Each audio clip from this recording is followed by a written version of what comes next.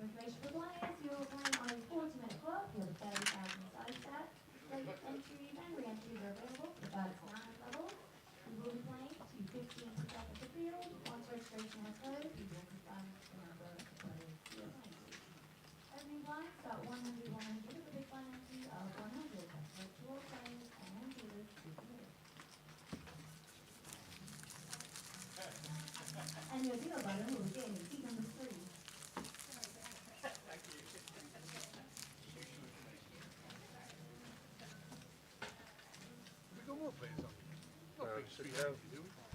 Morning! Welcome to day 1D. They're day 1B's chip counts. We'll get you day 1C's a little bit later, but they're the ones that came through yesterday. Antoine the Bat. Seen him all week. Swanee as well. Doing Luton and then going straight to Blackpool on if he doesn't make it through on Sunday. Going straight to Blackpool to start. If not, he's going to be playing Blackpool on Monday. That's what he's telling. Wembo, who was on the high roller, straight in and nice bag up for Wembo. But good afternoon, everybody.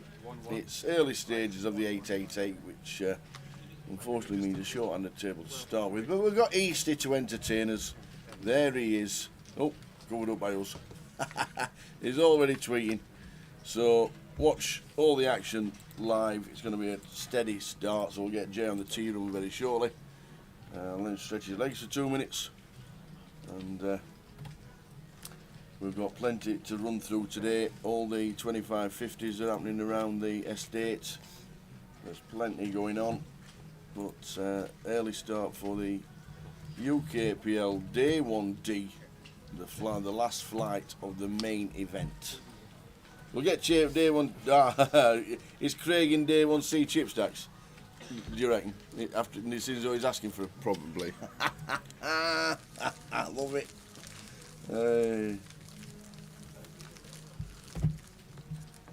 Did you bag up 516,000 by any chance, Craig? Chip lead, ain't it? What's Teddy got? Yeah, No, that more was- than Teddy. Yeah. Funny story how Teddy got them chips actually. 467 chip lead Yeah. on the bubble. Button opens, he's got chips, he's got him covered. I'm all in. King 8 off in the big King blind. 8? For heaps, King 8 off, button, cool. I've got kings, and the King 8 off wins. All in pre. How? It comes Jack 10 9, 7 on the turn. And that is how Teddy has Thanks, got Teddy. 467k, so Wow. So Craig is chip leader at the minute, 516,500. The Mad Turk 336. Rafael Boronitsky 317. Rakesh Ataluri 160, 174. Hong Fam's played. yeah, I saw Hong I yesterday. didn't see Hong Fam, Said but hello Hong to Fam her. 161. And Cal's bagged up 80. Eminem, who is normally in our chat box on YouTube as MM. He's made 64,500. So there we go. That's who got through yesterday on day 1C. Craig, well done. 516,000. You always know when somebody wants to see a chip count on telly that they've done well. And it's a good effort. Well done. Yeah, it's early stages. 300 big blind poker. Sort of the feel of levels getting felt in.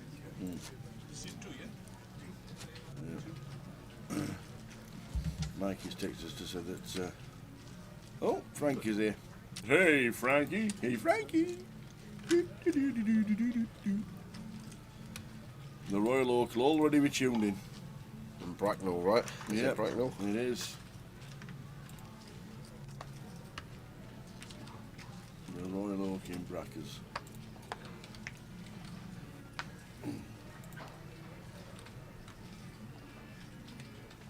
Afternoon, Smiter. Afternoon, Razor Kev.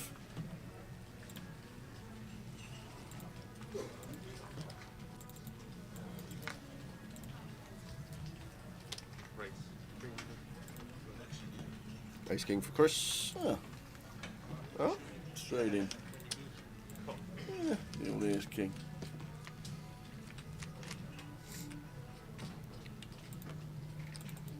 It's out flopped. Mohammed. Starting stack of 30,000, when the blind's at 111. Check. Check.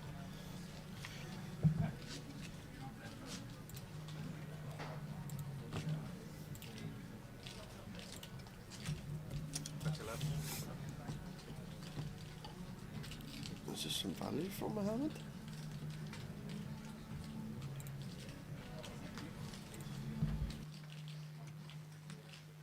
Call. Showdown.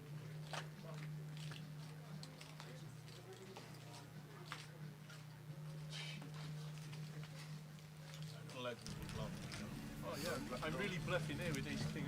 I've got to stop bluffing with ace king. I must remember to do The that. small one, just change his I want you picture. to call me the king when I got ace king, my friend. Afternoon, Richie. Richie Burnett watching on YouTube. Hope things are good. Saturday afternoon. Well played, well played. I'm humble, my friend, don't worry. Yeah, me too. Oh, two things. Ask me how I won my seat last night. I bust kings with 5 deuce, some blood. Good luck. I love count.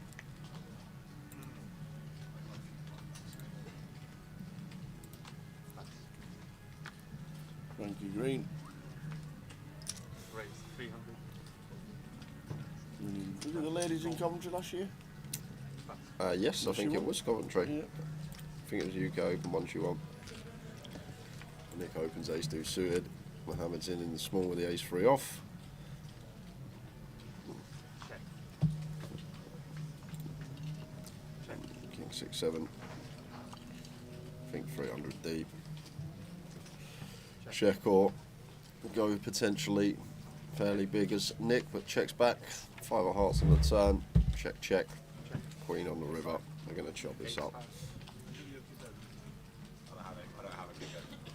I walked past the building site this morning Oh, where they're. to find out what the noises was. They're extending a hotel by, it looks like a hotel or office buildings. They're like doubling the size of it. And they must be behind time. Because they're working till 7 PM every day, and they're working weekends. Yeah. They're definitely behind schedule.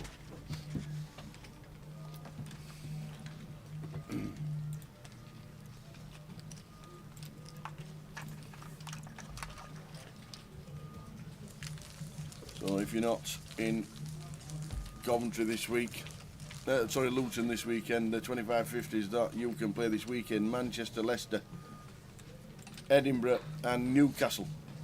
All going on today, all with day ones to get yourself into. I want to go down to Leicester, Manchester, Edinburgh, Newcastle. The 2550s are on this weekend. Day one buy-ins all day today, and there's a turbo tomorrow. Raise 300.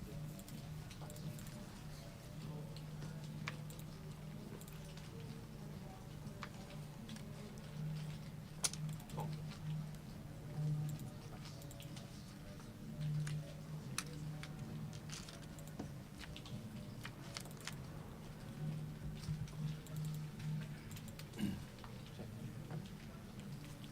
Flop a 5-10 jack.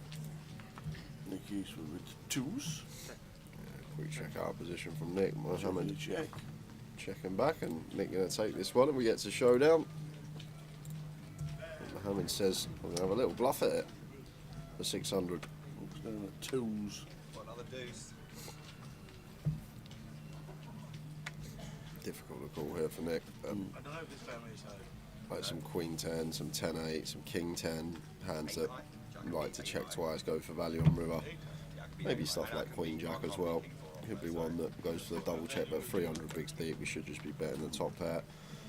Can't fault Nick for folding. Mohammed gets one through. That wasn't good. No, but I imagine if you Afternoon, Rich. Richie Wimhart. And Damien D. Poker. Good afternoon. Watching on Twitch. No, I don't have ace. I told you, I don't have an ace. you might be lying. No, I'm not lying. Oh, okay. I just need to get a better view. I do one play. It's a good hand. I also had one pair, but it was very low, and it wasn't on the board. Some early stages. Of today, £107,000 in the prize pool, as you can see. 12 levels of late reg for this one.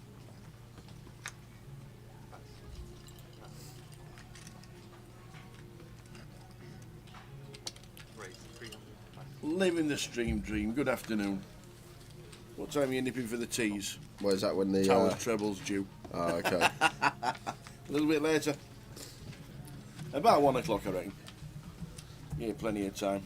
20 minutes, I say. And then A we'll little stretch of the legs. 20 minutes. We'll give you plenty of time to laugh it off and then stick it on.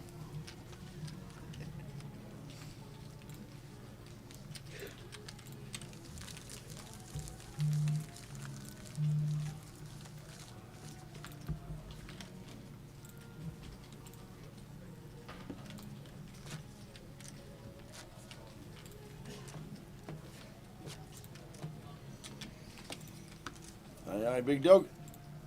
Watching the live stream. Plenty tuning in on 888 Poker TV.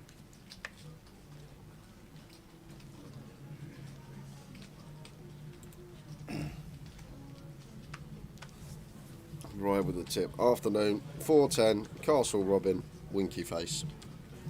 There you go.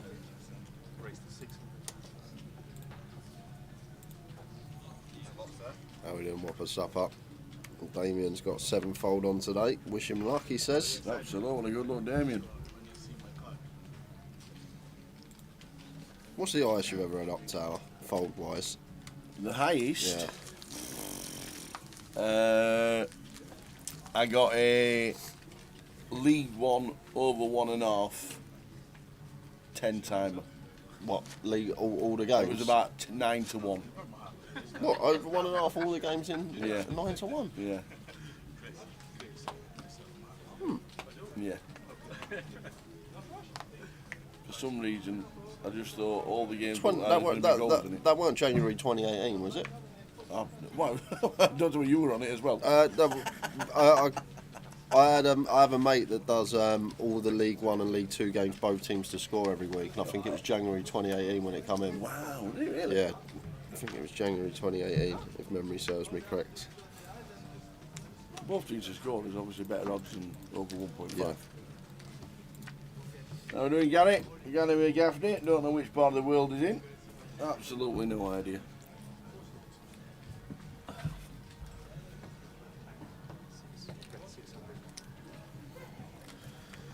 Afternoon, Sam. Sam Miller. Just early doors, not usually too much to talk about action-wise. 300 nice deep. Yeah, nice to flop a set. But all small pots to start with. Always think these are just the feeler levels, first session at your table.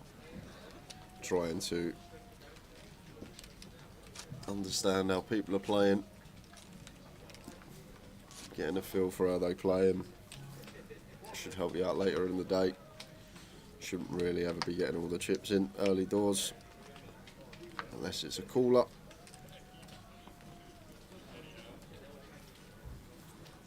Preparing to go to Paris, flying tomorrow for work. Enjoy the €25 coffee and croissant in the morning.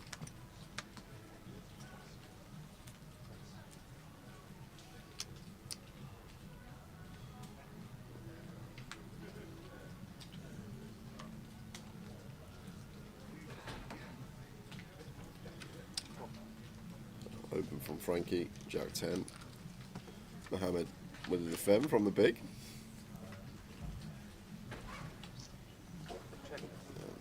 Hoping just to see C-bet from Frankie, hand over.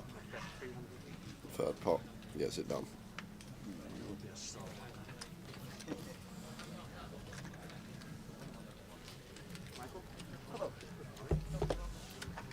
Here he is, old Luton legend in the middle.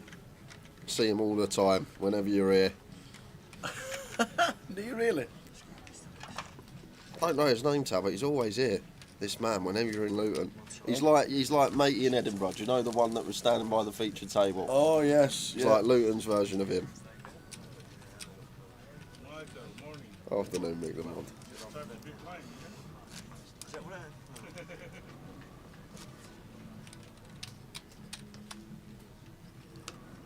Did you get the satellite seat? Did eventually, you are.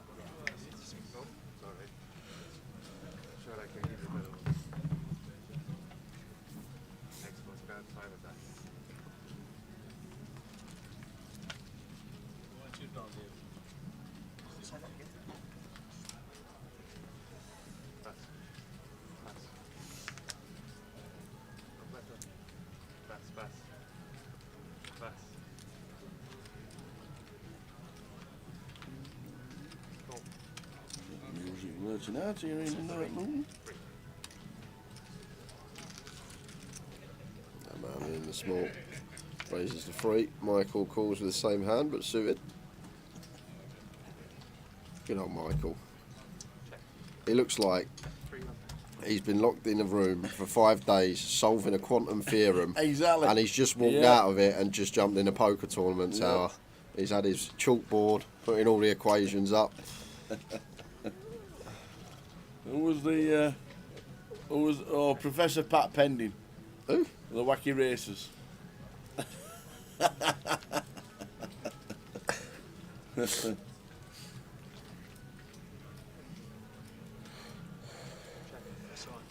Ace high.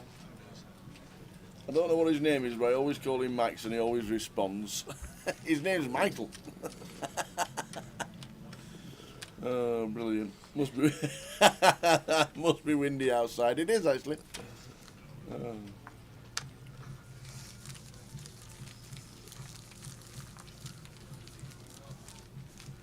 Afternoon, John. John watching on Facebook Tower, aka Morris Steger. Oh, he's a Swiss recorder player. Is he? Yeah, he's Morris Steger, and a producer and all sorts. He's pretty good actually. Is it Woody Allen's brother? That's a good shout.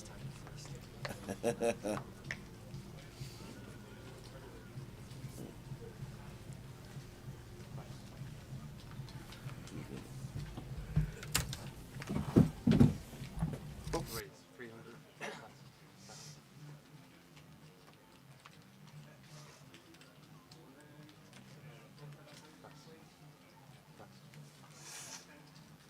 Go.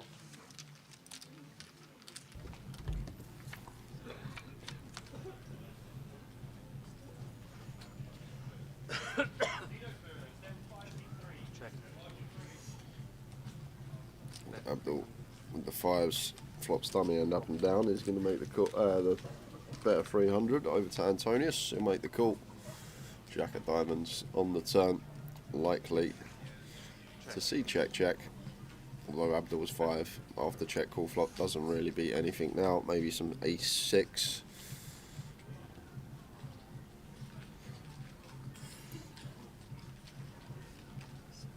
That's 600.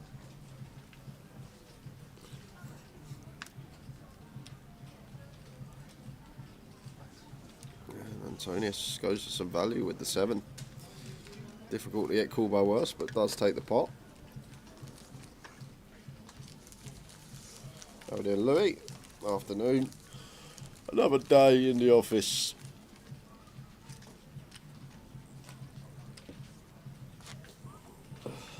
And good afternoon, Dave Nichols.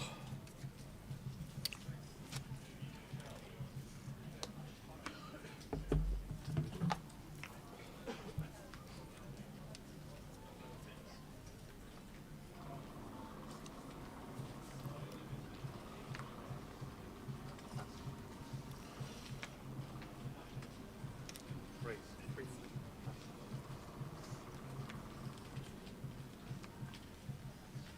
Go.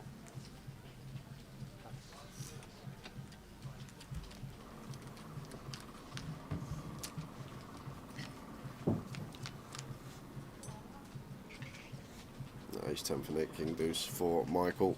Ace 8 Deuce, 2 spade board. Michael going to fire with his bottom pair. Nick can just play check call here, just check into the in position player.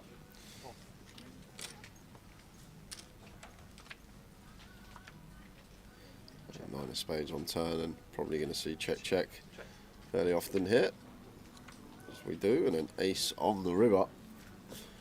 You could see Nick go on the value hunt now, but it's going to check again, and ace 10 going to be good.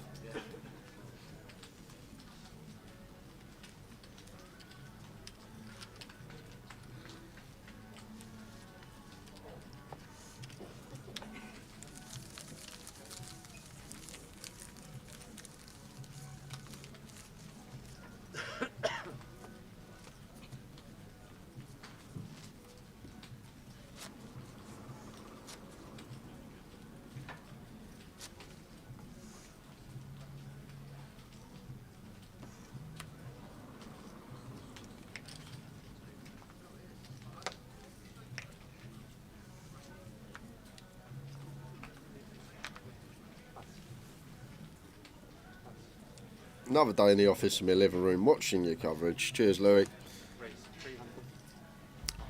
And Stephen Lee says United are 1-0. I didn't even know there was football on at half 12.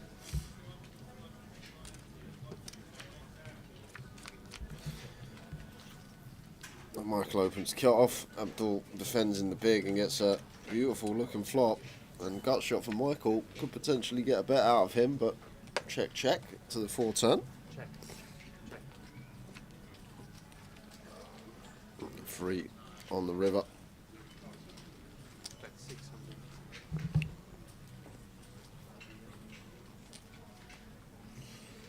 Targeting some A-sides here.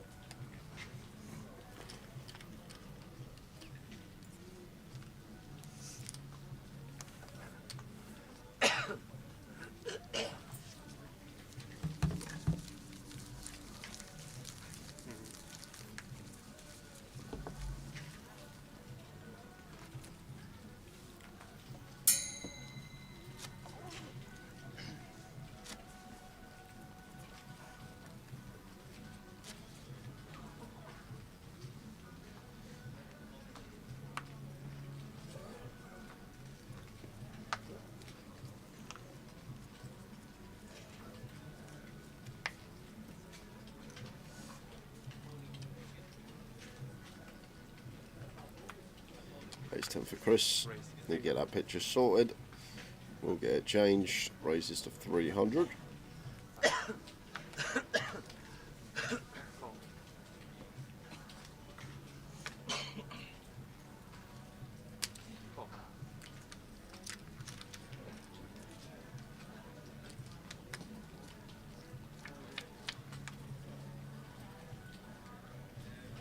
Queen 10 free.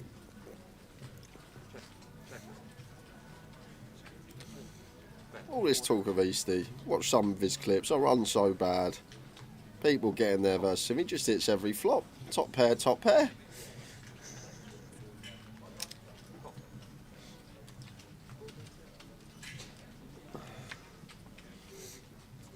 If you flop top pair every time, you do alright. 8 of spades turn, brings in a pair for Abdul now as well. Chris should be checking this one three-way, as he does. And Jack of clubs on the river, so Nick backdoors into the straight. Ace King's still out there. And he's going to go for some value. Afternoon, John Perkin. We tried. Didn't get too much, but we're here for day 1D coverage.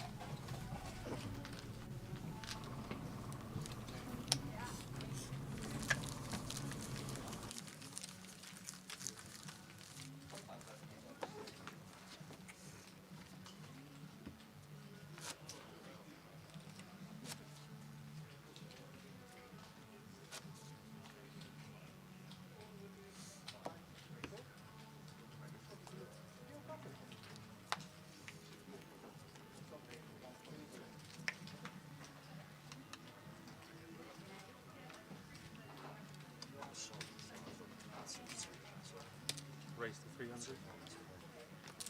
Call.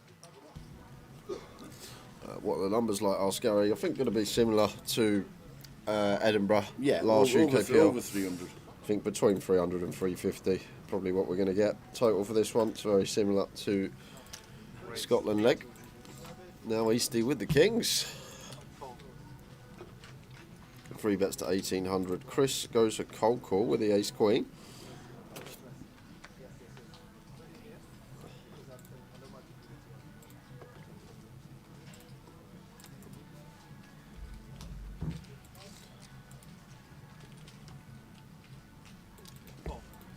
Mohammed makes the call, and Antonius out the way with the king jack.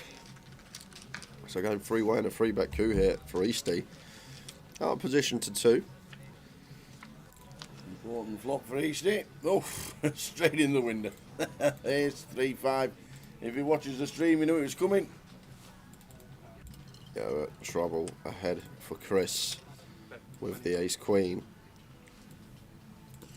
I know you can't see his head shaking, but right now his head is shaking. Yeah. Easty. He's like, oh my god, how Of has course, that even of happened? course, it's come ace-high. Of Yeah. course it has. I was just speaking about how good he runs when he flopped top pair back to back as well. Oh, look at this. This is going to be huge. Bet 3,000. This is a fun spot for Mohammed, whether to raise here or not, because we want to try and get all the chips in by the river, but we've just got such a lock on the hand that maybe we want to play cool. But once Chris barrels into the field twice in a 3-bet pot, I just think it's going to be always an ace, maybe pocket fives, just always a strong hold in here, so maybe we can actually go for some value straight off the bat as Mohammed. Great. 9,000. Yeah, I like going for raise here. It does look very strong, but I think our opponent's pretty clearly got an ace.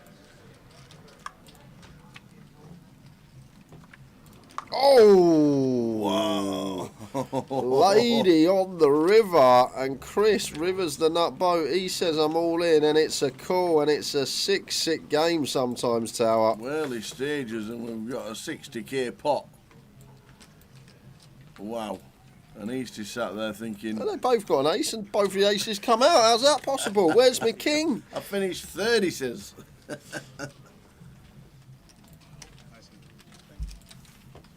Wow.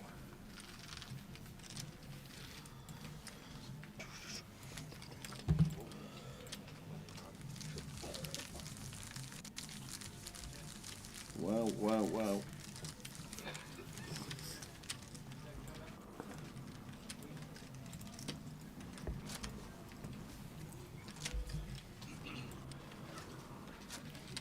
What a game this is sometimes.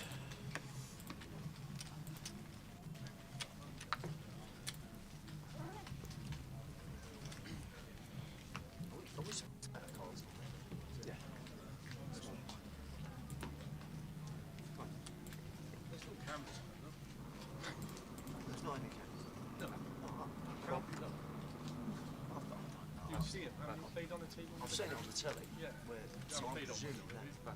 no. And they got a little red. Let's do spades. Antonius goes with limp, pushing small. Gets the check option.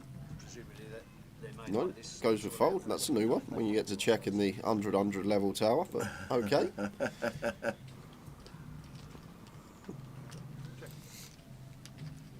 If you're Christian dealing there, do you just take the cards, or do you go to make you know you can check, you know you got an option?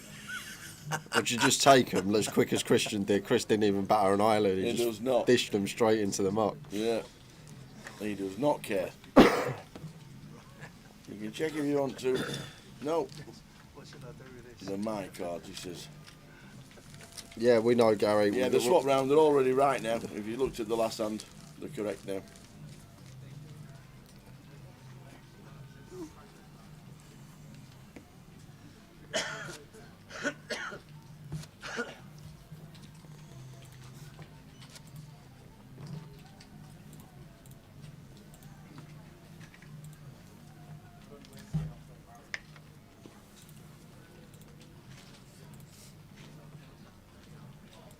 He is top dealer, Chris.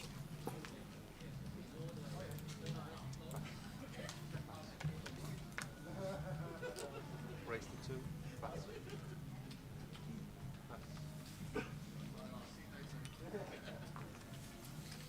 Is that Michael from yesterday? It is.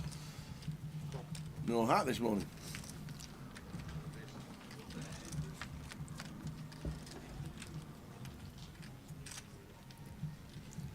I told him yesterday about his son watching. He says, "Oh," I says, "Your son was watching last night." He said, "All right, yeah. He just started getting into it."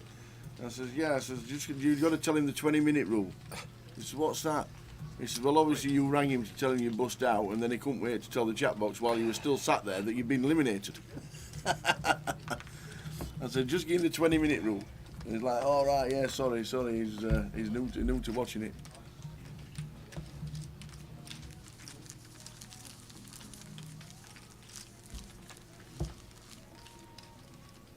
Afternoon, John. John at Mercer.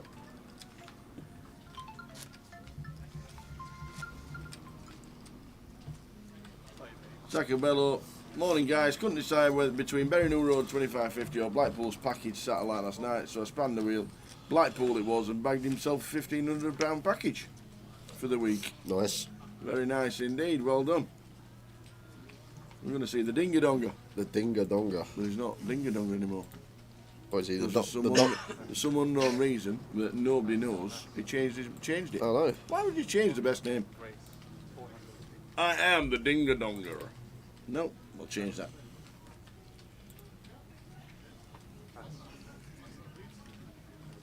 Ace Jack for Chris, raises to 400.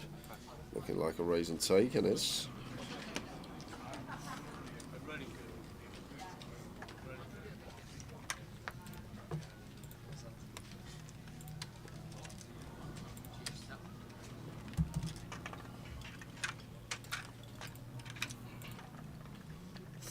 Is there a dinner break on the main event tower? I don't think Don't so. think so. Is there an extended break? I'm not sure. Check the app. Show us the app.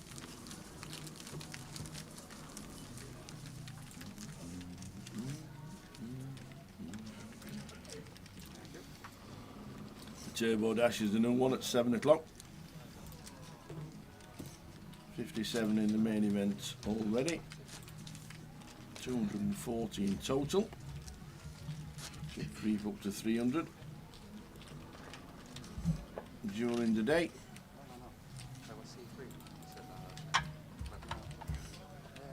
Do we know what level the yesterday's flight finished at, the 12 p.m. one?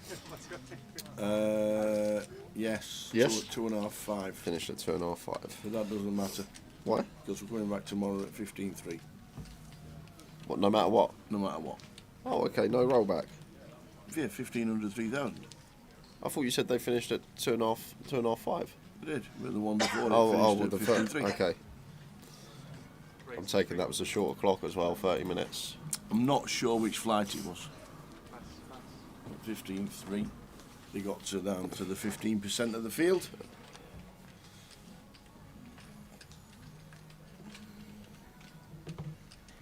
Abdul opens the ace jack.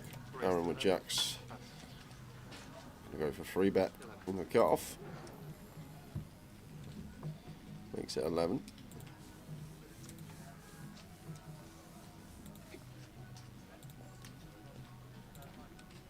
Yeah, I'd like to see fold here from Antonius, but I don't think too many people are finding it at this buy-in. Goes with cold call, but under the gun open, free bet from LP. Just 8s need to hit the mark. Unless we're up against two very out-of-line opponents and maybe cold 4, but just should be folding. With the 8s here out of position to 2. There's 3-9 flop. That's flop for Abdul. Top pair. And Aaron freeway. Obviously in terms of range, we're going to have the ace-king, opponent shouldn't. So he's going to go for the range bet.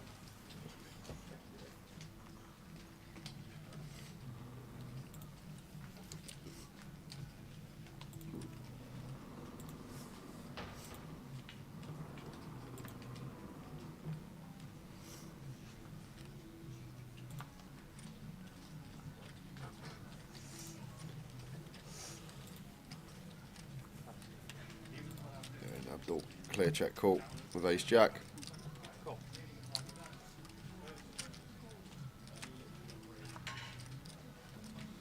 For a spades turn.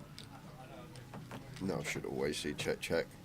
Like effectively turn our jacks into a bluff as Aaron. If we double barrel here, still ahead of some flush draws, still ahead of maybe some 10s. Not anymore. 10 of diamonds on the river. Abdul going to go for some value here, and jack of hearts just doesn't seem like the best catch in the world, although getting a very nice price, 1,600 into 5.9.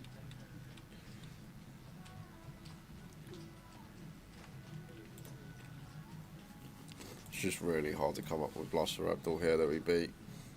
I think we can fold here as Aaron. It's annoying getting this price, but opponent's never going to have 8s, never going to have 7s. Can't really think of too many bluffs. We have jack of hearts in our hand. Think about it and fold. Like we beat king queen of hearts, king 10 of hearts, queen 10 of hearts. Actually queen 10 of hearts checks river, so literally we actually beat king queen of hearts, and that is it. But it's going to pay. Price just too good sometimes. Aaron calls it off. Indeed he did.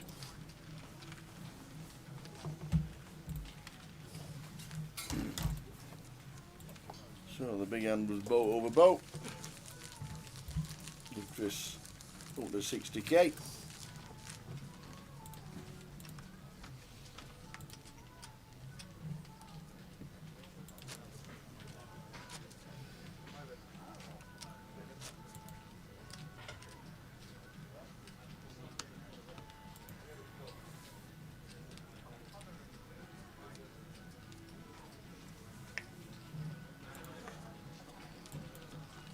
Early stages of the day here in Luton.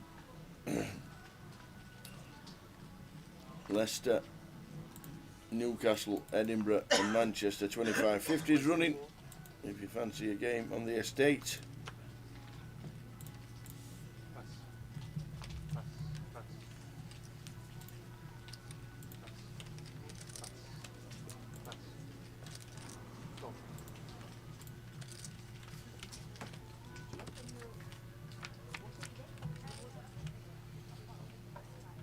Jack 8, 4 flop.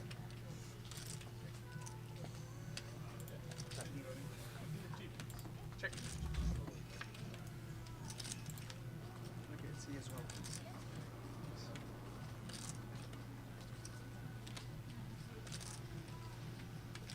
Seven.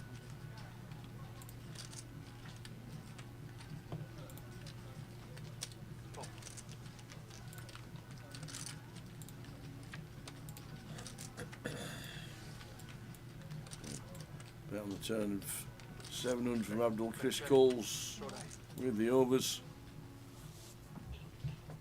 And we're going to get the showdown, and Chris is actually going to find out he's winning.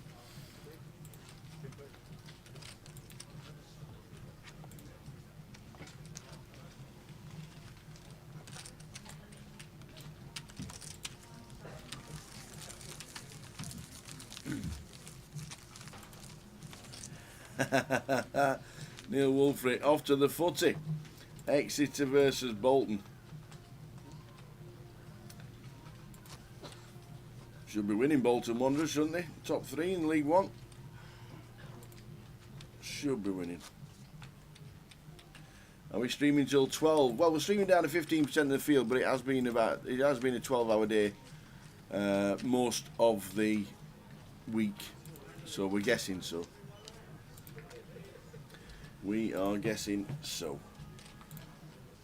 12 levels of late reg all the way through, and then after the late reg finishes we'll let you know what we're playing down to, and it's usually a 12-hour day.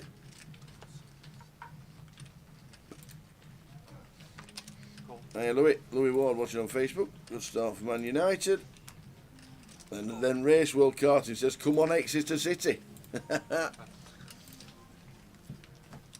Exeter Bolton, Gary.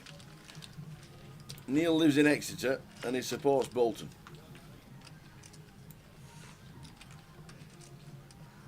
Is it still St James's Park? Exeter City's ground. We do have a treble.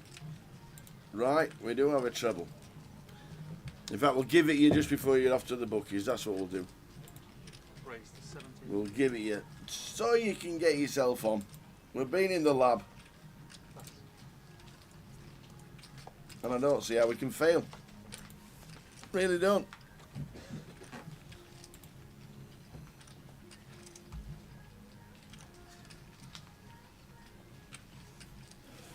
Morning Kay, got your coffee, got your work fired up, tuned in for the day, and great to see Frankie on the table. It certainly is good to see Frankie playing these events.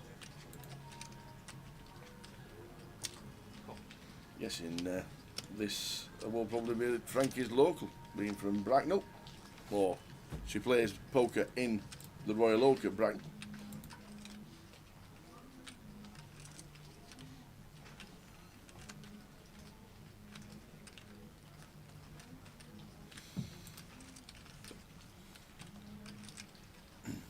There with the check mark, King Queen flop top pair.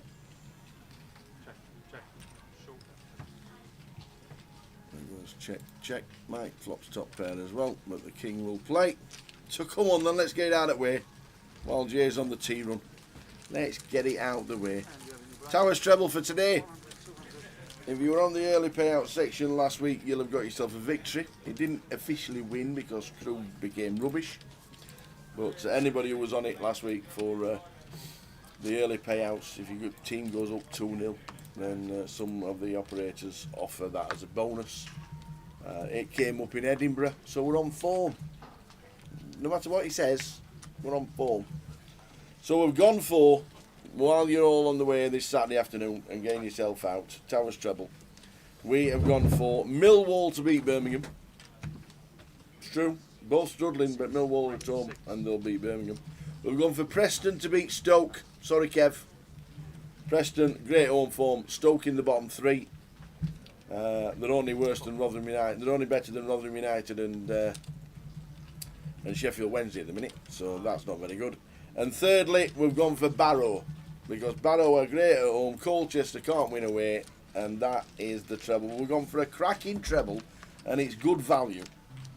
We have gone for a near 9-1 treble today. 9-1. So we've gone for it. We've gone for Millwall, Preston, and Barrow. Come on. So there we go. As you're wandering round and getting yourselves off to the football and matches. Yeah, Zacabello, we're on it. We're feeling it. We're feeling it. Feeling what? We hunted out the value this in the lab. So Towers treble's just been given out.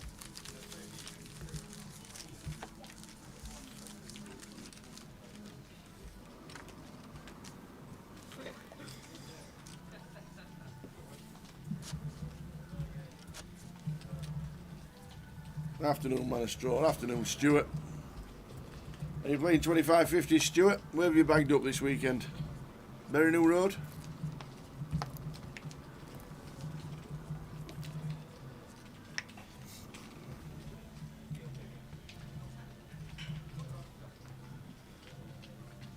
King 9 for Mike can definitely open this stack depth.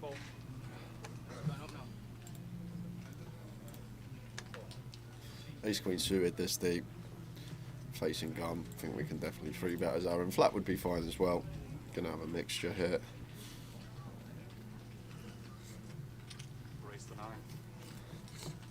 Oh, sorry, it went limp from Mike. Thought he opened limp, and Aaron gonna go for 4.5 XI. So Michael's in.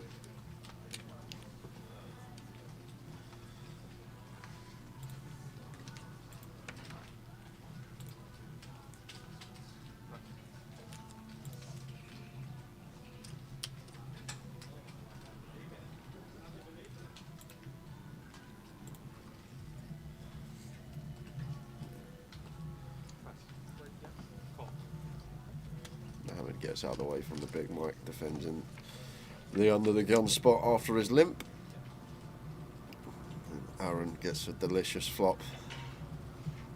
Great as well that we have the ace of clubs, ace 4 suited, not a thing. So other than ace 4 of spades, ace king should be 3-betting pre. So just happy to put chips in, get some value from some pocket pairs, some worse ace X.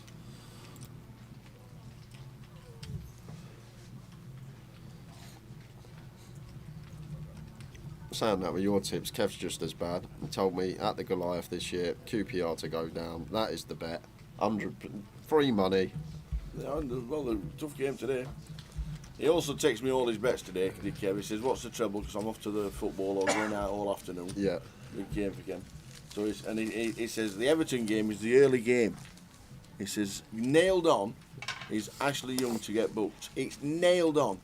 20 minutes later, he went, "He's not even playing." So I says, "Don't worry about it. Get it on Godfrey to get booked." That's nailed on. And guess who just got booked? He says, Godfrey. Godfrey's just got booked. Cheers for that tip Tower. There you go. Thanks for letting me know about that one. There you go. And United 2-0 and 2 penalties. There we go. Afternoon, Wendy. Good afternoon, Taryn and Jay. The treble. I need to get on this and make a fortune. See you next week. You're off to Bury New Road for the turbo before Blackpool. Good luck. And we'll see you in Blackpool. Numbers should be really good in Bury New Road this week. Should be very busy. Ace King suited for Nick. Nice little free bet. Hijack versus cut off.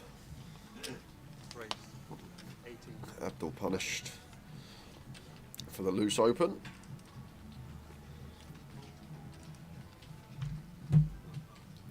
I'm hoping we don't see East in the booth today. Hopefully he's playing all day and he bags up for day 2.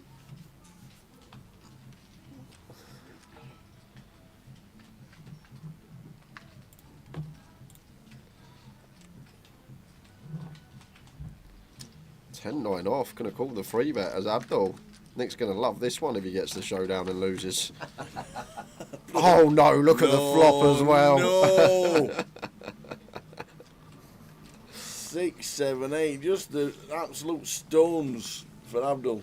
Just calls with the offsuit connector, and the deck will do the rest. Tower 6, 7, 8. Abdul flopping the stonios.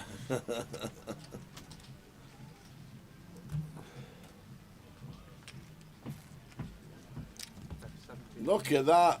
Just a snap fold with the ace king. Yeah, got a fold on that turbo tower. He's done it all right so far, hasn't Nick? What's the Blackpool schedule? Here we go, Gary. Blackpool schedule is this: starting tomorrow. There'll be satellites all week. Plenty of satellites. But the mini main starts tomorrow at 3 o'clock. And then there's a cash out satellite in the evening.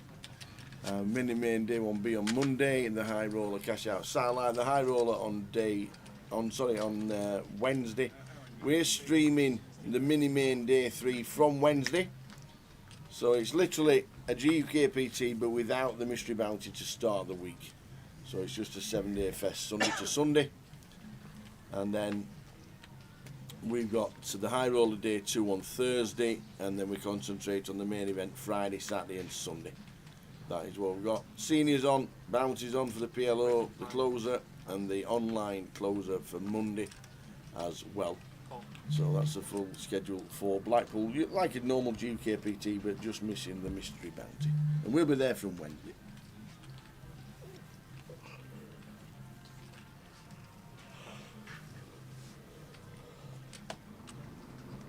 Raise to 21. Pass.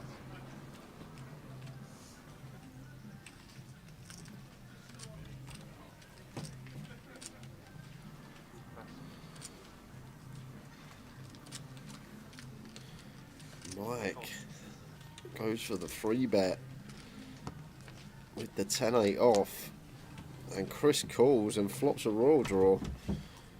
He's king, 2 hearts. Mike going to continue. Chris not going anywhere. The royal flush draw. He'll quickly call with position. Yes, on the turn. King, ace, ace. Don't see that very often.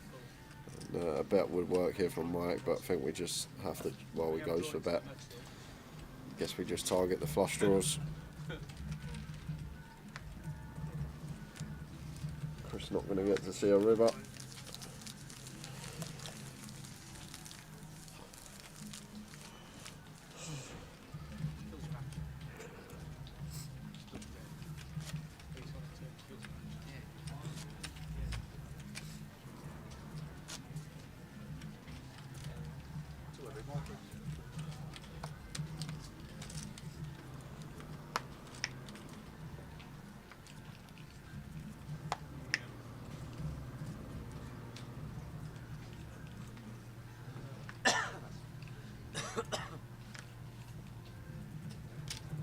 He's going to join us from Paris on Wednesday. Are you back for the PLO on Sunday, Gary? PLO's on Sunday.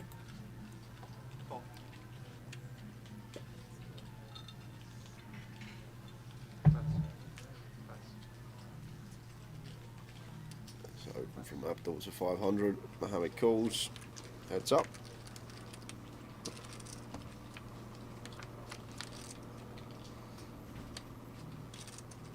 9, 10, jack, flop. Good for both.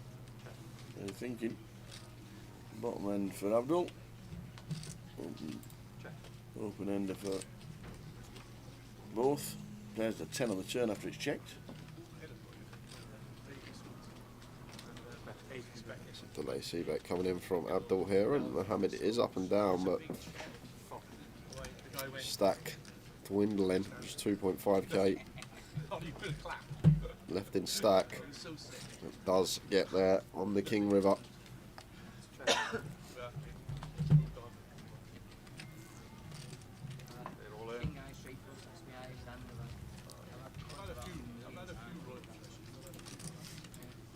Unfortunately, if you make any tour, it's different.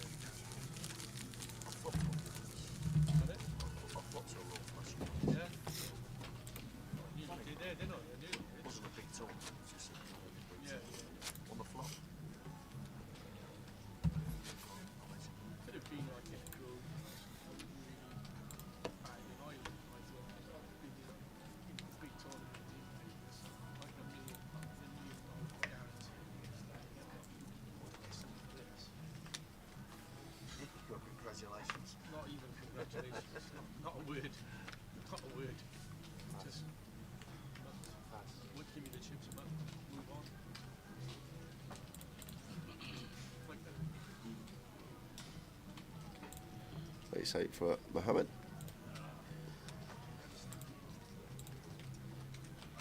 Raise the 5.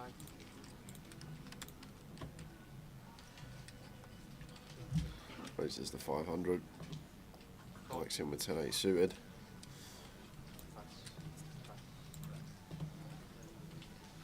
Frankie folds the 3 deuce. Yeah, not had much, Frankie. Nope. Bad session for distribution, but to be fair, if you're going to get some bad distribution, best session to do it is the first one. Absolutely. And we're sitting this deep. A flush draw for Mohammed. Quick spade check. Yeah, we got the ace of spades. Just says, I'm all in.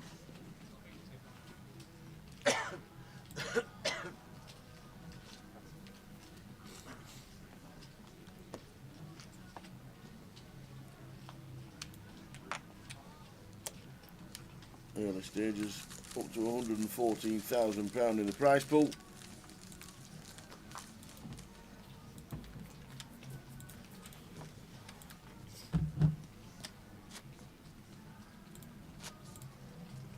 And this is a funny table, says Jack.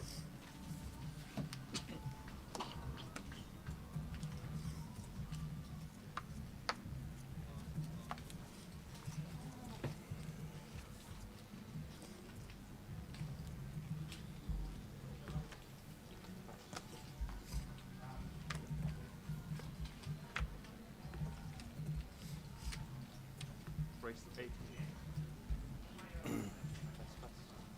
This raises to 800.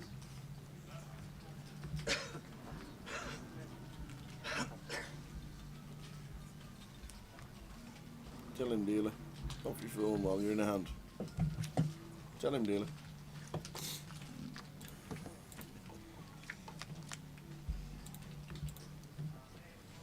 Jack high flop. Jack 3-6 up and down it. For Abdul. Check. Checks. The 10 of spades turn. Could definitely be one we go for delay c-bet on us, Chris, but going to check back. Just try and get to showdown with the ace high, but not going to happen. Not now. Abdul's going to fight. Ace King's going to fold. Oh, they look ever so pretty. Bet 8 that, Jay. Look, I've got Ace King. They look good, but seldom win. Hello. Look, everybody. I lost with Ace King. Thought he was going to flash it to the table then. That's when you lose. It's when you lose a hand, the river comes and you call a bet, and then you show it. That's the.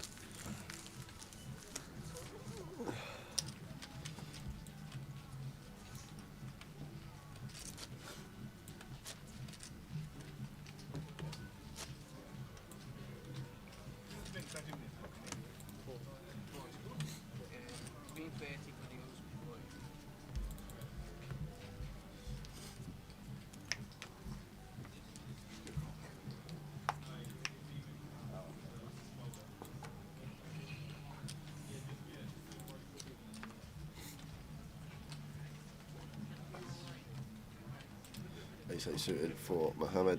Raise to 500. A sick caller to start the day, but still there, plodding along with 30 bigs.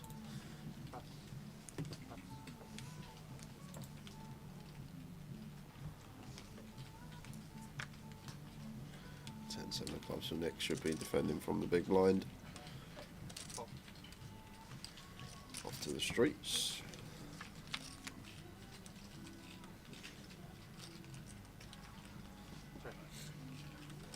953 rainbow, and one that Nick could do some check raising with. Actually, we can't at 30 effective, but if we were as deep with Mohammed, could definitely go for check raise with this one. 10-7 of clubs on the 953 rainbow, but decides to just play cool. King of diamonds turn. Not really the turn that we are looking for. As Nick, once we float out of position, looks like Mohammed going to represent. Double barrel. Hand over. On to the next. Good afternoon, everybody. Hope everybody is good. First session of the day for the day 1D. And don't forget, guys, 25 50s running this weekend. Everywhere. If you want to go to Edinburgh, you can. And I think this is the one that you want to get to Tower. We scroll down here and we head to Leicester. And we go to tournaments. Remember, it's 50k guarantee, and we got the last two flights today, day 1 seat and the turbo. We'll jump into that, and you will see at the moment still guaranteed 50k, because if we go to flights, you'll see there's only 68 entries so far in that one. We need 250, so looking like some added value in Leicester over the weekend. If you're an hour or so away, can't recommend enough getting there Absolutely. today for day 1C, even the turbo later in the evening, but that is looking like it's going to have a nice bit of added value. It doesn't happen very often, but when it does pay, players should be aware. Yep. Get to Leicester. Hey, Colin. Funny you should ask, Colin. Funny you should ask, because we've just... No, I don't need to go get some teas again. I don't even want to hear it. I haven't heard it yet. I don't want to know it. Close your ears. Close your ears. It's a good 9-1 treble today, Colin. We've gone for the value, and we've gone for the teams in form against the teams who are rubbish away from home. Not wheelbarrow again. I've just seen. Wheelbarrow. Last time you put barrow in, it They was. won. They came in. We got the 3 Bs. It all came in. You don't realise how many times it's come in. Millwall are not beating Birmingham. Millwall to beat Birmingham, Preston to beat Stoke, and Barrow to beat Colchester. 3 home wins, 9-1 treble. The value is out there. We're on it. Millwall, Preston, and Barrow. Go on. Don't on. worry, no, I'm not going to say what I was going to say. Go on. You change one of them teams and you will lose and I'll win. Not that. You always say the value is out there, but the value's everywhere, but you still need the bet to come in, right? Well, yeah, obviously. Yeah, but I you don't. can say that about anything. I could say 100-1 for. I'm not backing Norwich at 1-4. They're great value. They should be 1-10. But at 1-4, they're still a good price. It's like me going Romero hat-trick for Spurs, 500-1, great value this afternoon. It should be 1,000. Or tomorrow, Terrible I should say, value. against Villa. I know it's. We got it. We've got it nailed on. I'm feeling it today. Feeling it again. You're feeling it every day. Again. We're feeling it. We're on. Millwall, Preston, and Barrow, Colin. I can't believe I'm doing this. I cannot believe I'm doing this right now. If you want to get juicy, add Barnsley. No, I'm not. I'm just There. sticking with this, okay? I don't need to put another team in it. These 3 will do. Thank you very much. None of this stick them in, stick these in, stick that in. Yeah. But if you do want value, Leicester for the 25-50 at this moment in time is the place to be.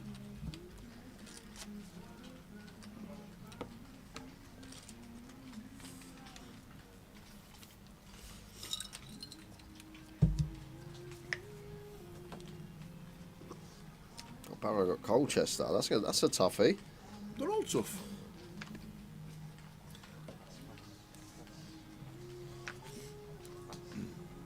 Millwall and Birmingham both aren't very good, but I still think that Millwall are better not good than Birmingham were not good.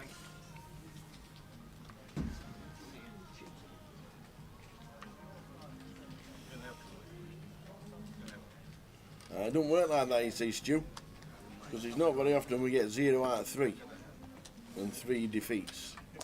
You could have 1 win and 2 losses, or 2 wins and 1 loss, which happens a lot. We do get meatloaf quite a lot.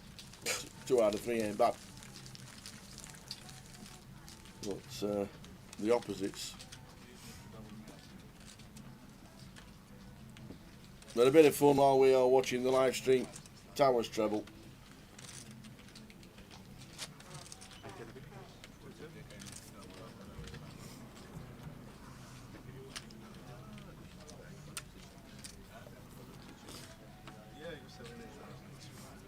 Mine's 40 minutes. Yeah. It's a marathon, not a sprint.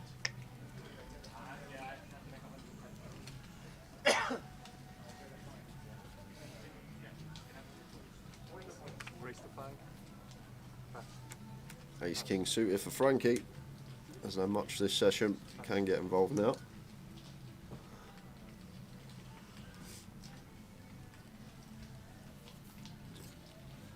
Mohammed on the button. Queen 3 off out the way. Over to Michael in the small blind pocket 4s. He's in.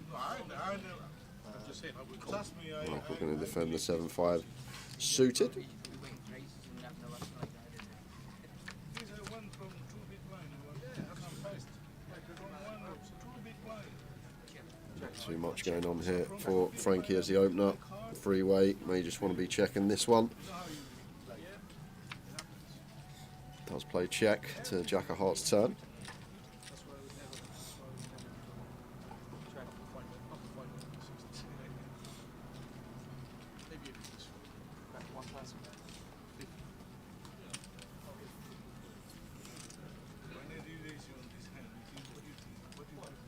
Jack of Hearts on the turn. Frankie gets out of the way after a bet from Michael. Ace 9, there's a lot of hands you could have. A lot of hands you could have. I'm never folding trip aces with a green kicker.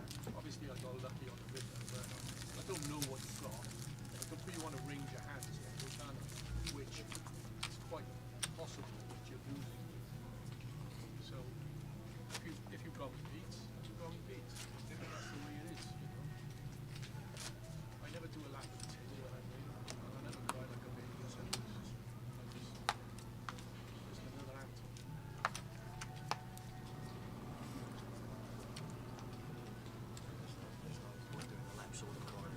Plenty of those in the future. You're always going to lose more hands than you win. Yeah. That's Just trying to make sure when you do win them, plenty of wins and even more defeats. 6.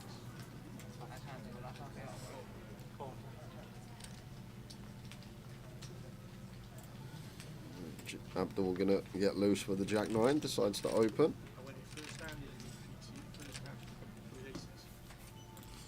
To kings. Ace of hearts, ace of diamonds to the king of diamonds, king of hearts. Call. And the fella had the king of spades in the So draw. 4-way to the flop. Victoria's Oh, And the rest. Let's go 5-way as we call with the ace 10 off. So 5-way action. Jack eye flop That's my story anyway. for Abdul. Check. And it whiffs everybody. Open ender for Mohammed, he'll be involved. Chris will get out of the way. Mohammed with the open ender. Down he's folding. What we've seen from Mohammed so far.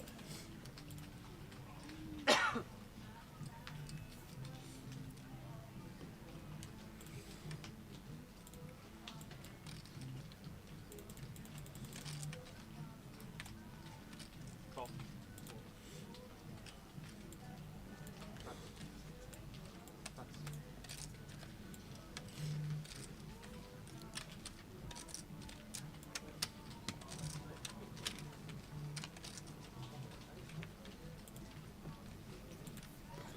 Instant service for Mohammed. No waiting around and could be doubling up here.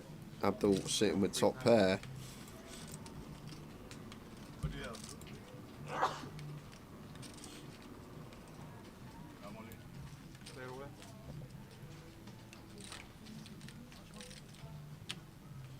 So it goes all in for 5.9. Can't really fold, even though we know he's drawing dead. 5,900. We can see the cards. You got jack.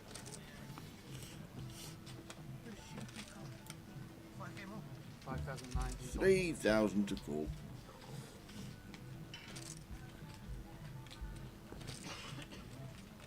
There we go. Have it, he says. And I have the nuts. And that'll do. Back up to 20k.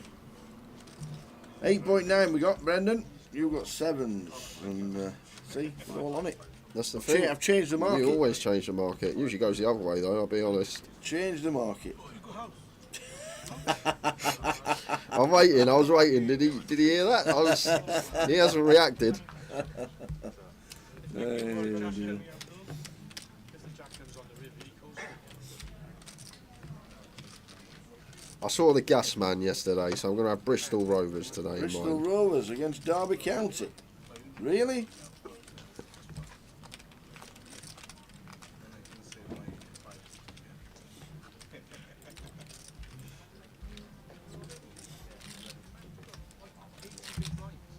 The treble is out, Bob. The treble is out. We have gone for Millwall, Preston and Barrow. And the 3. 8.9 to 1. Up the gas, says Hybrids. Yeah. Spin up from C2. We're losing boat over boat in the first level. He's got himself back up to 20,000. It's my own fault. I've already got it. You put it 2 500s. I got change for you. Right, I'm on tower. I hate to say it, He's on. but I'm on your treble. Sorry everyone. Apologies. Treble today, Ian, is Millwall, Preston and Barrow.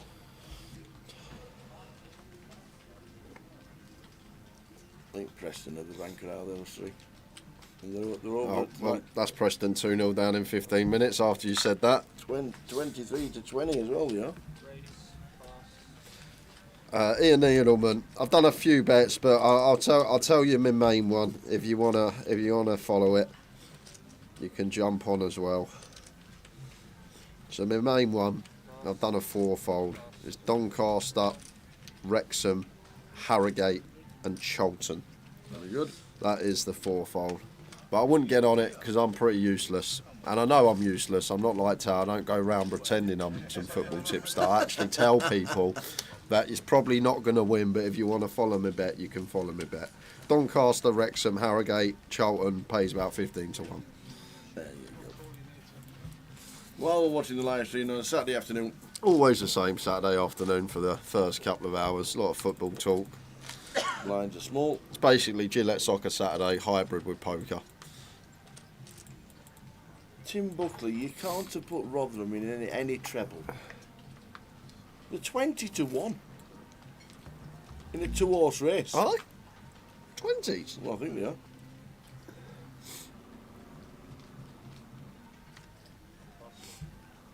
Stephen Jennison says, I'm from Doncaster, don't back them, poor side. Bit late.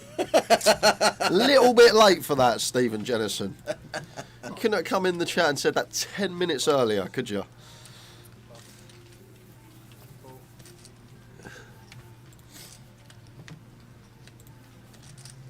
Never know in a game of football. Absolutely. Hello, is that McBucky's? Yeah. Can we have a Towers treble, please? Yeah, you think they'd speak like that in McBookie? Hello? What, yeah, get on for ya. McBookie. We got to go in Edinburgh. We got to find a McBookie tower. It is actually a firm. Right, Frankie going for the float with the Queen 10. 2 overcards, some nice backdoors. Seems good. One she could have potentially 3-bet pre as well at this stack depth. It does get the best of it on the river. Queen of Hearts.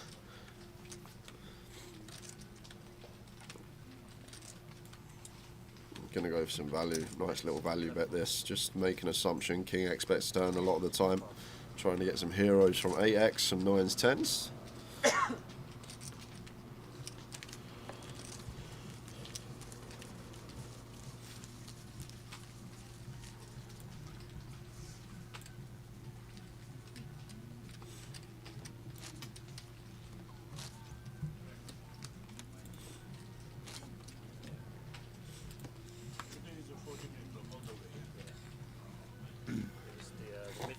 Brendan Lynch does the treble every Saturday and has a very good strike rate. Not surprised when you've got 1 to 4 shots in it. I was going to say, it can't be your treble every Saturday he's doing with a good strike rate. Norwich are 1 to 4. And then, yeah, pretty sure 40-minute clock today too as well. Even I can tip them. I mean, we'd love that. Super turbo. Mohammed got his stack back up to 20k. It's down to around 3 early doors and running into the Queens of Michael here. Goes with 3-bet to 1600. Oh wow, Mike and Mike. 4,800. Pass.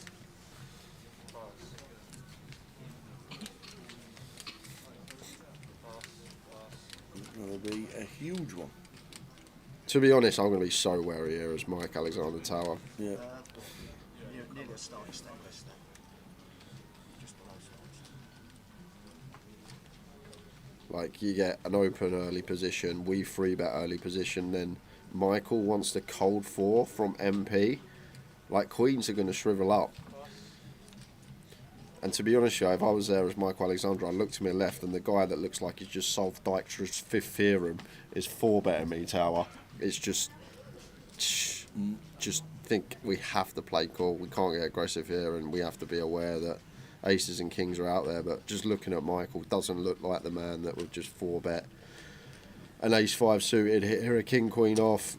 Don't even think he'd 4-bet jacks, but Michael Alexandra He has raised it up. does go for the 5-bet for 40% of his stacks, I assume, with 5-bet calling, but I think we're supposed to call here Tower. Michael in 5 just doesn't look like a man that's going to be getting out of line, and he's worried about aces. Oh, he's 6-betting? He's worried about the boots. No. I think this is... Oh, big goal, the 6-bet jam. Hands on his head and then moves in. Oh, no. Hands on my head. And then he moves all in, and now Mike knows. He knows now with Queens, but we put in 40% of our stack. This is the problem. And this is why I think we just call the 4-bet town. We go post, we see a flop, aware that our opponent's very likely to have aces and kings. But Mike says, you know what, I've come this far, 40% of my stack is over the line. No, I've got to wonder if he's got the aces there. Yeah, of course you have. Well, don't about but get in. I've already fucking ace cannon. Big long things. Parabolum, hello. Good afternoon. I said that before the captain. Seems like everyone's got Preston in their bets this afternoon. Uh-oh. That could be the coupon buster. Jack, Jack, 5 flop. King's looking for a full double. Oh, the ace as well. So just fading the queen. And does. So Mike Alexander's going to be down to 1k. No, I'm really got to think you've got the aces there when you've re-raised my big raise and not to score. 5, 6, 7.4. I'm wondering whether I once folded to once and I was right. So I wasn't trying to Please yourself, don't it, boys? Please yourself. I can't be good to you all the time. So King's beating Queens. Mike Alexander down to You've really helped him out. 1.5. Did you? Blessed in Manchester. Blessed. 47k blessed.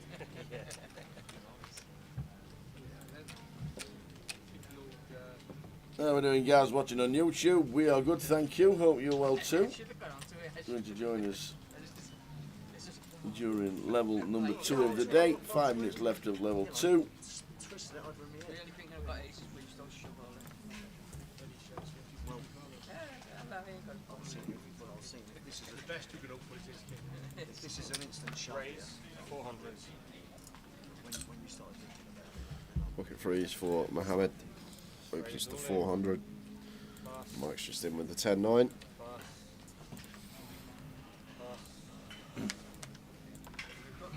In they go for Mike. Yes, we're on YouTube as well, on Grosvenor Poker. Grosvenor Poker on Facebook and 888 Poker TV on Twitch.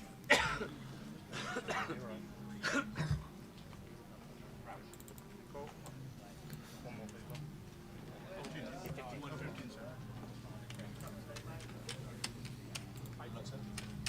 Oh, you just need to build up that way. Change. Alright. We're betting on the sides. Best of luck, everyone.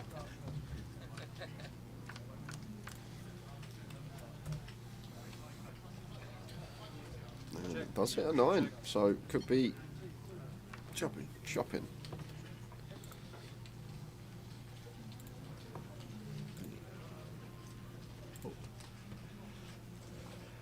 We'll be chopping unless we see a 3. Check. Checkity check.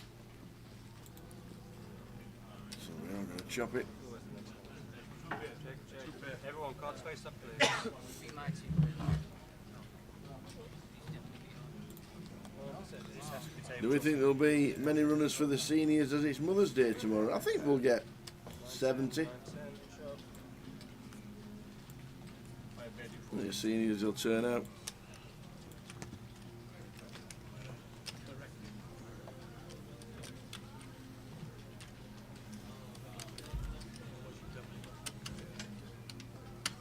Hey, Poker Girl watching on YouTube. Hi, Tower and Jay. Loving my Saturday afternoon watching this stream. Like it. I'm loving my Saturday afternoon too, Poker Girl, but I've got a bad feeling in a couple of hours' time I might not be. Because everyone is on the treble this afternoon. We're going to get it done. Oh, we do. We're going to get it done. Poker Girl says, come on, Frank. He hasn't really been dealt a hand yet. Had ace king suited. Couldn't do much with it other than that. Hasn't really been getting involved. Hasn't been able to. Won the ladies last year at the UK Open. Had a few deep runs as well in some of the National League stuff. Seen her name a few times in the 25-50 chip counts.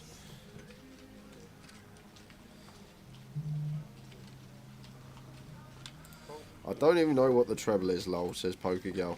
You don't want to know either, Poker Girl. Save your money.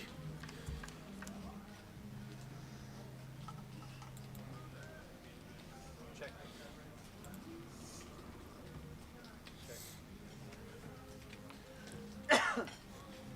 Queen 7 for Nick. Checks back on 998. Bet 5. Does turn double gut shot here, so should be calling with position. Cool.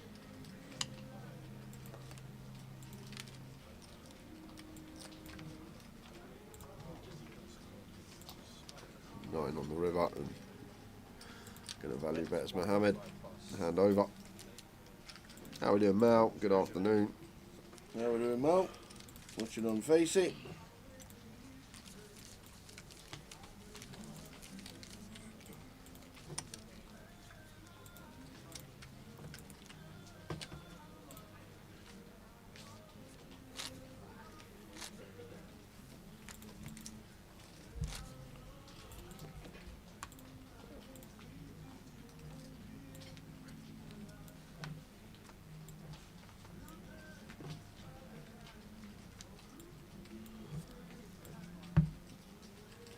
On you, sir.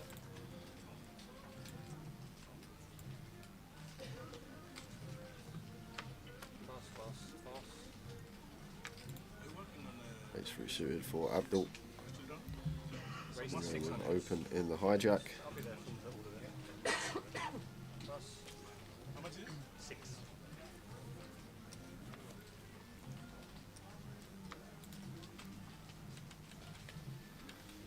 2 people asking for the treble. Same time. What is Towers treble? Towers treble? Question mark. What's wrong with you people? Saturday afternoon. It's obligatory. Who wakes up on a Saturday, jumps out of bed and goes, oh, it's treble day? All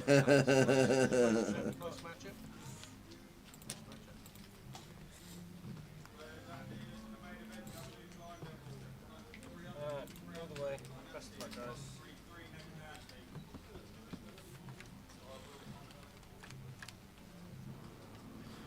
So Mike with the king queen just flopped dead. Well, I say flopped dead. We got the running queen 9 of clubs, but That's thin.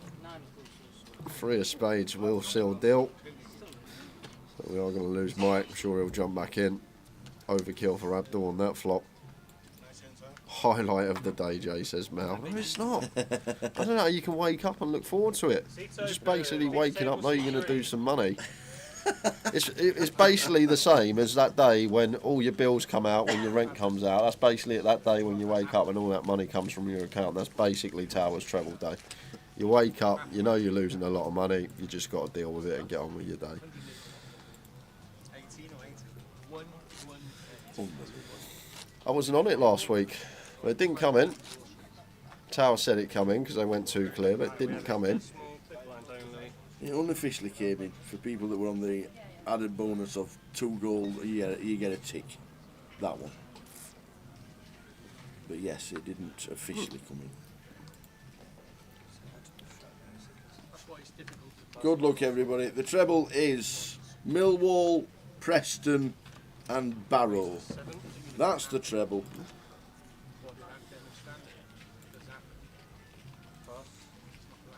The bookies look forward to it, says Chris Ankin. I hear every Saturday afternoon at R3, William, Victor and Fred all have a video call together and just have a little chuckle and say what they're going to do with the money on Monday. William, Victor and Fred.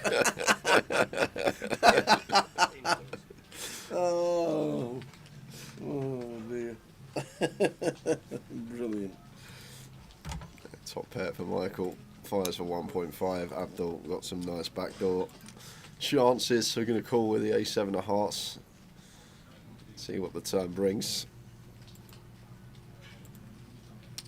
3,000 plus. Shows you a 9. Take it down, man. Take it down. Do small one.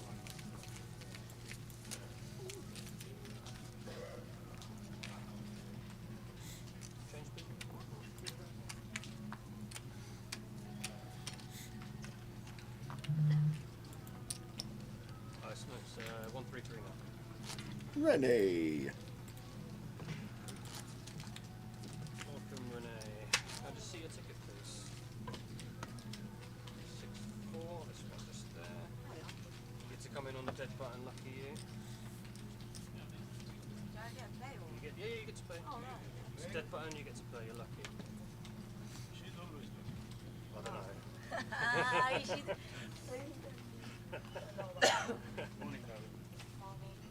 Pass. Pass. So I got 3. You're a big man. Pass. I know, yeah. I have a, we come to buy M1, yeah? It's M25, Which box are you?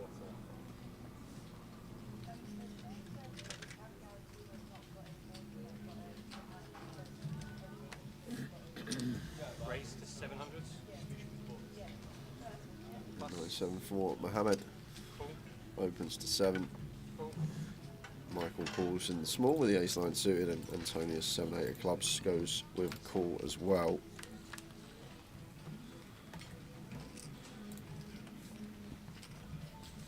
Five, 4, 5 flop. Check. It could be one to do some check raising with, as Antonius, if met by a C-bet, does check it back, and 10 of clubs on the turn. Check. So Antonius going to take initiative, try and fold out some ace-high, king-high type stuff.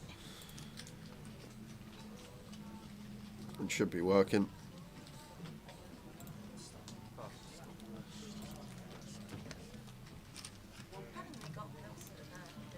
Michael built up to 57,000, starting stack of 30. £120,000 in the prize pool. But if you want your value, 25.50s in Leicester, Edinburgh, Newcastle and Manchester. Yeah, we'll keep bringing this up throughout the day, guys, but here it is. This is the one. Get yourself two. This is value, Sam. So much value I think it's going to be in this one. We'll go to day 1C. We'll go to flights and you will see it needs 250. It's at 68, so needs a lot Come of on, entries Leicester, to get hit. yourself out there. So if you're around the Leicester area, even an hour, hour and a half away, definitely going to be some added value in that. Quite a lot as well. Currently adding £35,000 to the prize pool. Come on, Leicester. Leicester the place to be. Come on, Leicester. Friends of mine watching it online, Saturday. So yeah, once you follow your cards, use your phone as much as you like. I just said to them, you should boys should get a line. How did Sinead do the other night? She won. Victory. Only went on and won. Best player in the house for 24 hours. It's 9 handed. You're meant to be right in front of me. Any more space? No, no. We're going now. Yeah, no one there. No, it's the box. Box. No, the box. 5 is opposite me, and then you've got 4 either side of 5. Check. Bet 500. That's what just got lumped on Towers treble poker, Ryan. Just threw it all on. He's assured me it's coming in today.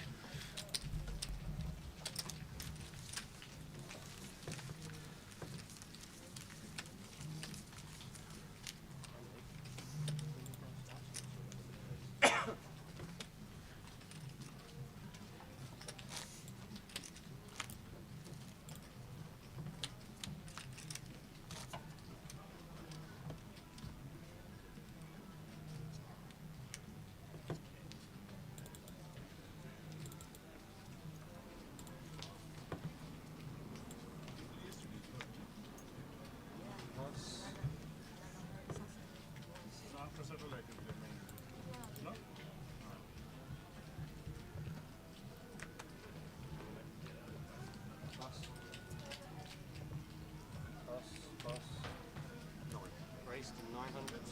Michael going to open with the Queen 10. Raises to 900. Queen Jack 4, Frankie and the small hit.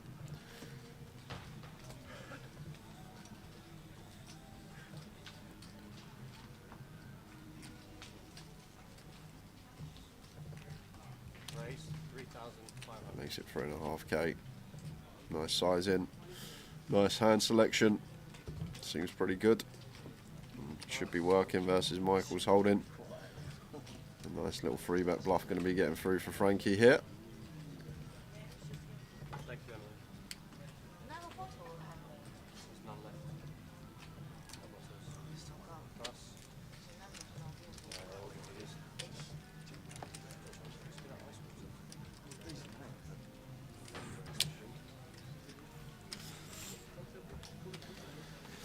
If I got my hand, I'm sorry, but I'm forgetting to say thank you. So 30 minutes to go until the first break of the day. Oh, yeah, I did, yeah. Very, very warm in here.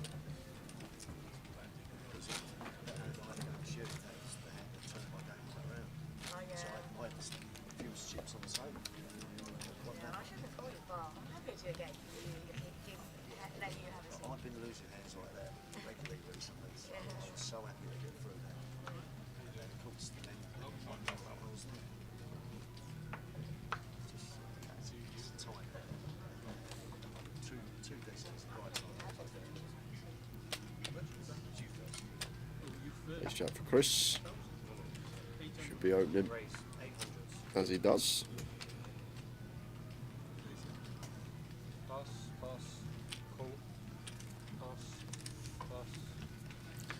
Do you know what, Dennis? I said exactly the same thing about 45 minutes ago when Tower said about Millwall.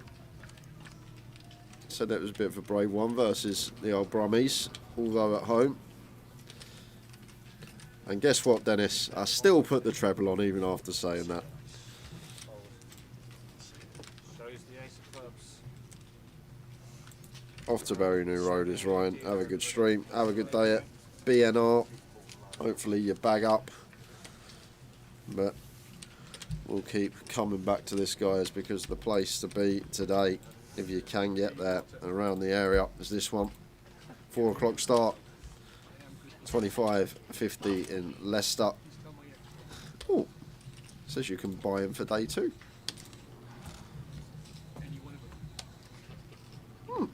Day 2 buy-in 25. Ah, okay. No. On the app, you can buy into day 2, according to the app.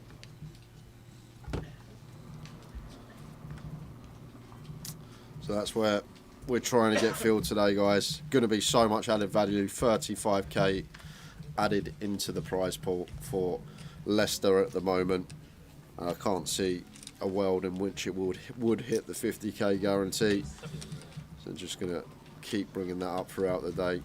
Try and get some people's attention to travel there. Who's going to win this, Matt or Sinead? They might chop it heads up, Chris. What do you think they would do if they got heads up in the main event? Do you think they'd play it out? Or do you think they'd say, we'd chop the money, take it home? You'd have to play it out, wouldn't you, for the bragging rights?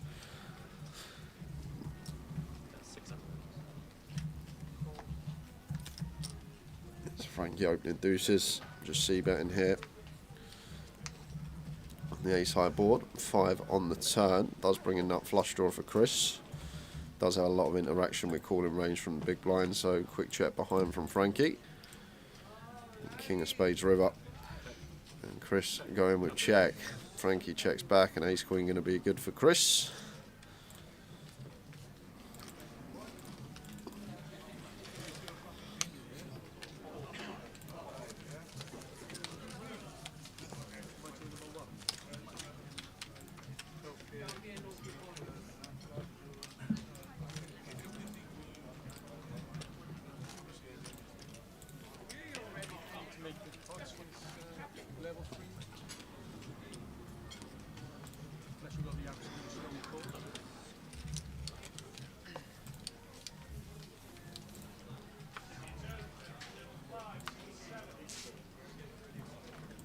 All good, Chris, mate. Good luck at Manchester.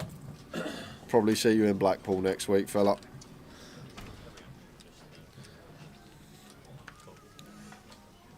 King, Queen for Antonius. Opens. No, he doesn't. Goes with limp. Limpy, limpy. Let's nick limp 5s. Chris doesn't complete 9-7. I guess we're at 103. Slightly dearer. Went room for a third of a big, but would have definitely called for 200 more with 9-7 there, but Chris seems more interested in whatever's going on his phone at the moment. As TJ Jr. comes to the table, Terry Jordan taking his seat with 30 minutes left of the session. As we see 8-3 deuce rainbow.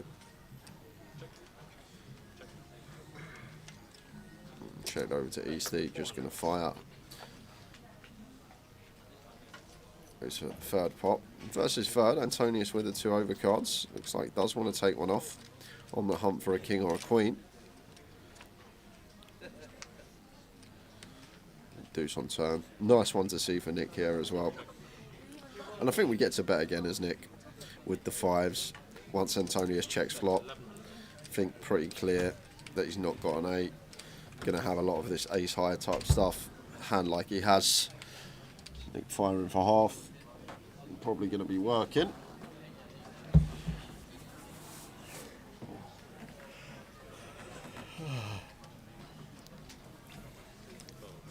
Does work.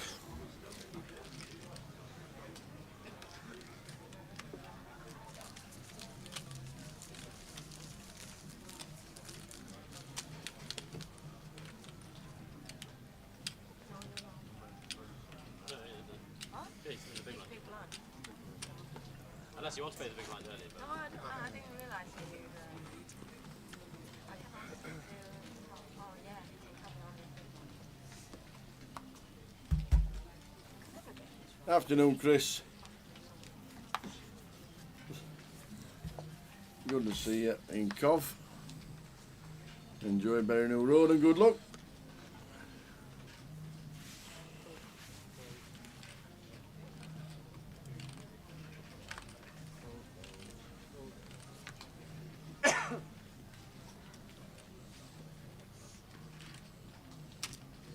Raise 800.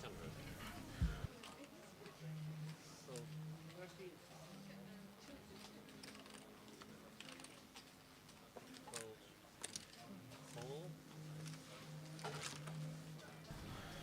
Okay, so for Nick, opens cut off, raises 8. Terry defends in the big. Both players catch a piece. Bottom pair for Terry, top pair for Nick, both with the backdoor flush draw. Nick going to check this one behind.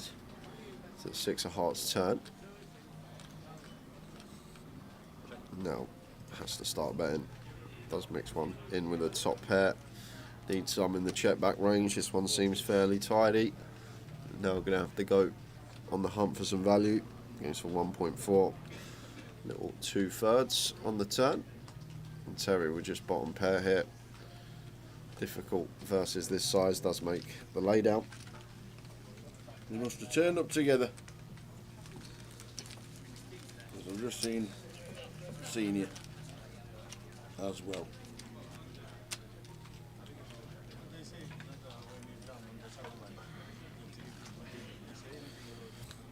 How we doing, Roy Cyphers? Afternoon, lads. Here we go. Settled in for golf, footy, and poker. What have I missed? Isn't Saturday normally a day 2? It is on GUKPTs, but the 888 UKPL that we do, they're just 2 days. Yeah, they don't have a day 3 like the GKPTs.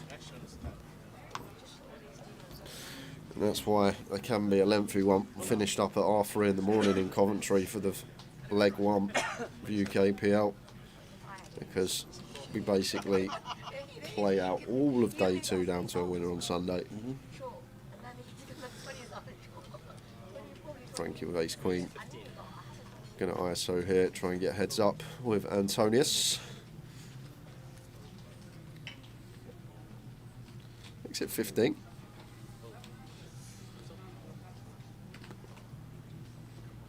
How in Ben James, afternoon.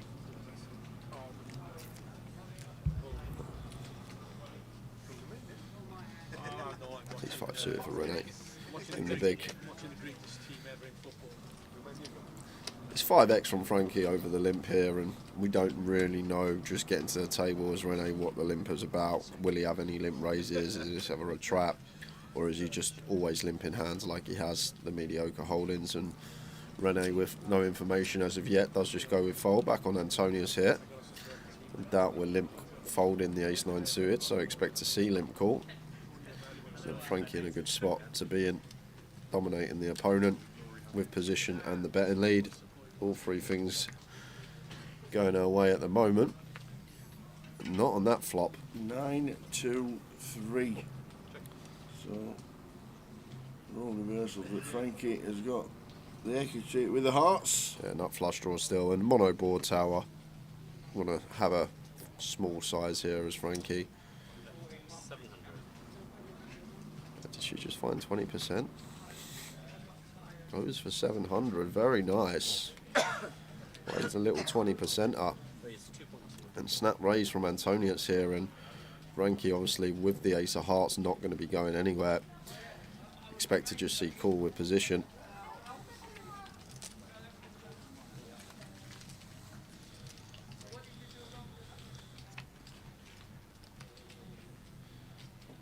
To the Jack of Clubs turn. And now decision time for Frankie. We can either take it at a freebie and just check, see the river for free, try and realise our equity, or we can think about a multi-street bluff here with the ace of hearts in hand. We can bomb turn and bomb river for all the chips, but want to be making this decision now on the turn. If we do elect a bet turn, we need to be firing on rivers with this nut heart block up. Whereas if we're not going to bet turn, we're just going to be checking back, and it does go for a nice juicy 5k on the turn, 2/3 pot, setting up basically a pot size river jam just over. So for Antonius. Yeah, especially when Frankie raised pre and still have these over pairs in here. Antonius with just a 9 out of position, difficult path to navigate. They're going in the bin. Looks like a man who's going to fold. Well played, Frankie. She plays well, Tal. Just little things that you notice. The 4x free bet from the small blind, the 20% on the mono board, the barrel there once checked too. Girl's playing some nice stuff. 20 minutes to go until the end of this session. I was going to tell me Another 20-minute break, I think. fascinated by it. Watching a little bit. An hour maybe? I'm not sure. It's 20 or 30. Soon. Oh, what was it, Michael? He's going to balance the tables. 15-minute break. 15-minute break at the end of this session, which is in 20 minutes' time. Keep it 200 more.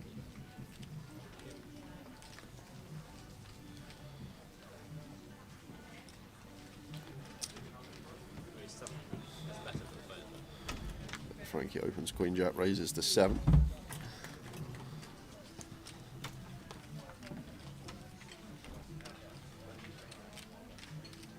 Right, TJ wants to get in the mix with an ace on the button. Ace 7 off. Gets involved. Antonius doesn't defend 10-8 here. Bit tight. One we could flick and defend with, but is just going to choose to get out of the way. Let Frankie and Terry bow it out. And on the king 6, 2 club board. Out of position to Terry, but could still go for c-bet with this one, with the Queen Jack. Does go with check. But never a bad thing to check into in position, but could have definitely c-bet here, Tao, with the Queen Jack. As Frankie leaves room for... Sorry, she did c-bet. Graphic error. Was a c-bet from Frankie. Yeah, it wasn't check call. Yeah, so Frankie actually still with the betting lead here, and this does have some nice properties, the Queen Jack here. The fact that we block King Queen, we block King Jack, some of the plausible King X combos that Terry would peel on the button. But Terry, after putting on his floating shoes on the flop, is now going to try and take initiative and probably just going to be hand over. Frankie can just check fold as she does. Has Easty rolled kings yet in this event? Not yet. He was dealt on once though this session. He did have the kings early on in the session.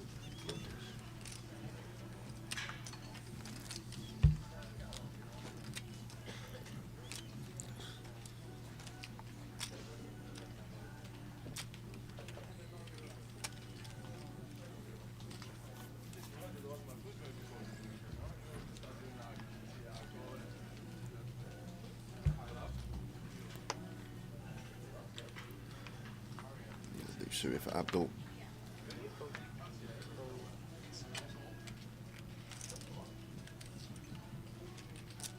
Raise 7. 10-9 suited for Chris, makes it 7. Mohammed with ace.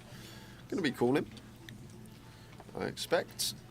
Maybe versus low jack, one that we will have some small frequency free bets with. Do think we just tend to call more often than not. Terry calls in cut off, and Renee ace 9 off here on the button. She's thinking about squeezing here potentially with the offsuit ace X. Don't think we want to call this one after it goes open call. So if we are going to continue as Renee, I think we want to in the form of a squeeze, and she does go for squeeze. 3.6. That's one Rennie with the ace 9.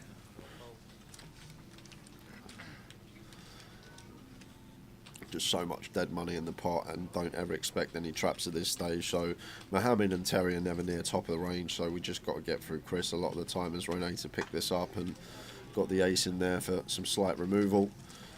And Chris with 10-9 suited, this stack depth tower, like I'd always be calling this deep, this particular hand, even with 2 players behind, because as I said, Mohammed and Terry just never going to have traps here, so never going to be any back raises coming in, but does just choose to let the 10-9 suited go. Over to Mohammed, who has pocket 8s. Looks like he is going to get involved. Now Terry should be getting out of the way with Jack 10. Be surprised if he didn't. But his closing action, we're getting 3-1. So he is in. What do I know? And Rennie's like, what's going on here? I know, yeah. The guy I expected to call was folded and the other 2 are in. And the jack eye flop for Terry with the diamond draw as well. Yeah, diamond draw out there for everyone. The 8, the 9 and the 10. They got a straight flush between them.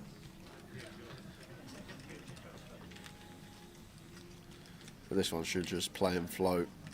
Check to Rene. And then Rene will have the decision whether to c-bet here, whether to check behind and take a freebie. With 9 of diamonds in hand. And 3-way in a 3-bet coup. I'm going to proceed with caution a lot of the time. And all 3 make the flush on the turn, but the 10 of diamonds for Terry best. 8, 9, 10. All diamonds, all out. All in play.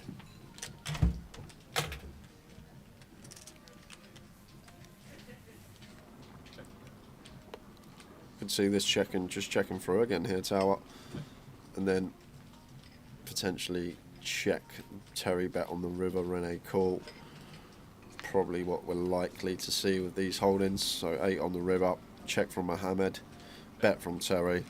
Rene's probably going to call, and then Mohammed gets the fold with the 8 of diamonds. Seems pretty clear, this one. And there's the bet from Terry after Mohammed checks. Should be a call from Rene, and then Mohammed will get to fold the pocket 8s.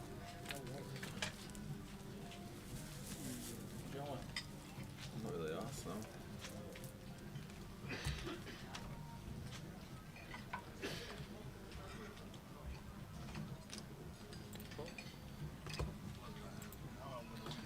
So now I'm not going to overcall as Mohammed. Maybe we are. Okay, got that bit wrong.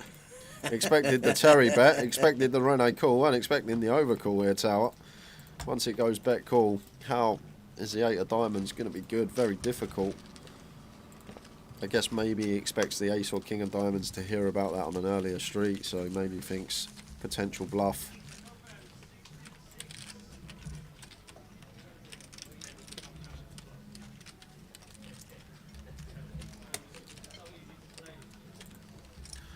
All 3 of them river, turn the flush. But Terry gets value from both on the river. I guess he's getting 5 to 1, and he's got the 8 of diamonds. Like if it went bet from Terry, fold from Rene, like clear call. I just think overcalling the spot very difficult to beat both players there. We like specifically need Terry to be bluffing and Rene call in. Like what would Rene call with that we're ahead of with the 8 of diamonds? She's the 3-better pre. She's got no lower diamonds in her hand, like no 6 of diamonds in there that would call. So we actually specifically need Terry to be bluffing, and we need Rene to call with like a 1 pair or 2 pair holding on the 4 to a flush board. Need a lot of stuff to happen. And some good news for the 888 guys. Oi, oi. Ian Simpson's coming on after the break. Oh. So you've watched one of your guys, Easty, fold for 2 hours, and you're going to be getting Ian Simpson getting in the mix for 2 hours. There we go.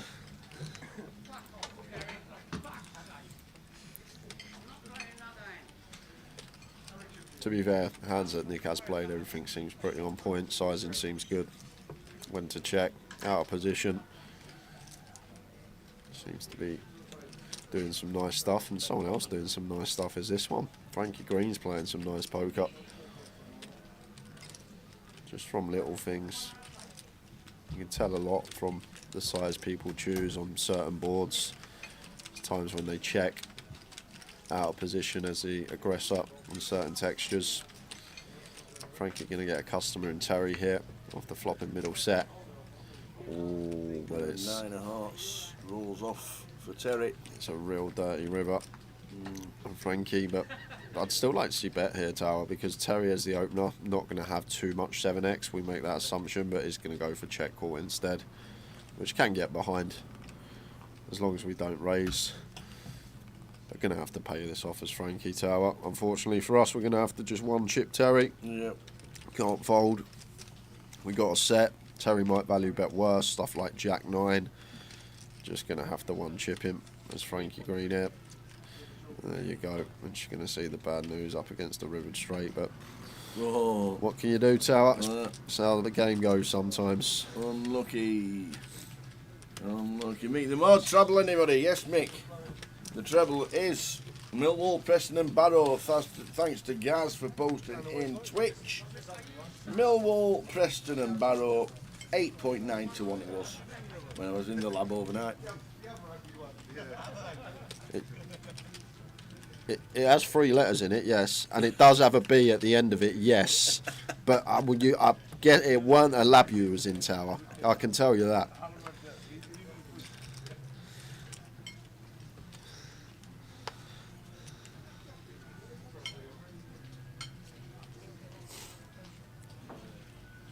I don't know what you mean. No idea what you mean.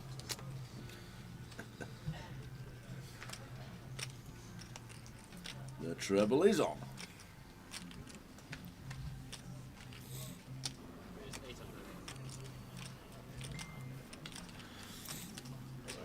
King Luke suited for Terry. Does like to get amongst it early on, early stages. Opens to 800 and Frankie with the ace queen on the button. Makes it 2.5k. And back on Terry, he's in with the king deuce suited, so Frankie on the hunt to get some of them chips back she just lost. And is in good shape at the moment. 10-9 flop, 10-5-3. I think we're going to have some checks here. We'll have some bigger bets as well on the 10-5-3. It's just going to go for C-bet as Frankie. Just north of third from the looks of things. And it is going to take this one away from Terry. Terry can't do anything with king deuce on this board. Nice pick up from Frankie, gets them back straight away.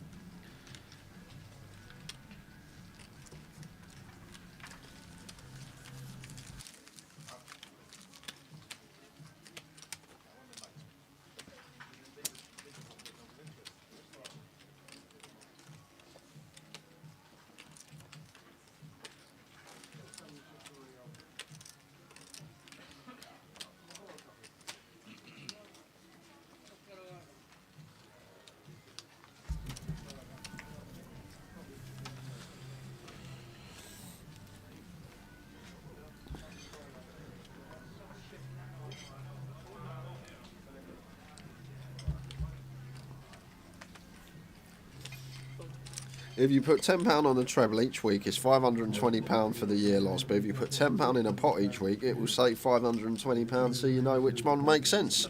You can't put a tenner in a pot though, Brad, and pull out £1,000, can you? You can do that with a treble. There you go. You put a tenner on one day, bag, thank you very much. That makes up for 2 years' worth. You know, watching in Edinburgh. And then you parlay it onto the next Saturday, and then you skin. You know.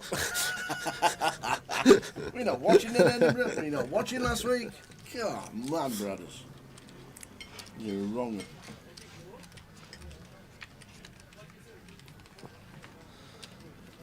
10-6-6 Rainbow. How doing, Curtis? Afternoon, lads. What's the treble? Ipswich doing it again. The treble's Barrow, Millwall and Preston.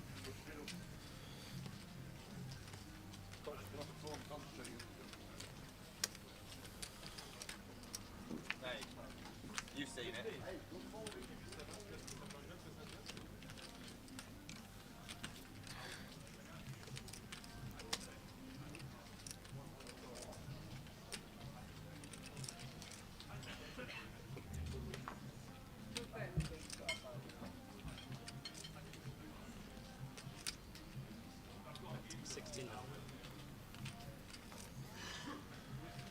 So he picks up gutter ball.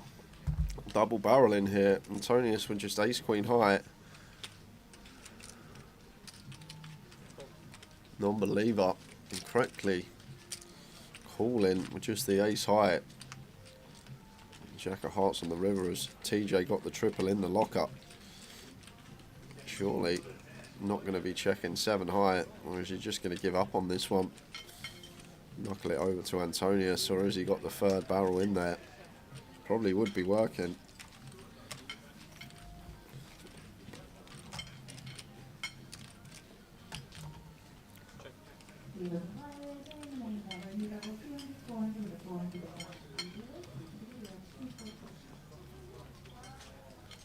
Now, Antonio, is this a bluff with ace queen? Are we like trying to fold out like some sevens, some ace? I was expecting the check back here from old Antonius, and so he does get out of the way. Can't call with 7 high.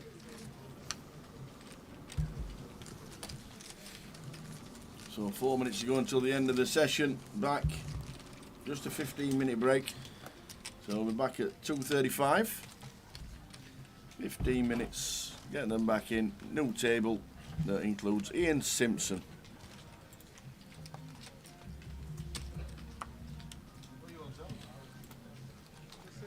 Southend versus Dagenham live on TNT. Why? Why? They must realise that all the world goes out on a Saturday night and then nobody's watching the football. Ace do suited for Frankie. Opens from the hijack.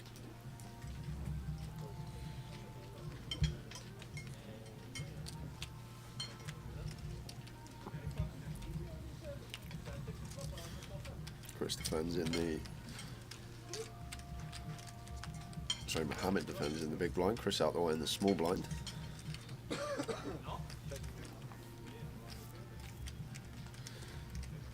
Beautiful looking flop for Frankie here. And a board that do want to do a fair amount of checking on, but with Frankie's particular hand, I guess she's just happy to fire with a heap of equity here. He's going to get one streak from Mohammed, who does actually have the best of it with ace-8 here. But Frankie equity favourite, and 9 of spades on the turn does bring in guttable now for Mohammed. And it's an awkward one for Frankie because we don't really want to get check jammed on here, although we'd have to call off. So may just take a freebie some of the time versus the big blind range, but no, once again, barreling with a decent amount of equity, 2.7k. Nice heap, 70% sizing. Mohammed really going to struggle to continue now, Tower, and once again it could be aggression getting the best hand to fold for Frankie. Nicely done. Very nice indeed. Well done, Frankie. Back up to just over starting.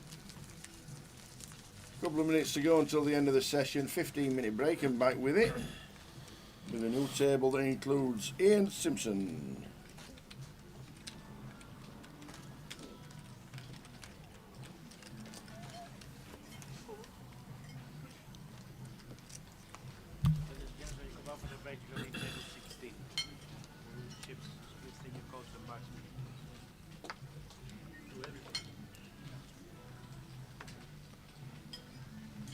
Your good friend Ben Strevens, manager of the Daggers, was just talking to on the phone. So we're looking for an away win. Nice one, Ian. It was amazing last week when I was walking through the corridors in the arena, and here we go. Just bumped into the chairman of Maidstone United. As you do. FA Cup. They were there. I know they got thumped, but he was a really good old gentleman. He was. Really nice fella. Let me guess, Scotty Wynn and Ivy were there as well. Just randomly. No, just the chairman of Maidstone United. He was a really nice fella, he was. We started talking about old football, and he mentioned a couple of old Rotherham United players, so I had to go with him.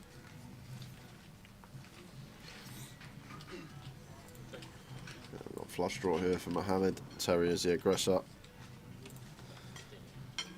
Going to fire with the 10-6. 1500. Mohammed will be calling. Off to the turn. This will be last hand of the session. It will be. Ace of spades on the turn. And one that Terry may fancy barreling, Tower, with 10 in hand. Target some Jack X and Queen X to fold out. One that could potentially triple with the 6 in hand, blocking some 2 pairs. 3.5k. Is Mohammed going to gamble with his flush draw, or is he going to fold and take his break and come back with just south of 6k? We should be folding here to our 1 card to come. Situations where we're drawing dead against some 6x of diamonds or ace-x of diamonds, these type of hands. So, like to see fold, but he may fancy a little spin just before the break, and he is going to have the spin. Makes the call. On the hunt for a diamond. He doesn't know it, but a fight, 10 on the river. So just going to go check now. I expect Terry. I think Terry will take showdown with 10-6, and we will head out on a 15-minute break, guys. Back at 25-3, and I thought Terry would take showdown, but he's going to value bet here. He is. Difficult to get called by worst tower, very difficult. But either way, Mohammed with 2.3k back is playing the board, so he will be folding, and we will take a break. There we go. If there was anything else. There are aggressive poker players out there that would move all in here with 9-8 suited. Oh, he did. Wow. Oh, snap. He hasn't really been doing that, and he's run into a monster, and this tournament could be over.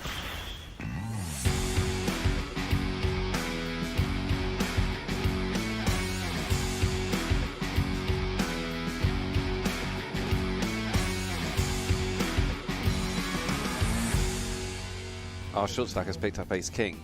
Yep. This is an incredible situation for them. Exactly what they're thinking about. Ah, they've just got more interesting. But Duarte already folded queens. Oh, but this time he's going to move all in. Alonso with the short stack, and he's all in. 5-4-4. Maybe he just knew the 10s were going to hold this time, and the 8 queens would not. Well, let's see if he's right. Running 4s will also win it for Alonso. That's the cool way to win it.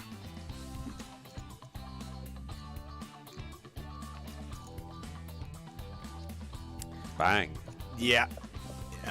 Alonso now drawing dead, and he will be our first elimination. Out in 9th place. Grane, after winning a hand with 5-4, picks up 2 blackjacks. What a hand this is. 6-handed. Extremely powerful. Yeah, Lechner might have thought about a 3-bet there if he was deeper, but I think Lechner might want to just calm. Oh dear, this is brutal. amazing for Maru. Yeah, you say brutal. Yeah. Maru's getting there. Brutal for who? Brutal, not brutal for me. I mean, thank you very much. Jackson the cutoff, and you're not. It's 6-handed. This is just, come on. It's a cooler. Yeah, absolute cooler. Not over yet, guys. Listen, you know what? When Rambo was in the forest and all those marshals were around him, we thought it was over. They thought it was over then, but it wasn't, okay? Rambo finds a way out. What did he do with his pocket jacks, Rambo? Flop a jack? No? I still have faith. Rambo gets out. I like the queens. Rambo gets out. I'm going to take the underdog. I think the queens are going to win. No flush. Rambo versus the world. Oh, it's Rambo! It's Rambo! Watch this. It's Rambo! He's not Rambo. He's Rambo! That is so sick. It really doesn't get. This game doesn't really get more brutal than this. I had all the faith in the world that Rambo was going to pull it out. If any of you have watched First Blood, I feel you horrible. knew Rambo was going to win that one. So this is how quickly things can change. Lechner got down to about 15, 16 big blinds. He's back up to 29 with some successful shoves. Shove over opening raise is a very, very good way to accumulate chips. He's done a real... Oh, we could get a race here, though. Ayah. This could be it. This could be it. This could be a moment.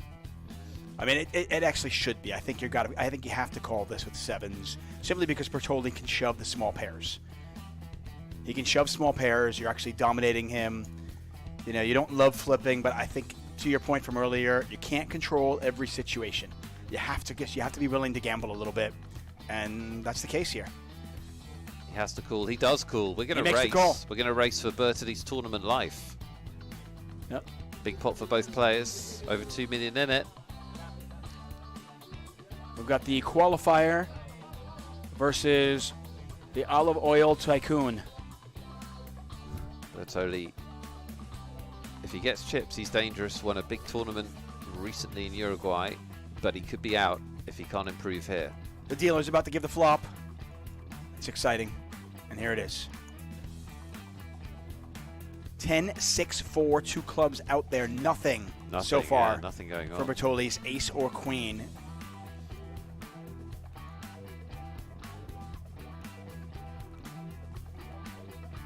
Oh, look at that. Felt level camera. Down to just 5 outs. And you can see him in the top right corner of your screen. An ace or a queen. It's the jack of hearts. Saw some paint there, but it's the wrong paint for Bertoli and the right paint for Lechner. And Bertoli is out. Grane is in trouble here. Oh, wow. Rambo is in trouble. Yep. Does Rambo get out of this? Does Rambo get out of this one? Larilla is, he's a tough customer. Really good post-flop, so this is where he excels. I see. Rambo needs some ammo, says Fun Times. He's absolutely right. Does the Grenader have one more grenade in his pocket? If he doesn't, we're playing heads-up poker.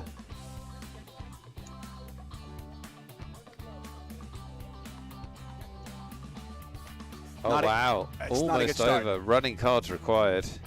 Yeah, even Rambo might struggle to get out of this one.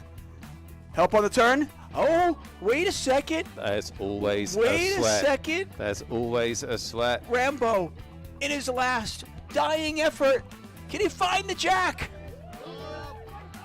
He cannot. Rambo has entertained us. That's not his real name. Grenier is his real name. He's our last Spanish player, our longest Spanish player standing. Kings is a good hand. That's a good hand. Lechner's got a pretty good hand, too. I mean, there is a world. There are aggressive poker players out there that would move all in here with 9-8 suited. Oh, he did. Wow. Oh, snap. He hasn't really been doing that, and he's run into a monster, and this tournament could be over. Oh, that's incredibly unlucky for Lechner. I mean, That's incredibly unlucky. I love the play. Yeah, there's nothing wrong with it. 23 big, shoving There's with 9-8 nothing wrong suited. with it. Just don't do it when he's got kings. Yeah, it's just bad luck. Really bad luck. And this, we could be 5 cards away from the end. Let's see if it holds It's up. not over yet. Oh, what a flop.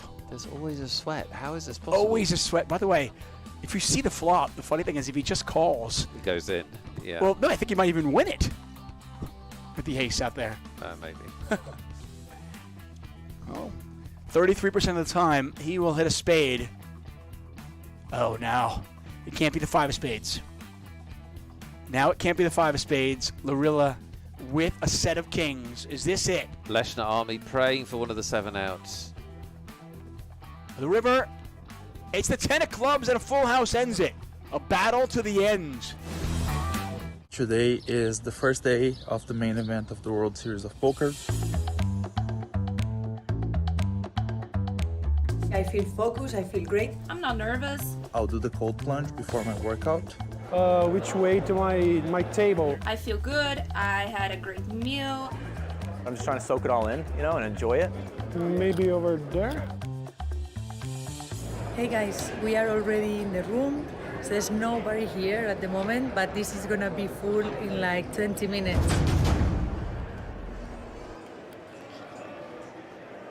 Let's see. Yes, horseshoe silver. That way.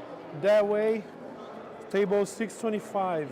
When the day actually came and I was walking towards the main event, I had to look for my table for quite a while because it is so huge. It was so many people.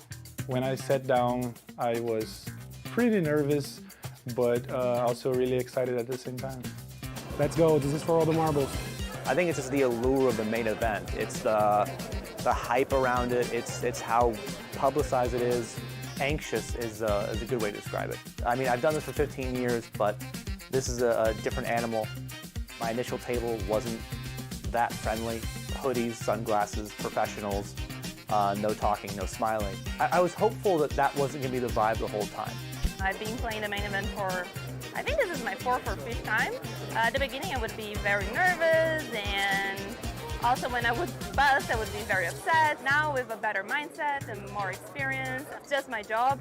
I play tournaments for a living, so I'm just showing up to this one. Business as usual. Well, I played the main event before, but because I did so well in the previous times I played it, I was a bit pressure, like I really want to make it better than the other days, but you just play and try to play your hand the best way possible and be focused and try to make it. I feel ready, excited about this. Hopefully I make good decisions, hopefully I run good, and whatever happens, happens.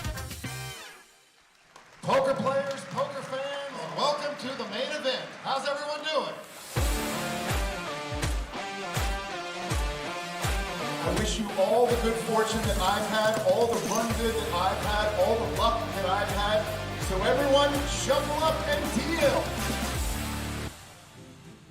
My table draw was difficult, especially for day one. I had many good players. I think only 2 recreational players. On my left, I had Nick Schulman, and he's a great player. Yeah, it was a very unlucky draw. I sit down, and they announce, the shuffle up and deal. I get the big blind. I think I made some like corny joke about so unlucky, whatever it was, just to see how loose my table was, to see how friendly everybody was. Didn't get a great reaction, but whatever.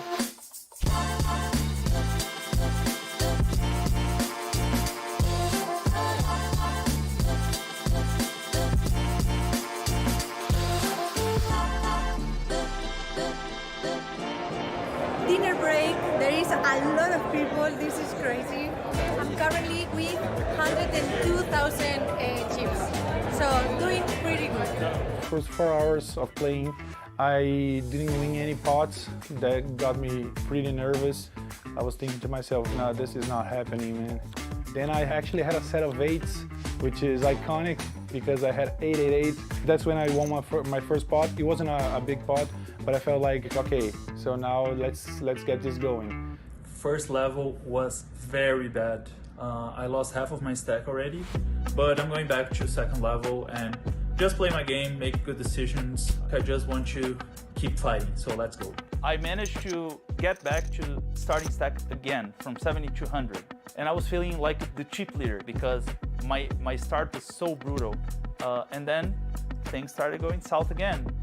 My day one was a roller coaster. I lost a lot of chips, then it was back to starting stack, then it was down again, back and forth the whole day. Then I changed tables on the last level of the night, got in good with all my remaining chips, and lost. It's the first time I bust on day one.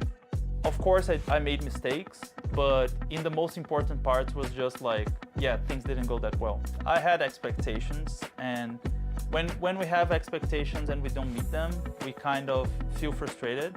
After playing good poker, making good decisions, busting the main event on day one, it doesn't affect me too much. If you focus on the things you can control, I think you get at least more resistant to this kind of stuff. Losing, busting tournaments, having losing sessions and streaks are part of the game. You gotta keep your expectations low. You need to hope for the best, but you shouldn't be dreaming with the bracelet yet.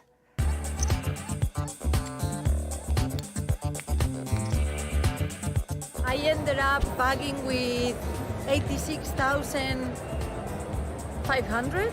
I managed to finish day one with around 104, I think.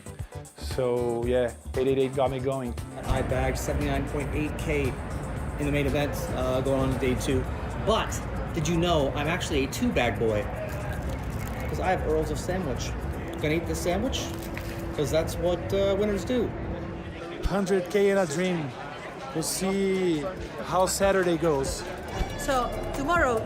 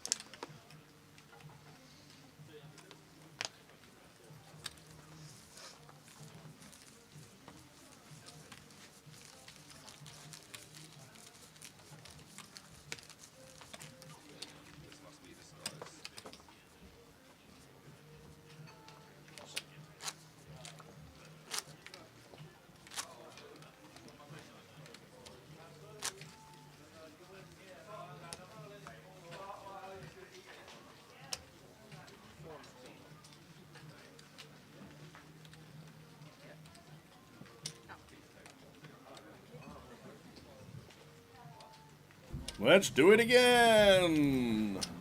See, the first question, when you come back, what's the treble? Afternoon, Kevin.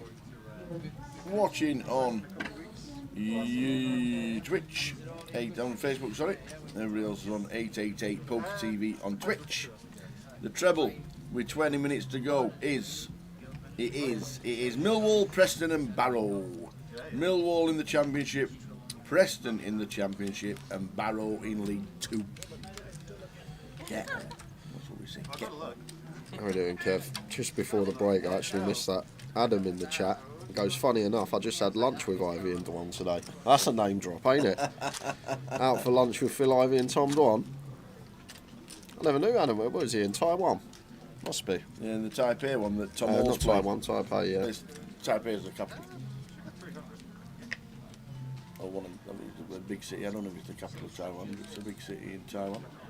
Taipei, where it is. Sounds like the capital. $3,567 is the main event. Is a high roller.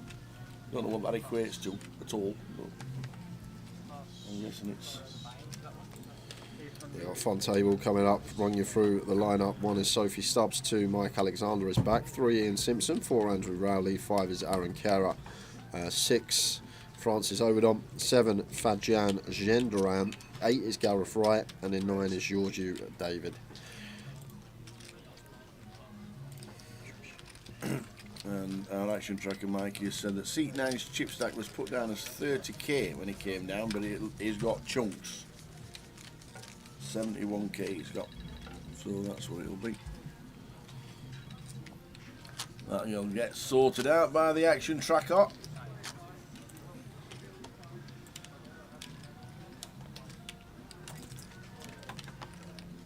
I wonder if they've turned the music up to drown out the drilling from outside across the main road.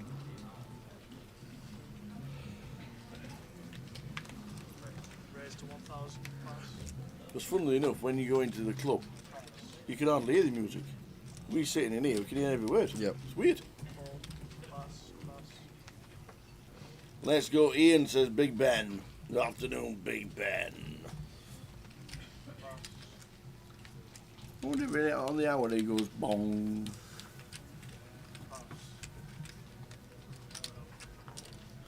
Ian makes it 1k. Francis calls Jack 10. Mike's in with a 7-8 suited.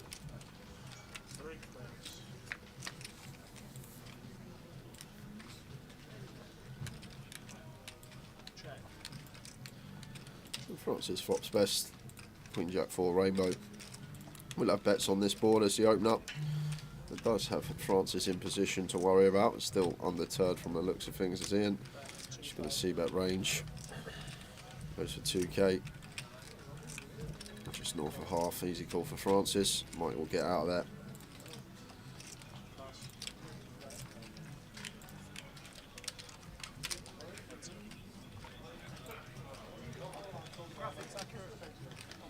Turn. What a turn for Ian. Wow. Not just pings off the nuts, but Francis turning 2 pair here. Most action card in the deck, this 10. And expect Ian just to be going bet now, trying to get maximum here from the nut straight. Does go for 6k. Francis obviously always calling with his 2 pair.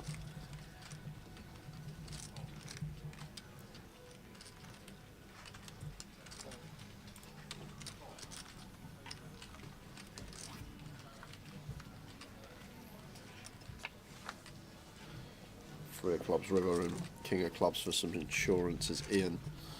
So do just want to go for some value here and may just go for shove tower. Francis just with 21k back.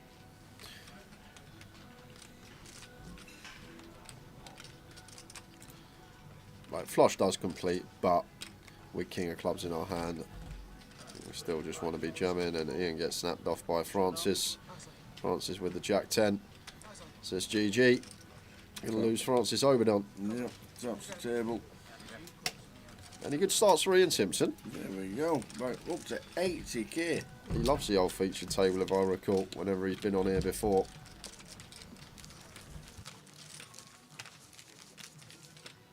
See it open 6-6.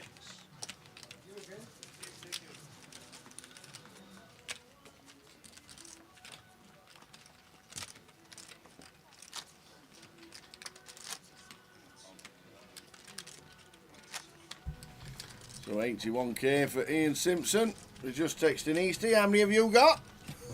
Well, you ain't got as many as me. Yeah. I'm up to 81. What about you? Well, did you hear what happened yesterday in the flight? No. Day 1C. I know they were sat side by side. Easty and Ian get it all in. Pre-flop. Okay. Easty's got kings. Yeah. Ian's got pocket eights. Okay, obviously. Obviously, it comes an 8 for the 888 Pro. Of course it does. Of course it does. Eights is basically aces for the 888 guys.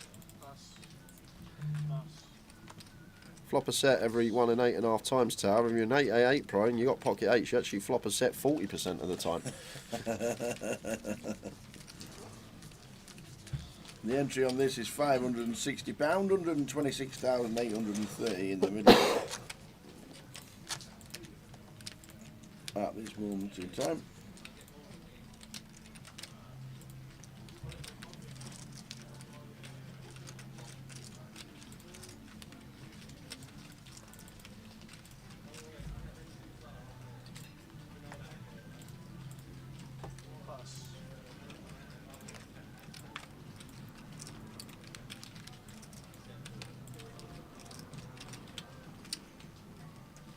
Raise 1,000 pass.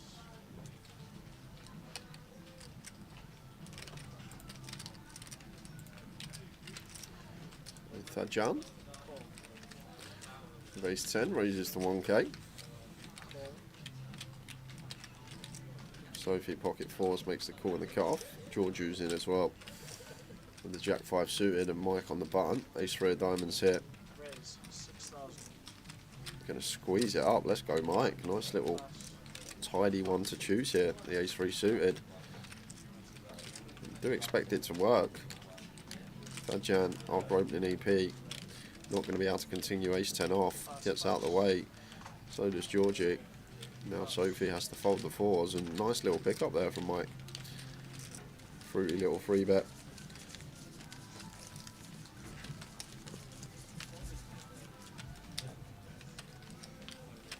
We'll get the round the estate, Leicester, Edinburgh, Berryhill Road in Manchester, and Newcastle for the 2550s this weekend. There's an online close on 888 on Monday.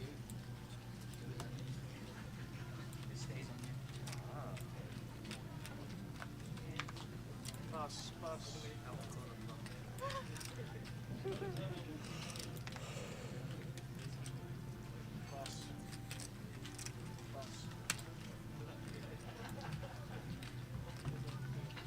It's known for Mike. Opening from cut-off. Raise 1,000. Pass. Pass.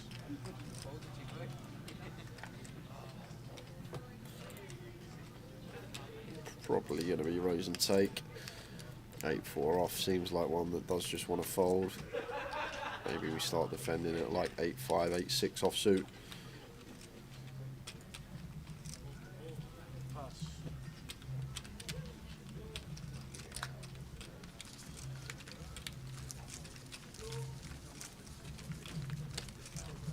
So minus 2-4 with a 4. With all the information regarding the side event later that starts at 7. But today is main event day, day 1D. Numbers growing. 127,000 in the prize pool.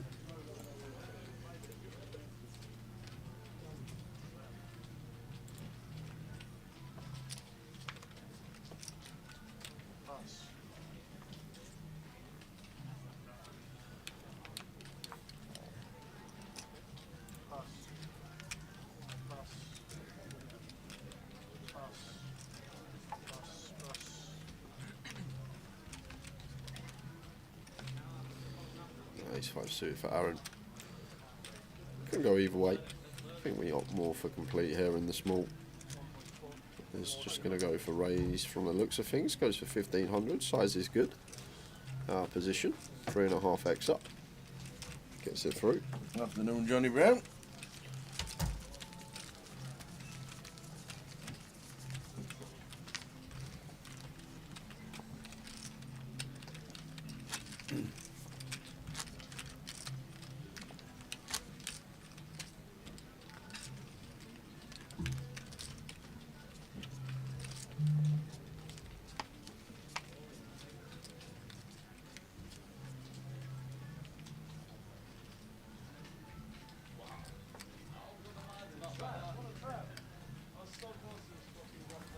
93 in the main event today.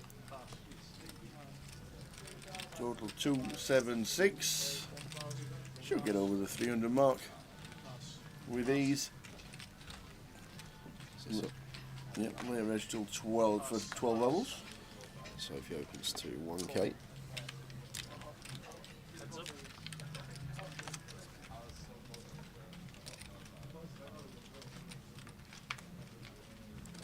you say layer edge for 12 levels, Tower? Yes. Is that right? 9? I thought it was 12. I was going to say, because I looked earlier, Apologies. and the 1500 3k level that you said a tournament finished on, I'm pretty sure is level 12. Ah, apologies. 9. Damn. That makes more sense. Yeah. So layer edge to the end of level 9. This is level 4.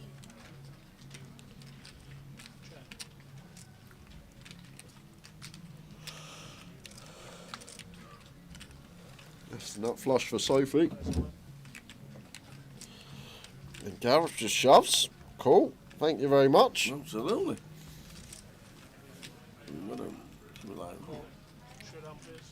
Gareth with a 9. Sophie gets a bit of a gift. Up to 33,000, back up to just over starting stack. Afternoon, everybody. Welcome to the 888 Luton. You're watching on Twitch, 888 Poker TV. And Grosvenor Poker on YouTube and on Facebook. 9 levels of late entry. We're on level 4.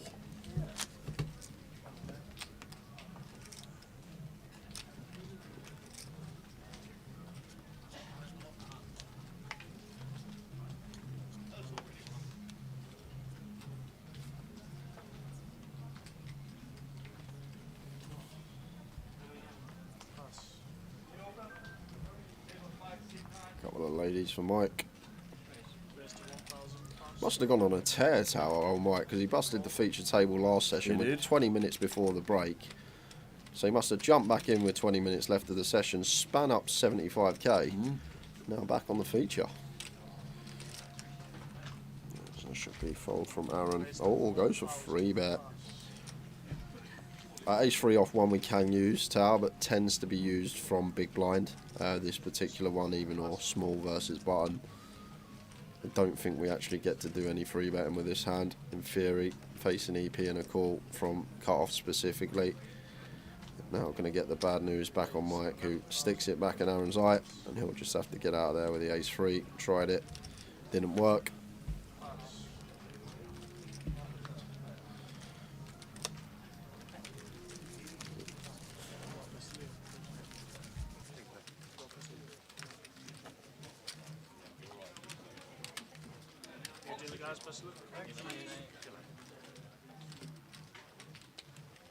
Hello.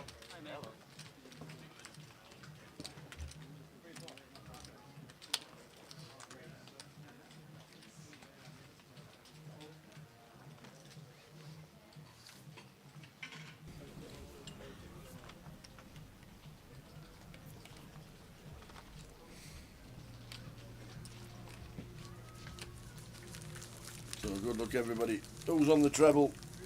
Towers treble today. Millwall, Preston and Barrow. Good luck us. Good luck everybody else. If you're having a little punt on a Saturday afternoon.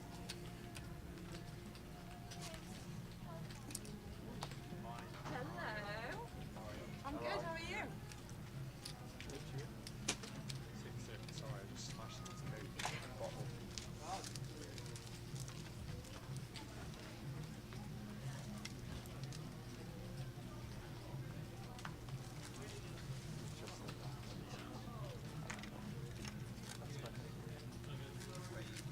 Break still present.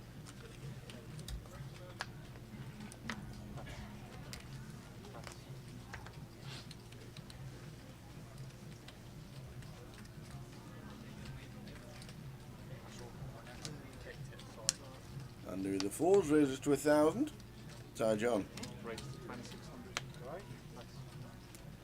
He's going to pump it up to 2.6.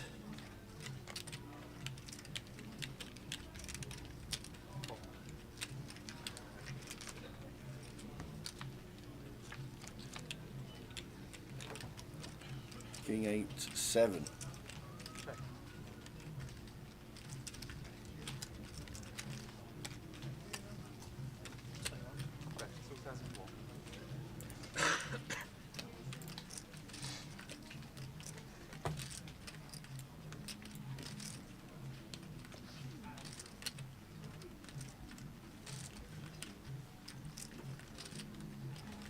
And the info continues. We're called check calls. The checking of the calling.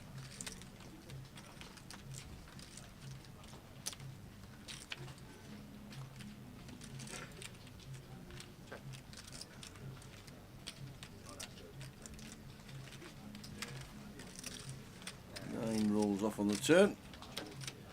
Check, check. And an ace for Tyjon on the river. And this will be a check. Fold probably from Andy in seat 4. Might stick in a bit of a value bet here. 2.5 maybe. Just a quarter.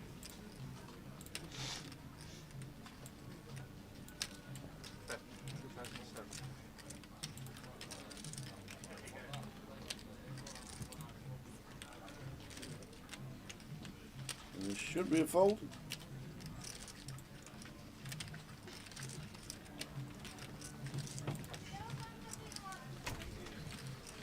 Good on you. And that's exactly how it worked out.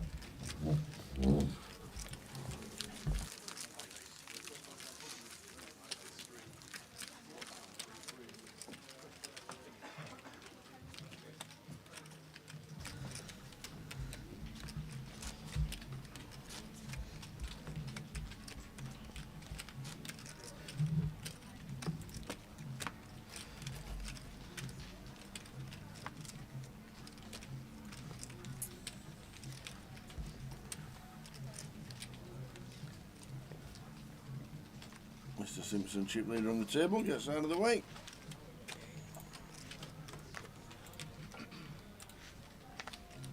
Oh, Mitch Hynem's here. King 9 of diamonds raises to 800.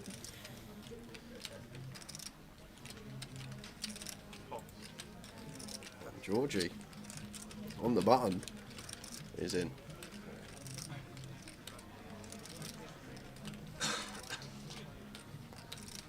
Right, been picking up some hands. Squeezes up from the big blind here. Looks fairly small. Yeah, well on the small side here from Mike. Going to get the same result from looks of things. No, he's not. Georgie says, I got 6-3 off. I want to get in the mix in the 3-bet coup. I've come to battle today. I'm not folding, and does flop double gut shot. 5-7-9. Double gutted here for Georgie. Mike does have jacks with the spade. Bet of 5k. Big bet from Mike. North of 2/3. Georgie not flopping the double gut shot to fold, so he'll make the call. And it's instant service. No waiting around for Georgie.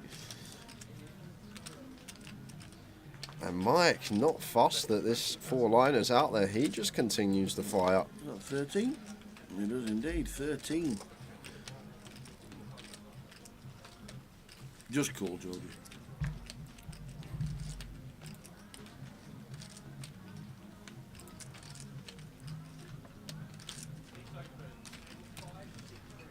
Yeah, nice to see. Once we get it, just call it.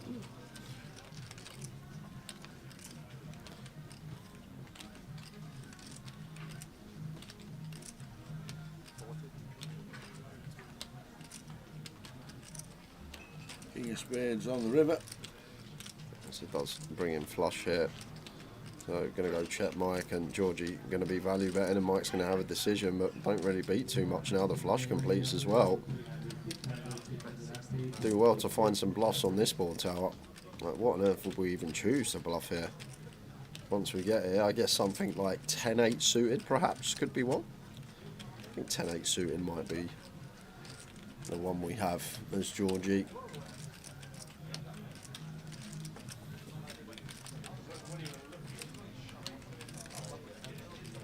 Yeah, other than 10-8 suited, I'm really struggling to find some bluffs here. Whoa! Did Mike just turn the jacks into a bluff and send it in? Yes, indeed. Trying to say he's got a flush here, and this is a massive pot tower. If Georgie calls, it's a 5 starting stacks in the middle. And at this stage of the tournament, just started the second session, having 150k, you'd be happy taking that through to tomorrow at 3k big blind. What a move from Mike. Turns the jacks into a bluff, blocking jack 10, blocking some flushes with a jack of spades in hand. What a guy this. Mike Alexander is here to play. Bit PLO move here, Tower. Jack 10 blocked, a lot of flushes blocked with the key jack of spades and the 3-bet coup. And now, Georgie, what are we doing? All of it to call. Some move from Mike.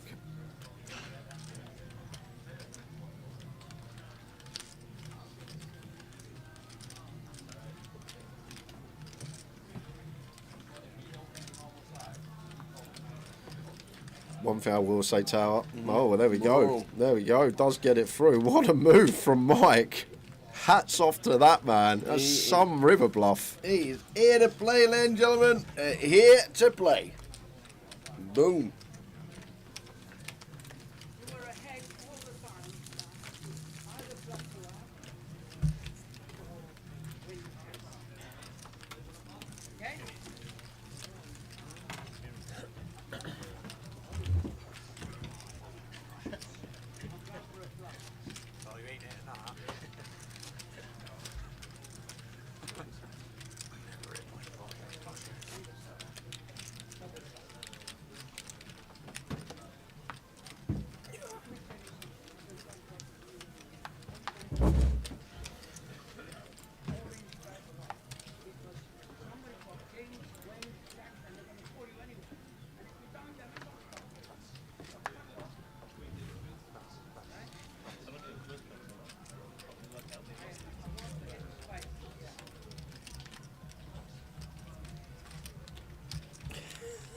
Get that in the solver. You're absolutely right.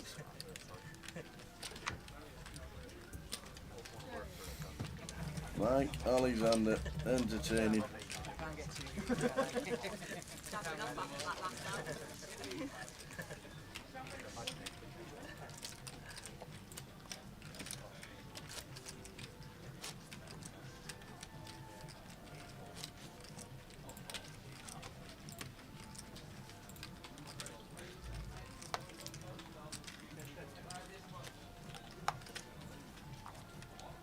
Three o'clock Saturday afternoon. Only mean one thing.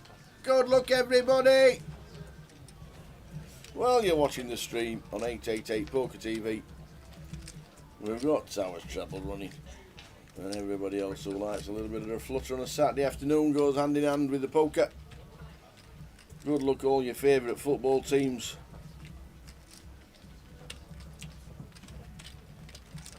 And you know what? Even good luck to Southend later on tonight.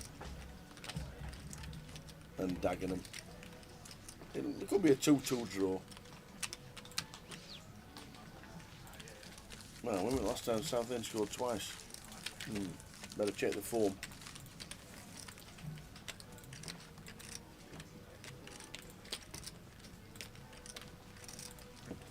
Good luck, the trebles. While we're watching the live stream, £130,000 in the prize pool.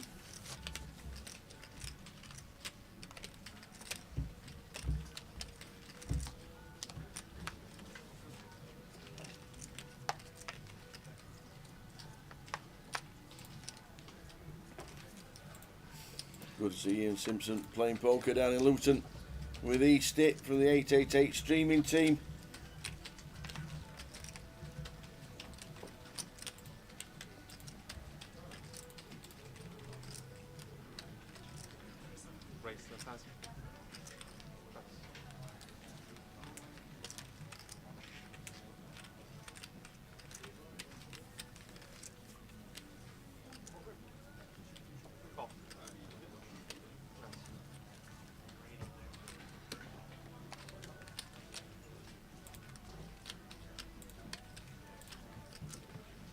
Queen 10 for Aaron.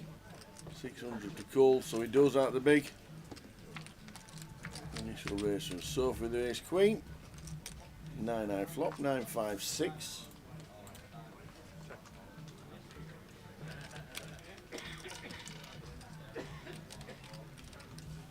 Sophie's going to see that.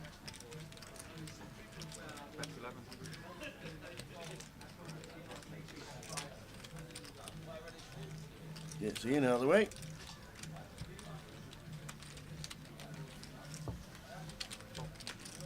And a call from Aaron. Got some back doors.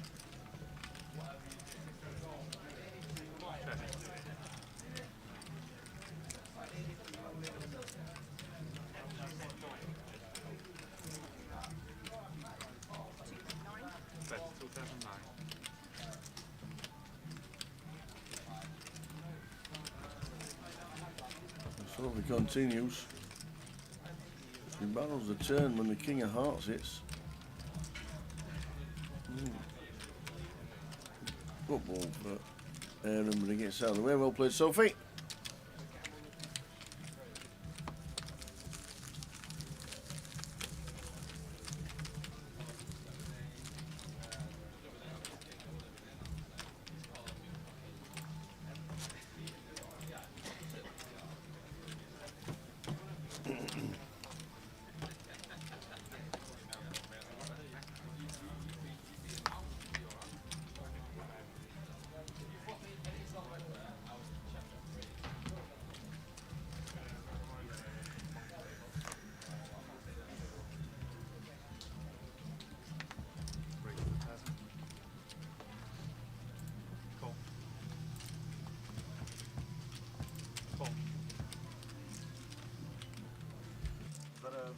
Call under the gun? No. Sorry, still passing. Oh, this is the small blind for 5. Big blind, big, yeah, big blind 5. That's small. Sorry. Cheers, mate. Nice to know what you think of me. I was so confused. That's right, no, So don't confused. take it back. It's alright. So John, ace deuce, under the gun. 3 non-believers. But the aces when you do that. God, I learned. Classic move.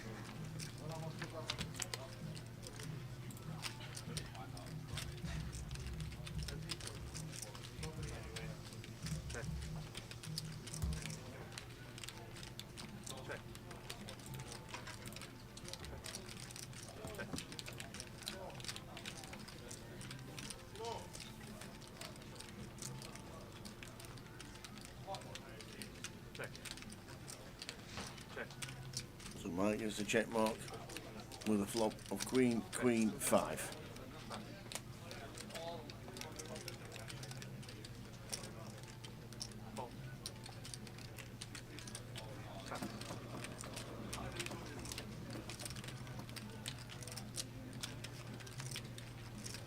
That's 2K, and the ace deuce floating. The only thing the ace deuce is ever in front. When it pairs twice, no, Mike sees the worst card in the deck just in case he's got a king. And Mike Alexander up to 126,000 with the average at about 40.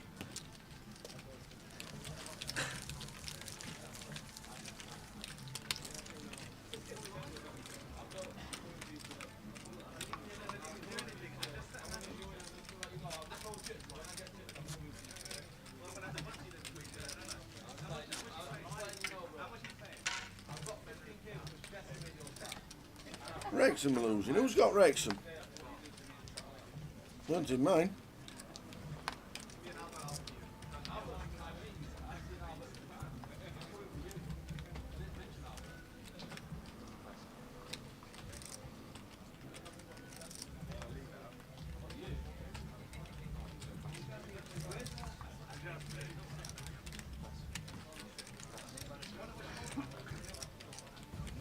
Ah, Jay's got. Don't tell him.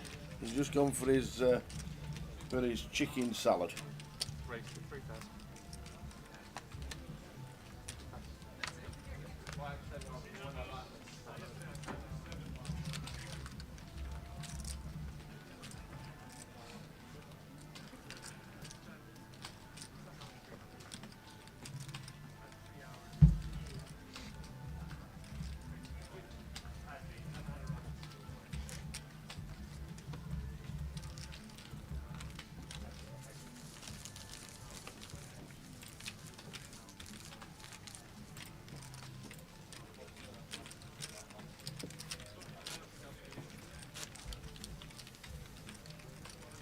So Sunday afternoon, welcome to 888's UKPL live in Luton.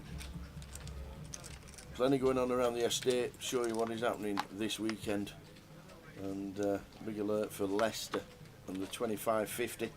Needs a lot of runners to hit the guarantee of £50,000.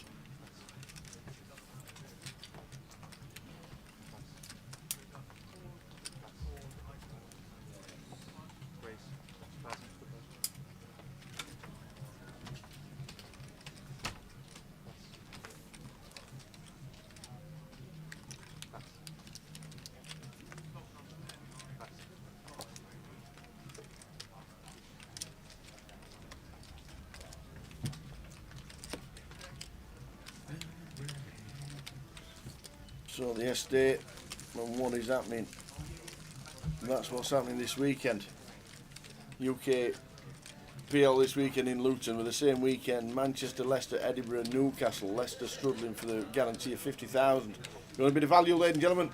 And you're close by, within an hour, hour and a half, get yourself down to Leicester. Newcastle should be a big one. Edinburgh will be a big one. And Manchester always good for the 25-50s. And then next week, starting tomorrow, we're on the road to Blackpool. When we leave Luton, it's straight to Blackpool for the team. We'll be live streaming from Wednesday with the UKPT and the team roll up into Blackpool. Should be a busy one as always. Looking forward to it.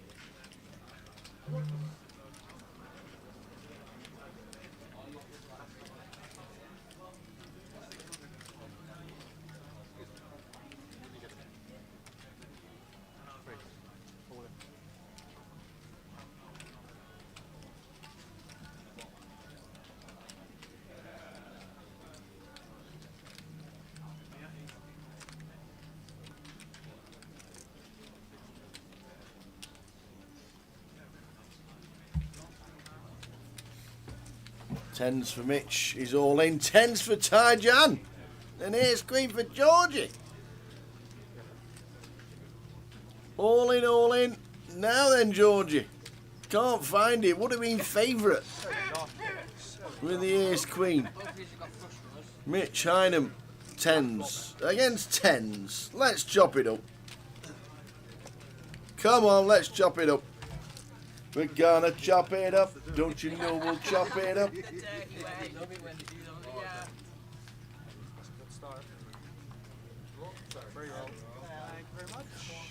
Well, the free roll to the red ones.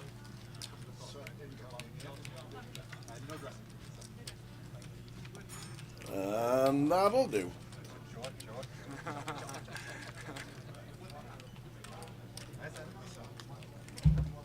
Here's Green making the right move. Getting out of the way.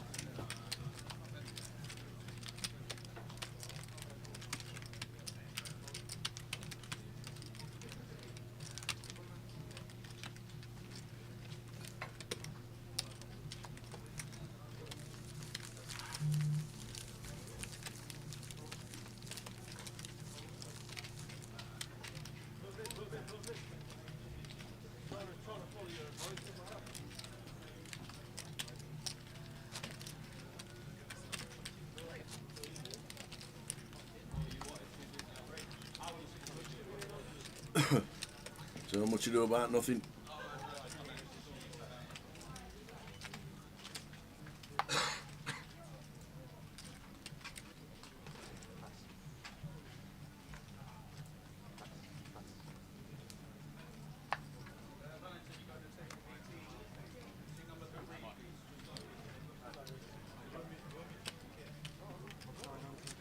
to 900.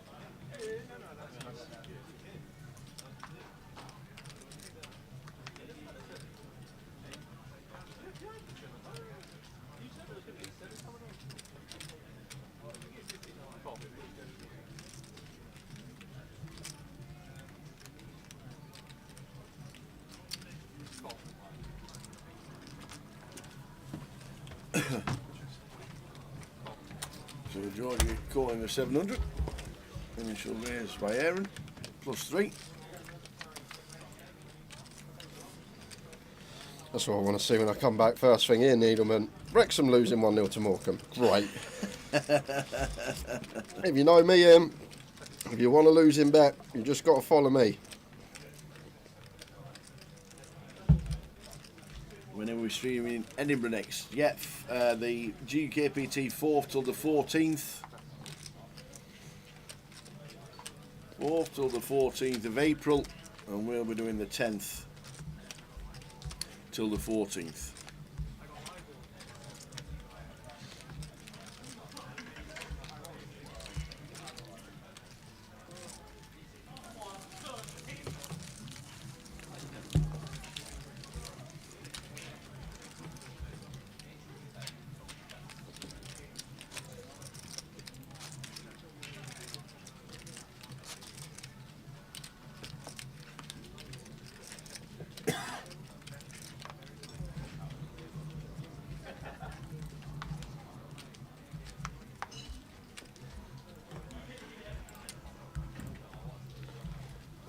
See it for Ian. Got the chips. Going to open this one from under the gun.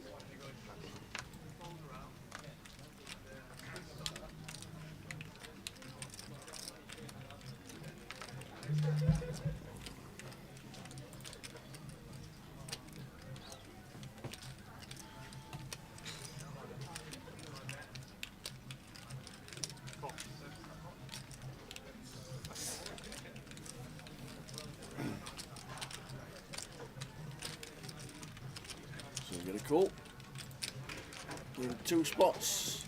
Ian Simpson raising gun. Ace, deuce, deuce, flop. Yeah, it should just be Ian's hand here, tower. Bottom of range should just be c-betting with the will draw on the ace high. And does continue for 900. Goes for quarter.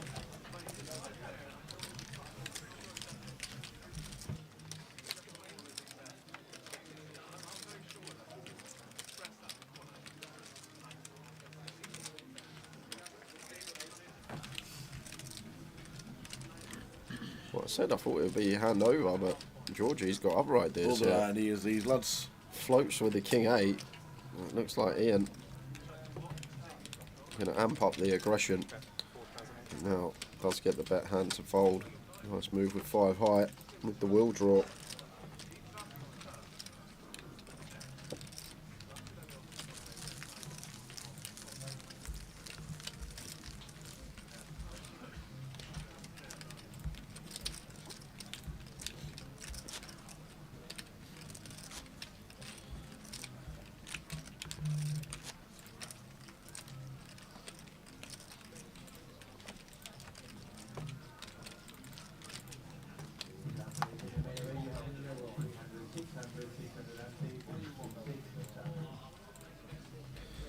King Queen for Andrew should see open.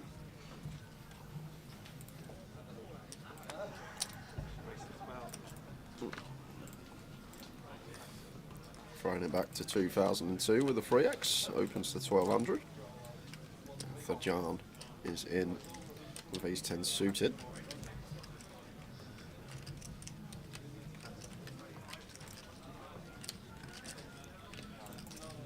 Nice one from Sophie. Ian in the big.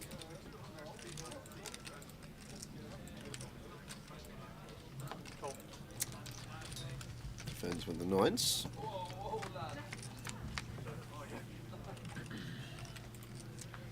Four, 5, 6 flop. Ian checks. Andrew to his left. Also checks, and Taijan with the ace 10 turns a 10 of hearts. takes the lead. So Ian thinking about leading here potentially. Flop was checked through, just one over card to our 9s. And we'll lose Andrew, but for John, should be calling with the ace-10 hit. Top pair, top kicker on the turn.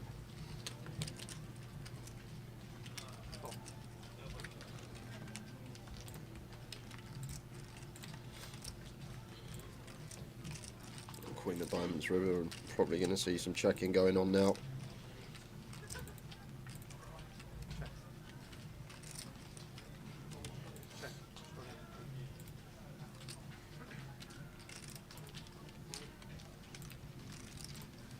Which we do. Mike 125, Ian 78, both in good positions. Level 5 just started. Good afternoon, everybody. Welcome to 888's main event here in Luton. We are live streaming all the way through to crowning a champion.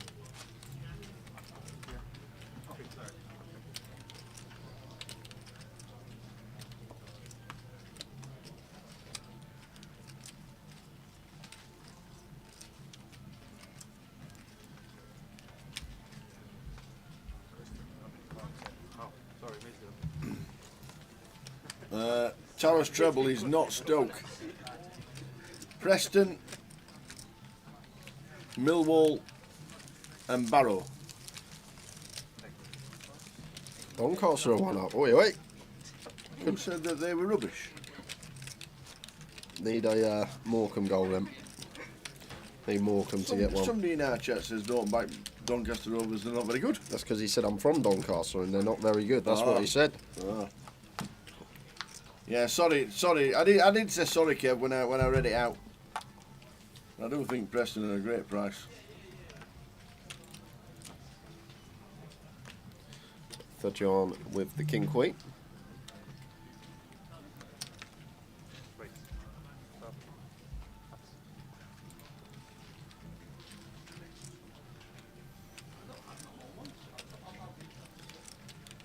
Seen this man get in the mix a lot already with some dubious holdings. Queen Jack would look like aces to Georgie. Raising it up to 4.1.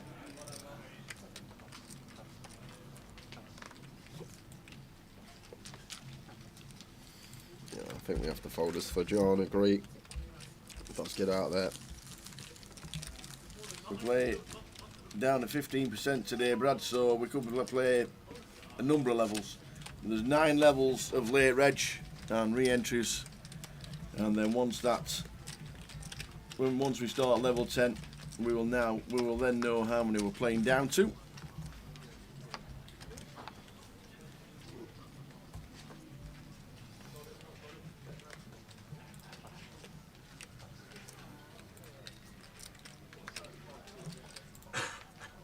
Folding King Jack off under the gun. Surprised to see that from Mitch. Will be one that he'd be happy to open. Does fold round to cut off. Mike out the way. Ian on the button. Couple of kings on the button for the Team Pro. Makes it 15. And Aaron ace-9 here. Probably going to jam. 17. Bigs, Ian going to be opening super wide on the bottom and ace-9 off. I'm all in as Aaron here.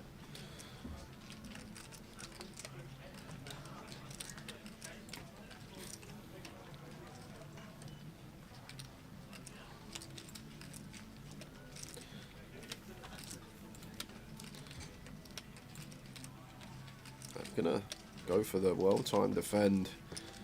I think myself against this particular customer and Ian Simpson would have gone for the jam. But still 9-8-5. We do catch top pair, top kicker as Aaron. Didn't choose the jam pre, but could still be getting stacked post on this particular board. Nice flop for him. And Ian, I think when we can just get this in over 2 streets, we're happy to just bet as Ian here. Like when we get deeper, could definitely do some checking with the kings, with the king of clubs, and even still, Ian is going to go for the check here. Maybe because of the 2 streets, we can still get it over, trying to get it on turn and then river. Aaron checks again. Now, going to have to bet as Ian. After going for the little deceptive check behind with the Cowboys. Let's go half pot side-ish. Well, just a size to set up a nice, comfortable River Jam tower. 2.5 seems nice. If Aaron calls, it would put 8.9 in the pot and leave 6.8 in Aaron's stack. So 3/4 pot. Healthy jam on the river.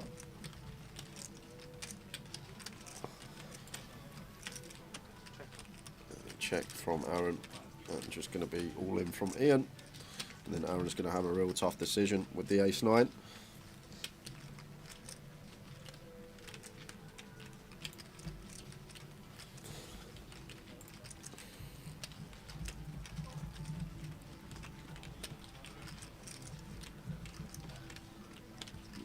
Sets Aaron all in, and now this is a toughie tower because flop's gone check.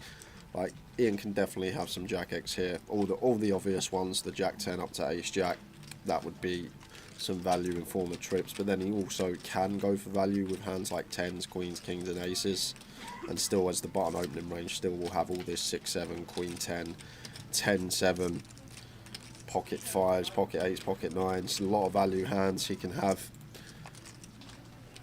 And then it comes down to bluffs and what hands is Ian going to be bluffing with, and I guess going to be stuff like some King Queen, some King 10. I think King 10 is probably one of the nicest ones here for Ian to go for a bluff. King 10, no clubs. I think that would be a pretty tidy candidate. So can't really come up with a lot of bluffs tower. There's a few out there, but Aaron is going to play with the ace-9, non-believer, and Ian takes another one out. Yep, stacks in more. Over 100k for Ian Simpson. Aaron departs.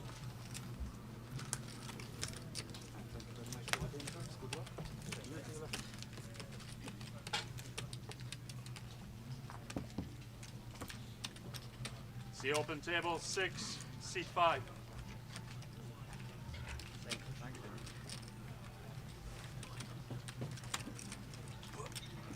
Chain dealer change.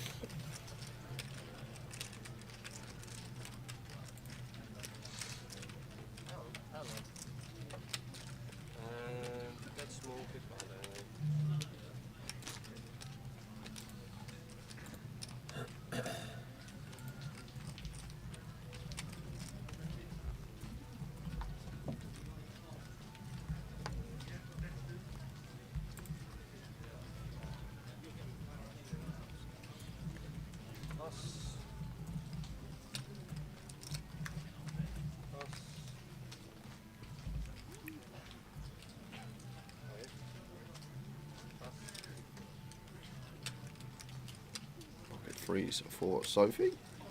Going to get involved. Opens from low jack. Raises 12. So 8 suited for Andrew. He'll make the call, and Mitch going to defend with a 6-5 off from the big.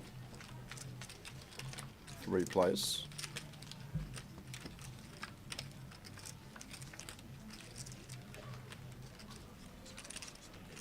Here's King 10 flop. Rainbow. Whiffs everybody. Got to be thinking first bet to win this. Maybe Sophie will take a little stab. Which she does. And just that'll win. Bet and range gets it done. Flop like that, right smile from Mitch. Well done, Sophie.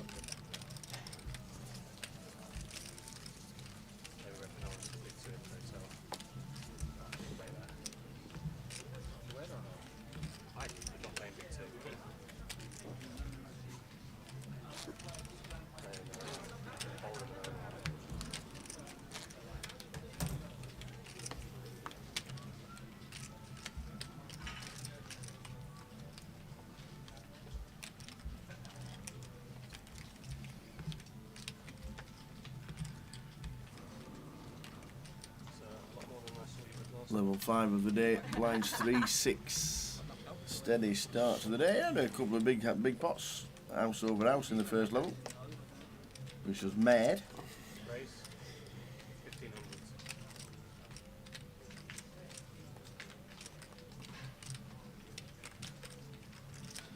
Ace 10 for Jens. Opens the 15. Georgie's in with the King 10 suited. Over to Mike. Active Mike.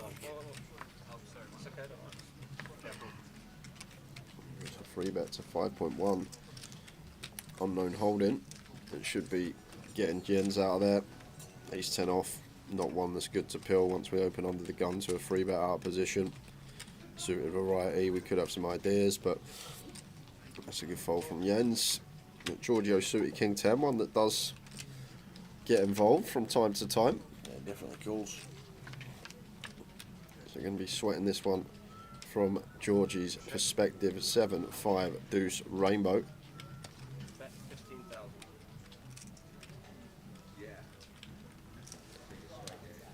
Bomb 15k, and Georgie can't do anything about that.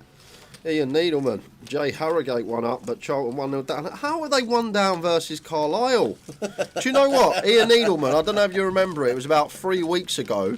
I put Burton in my treble, and they were playing Carlisle, who were bottom of the league, and Carlisle hadn't won in a zillion games. I put Burton in my treble against Carlisle, and then they lost to them, and now today I've got Charlton in my treble against Carlisle. Have not won since that Burton game, and now they're, it's just, if I can ruin someone's season, Tower, I can ruin someone's season. They did it to me last time, Carlisle. It's rock bottom of the table, they were playing Burton, and I think they won a few weeks back. And now bottom of the table, playing Charlton, and they're 1-0 up. You cannot write it. Cannot. How's it happen, Tower? I know I'm sounding like Tower, but I don't understand. How can a team that hasn't won in a zillion games suddenly win as soon as you put a bet on them? So then you leave it a few weeks. They've lost their last 7 odd games. You think, okay, they're playing Carlisle. Carlisle can't win. Back Charlton. And then Carlisle will 1 up. I just can't. I just can't do it anymore. Your bets are Spursy, Jay. Yeah, you're right, Luke. Back Villa tomorrow, please, Jay. We've got nothing left in the pot, Luke. Nothing left in the pot. I've lumped on Arsenal to qualify 1-3 versus Porto. It's win-win, Tower. Either win a bit of money or Arsenal out of the Champions League. Yep. Win-win.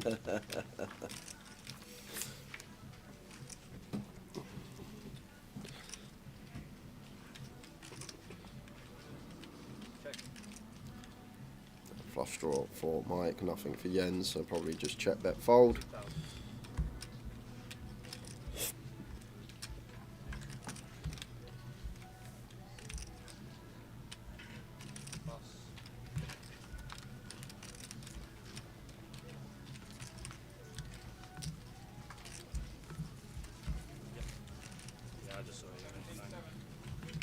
Prize pool 138,710. It's building all the time. Over 110 runners today, 117 in total. 300 exactly. 300 exactly. Well done, Luton, turning out in force. Side event tonight is a turbo dash, 7 o'clock. £200 in. Good one day here in Luton.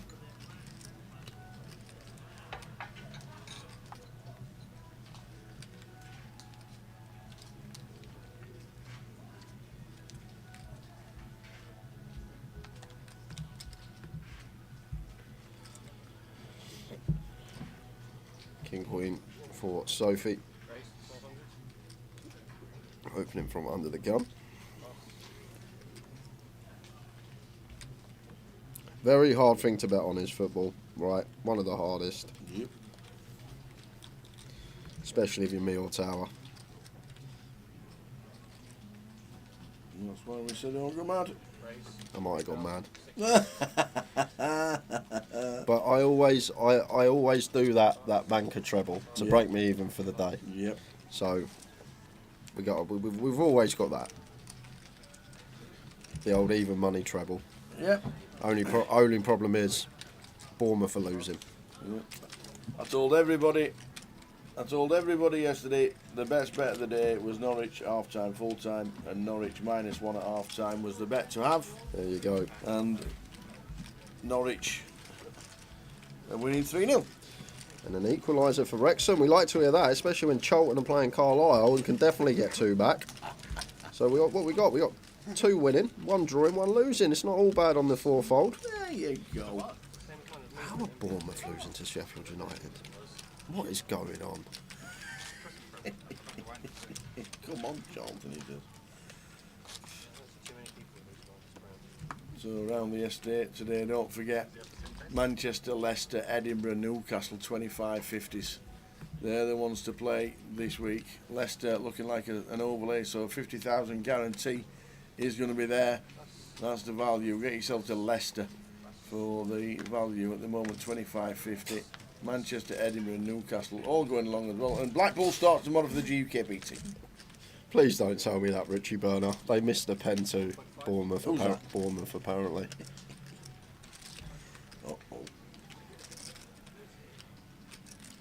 Big game tomorrow, Spurs against Villa. Big game for us. Looking like it's going to be Villa and Spurs bouting out for 4th, so a very big fixture on the list. And surprise, surprise, it's slap bang in the middle of day 3. 1 PM kickoff. I'll be in the booth.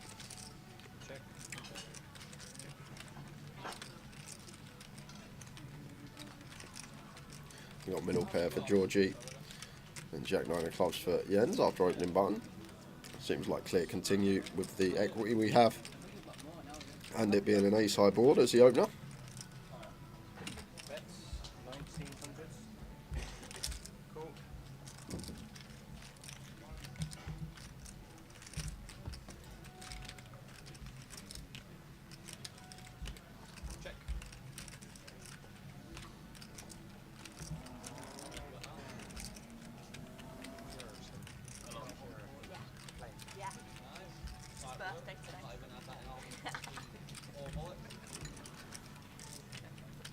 Going to be a double barrel here from Jens. Yeah, this is very tidy from him. Just recognising from the big, from the small blind how Georgie's playing. He's going to have to be pretty wide here. Target some 7x, target some deuce x, target some pocket pairs. Potentially line up a triple versus some ace-x holdings. 300 runners in the main event. Good turnout. 9 levels of late entries and then playing down to 15%. Look at this stack from Mike as well. 135k after running that huge bluff with the pocket jacks that we saw. Turning the jacks into a bluff on the river. Getting the result.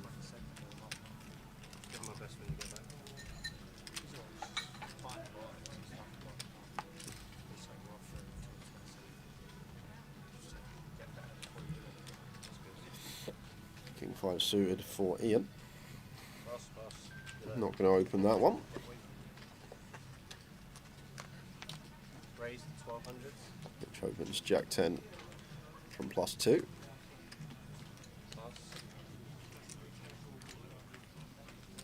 Georgie with the Queen 10 of spades on the button. We know he's not folding this one. Just plays cool.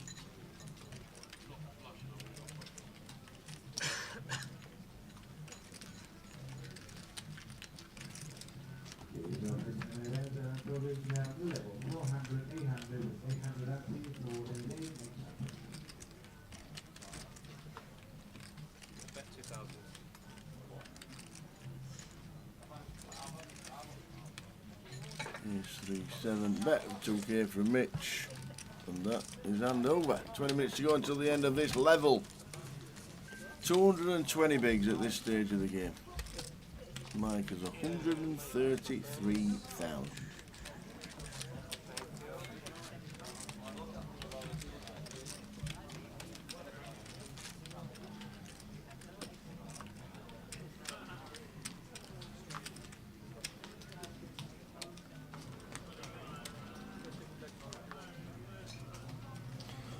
Richie, I will be in Blackpool next Friday, so I won't be doing that. I should be back the following Friday. Actually, no, I won't. I'll be in Ireland, so probably a few weeks.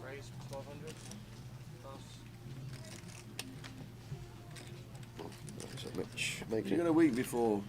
Is there a week? Okay, yeah. So probably the Friday after next. Yeah. I will be back. You're going a week before the Irish Open. Jackson Mitch opens. Ian's calls Queen 8 suited. Georgie's in with the Ace 7. Ian in the big 10-6 of spades. Defends. Bang in there anyway.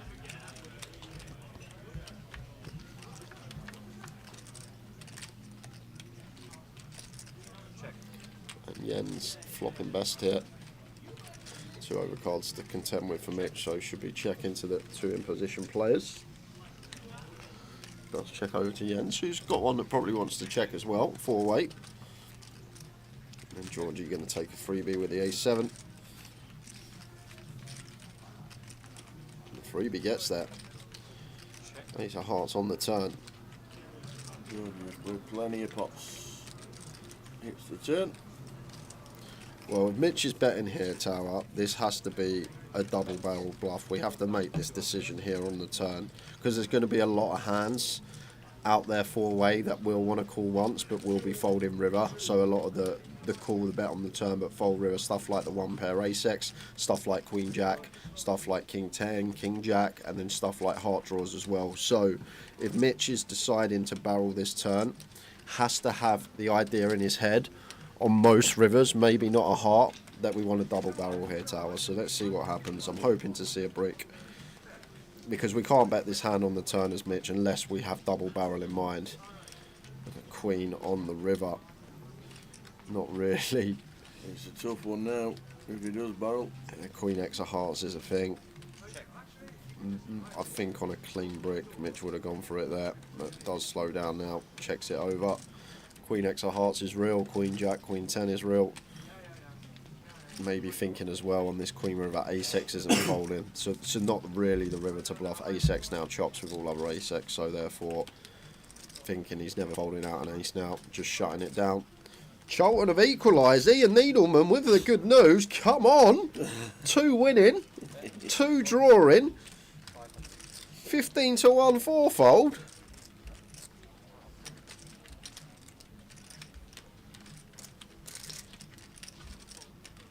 Jens bets 12.5. Mitch, it's just an awful board. I know he tried to bomb it and the Queen slowed him down on the river. Yeah, exactly.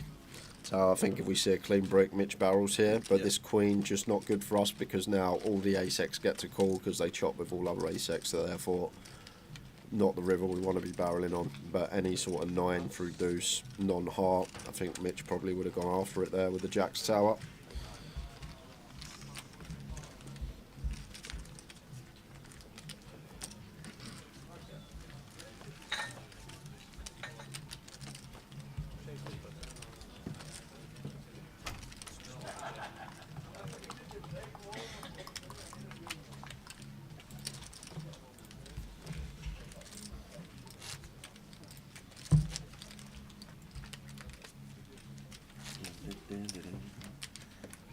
Left to level number 5, numbers 300.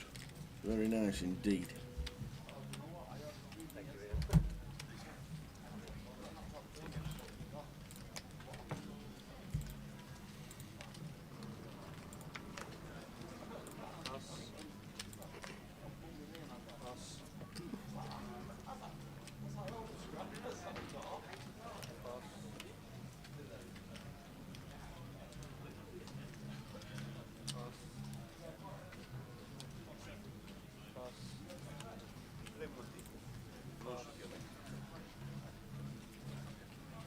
Ace 5-4, Ian blind on blind.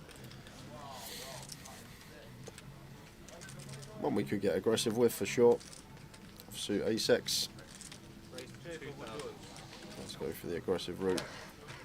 And snap call by Andrew. Flings them on the table.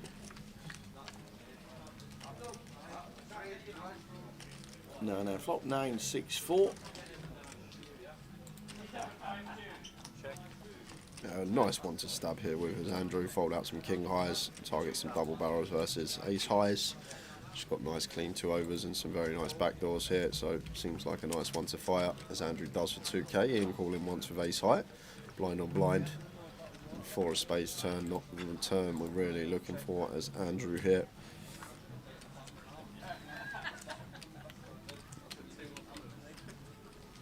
Does he have some ideas about potentially trying to get Ian off some ace high holdings? He's going to double barrel.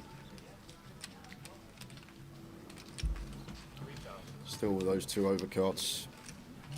3k.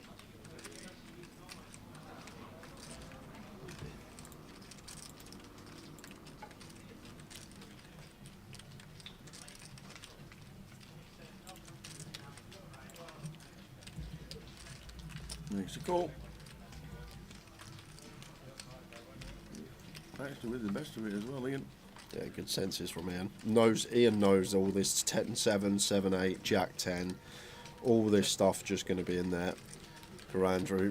So Ian checks for a 3rd time and as Andrew got it in him, but he hasn't. He checks and he's first to show. He's giving up. Show him ace high. You want to show? Oh, he just smoked him. Yep, didn't want to show. Didn't want to show the ace high.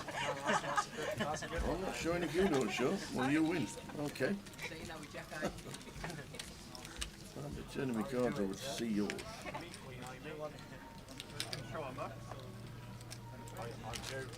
I'm joking. I'm going to use it when I have like jack highs. I should queen high. You do it on stream. Of course. Any edge I can get, right? Sorry.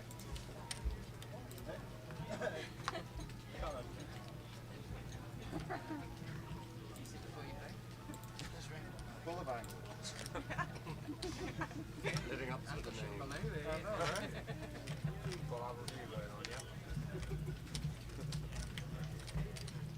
Raise 1200s. Pass. Pass. Pocket 7s for Georgie. Makes it 12. 4s for Andrew. Calls in the small. Mention the big. Ace king of diamonds. Going to be a nice one to just squeeze up here. Yeah, 6k. And Andrew says, I got a pair. I've had enough. They're in. Sorry, not Andrew. Georgie says, I got a pair. I've had enough. I'm all in. And his pair gets out of the way. And Mitch calls with the ace king. Off to the races.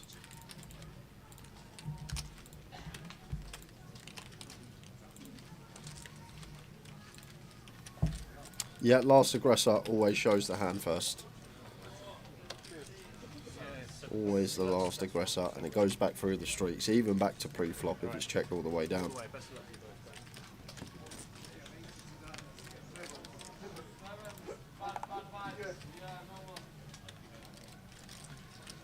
Sevens for George. Looking good. Still looking good. Yep. It's fading aces and kings. Does. Sevens double. Makes a straight on the river. Georgie up to just shy of 40. Mitch can win the flip down to 7k.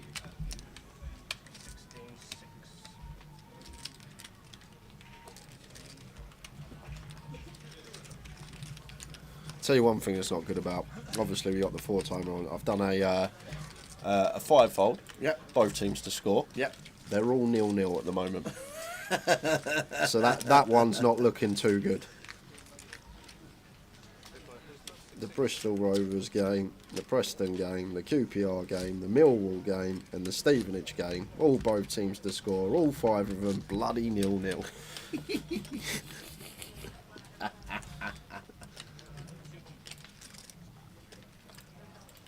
Be a great start if I'd done the under 1.5 goals. Yep, that's right. Magic Braga, it always goes back down the street. So if you free bet pre, call, check, the free better has to show. The only scenario where it's not last aggressor is when there's no aggression, so it goes complete small blind, check, big blind, check, and then small blind will show.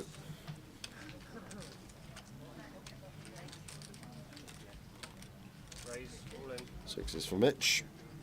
Just sub 12, all in blind on blind, gets it through.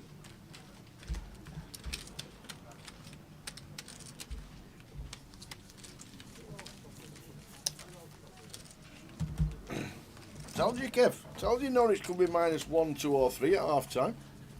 Told you that was the bet. Norwich half time, full time at even money. It was printing money.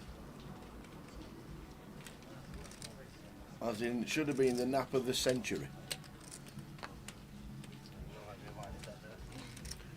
Well, like Middlesbrough -1 against Rotherham a few weeks back in Blackpool.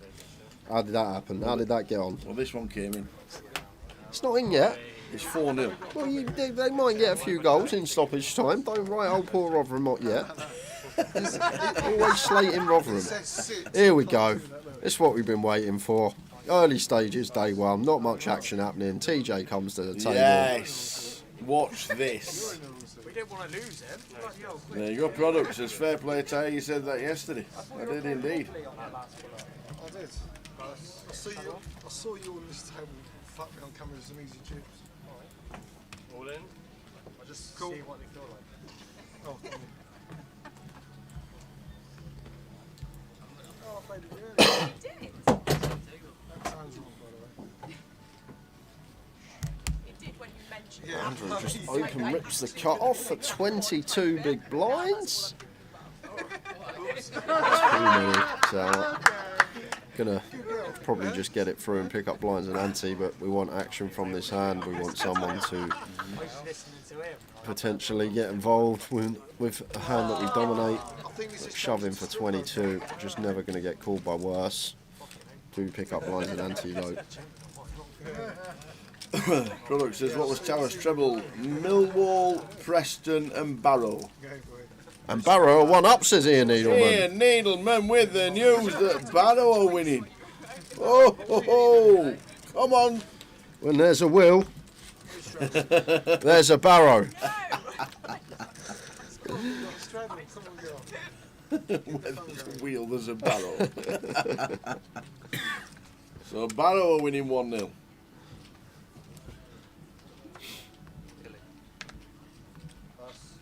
Oh, at half time.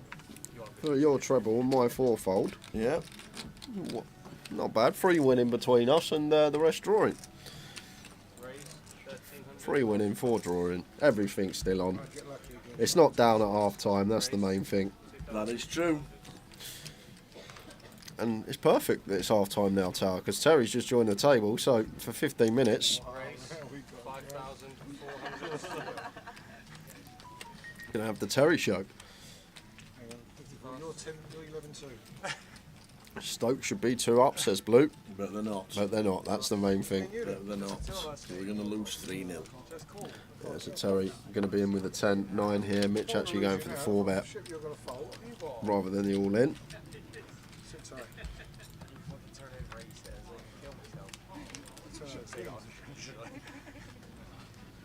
Terry's got 10-9. Mitch with the Kings.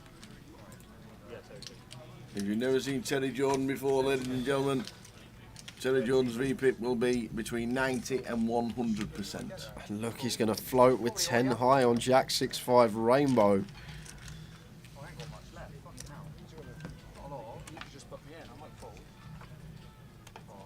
Now drawing dead on the 3 of spades turn. Mitch just going to set him in for the rest of his chips. Surely we can't call 10-9 no draw, Tower, even getting this price. We can be just dead to a jack. Yep. We're dead to a jack. But Terry's looking, he's like, oh, it's so cheap. It's so cheap. I call. It's so cheap. I can't lose. What's Mitch saying to him? 10-9? Just shut him in the muck now. Do it. What are they saying then to? Mitch is like, I can't even lose. You say you're going in 2 minutes, can we go in 1? I can't lose. That's a great thing to say when there's still a card to come out. Oh, yeah, good. And that's what Terry's all about. You got a new dealer, everyone. Best of luck. Oh, that's a tough one. Go on, Jay. Where is Barrow on the map? Good luck, everyone. Barrow. I'm just going to say up north because I don't know, and anywhere I don't know, I think's up north. So what's classed as up north? Though? Up north, like anywhere past Cambridge. Well, that's correct then. Anywhere past Cambridge, up north. Yeah, that's correct. The Wales area. The Wales area? Yeah. That's up north, isn't it? I don't know, Jonathan Brown just It is put from in the chat. Cambridge. Just like Luton's up north from Devon. Barrow's in Cumbria. By the Lake District, okay. It is North Barrow by the Lake District. Just outside Brum.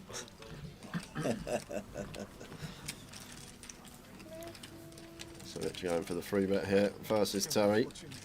And causes such a dynamic at the table, Terry.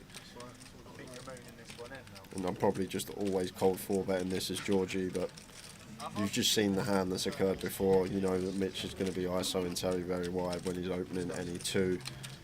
Just try and get heads up with him, and ace queen just going to be too good in my opinion as Georgie.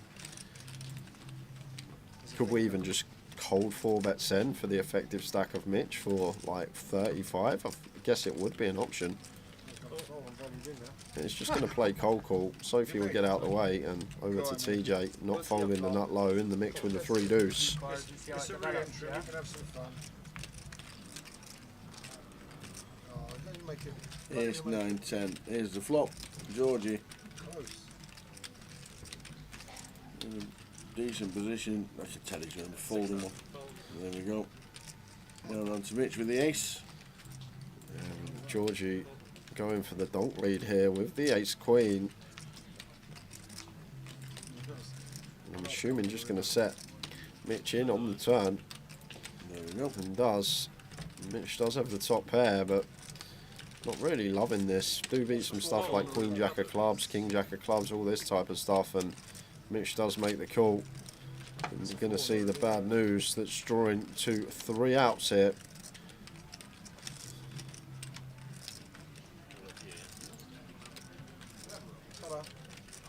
Terry said bye. It was he just waved at Mitch like see you later. Not even seen the river yet.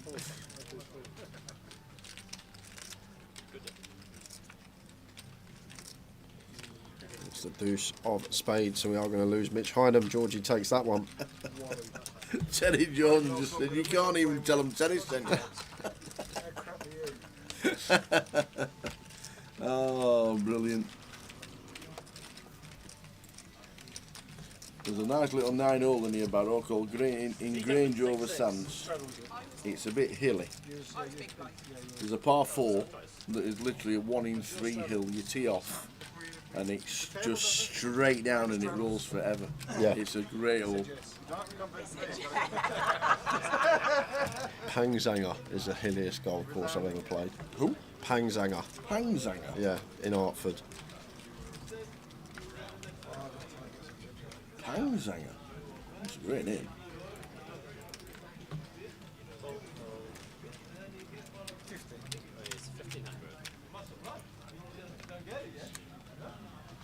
Nine deuce suited Montana Banana for Terry. Like Third John here, I'd just make this like 4K. Just try and get heads up with Terry. We know that now that we call, we're going to get people coming in behind, now splitting equity multi-way rather than heads up. I think, like theoretically, if it was just a normal +2 open, yeah, we'd play a lot of flats with King 10 suited. But when it's a Terry open and it's an any 2 card open, I think these hands are just going to be a nice little sort of small 3-bet to isolate, if you like. Just try and get heads up with position on TJ. Just goes for flat on this occasion and does bring the rest of the field in. Georgie's in on the button, Mike in from the big.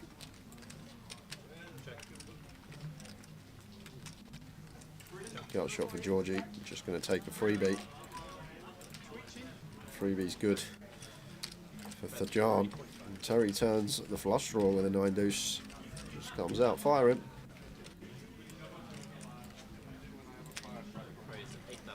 Yeah, 3.5. Raise from Thajan. Oi, oi. And a snap call from Terry, who's not folding. We'll probably just fire the river. He was checked. Oh, I would have gone for value there for John Tower for sure. Yeah. Terry's going to bet a jack on the flop. He doesn't check Jack X on the flop after opening, therefore the jack's kind of irrelevant. So we're going to target stuff like 8s, 9s, 10s, maybe even Terry heroes off of ace high.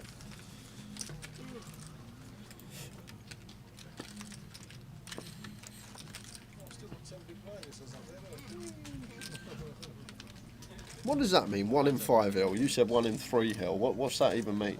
1 in 5 hill. 33% downgrade. Oh, okay. If it's a 1 in 2 uphill, you're Yeah. walking like Yeah. 50% gradient. Cockermouth. Try Cockermouth. I've heard about Cockermouth actually, Morris. I have indeed. 1 in 5 hill immediately in front of you. I have heard about it. Kendall's more or less the same as well. All in the Cumbria area, and it's just hills. Terry all in with the Queen Jack. Georgie calls 10-9 off, wants to give the TJ a spin. Terry's going to see he's out in front with Queen Jack. As the blinds just go up. 8's coming. 8, 8, 8. What are you calling that rubbish for? You think you're on me?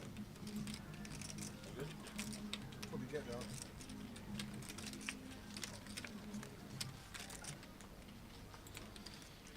Great flop for Terry. What are you calling me that rubbish for? Who do you think you are? Me?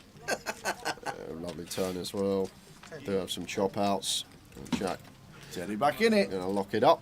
Back to 14 for TJ. That 14k might just be your next hand. This is what I said, it was perfect. It was half time in the football. TJ sat down, he's going to give us 15 minutes of entertainment. And the football's back on. And we got a sweat for once. Woo! Yes, we have.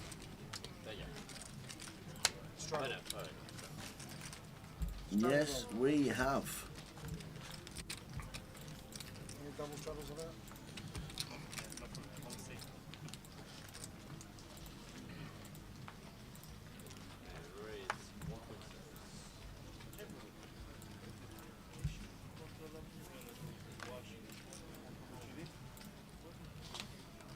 Terry, King 10 of clubs. Is he allowed that tower?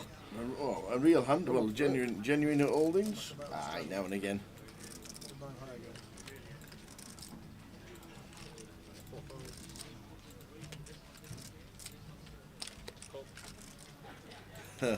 Amazing how the big stacks have tightened up now. Terry's on the table. It's all about adjustments this game. It is.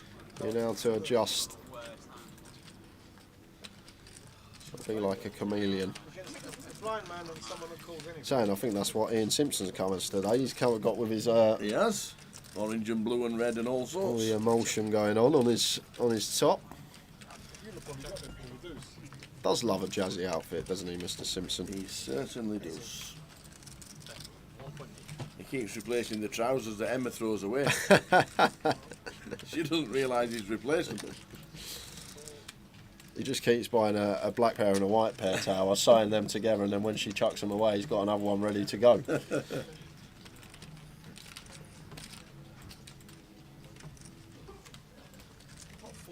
So last level of the session. 4,000 for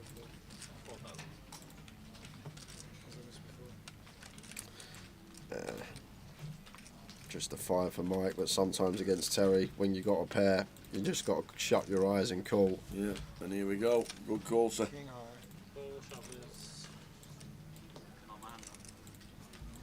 Terry back down to 6.6. Go to 6, right?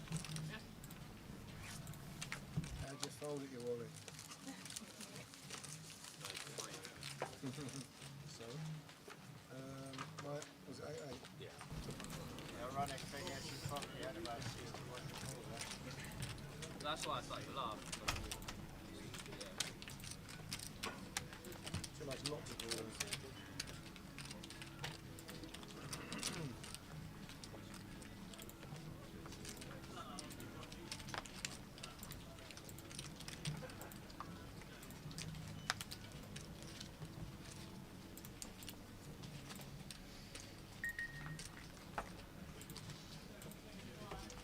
Start with a double or nothing, shall we?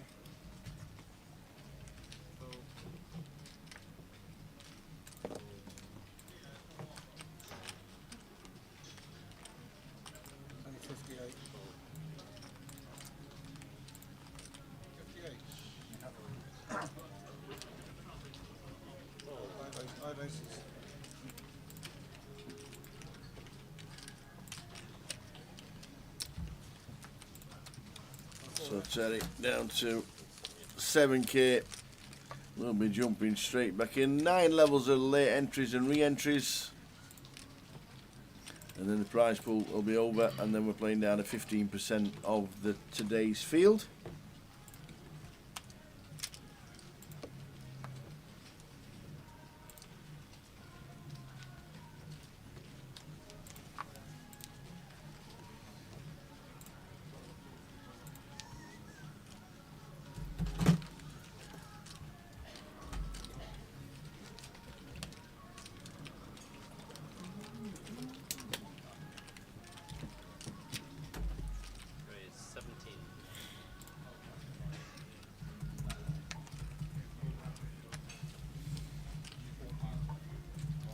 Jens raises to 1.7. Terry's not folding, no matter what they are. Sorry, buddy. King 10. Cheese, yeah?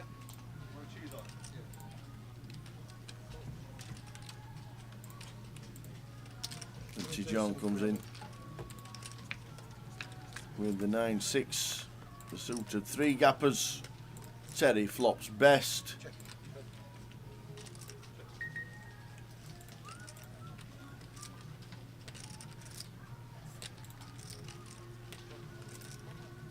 Checked all the way around before the turn card comes. Terry's in and unfortunately falls behind to Jens with the ace. So we've got a call. Terry needs a queen or a king.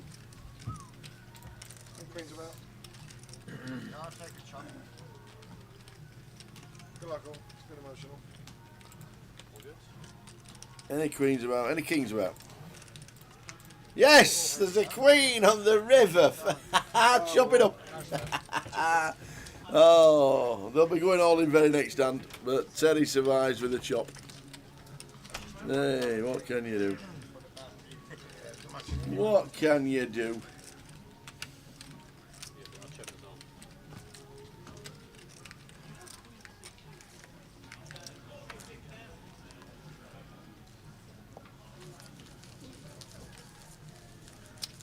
Good luck in the second half if your football team's not 4-0 down. Well, that's what we say. If you're not 4-0 down, good luck in the second half.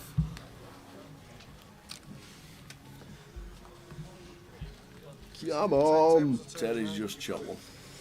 Exactly. Love it, did I?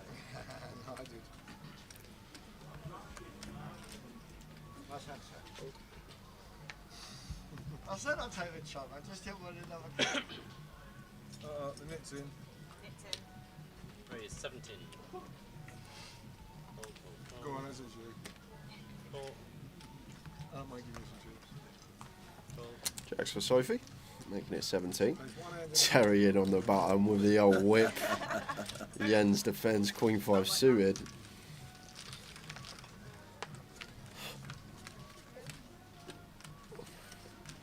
Ten, 6, and connects with the deuce. Good night, Terry. I hope Sophie hits him with a tell him Sophie sent you, because that's what's about to happen. Because Terry's not folding a pair out, I can assure you of that. It's just actually going to call. Thought he made jam, but just going to play cool, and Jens should be getting out of the way with the Queen 5.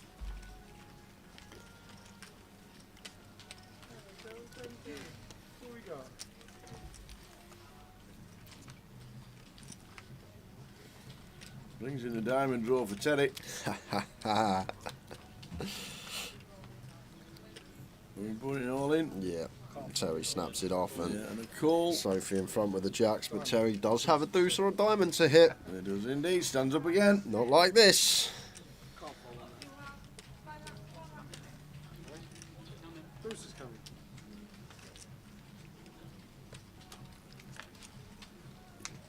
It's a 4 of clubs. So Sophie gets Terry's chips. There'll be a re-entry coming in. And it's not Norwich 4-0 anymore. Is it not? No. It's 5-0. Seat open 6-5. I was doing the same thing.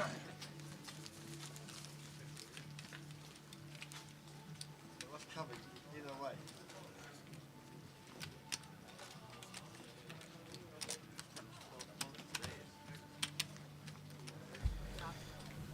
Yeah, she never got to say it.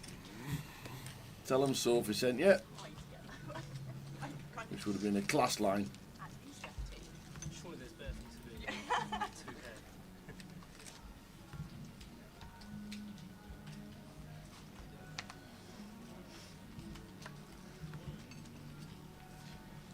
I wonder when Norwich just said, you know what, enough's enough.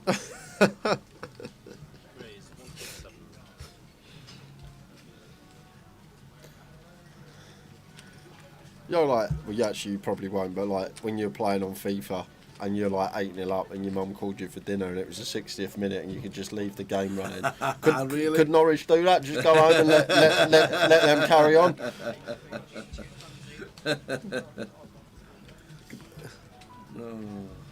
Harry Kane hat-trick in the Bayern game, says Ian Edelman. Morecambe down to 10 men. That's big, Stephen Lee. That is big. Aberdeen 68. How are we doing?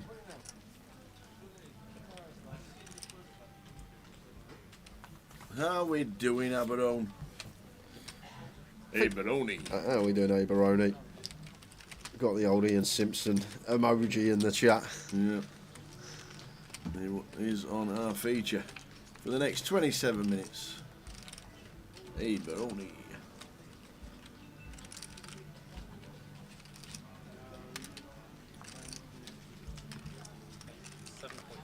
We're all good. Main event coverage today. We'll be playing this one down the whole way to the last 15%, and then we'll be bagging and tagging. Prize pool keeps going up. Oh no, Barrow red card. Uh-oh. Oh no. Uh-oh, that's bad news. That's bad news for us.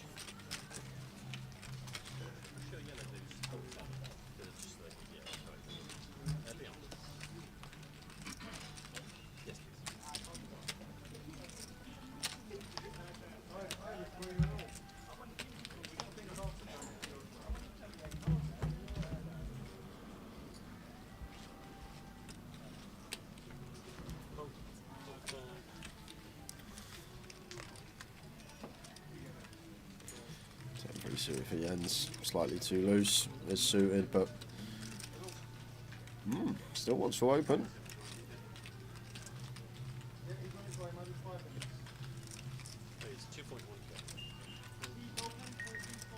It's at 21, 9-7 off for Sophie. Does get to defend. Heads up to the flop.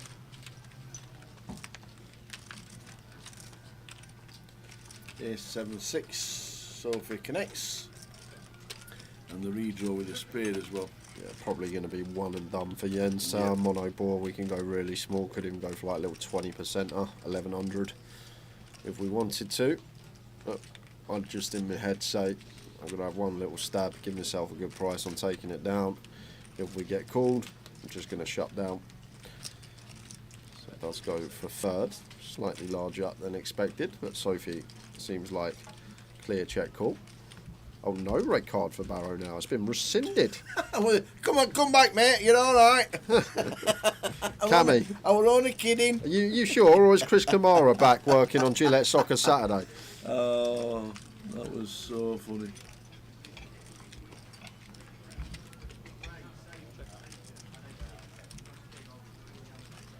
How do you have a red card and no red card? That's never happened before, is it?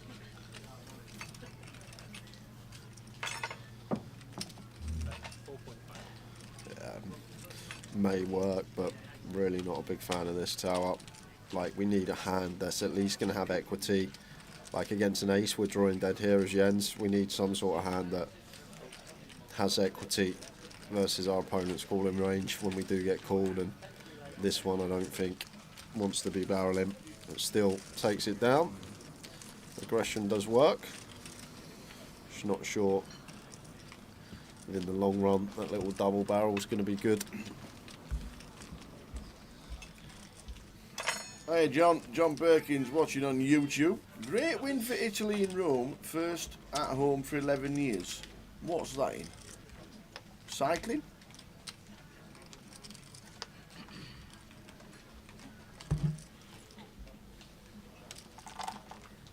What's that in, John? In it. Getting out of the way.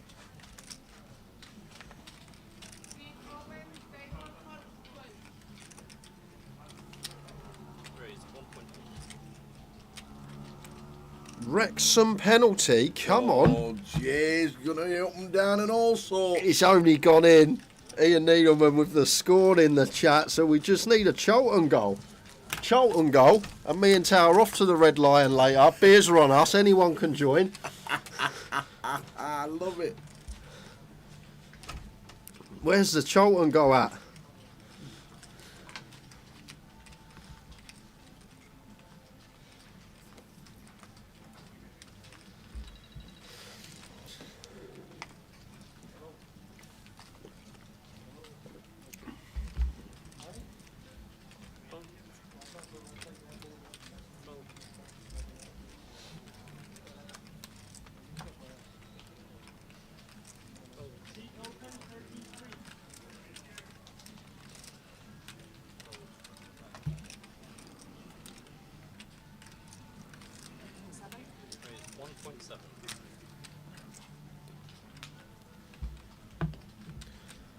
Jack 5 suited for Sophie on the barn.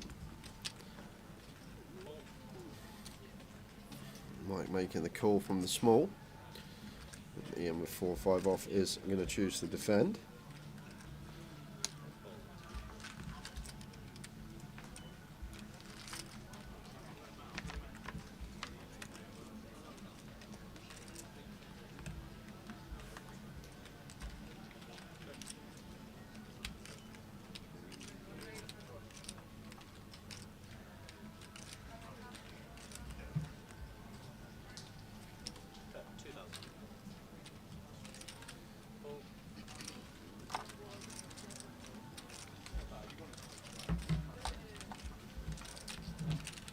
A6-8 rainbow.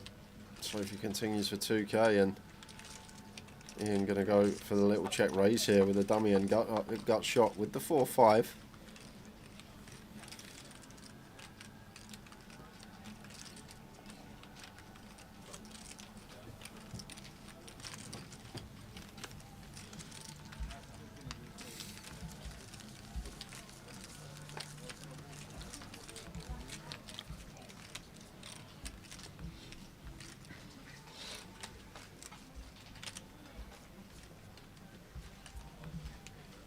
Charlton 2-1 up, so we just need the hold. Is that what you're saying for the fourfold? Go on, you fourfolders. Hold the baby. Come on the hold.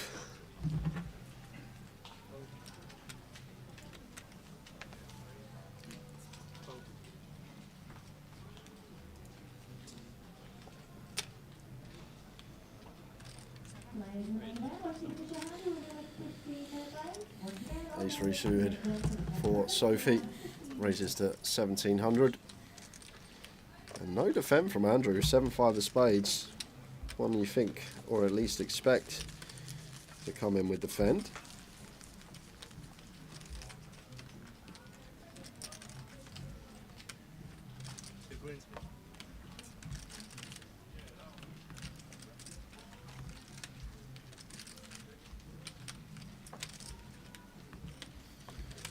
So 20 minutes left at this level. There'll be a 15-minute break at the end of this session. Ian Simpson going along nicely. Mike Alexander doing the same. TJ made a brief appearance on the table.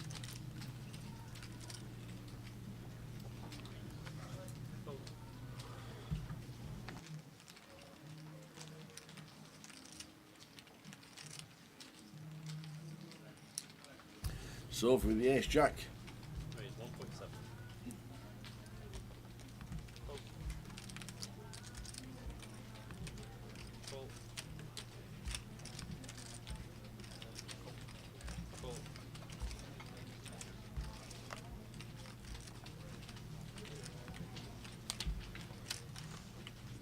Ian calls Jack 10 suited on the button. Andrew comes in from the small with the 7-8 suited off of a shallow stack size, maybe trying to catch a piece to just get it in and run it.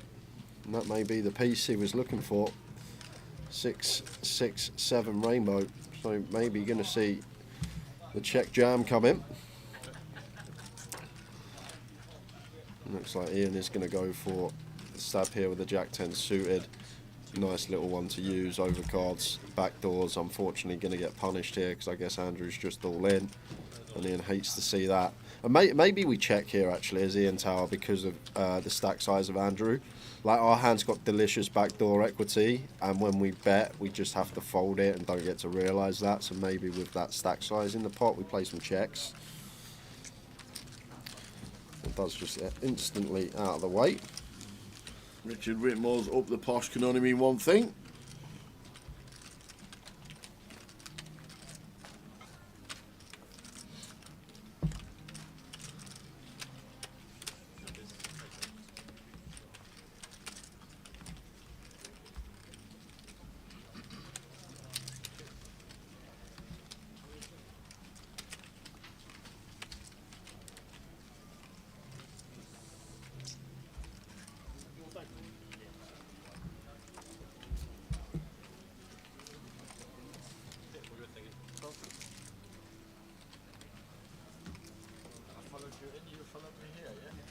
Following you.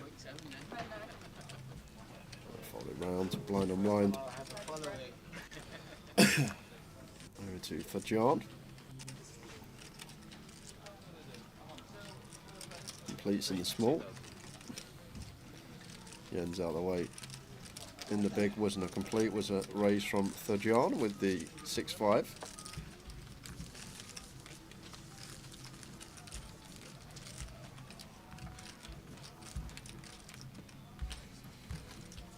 Minutes left at the level, £147,000 now in the prize pool.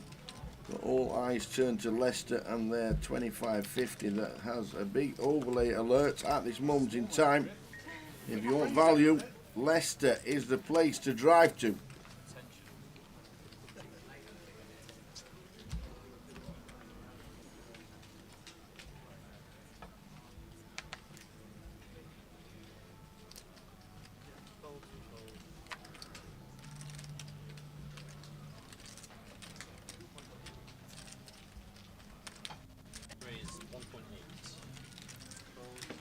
Pocket 2, so Ian raises to 18. Round to Anthony, ace-9 suited, fresh starting stack. Gets straight involved in the form of a call for John out there with a raggy ace. Jens does the same from the small over to Georgie. Queen Jack not going anywhere.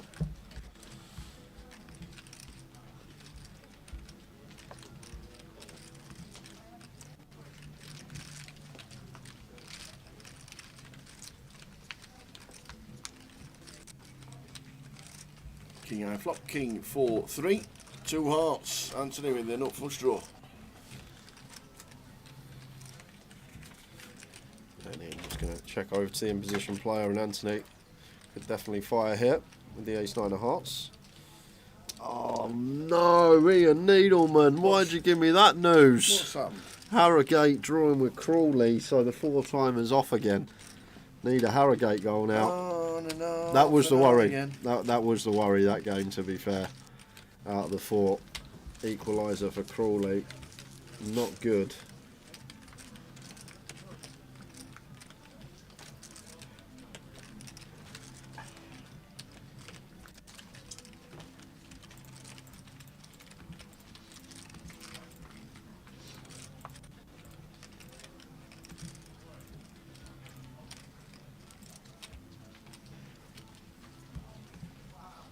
Doncaster 2-0 though, says Ian Needleman. So You back Doncaster? Yeah, I put them in there. They're in my 4-fold. Donny, Harrogate, Charlton, and Wrexham is my 4-fold. Okay.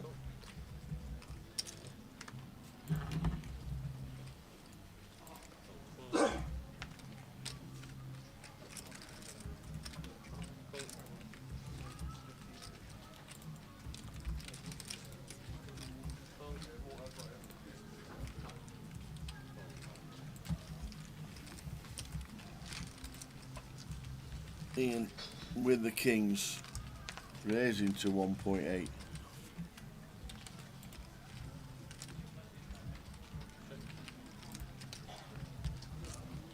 It's called in 3 spots.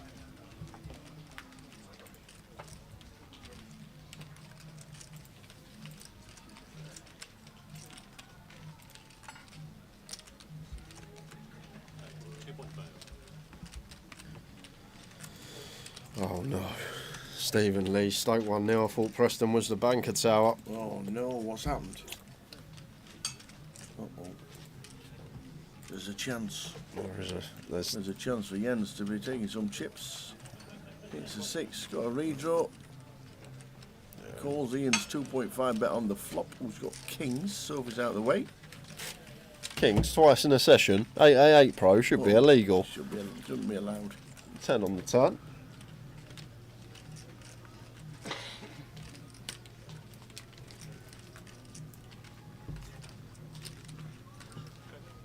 Ian checking over to the in position player. Jens got quite a nice one, I think, just to check behind here with the 6-7. Oh, it's all gone wrong. How's Carlisle 2-2 now as well? What is happening? It's all gone Pete Tong. So going to go for a small size here, Jens, and this is probably just the function of being able to check back rivers, assuming Ian's going to be playing in float. Goes for the small 2.8k probe on the turn here, and versus this size, could Ian ever go for the check raise here to try and get this in by the river? I just don't expect any 2 pairs or better to ever choose this size here tower. The only hand maybe would be something like 7-8 of hearts that's just got a complete lock on the board. So I'm just going to read into this size as Ian a lot of the time as something like 9-8, 9-7, 10-8, 10-7. Sort of the pair / gut shot type hands that trying to get to showdown cheaply. So raise could definitely be on the cards here for Ian Simpson.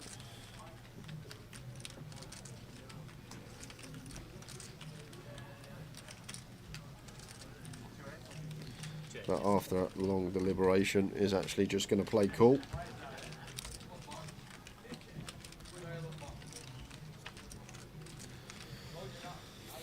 And 5 on the river, great card to see for Ian Tower. One of the best in the deck. Counterfeit in the 9-10, counterfeit in the 10-6, counterfeit in the 9-6. Does he have some ideas about leading on this 5 of spades? Because as I say, I'm just going to read into this turn sizing of Jens as sort of a pair gut shot that wants to check back river. So Ian may actually take that option away from him here.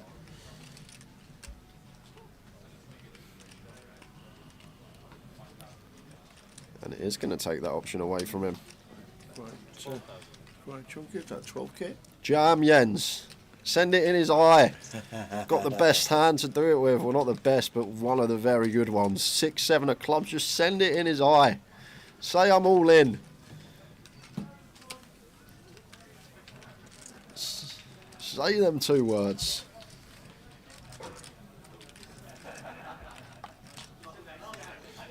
Come on, Jens. We can find it.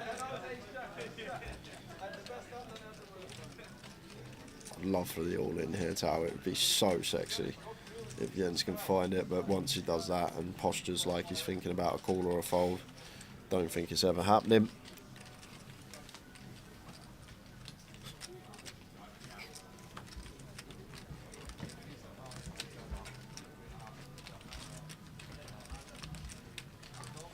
Yeah, I know, Johnny Brown.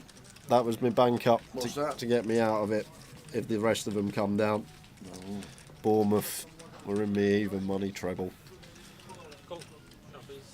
You never backed Bournemouth. I did, because price for them? Short. Well, they've scored. This is what I do, Tower. This is what I do.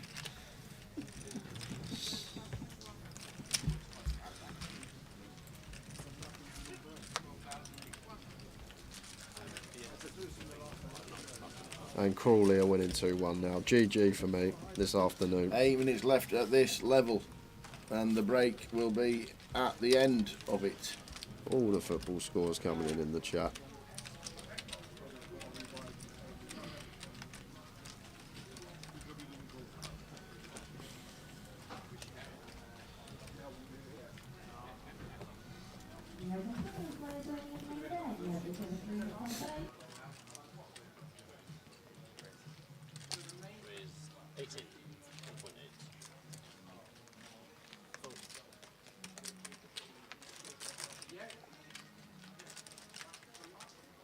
Ian scored! Oh, there's only one person in the chat box not happy, and that's Kev Blower. Come on, Preston!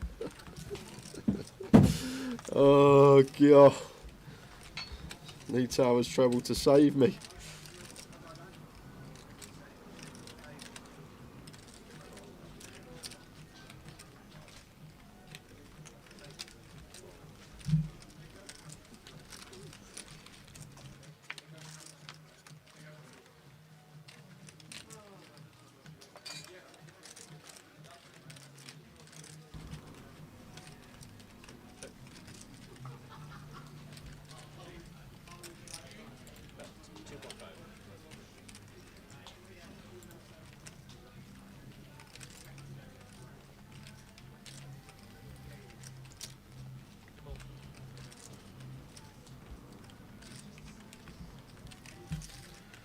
Another gun open from Ian.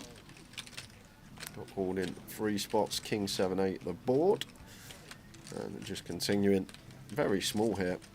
Goes for 20% sizing. Anthony calls and Mike says, you know what, I've only got ace 4, but all this dead money out there, I want some. Goes for the check raise with ace 4 off on king 8-7. I'm going to run into it because Ian's got one that isn't folding, especially once we opt for 20%. Not going to be folding to a raise, may even be some worse value hands in there for Mike. Stuff like king jack and king 10. The Bournemouth goal rescinded, great.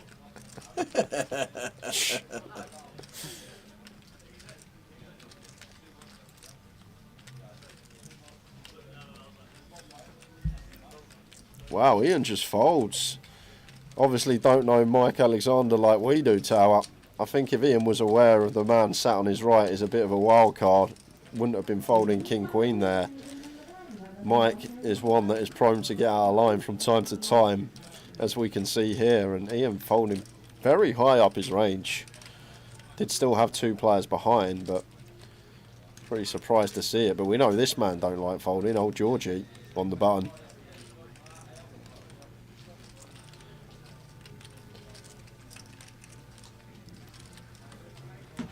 That does get out of the way, so credit to Mike. Takes aggressive route, prevails, and well up at the top of the pack. Probably chip leader in the room at this stage. Nice 5 starting stacks in there. Indeed, especially as he bust out in the first level and thought, you know what, queens against kings, get me out of here, get back in again, smashed it.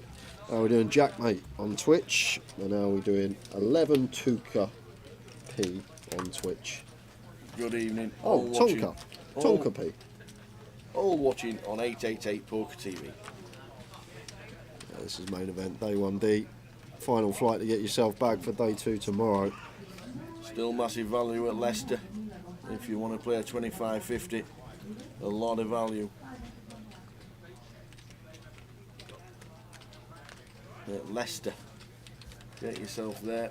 Newcastle running as well, and Edinburgh and Bury New Road in Manchester. 25.50s all over the place. Get yourself involved. I'm going to be heading out on break very shortly. I think we've got about 5 minutes left on the clock.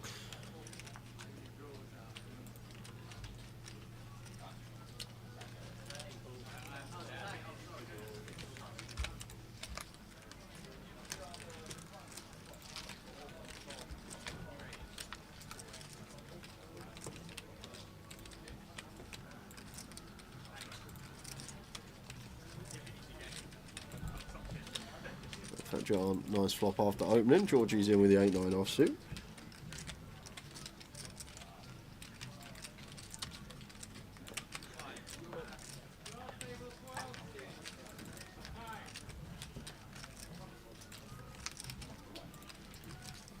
King of clubs on the turn to John with the option.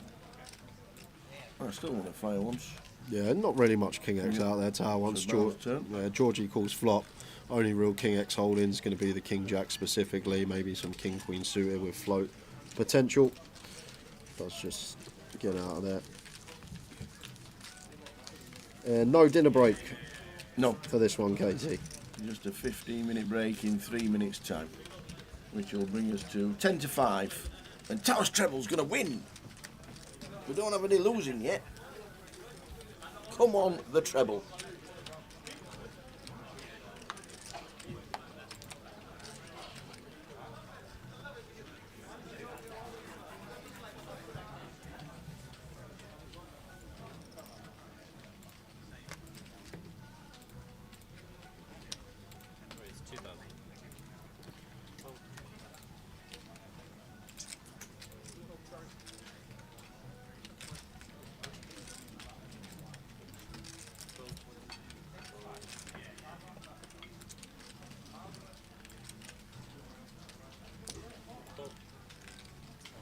Anthony ace-5 suited, opens to 2k.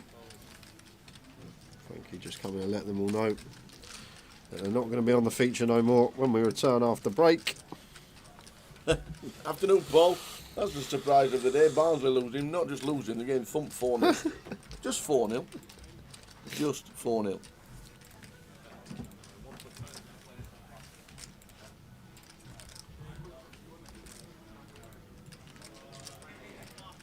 Sorry, Paul.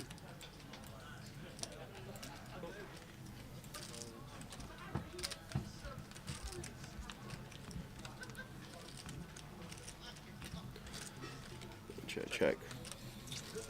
Sorry, back call on the flop.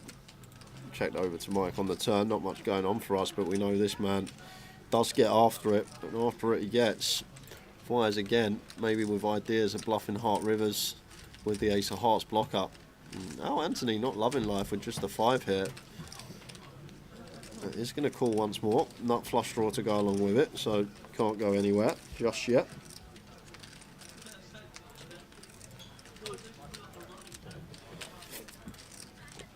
Does make the nut flush, and Mike continues the aggression.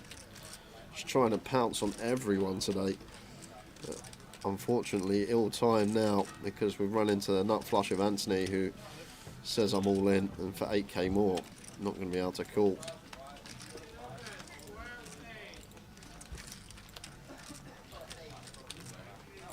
A bit of even money action on the pool table. I can make it up to you later. Don't think I'd win.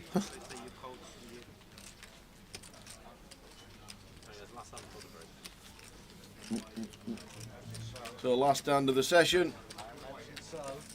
Just fit one more in. Off we go. And then 15-minute break. Bring us back to 10 to 5. New table on its way. Go have a little cry on the break. So close as well. Old Harrogate. Leading for ages. So break. The clock has started on the break.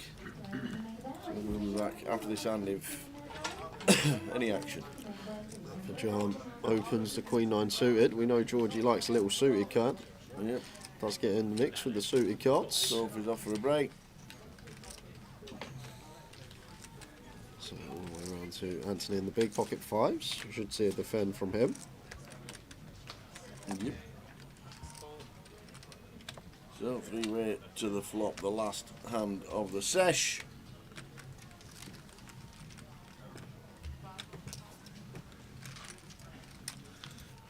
Charlton are winning. That's irrelevant. We need 2 goals for old Harrogate. Harrogate. So flop time, Queen 10 2 to John. It's the best of it. Check calls. Giorgio going to take one off with the bottom pair. See if he can snag 2 pair trips or maybe even the backdoor flush draw on the turn. 4 of hearts, good one for Thajan. Picks up flush draw now to go with his top pair. Looks like going to fire another street, and that will be hand over. And we're going to be on a 15-minute break. Hopefully when we come back, it's 3-2 Harrogate, it's 2-1 Preston, 1-0 Barrow, and the other team you put in. 1-0 Millwall. That's what we're looking for. Millwall. So we will see. Oh no, we won't. Is he just raised? This could be juicy. This is getting spicy. All in. He's snap called with the 2. What's happened there? It can't be 5 deuce. I think it can. It can be 5 deuce. It's What's happened there? How was that end? Look at Ian Simpson. Ian Simpson's like, what's just happened there? See you later, Georgie. Oh, wow. Georgie's still in with 20k, Oh, no, yeah, but he's got 20K. he just torched 35k. Just like that, last hand of the break. See you in 15. We're off. And then I'll be back on Saturday with a lot of power to make it to day 3.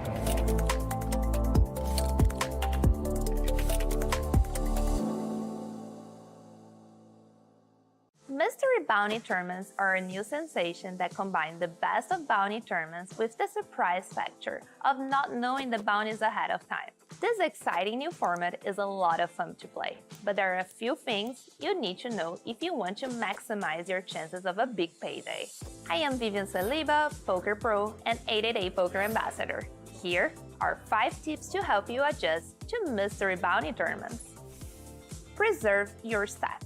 Stack preservation is very important in mystery bounty tournaments. The prize pool is divided in 2, with half going to the general prize pool and the other half to the bounties. For this reason, having a wealthy stack when the bounties kick in can generate a lot of value.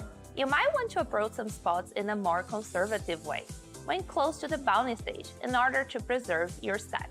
A big stack lets you cover most of the other players, and with that comes the chance to eliminate them and win the mystery bounty prize. You may also want to avoid battling other big stacks and don't make marginally profitable plays that can compromise a big chunk of your chips. You can also exclude the bottom of your range when calling all-ins or even jamming yourself. Categorize your opponents. Being able to categorize your opponents is key in mystery bounty tournaments. 888 Poker has an extensive mystery bounty tournaments offering every single day. After playing many of these, I realized that most players in these tournaments will play very aggressively and looser than in other traditional tournaments, probably because they want to build a big stack. I recommend that you bet bigger and more often with your value hands than you normally would. If you're seeing that your opponents are playing very loose, you're going to want to bluff a little bit less often. Focus on making chips with your big hands. Adjust to different stages of the tournament. Understanding the stages of mystery bounty tournaments is key to doing well in them. You have to adjust or you will struggle to really succeed. Once the bounties kick in, your fold equity will be smaller as players are incentivized to call all-ins in order to win a bounty. You will often see players calling you down with hands they never would in other tournaments. For this reason, I would go all-in with a tighter range than I usually would in traditional tournaments. Cut out some suited connectors and instead give priority to high cards and pairs. Pay attention to the remaining bounties. When you're playing a mystery bounty tournament, keep your eyes on the bounty list, as you need to know which bounties are still up for grabs. The average value of a bounty will vary according to those that are still available. Let's say all the major bounties are already gone. In this situation, the chips will probably have a higher value than a bounty. But if all the big bounties are still in, and there aren't so many players left, it's likely the bounty value will be higher than the chips. So don't focus too much on making a pay jump. Knowing which has more value, the bounty or the chips in play, will help you adjust and aim for the biggest payday. Don't forget about the prize pool. Don't forget, when you're playing mystery bounty tournaments, they do still have a prize pool. It's not always just about winning the bounty in a hand. Don't overvalue knocking out an opponent just for the bounty. I've seen so many blunders from people compromising their entire stack just to win a bounty and forgetting about the general prize pool. Most of the times, you still will need a strong hand to call all-ins. Don't just gamble for the sake of it. You have to evaluate risk and reward. If you bust out with a bad hand trying to take a bounty, you miss out on the rest of the tournament. Mystery bounty events are incredibly fun and can add a new layer of excitement to the game. And don't forget, always play responsibly. You've probably heard that aggression is important in poker, but do you know when and how to play aggressively? My name is Alexandre Mantovani, also known as Cavalito, and today I'm going to share 5 tips to help you introduce more aggression into your poker game. Identify which boards are better for your range. When we raise and get called, there are some boards we can be very aggressive on. Let's assume that we open raise from early position and get called by the big blind. Any board that has one or more high cards, jack or higher, is usually a good board for us, and in the vast majority of them, we can bet our entire range.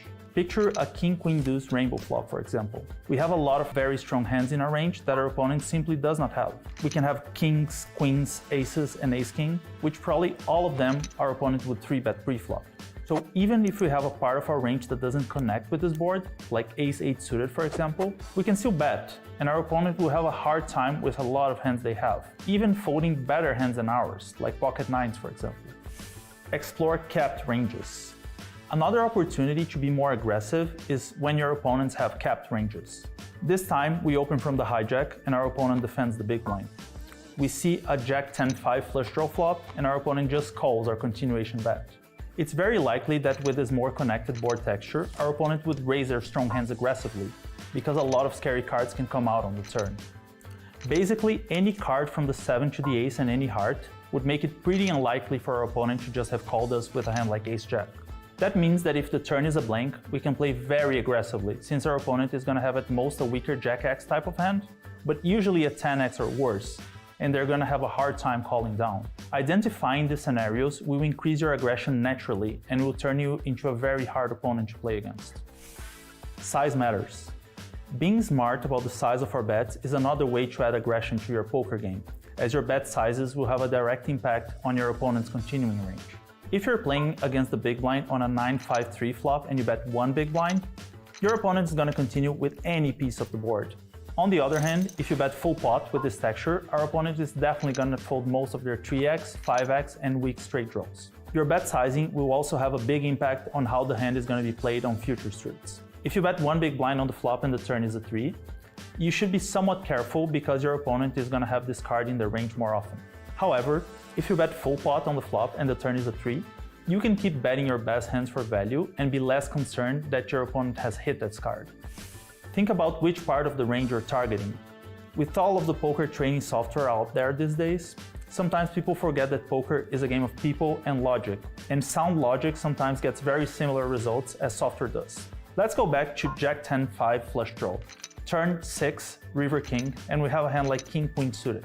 We know our opponent has gotten to the river with a weak jack most of the time, so we can still extract value from these hands with a not so large bet, like half pot.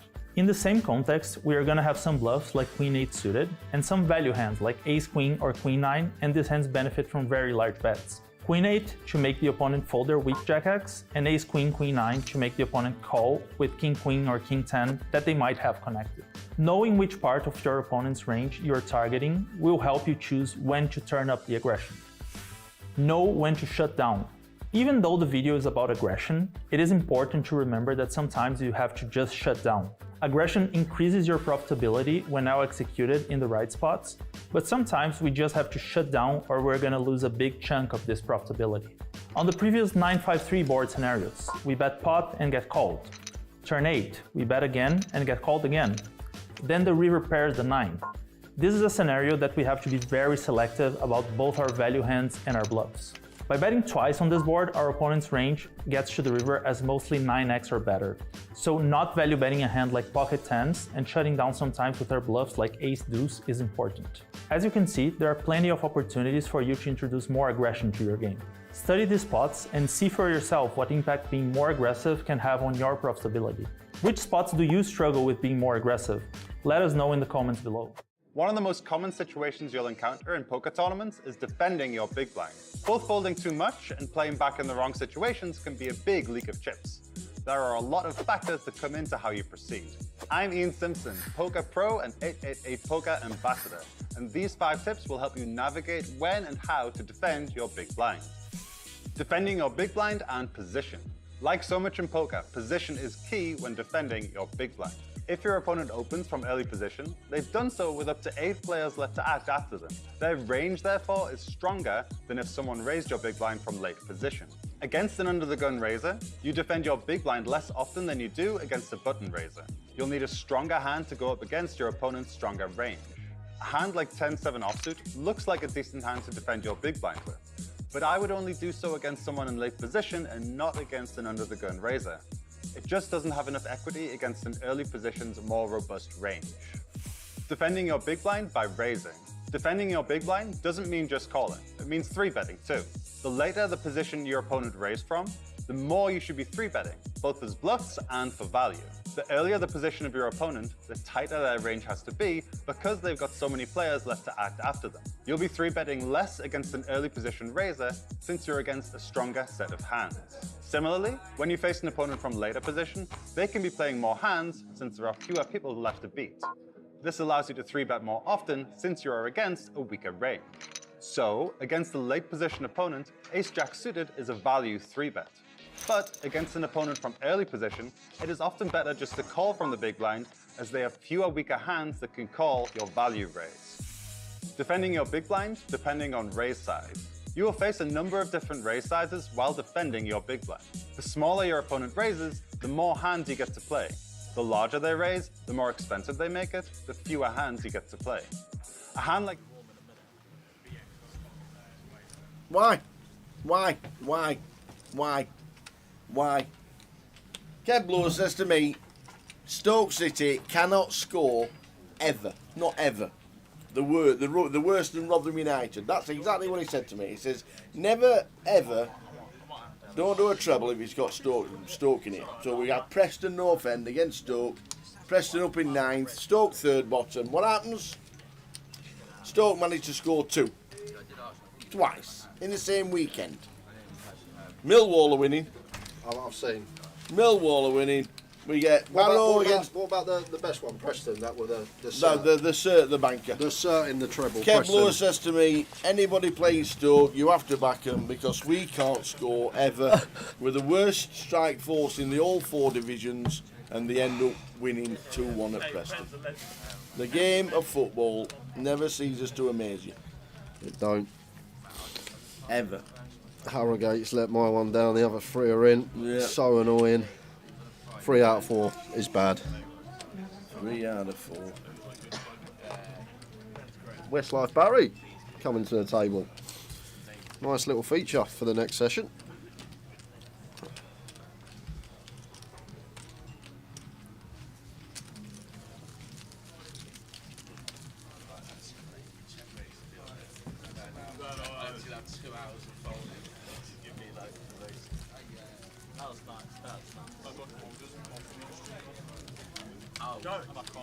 Is that what it is it? Yeah.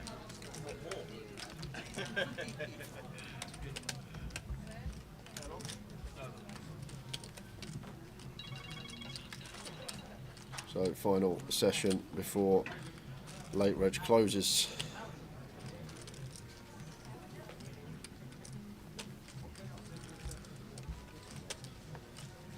So we'll run you through the feature we got for the next 2 hours.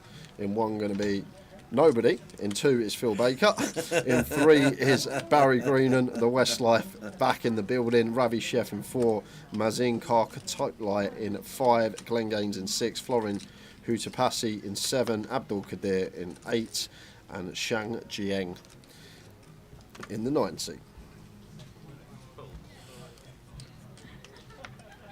Well, it was fun while it lasted, as always, but as always next year. Oh, Bournemouth 2-2. Yeah. I nearly said Leigh Sheffield United when they were 2-0 up. You wouldn't believe me, but I did.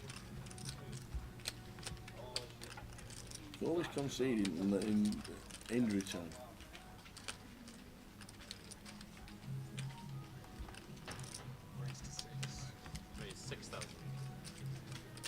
You could end up losing it. So Ravi opens Queen Jacks, makes it 22. Mazin with the 10s in the hijack, makes it 6.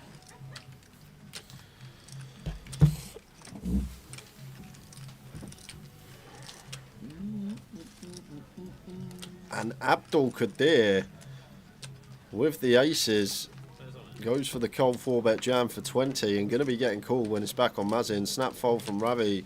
Mazin going to have to call. 20 effective. We've already put 6 in. Well, 21.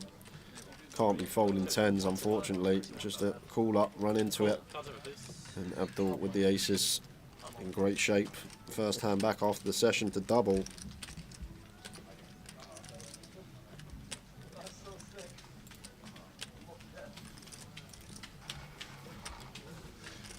we go.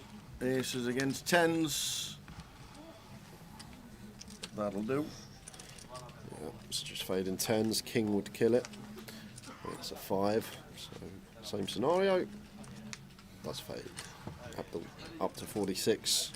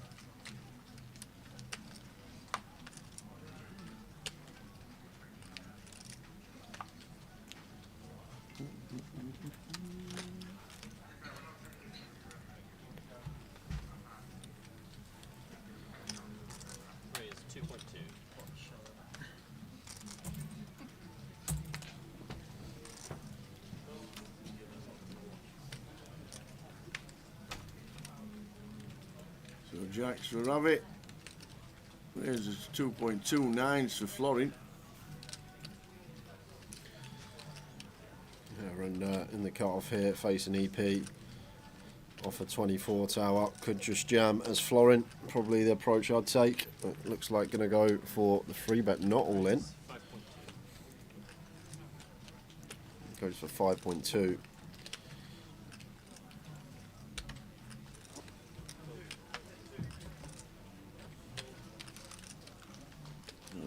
Incoming 4-bet. Is it a 4-bet jam? Or are we flying? No.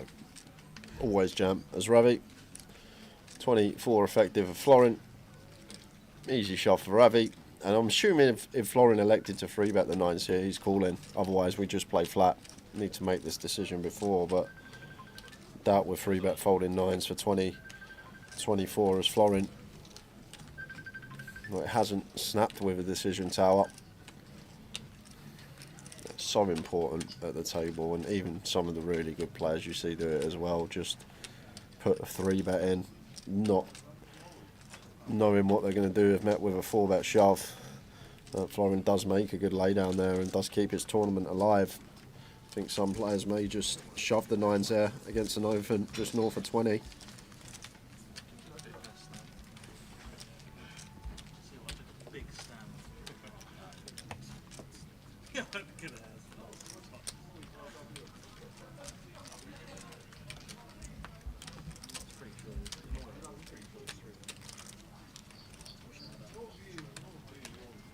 $151,000 in the prize pool. Luton slightly bigger than Edinburgh in terms of runners. End of this session is the end of the buying period.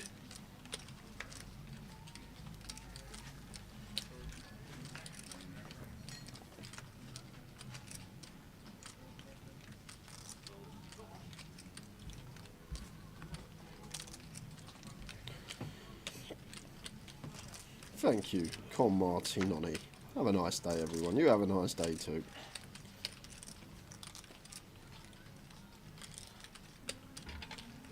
Queen 4 suited, one that should see open on the button with once folded 2. Does make it 2k.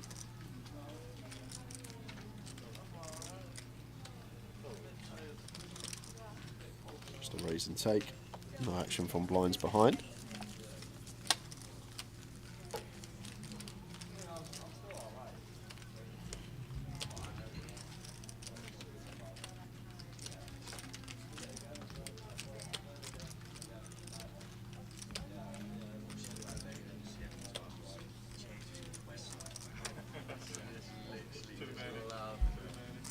Can't believe Bournemouth though, Tower. Oh, you look like an absolute cert against Sheffield United.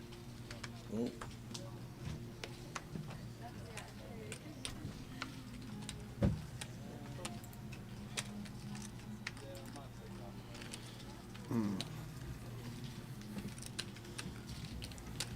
Florin with the ladies now, gets rewarded for his fold with the 9s. I think you see some players busting that spot.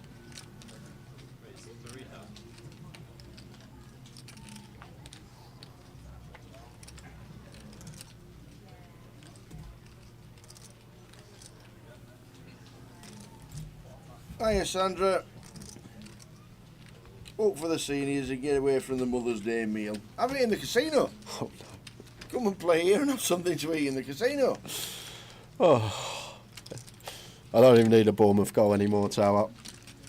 Luton have just equalised anyway. Oh. So the Norwich, Palace, Bournemouth treble not coming in. Okay. It was the banker treble, Tower. It was the banker. Did you see 10-man Barrow? Yeah, 1-2-0. Saw that. 2-0. Preston's cost us fortunes today. Absolute fortunes. You can always move them away to Luton. They don't say that the whole time. If you've had some winners, then good luck and well done. We were close. Another 2 out of 3 day for me. Again, on the treble. Wins is nothing. Nothing at all. 2 out of 3 yet again. I was on it though, so that's probably why. True, right. Shouldn't back against Luton when we're in Luton.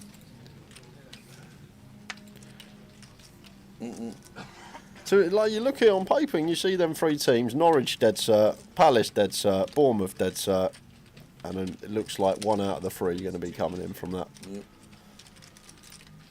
Queen 10 for Phil. Makes it 2.2. Ace Queen for Rudder in the small. Just think going to always play 3-bet call off here for 35. I'm probably going to make this around 8.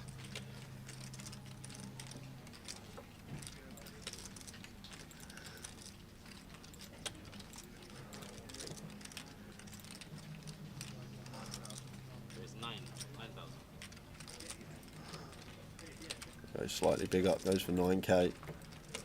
Going to get the same result though, because Phil can't continue with the Queen 10 off here. Should be hitting the mark. On to the next hand.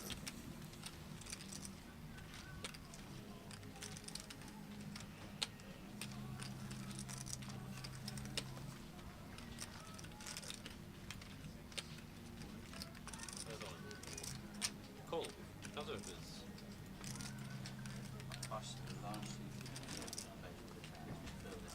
On to the next hand. You were saying?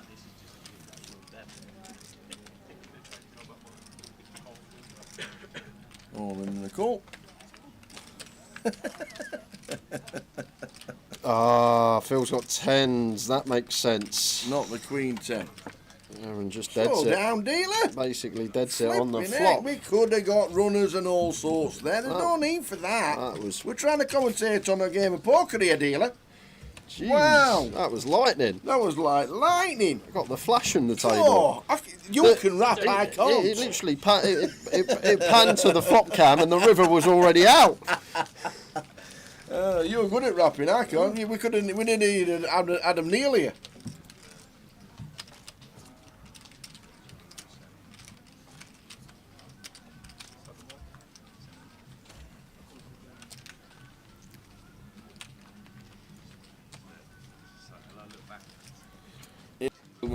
Needs to win the seniors to get back the losses from Hull, letting him down for chunks. Oh, unlucky Ian.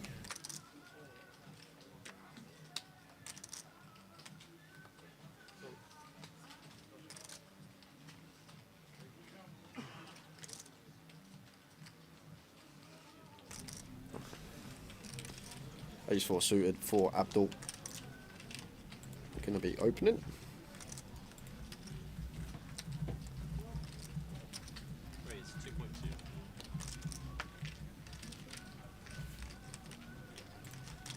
Raises to 22. Ace 9 for Shan. Should be fold. There's his 2.2. So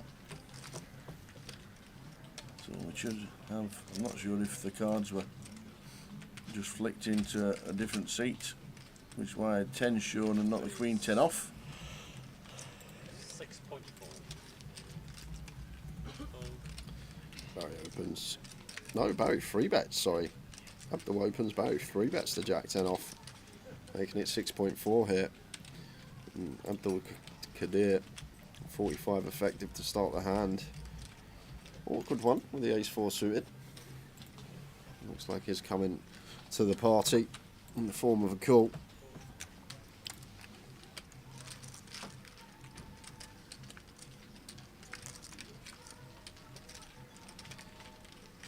And smidge of action. We've got nut flush draw for Abdul, gutter ball for Barry, but Barry with the betting lead and the 3-better here.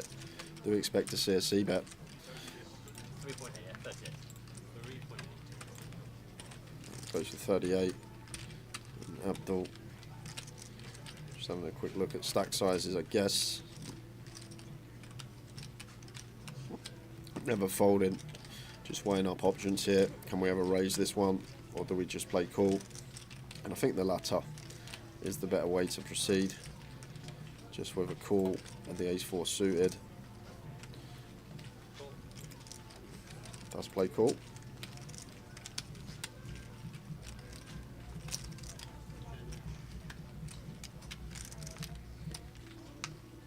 Jack of Hearts turn. It seems like check, check. High frequency now. Abdul, doubt going to play any leads. And then Barry's just picked up a nice bit of showdown with the Jack 10, so seems like a good one to check behind here.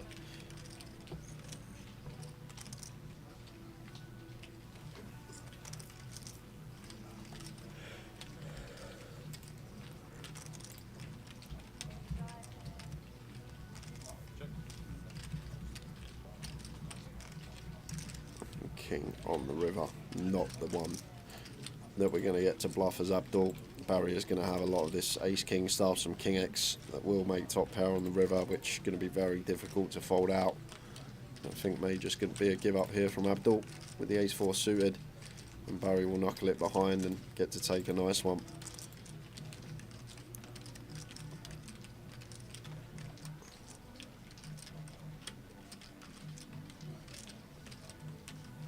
But saying that, Abdul does have some ideas here, Tower. He does. He's going to go for the bluff with the ace-4 of spades. Maybe targeting hands like 10s and 9s, targeting some ace-queen perhaps. Half pot.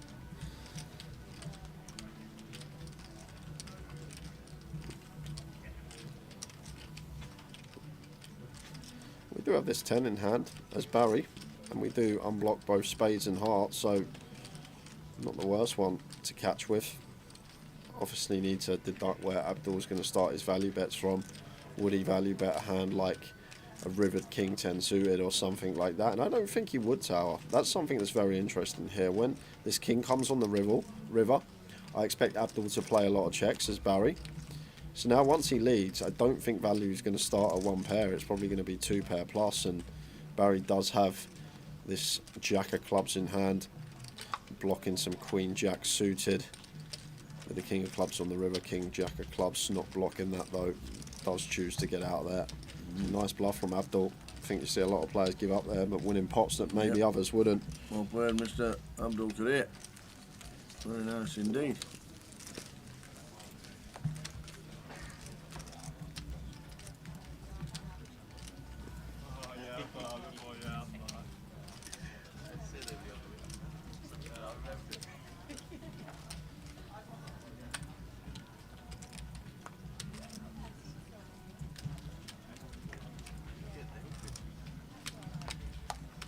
You know, it's been a pretty bad weekend in football when you're hoping to get it all back on the 8th tier of British football.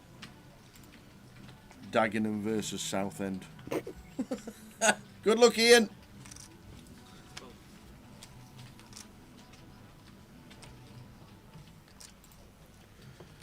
King queen suited for Shan. Easy open. Just clicks it.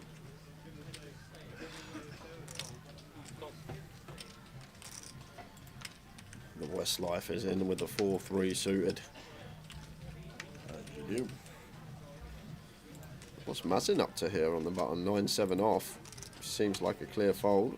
Maybe didn't realise it was on him. Glenn follows suit in the small, and Florent not going to defend the 6-3 off 3-way. I doubt it.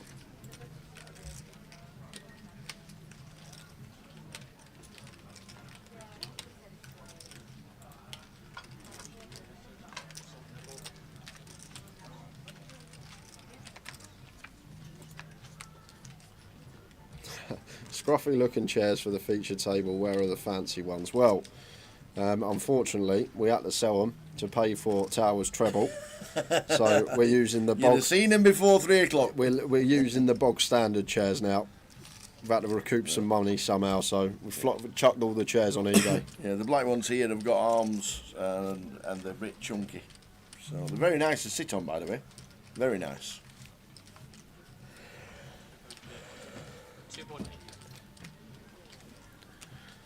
Barry Green, and what a flop he gets. Flops a steel wheel draw and a pair. Florin out of there. Sham will do the same. Nothing Shan can do with King Queen. Just going to be a check fold.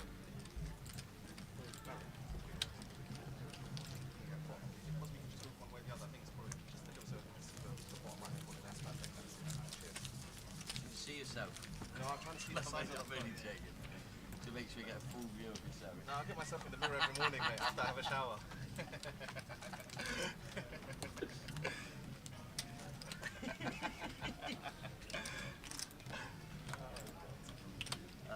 Now I've got a better view of myself. Yeah, so get a love cheers. back, Yeah, man. It's only 2 hours you're on here. We're not on here too often, so we've got to utilise that, you know? Got to look good. Yeah. Did the push-ups this morning as well. Exactly, yeah. Now you can look back at yourself. That's the one. In bed tonight. That's the one. Not just in the shower. With Queen Jack. Opens to 2.2. Mazin, 6-5 of clubs on the button. There's a pretty little hole in. That's why I start drinking so I can forget. I've got to get back and look at myself in the mirror like this.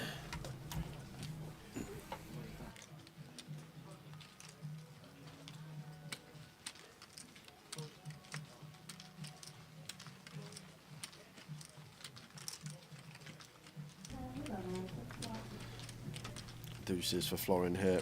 All in Tower from the small. Seems pretty clear one. Late position open. We have a... Okay.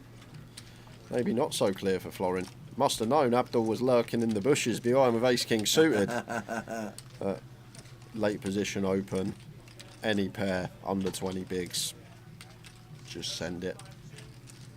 Except aces, obviously. Yeah. And kings some of the time. But as soon as there's that late position open, which is perceived wide range, and we find a pair and we're sub 20, very nice spot to just move in.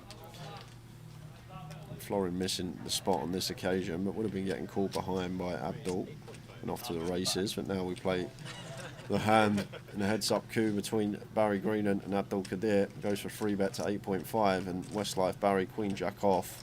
One that probably shouldn't be continuing. And doesn't.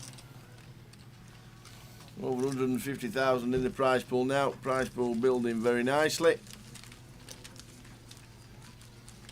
See your cards in the reflection behind you, Barry. Oh, that makes sense.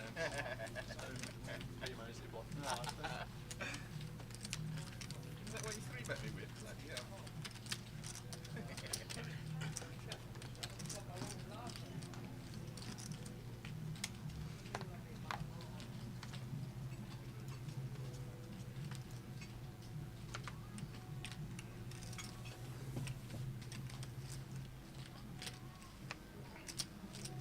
Raise 2.1.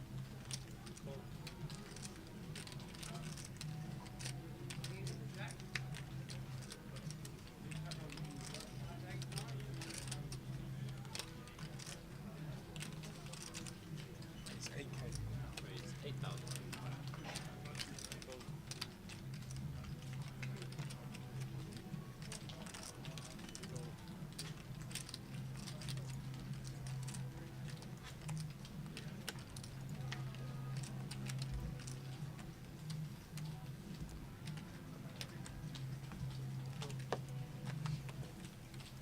How are we doing? Elderly Maniac. Oi, oi. Any idea why the satellites for tickets on Grosvenor Poker? Many more players lately are playing really big rise on the players. It might, probably me, Tower. I'd hate to take all the credit, but me flicking up the online. You do it well. Every hour or so, and UKPTs. We got a few satellites started last week that weren't going to run. Yeah. Threw it up on the stream. They're fantastic value. 1 into 5 into 30 into 250. Yeah, and they are fabulous, fabulous value. And the best thing about it now is that you can use the £250 credit that you get online in any tournament you want to play. Speaking of value tower, this is the one for the weekend. Come down here to Leicester. Even if you're 2 hours away, it's probably worth the drive. Well, not even probably, definitely worth the drive. Yep. So we got the 25.50 in Leicester. It's a 50k guarantee. So going to need 250 entries to hit that guarantee. Yep. We got the afternoon flight running now, and we're only on 109 entries. So we've got more than double the field. So looking like a lot of added value there in Leicester, guys. So check that out. Structure is there. You could still turn up now, get there in an hour and a bit, still have 50-40 bigs, have a little spin, turbo as well, an option. But check it out, guys. If you can get to Leicester and you're free this weekend, that is the one to be at. Yep, Newcastle is on as well, also Edinburgh and also Bury New Road. There's plenty of value around the estate. Yeah, if you can use the vouchers as 888 festivals. That's for sure, Andrew. I just think they're great value. They really are. 1 to 5 to 30 into 250 and £200 credit because I've got the Easter Beast credits going on, got Goliath credits going on. There's so much value now online. Now you can use the online credit in any live tournaments. It's fabulous. Yeah, nice looking card to see for Mazin here after check flop.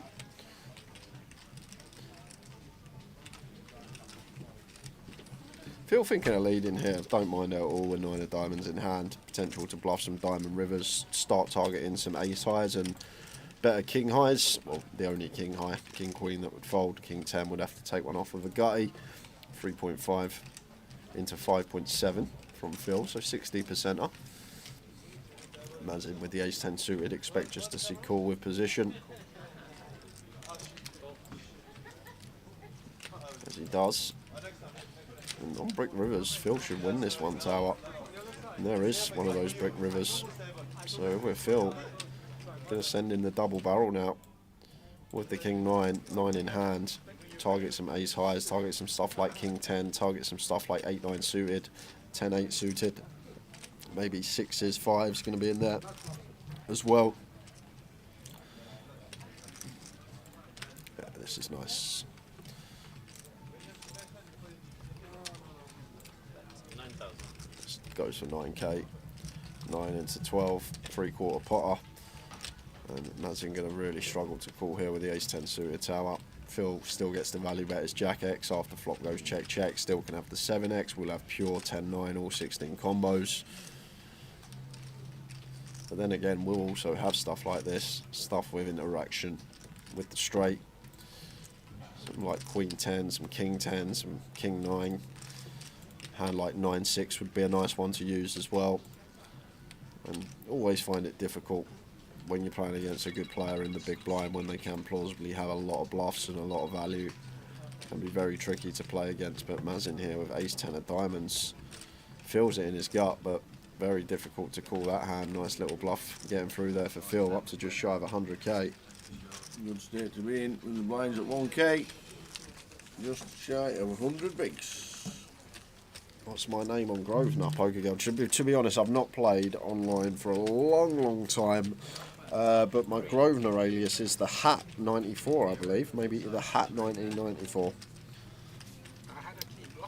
I think long time since I played Grosvenor. Don't really play online tournaments ever. The Hat 94.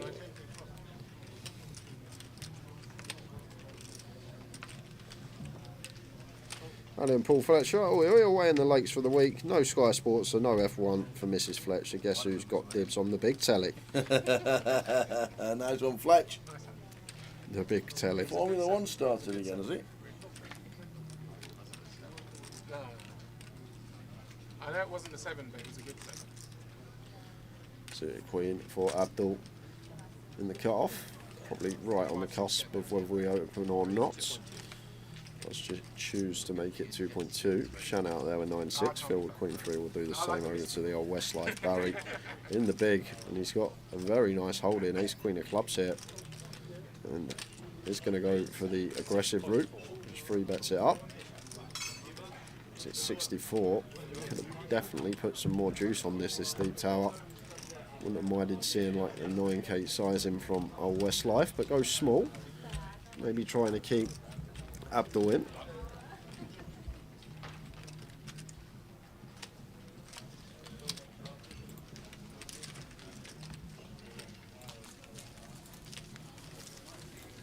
Barry again, great showing again from Barry Greenan.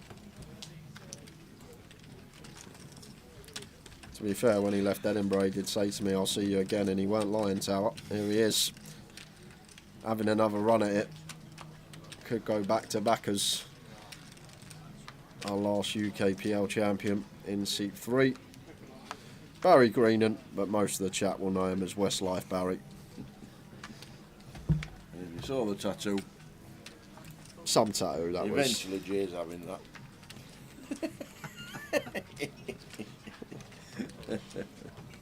Could you imagine me walking home, not telling the missus, and then just suddenly taking my top off and seeing that on my back? Could you imagine? God, be absolute murders. Oh dear. She wouldn't even know who they are. That's the thing. She'd have no clue. It just looked like I've got 4 random blokes on my back. What's this tattoo, Jay? Well, he was in seat 1. He's in seat 3.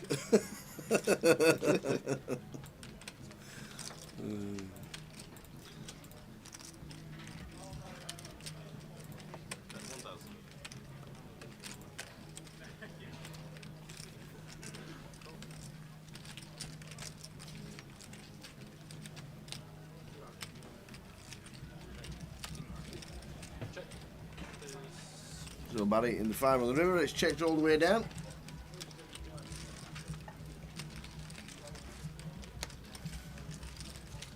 This session is the last session that you can buy into this event.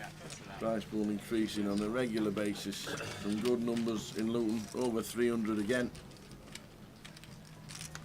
Very good numbers. At Leicester is the place to get to if you want a bit of value.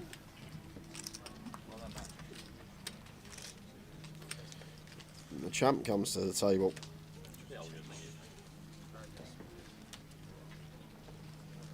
Matt Davenport, fresh off the high roller victory yesterday, taking his seat at the feature.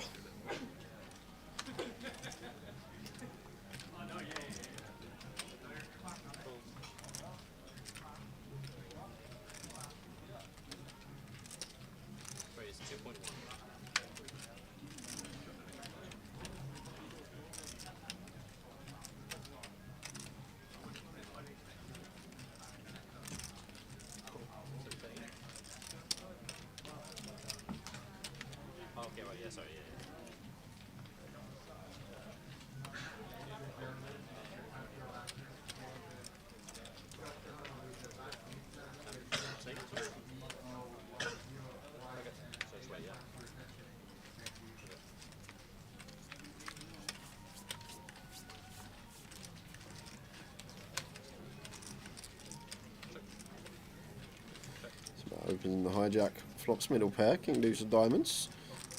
He's going to check back. Does turn the flush draw here. And should check over to Matt again. And we'll then have option. Could check this one again for sure as Matt when check 2, but could also go for a little bet, try and target some stuff like Jack 10, Queen 10. Maybe some worse diamond draws, but I think check again's pretty nice here for Matt. Yeah, it does go with check, like it. River, the 9 of hearts, check from Matt, so we see 1.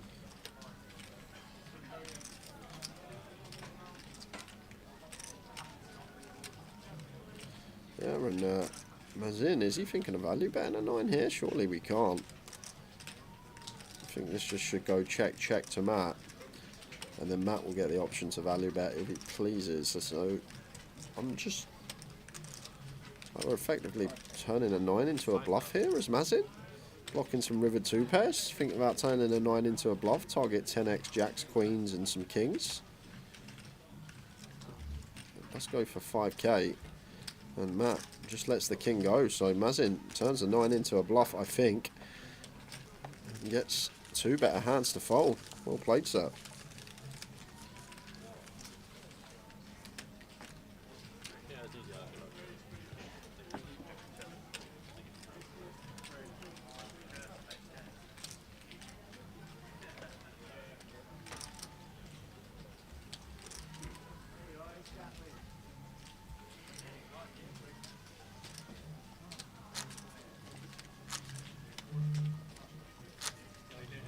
So 6 minutes of level number 7 to go.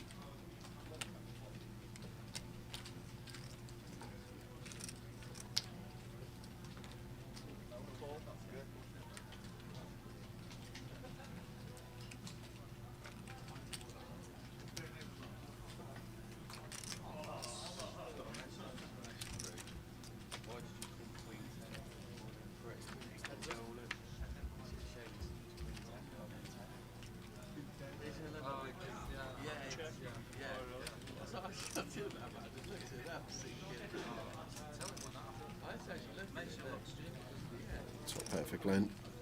After just electing to flat, and Shan not going to continue here with the ace-5 of diamonds on the king-eye board. Seemed like a fairly nice continued candidate, but going to check behind to the 10 of hearts turn.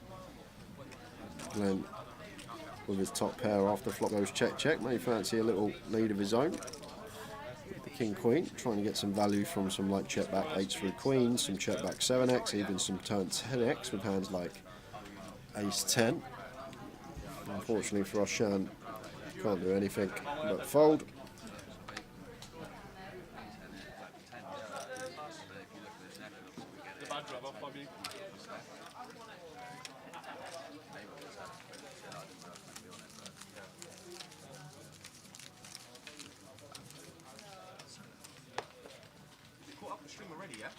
I was very close to calling it, but just watch us be. Yeah, once that's more than a flop, it's all.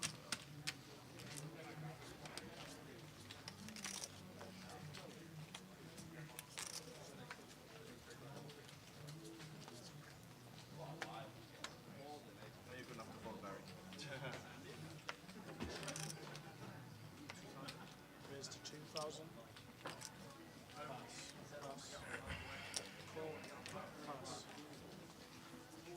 So Shan with the 9 raises to 2,000. Ace queen for Barry.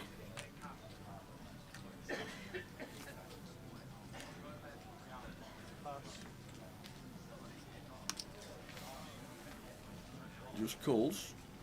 Could bring in Florin with the Jack 7 in the small, but he decides against it. So Abdul Qadir also gets out of the way. In the big with 4 deuce.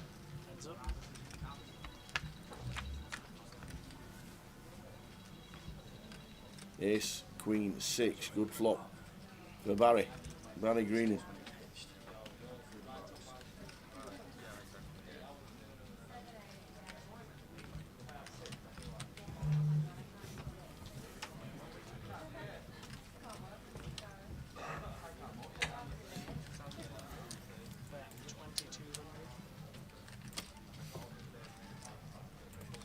Yeah, 2.2 should be a call. It is.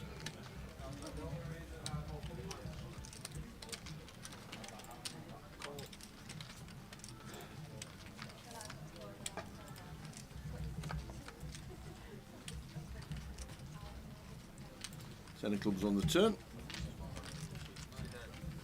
Shan does bring in the 9 of clubs. And 7s with the gut shot. Yeah, I mean, that's fair enough. Give her a day at least. That's it, Yeah, similar to the hand we saw earlier with jacks when Mitch had the jacks. If Shan is going to double barrel here, tower, I think we want to triple as a bluff. If not, just play check. Just make that decision already. I don't think there's no merit here in betting this hand once. I think if we go for the double barrel, we have to triple it off on a lot of rivers. So it does go for the slowdown, checking it over to Barry. Assuming going to be playing check call with a gut shot now to go along with the 9 of clubs in hand. Could be quite a damper for a relationship and doing like 7 to call. Barney bet 7,000 on the turn.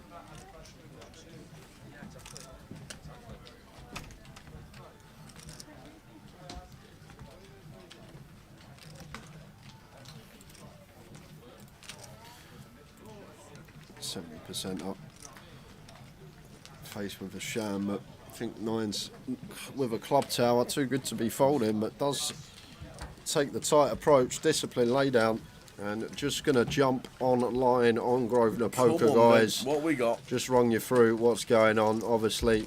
The old Eliminations saying all the satellites getting busy. This is just everything that's running. Yeah. Overall on the client, that tower has asked me to pull up some satellites. So if you go to events, if you go back, so I'll show you how to get in there from the start. So go to events, this tab here. Yeah. On events you'll find National Poker League. If you go to National Poker League, on the live event credit tab you will find all your 30 into satellites, your 110 into the 550 live event credit. But if you want to get in for even cheaper, you go one tab over, and this is where you find all your little £1 into £5, £5 into £30, and just make sure this little filter here, you just have everything. Show announce, show running, late registration. Just click all. Just click all if you want when you're on it, and then apply.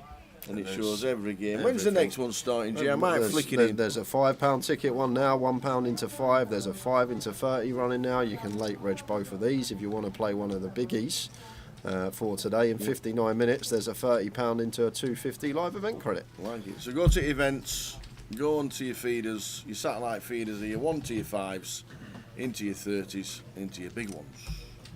Thanks for that, Jay. Get them in.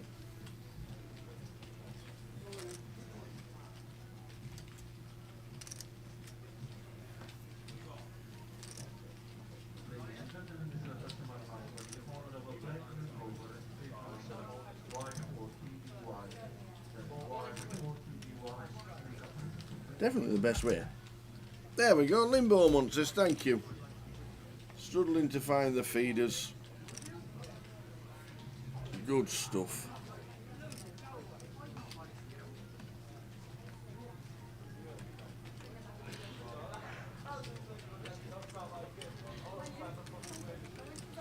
Struggling to find the feeders. We need a bit of help. Can you show me? Of course we can.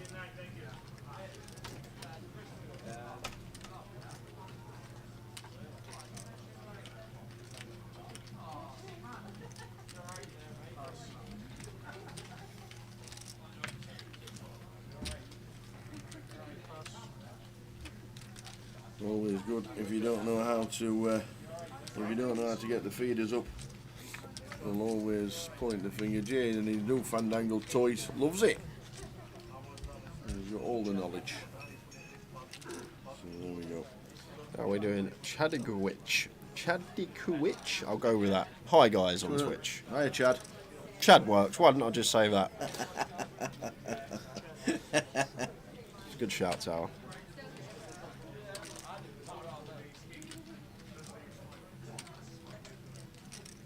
And blinds going up after this hand, guys. Take us into the 6-12.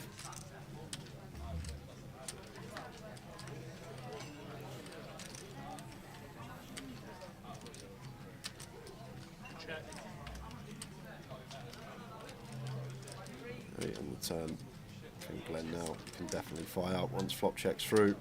Deny some equity to overs, still get value from worse with the top pair, top kick up.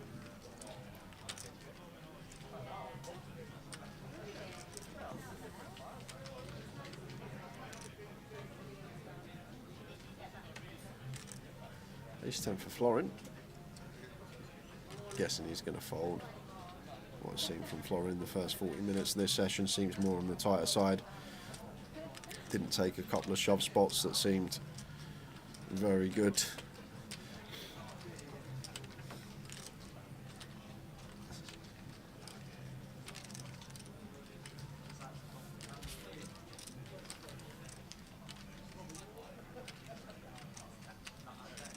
I don't know what I'd think about this one with the ace 10.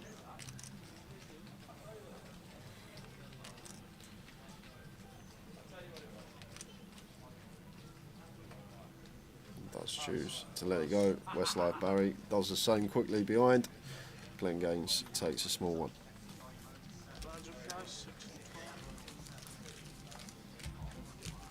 Let's go, Phil Baker. So if you are playing the satellites and all the feeders, good luck, have a good evening playing online.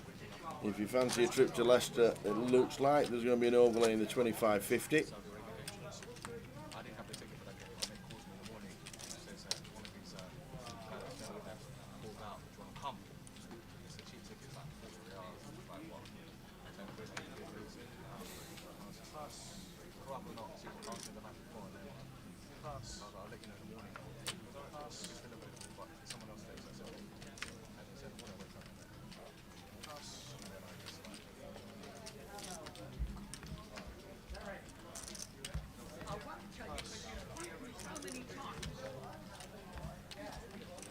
King High, that's it, the ticket's still available.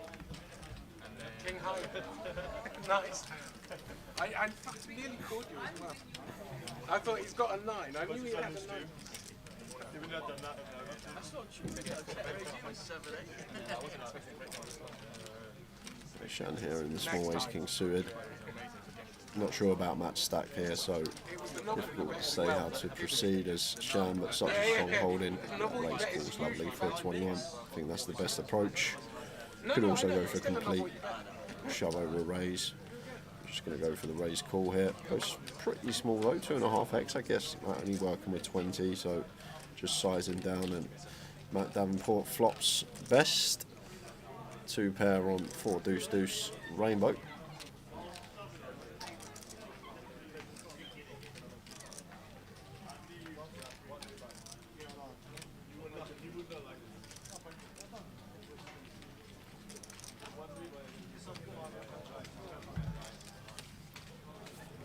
Come on, Shan.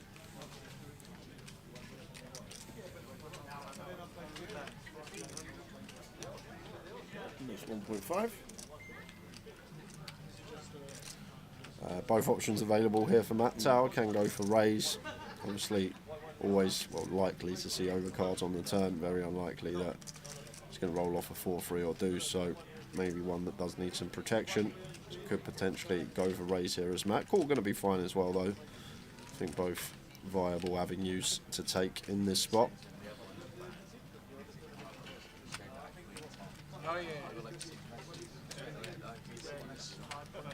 So it does go with raise, makes it 52. And back on Shan here, ace king, no backdoor flush draw. I do expect to see call with this hand, not higher hand. Probably doesn't expect Matt to raise a deuce with position, so maybe thinks his value literally going to be 4x, not going to have pocket 3s, pocket 5s and above, simply because they would shove pre. All of it. And sets them all in, and snap call from Matt. Matt calls. Not worried about the overs. Very nice from Matt though, the fact that he knew as well that he was raised call in this spot, just snapped it off. Sign of a very good player. Yep. Matt's all in for his 23, but he's in front. Ooh, not anymore. Not anymore. Down to a 4. Otherwise, he's out the door. And it's an 8 of hearts. Kings, the king got it absolutely spot on him, man. He's vanished. Where's he gone? Disappeared. It's a new, where's he gone? It's a new addition to the tournament this week, Tower. When you bust, you just puff up into smoke. Just more stuff. Gone. Got it absolutely spot on then, did Matt? And he got unlucky. And that's sometimes the unfortunate thing. Yep. I'm guessing he's gone to buy back him. Yes. Winning the high roller yesterday. Sinead winning the voyage the day before.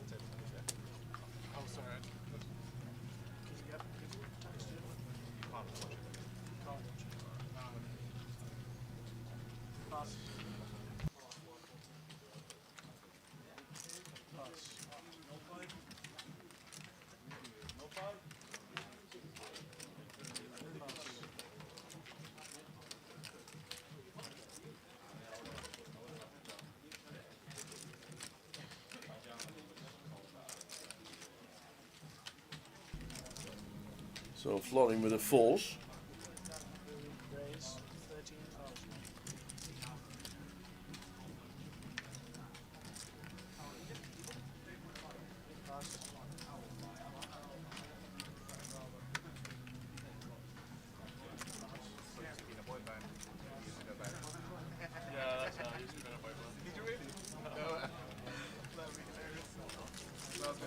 So line 612, level number 8 of the day.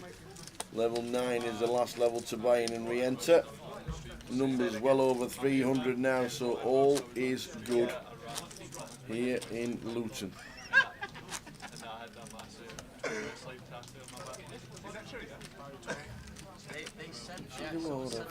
I'll tell you what, whoever's been picking this music this week is absolutely really top-notch playlist, let me tell you.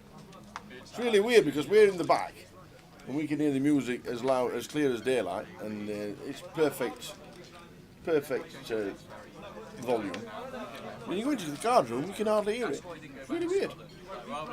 332 in total. 149. 149 today.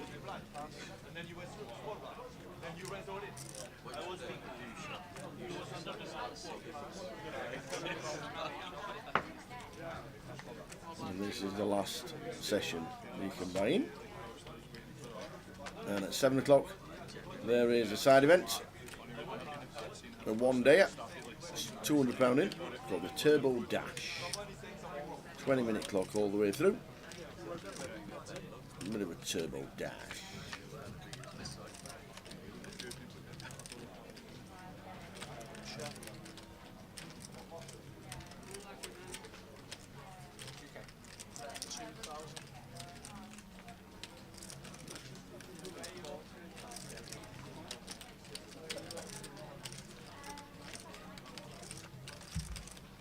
Yeah, Matt's just bust. He got the call absolutely spot on, but got unlucky on the turn.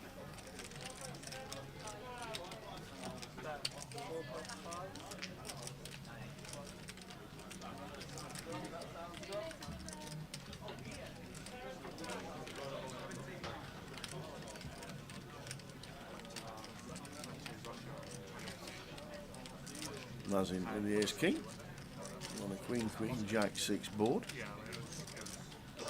Barry with the flush draw on the turn.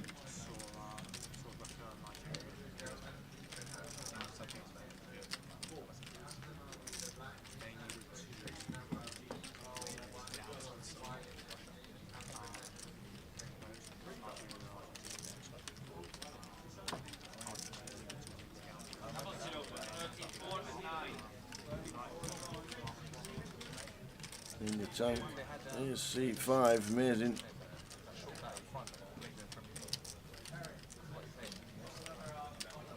Mazin, it was just a Maz.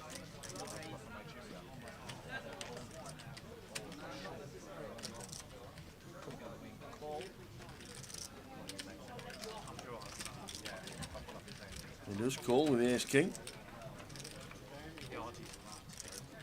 And another one pings for Maz. Barry also hits the king for 2 pair. And we absolutely ping the river.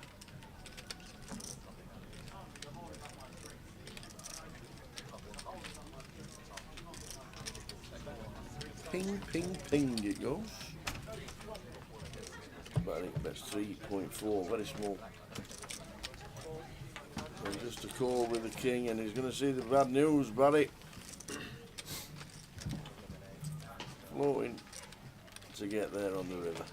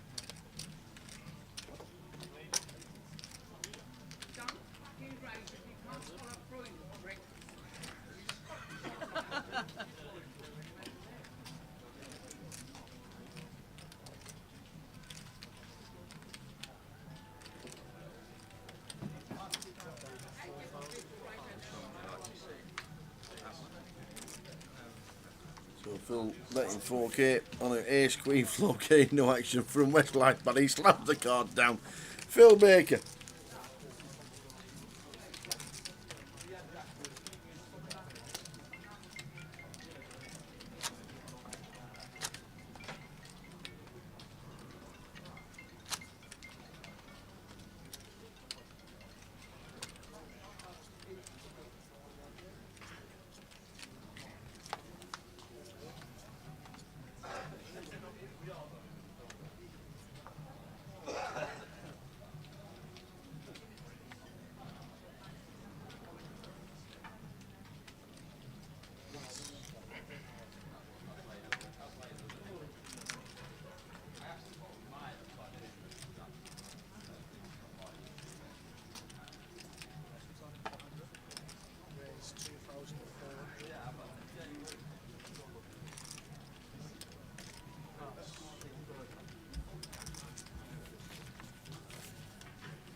Here's Jack for Shan, raising to 2.4. Phil looks down, gets out of the way.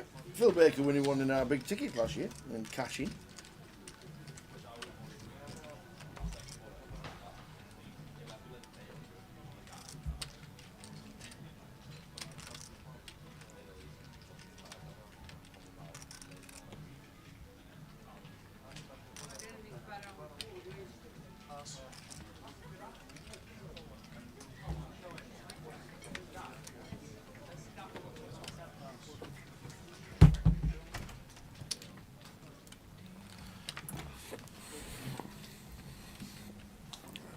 Shan opening. Yeah, he's Jack from +1.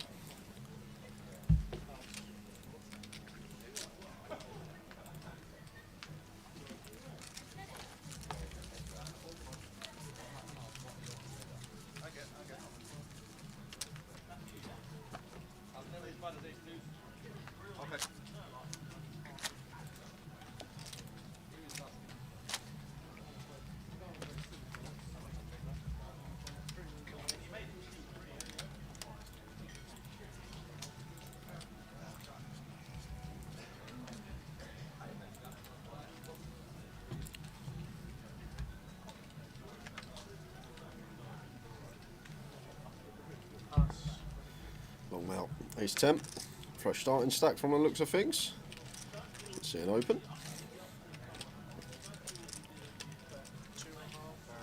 There are worse things than being a Westlife fan club. You could have been take that. They could have taken that. That would have been terrible.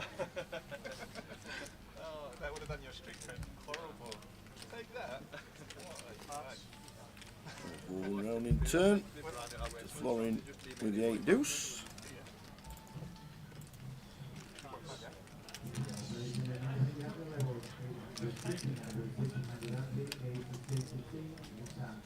Nice easy defend for Abdul.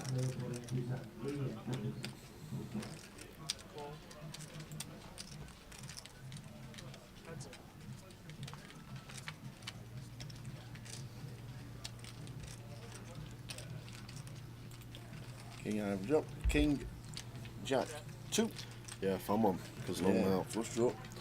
With a candidate, this combo of ace 10 that could potentially be tripling already in mind on certain runouts, and Abdul with the flush draw here, 5-3 of diamonds.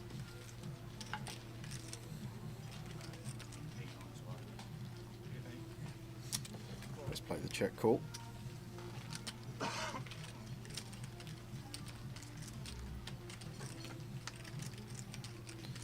we go. So, going to be a triple here for Longmail. Expect tower. This hat, nothing too good. Ace of hearts, 10 of diamonds. Just too good a candidate not to double and triple off on a lot of rivers. They're probably going to choose a size, set up a nice healthy river shot. Probably half's pretty nice, 6k-ish. 6k, leaving 24 in the pot and 19 in stack. We'll go slightly more, 8. So 8 would set up a nice 60% river jam. Abdul obviously going to be calling here. with the 5-3 of diamonds. Guess he's just going to take his price and head to the river. Maybe one that could start turning into a bluff, but it's on a, obviously what are we targeting? Don't expect Jack X to double barrel, that will start checking, so we don't really target much to fold. Like the King X is just going to call us. Whoa, did he just fold a pair and a flush draw, getting 2.5 to 1 on a call? He did. Abdul Kadir. Whoa, whoa, whoa. Yeah, I'm surprised at that from Abdul Tower. 2.5 to 1 on a call. Pair and a flush draw. 9 diamonds to hit. 5 pair or trip outs. That's 14 outs at 2.5% each tower. It's 35% equity. Assuming we're up against like an ace king, right? But to be fair, he could have thought he's up against like an ace king suited with a bigger flush draw perhaps, but surprised to see that fold there from Abdul. Nice bluff from Longmouth. Really wanted to go to the river though to see if Longmouth was planning the triple.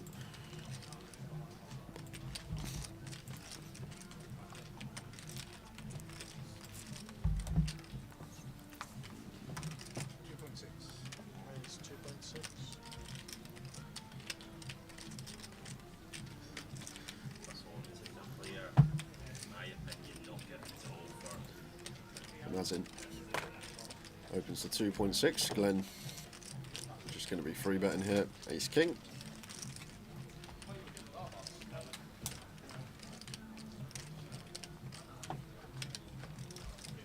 There's the raise.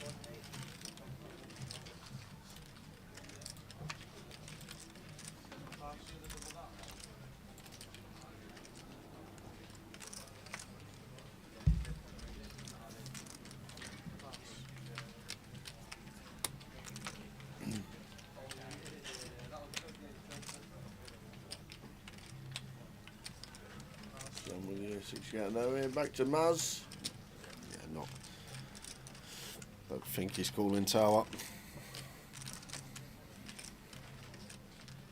How about 4-bet? I know the King 6 suited does some spicy stuff, LP versus LP. Not sure about the King 4 specifically, but it can't be that far off, right? If maybe thinking about 4-bet here as Mazin. Yeah, that's just fold. What do you expect to see?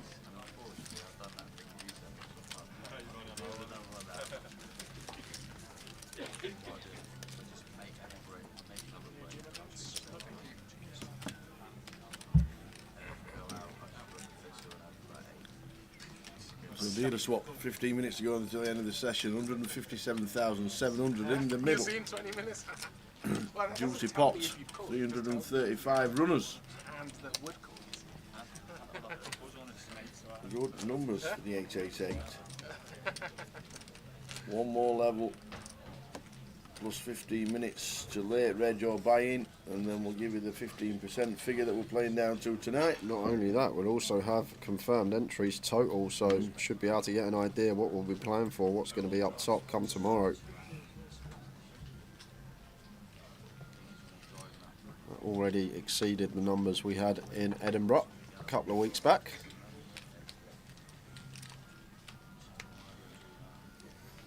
Are Ian and Easter still in? Easty's still in, Ian's still in. Ian had a chunk when I walked past the table. Did he?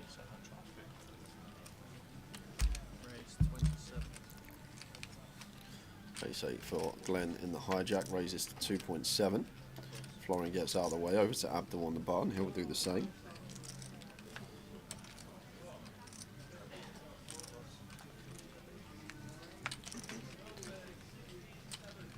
Nothing Shan can do, over to Longmouth in the big blind, 8-9 off, clear defend, off to the flop. Off to flop.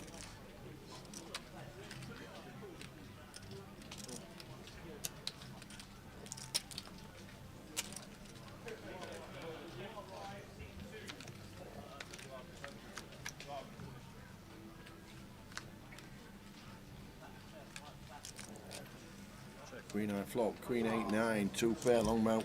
Yeah, bottom pair on this board seems like a nice one to check back. There's Glen Tower, barely connected, texture. I think check's going to play pretty well.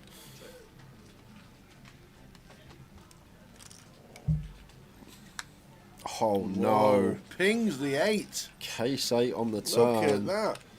And this is going to be trouble for Glenn. And I can't really see a situation. I guess there's some action killers that can roll off on river, but I think we're likely to be doubling Longmouth up here.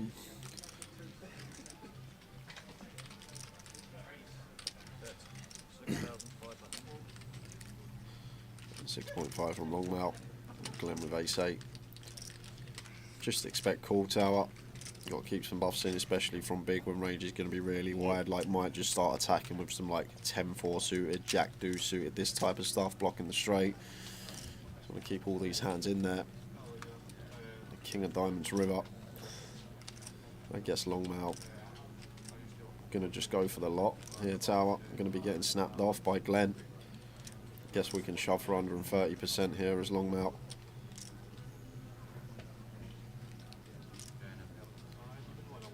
Yep, does go for the 130% shove, and Glenn with the snap call.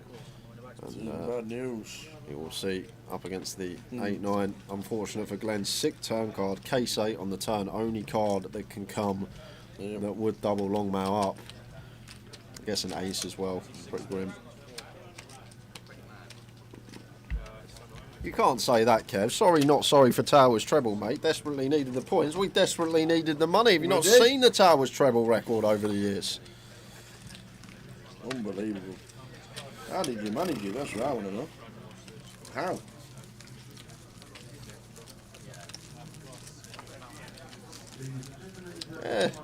Doesn't affect you, the points that Stoke get, does it? Doesn't affect you personally. Me and Tower are going to be sharing half a loaf of bread together later. Margarine, not butter. Margarine, not butter. Yeah.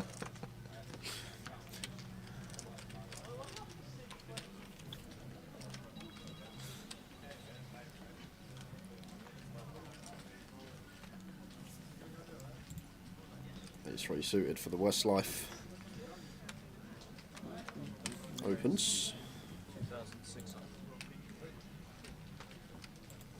Exit 26, Mazin with the ace jack here from +1. It's always awkward, always find ace jack off, facing under the gun open from +1 specifically. Very awkward spot to play. Mazin just lets it go, can't fault that.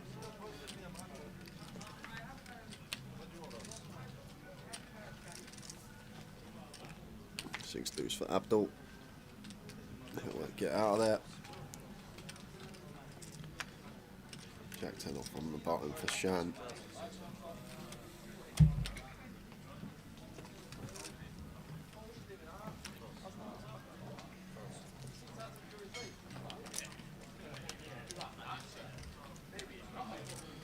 Phil, nice one to defend. Queen 7 suited. Does make the kill.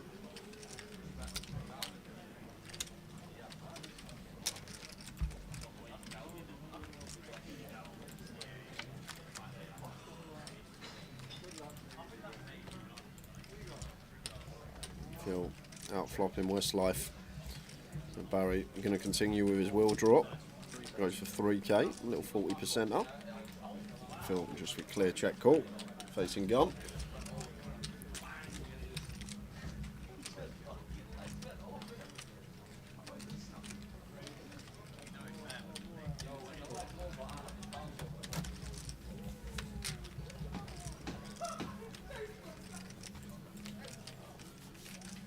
Check call from Phil. King of clubs on the turn. Could be setting up the triple here, Tower, if we wanted to, as Mr. Greenan. A card that never really going to connect with Phil once he calls flop. But will hit our range, but I'm going to take the free one. It's a 7 on the river for Phil, just in case we didn't have the best hand. There's 2 pair for you, lad. I think once Barry checks back turn, we don't really expect him to have many value bets on river. Don't think we want to play check raise. He does just go for bet, trying to get his value.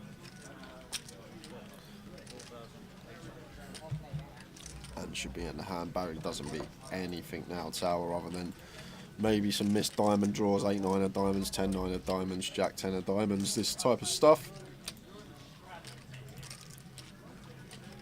and then we lose to so many hands from the big 6-3, 6-8, 7-5, 7-4, Queen 4, Queen 5, 4-5, Queen 7, maybe King X of diamonds as well. There's just a catalogue that we lose to as Barry, and only such a small percentage of bluffs because the 7 having this interaction with the calling range of straight draws on the flop. But Barry Greenan does not believe, nods his head, says nice hand, non-believer. Must have put Phil on a flush draw. Yep, yes, I call it.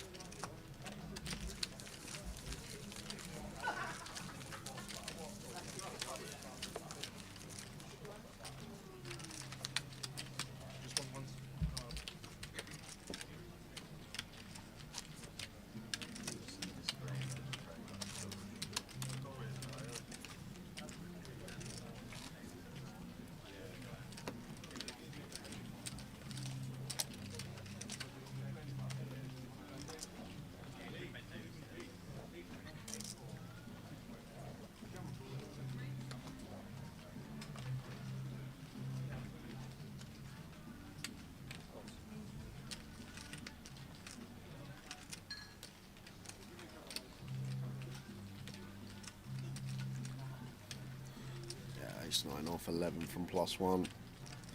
Looks like Glenn is going to go for open. Might have just gone for fold.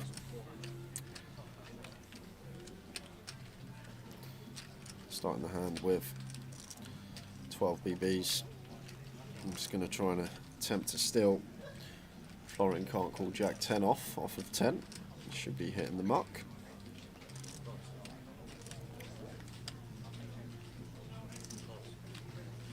Still folds 2. As you do, going out the door, he's off. 5-minute break, he says.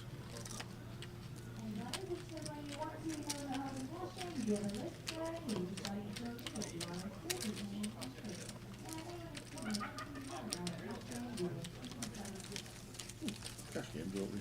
7 o'clock game, 7 o'clock turbo. £200 starting at 7. Give you information on that. We are heading towards the last level of the session, which is the last level of buy-ins.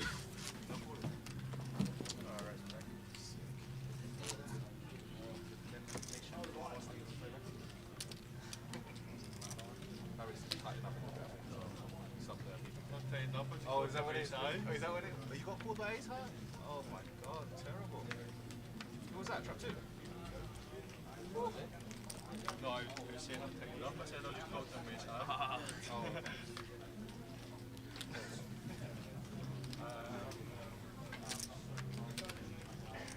Flowing with a 4-5 of hearts. Can't do anything. Lets it go. 6 deuce of diamonds for Abdul. He will fold over to Shan.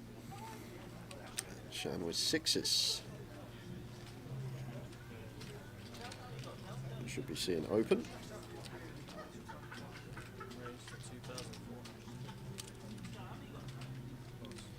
It's 2.4. And Phil with ace 10 here.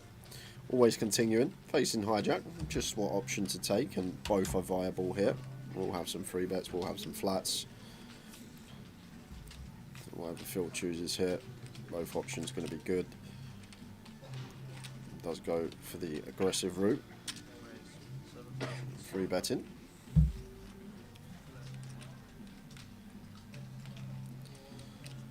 Westlife out the way. Over to Mazin, he folds, and Shan should be calling 6s at this stack depth. LP versus LP, fine to call the pair. Even out of position. Once we start opening these pairs from gun +1 and we met through a free bet, more inclined to fold, but LP versus LP should be seeing a call here from Shan. Off to the flop we go. When he collects his 5.3. There we go.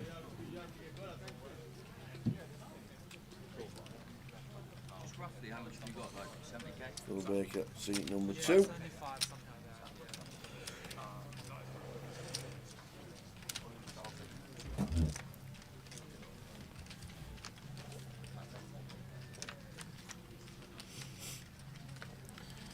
Flop King Jack 7. Pay Phil Baker toe up. Should just be check fold.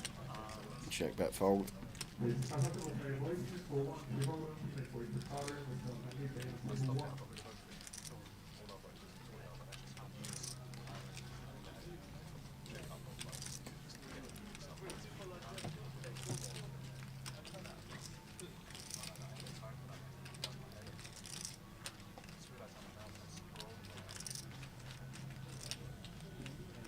Make it a game of tension. They want people on the side. That's what it is. Yeah, Just north of third from Phil and should get the better hand to fold here. Shan can't compete with sixes on this board. And out we go. 6.6 Phil Bay. Must have known Shan's hand. 66. Impressive. And the app notifications and everything. That's why I can't afford my app notifications. Yeah, that's the right thing to do. It's the right thing to do.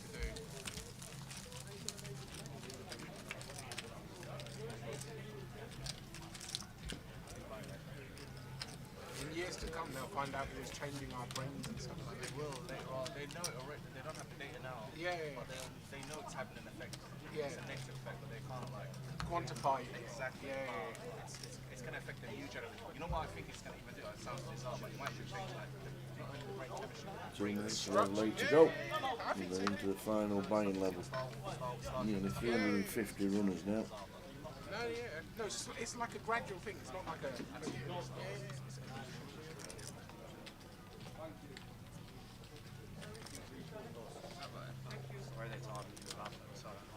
Force for Abdul from +1.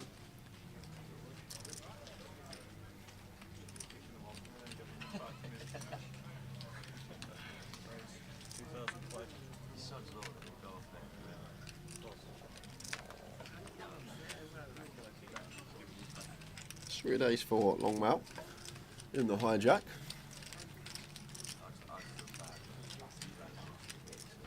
Got some chips now. Going to take the aggressive route perhaps. No, he's not. Just lets it go. That's in. Ace Queen suited in the small. Like, one thing really important here once again, just make that decision already. We are going to free bet this and make this 10k, already have in our head that we're calling it off if we're met by a 4-bet rip for what would be like 35 bigs effective. So I need to make that decision now as Mazin. Otherwise, if we say in our head I'm going to 4-bet to fold here and 3-bet to fold, then surely it just makes more viable flat. It does go for the 3-bet to 9k. Force Rabdal, even with position tower, +1 versus SB, can't really see. Continue with 4s.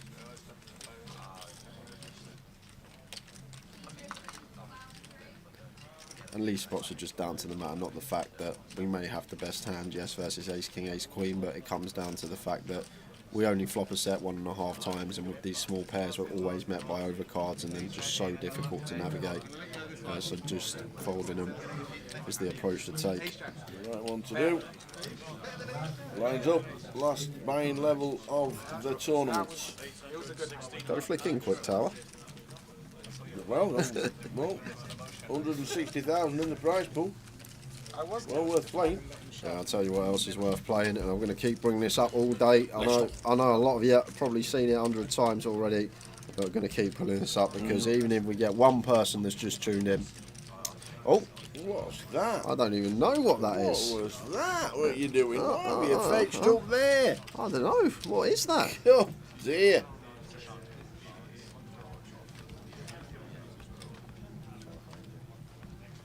The app.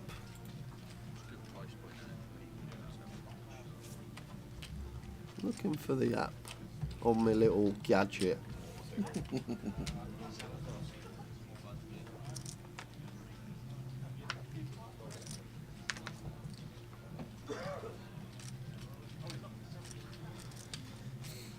King Jack suited for Longmouth. It's a very good start for him since he sat down. Doubled his stack plus more. Obviously had that caller versus Glen Gaines that he was on the right end of. We just take them in our stride. Opens to 36 from +2.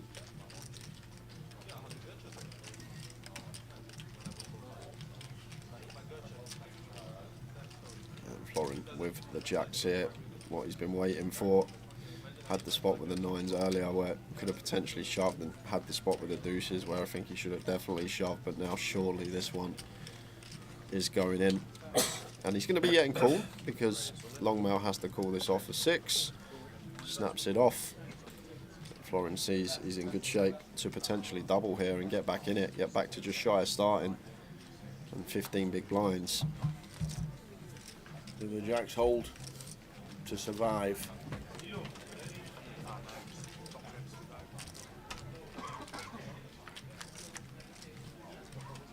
Nope. Oh, wow. King 6-6. Florin. Down to 1 out. Needs the case jack. It is live. Does it do it? No. Florin. Unlucky. Well, sat next to Martin Tyler then. It is live. So, I fixed it. Oh, here we There go. we go.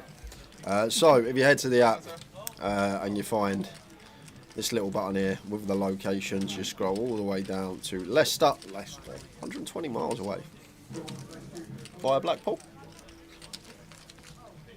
So here we are, day 1C. You can play. It's never 120 miles away. It says 120 miles on the app from this location where I am. Not having that. So there we go. You're not signed in. Yeah, I know. I'm not signed in no more. That's why it's 120 miles away. That is probably right. So here we are, guys. Just pulled it up for you. Leicester 50k guarantee. Currently 127 in, so need another, basically to double the field, which is probably not going to happen. So much added value in Leicester today. 50k guarantee, 25k in the prize pool at the moment. Today is the last chance to play to get into day 2 as well. So even if you weren't doing anything today, you just see this. Pop down to Leicester. Unbelievable value. Best value in the country at the moment for poker. Don't drive like that or you won't end up in Leicester. You'll end up in a ditch somewhere. I can imagine you driving and singing along by yourself, Tower. I could imagine being one of them people, like if I was driving, I'm just sat at some lights and just look to the left of me and there's just some bloke just singing like with a fake microphone by himself in the car. I imagine that would be you.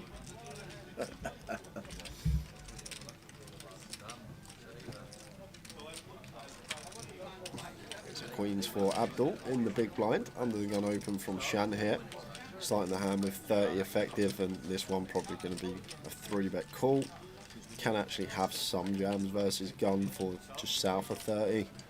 Like 9s would be pretty pure, ace queen suited. But queens is one that we do want to go for the 3-bet.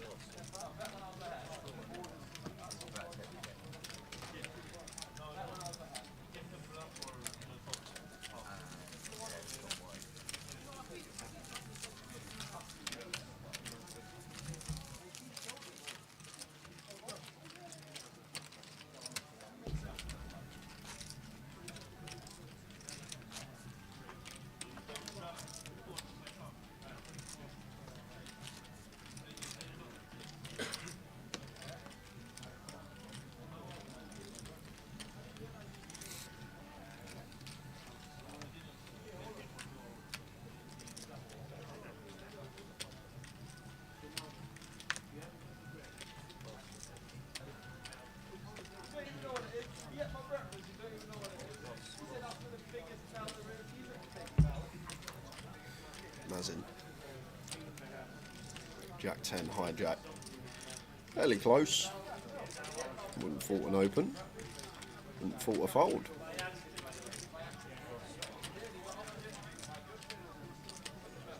Crash for Glenn.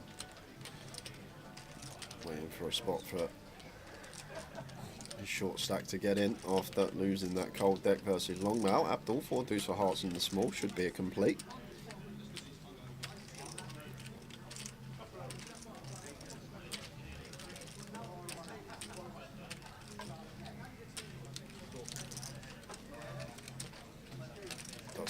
Go with complete, and Shan, nice one to just check with position. The Jack 10 off.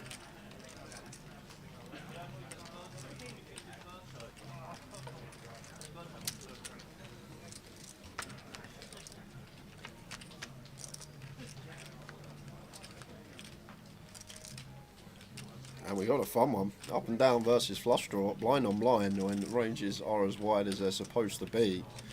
Could see some chips fly in here. Abdul with the 4 deuce. I think this is a nice one to lead for 1 big. Start folding out all the better hands, even folding out the 6 highs. And Chan with the Jack 10. I think blind on blind, we can go both ways here. We can go with raise. Maybe we raise Jack 10 with a heart at a higher frequency. Start flattening the one without a heart, but it's just going to play cool. I guess with the king and queen on hand as well, we've got the nut Jack high, and if Abdul doesn't have a pair of ace high, then obviously the best hand still.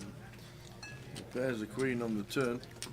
Yeah, and one now that I don't think Abdul gets the double barrel that much, simply because a lot of the queen X will play check on the flop.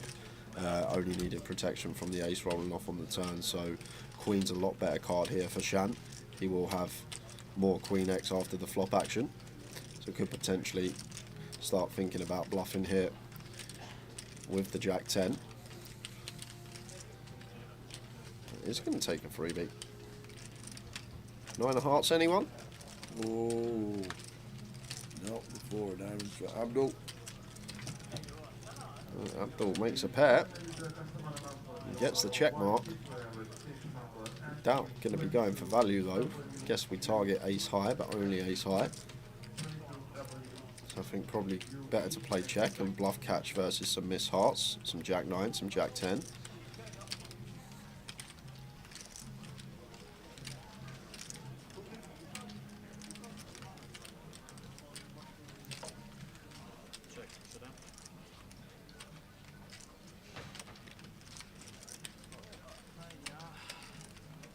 Can't believe it. He got rivered. Slams the cards into the mark. You hit the 4? What do you mean you hit the 4? Brentford have scored. I knew it. I knew it would work. Arsenal 1-5 to get me out of it for today. I knew it would work, Tower. This is how you put a stop to Arsenal season. I've figured it out now. They're going down next year. You hear me? They're going down. They will be going down. They'll be in the Championship in 2026. Brilliant.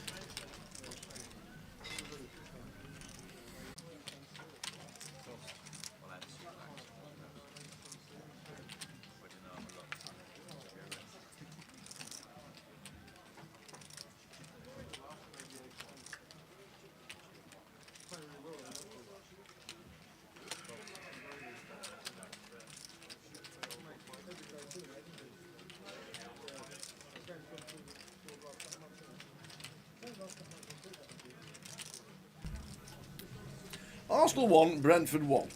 There you go. Just back Jay. Any football manager out there listening and watching the live stream, if you want to go down next season, just get Jay. Just get Jay on your side, and you'll, if you get promoted, get them to back the other team every week.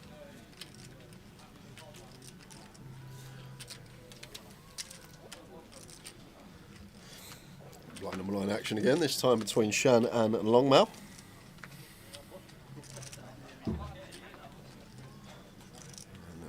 Shan flopping trip 7s, and Longmouth just with 5 high, so going to be difficult to get any sort of action. 8 on the turn.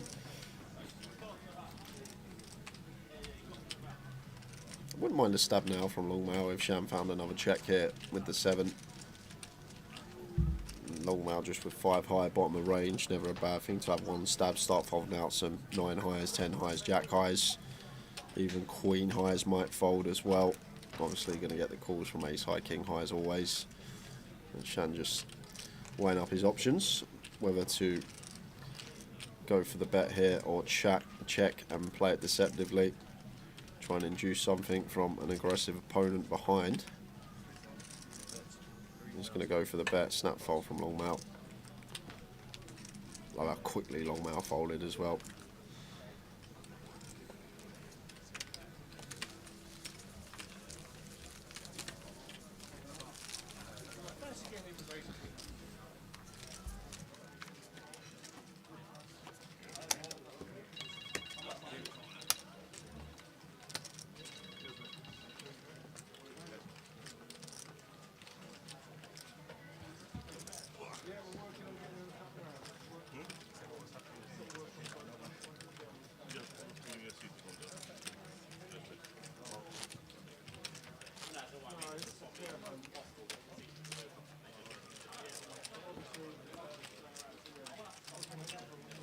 30 minutes to go. 30 minutes. Get yourself bought in. 159,000 in the prize pool. Dennis said it was the goalkeeper's fault.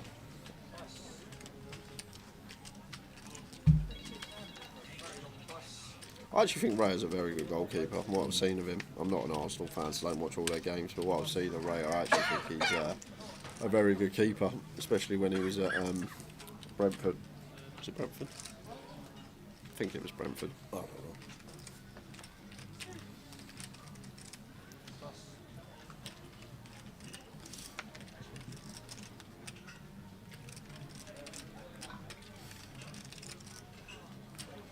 Sean with the decision.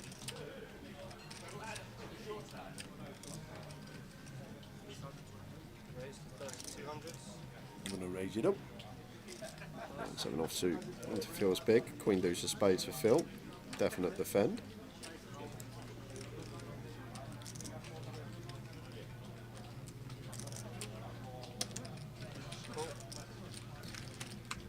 Huh. Is he injured?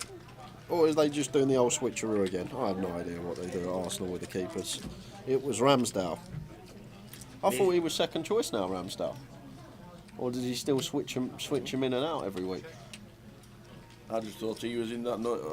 I just thought he was in all them Norman Wisdom films. Mr. Ramsdale! Mr. Ramsdale! I have no idea what you're talking about.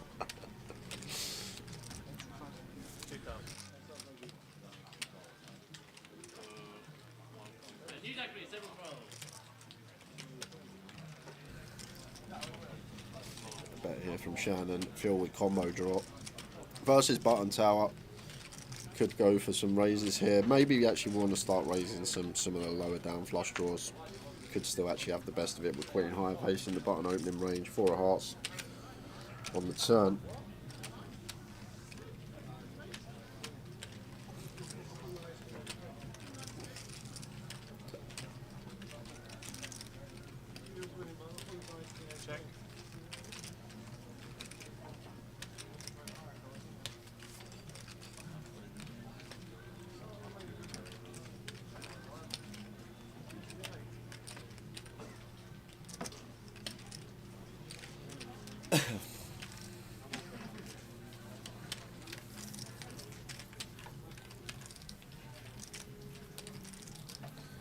Shannon loves a tank, don't he, Tower, this man?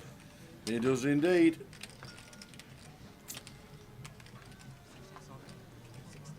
Wow, I'm just going to double barrel the 9-7 here. On a board that is better for our range. Target some 10x, target some king x, target some like ace 5, ace 6, this type of stuff. 15k, Phil with a combo draw. Not going anywhere, nut flush draw, gut shot. No, he's going to be folding. But he is going to let it go. Not getting that 2-to-1 price, but Shan just getting the Queen deuce of spades out of there. And no equity, double barrel.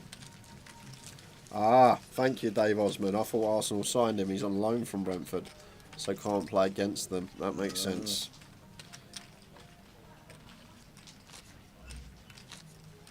Dennis has got Arsenal to win both halves. Saka to score 15-2. Unlucky Dennis. Did Saka score? Saka's not even seen. I don't know. No, I don't think so. I don't think Saka's scored unless Dennis would have been shouting. And JB said it was Grimsdale. Oh yeah, Mr. Grimsdale, Mr. Grimsdale. What are you doing? Norman Wisdom. What even is that sound? Norman Wisdom. One of the best comedy actors we have ever had. Who, Mr. Grimsdale? Norman Wisdom. Could have got bigger on the flop. Ace deuce 4, long mount on button. Opens.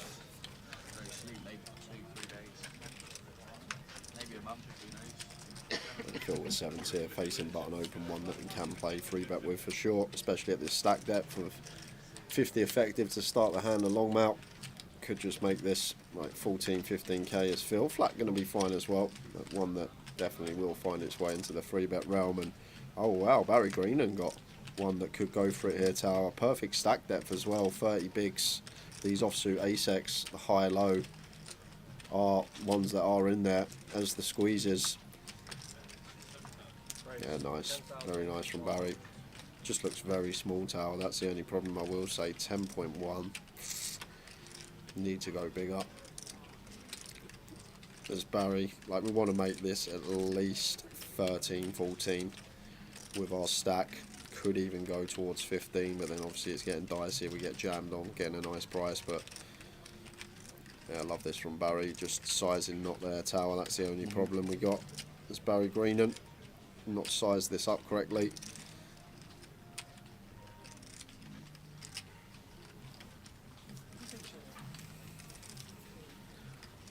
Wow, and Longmouth says, you know what? I've got ace deuce off as well. This is the new ace 5 suited. We're in 2024. I'm going to 4-bet send it. Stick that in your pipe, Westlife. How good is this? Barry's looking at him, and you know what he's thinking in his head tower? You raise me up.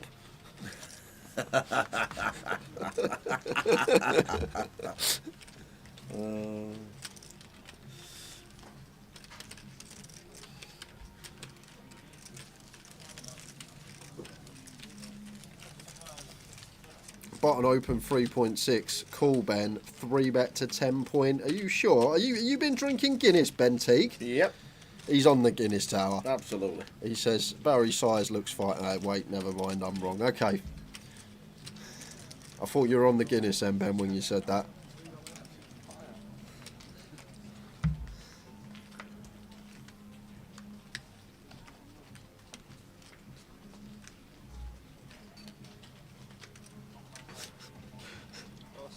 I haven't drank since Sunday, says Ben.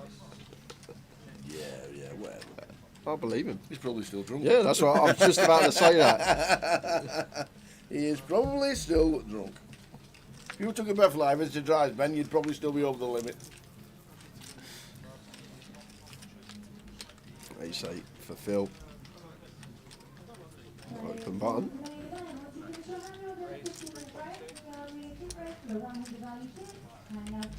20 minutes time, going to be going on break, and Westlife going to be back amongst it again here. Ace Jack of Diamonds for 25, one that we can go for the 3-bet not all in and call off. This time making it 9.5. Phil with Ace 8 off is just going to show an ace and fold.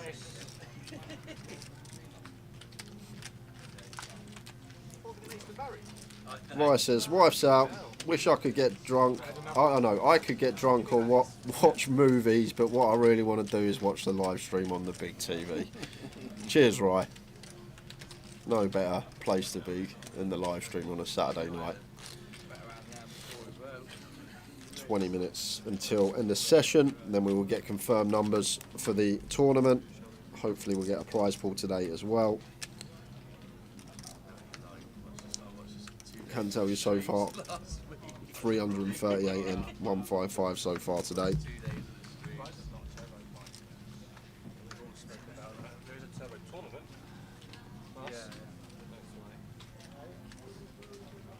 Ace Queen for Shan.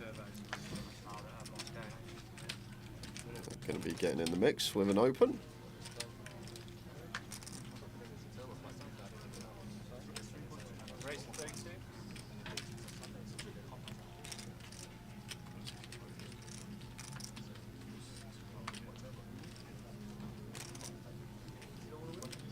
King 5 off the fill.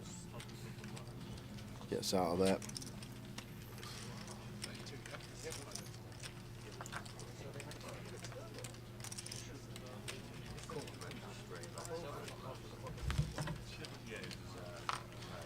As he calls with the 4s, and Glenn has just been dealt trash since that cold deck. 6-7 off though. Could defend this multi-way here, Tower, and play some stop and goes. Times we catch a gut shot or better. It does defend. And with like 80% pot now, we'll get to play some donk shoves as Glenn on certain boards. 3-way to the flop. Off we go. King 7, 6, 2-pair Glenn. Done a 10k. Yeah, I don't think this one we actually donk shove, Tower, because we've absolutely smashed it. Yeah, Glenn actually goes for check, and think we just expect to see bet a lot of the time on the king high board. Could be the idea here from Glenn. And Jack of Hearts on the turn. So now probably as Glenn we just want to move in here, tower, get called by some turn Jack X.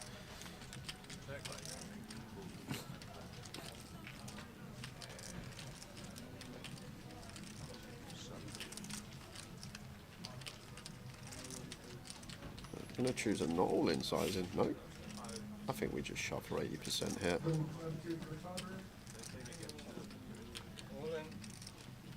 In we go. This queen says, another count, please. Yeah, legitimate count for Shan here, tower, simply because like Mazin checked twice here. Don't expect Mazin to have much, and Glenn going to have 4-5. He's going to have 5-8. He's going to have 8-9. He's going to have 10-9, which is double gutted as well. Queen 10 is up and down. So look at all these up and downs there. You got 4-5. You got 8-5. You got 8-9. You got 10-9, which is double gutted, and you got Queen 10, and then you got some diamond draws scattered in there as well. Mazin can't call fours here, tower. It's a situation of when we need to hit a 4, we're drawing to like 5%. If Glenn's just got one pair, we got 5%. And if he does have one of these like 8, 9, Queen 10, with our particular pair, he's going to have 2 overs to go with it as well. So like we're going to have to fade 14 outs anyway, which is like a good 35%. So even if we are correct, we're going to have 65% at best. If we're wrong, we're drawing to 5%. Taking all those factors into account makes for a fold. Back up to 21k now. Starting stack was 30, but it was down to 7. So on the build. One more buying short of £160,000 in the prize pool.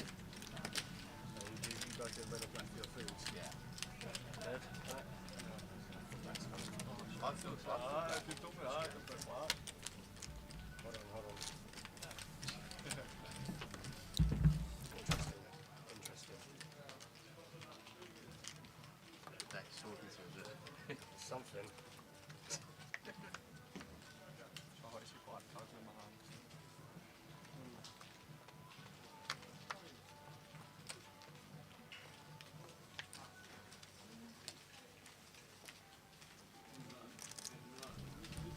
King Jack suited for Abdul. Definite open from gun.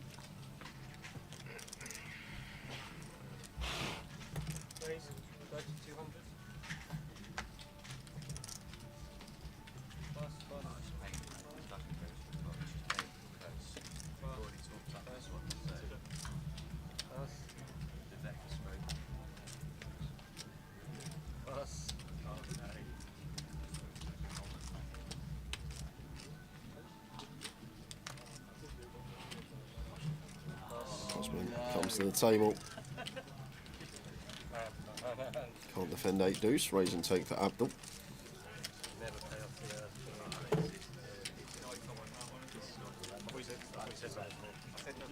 Yeah. So I always say if you win under the gun, I don't pay you. Saves me giving it to take care of that. The amount of times I do it. And so far in this fight, we have 156. So 156, 15% of that tower. I'll make it around 23 are going to be getting paid for this one. May get a few more entries. You need a bag to get the money. You need a bag.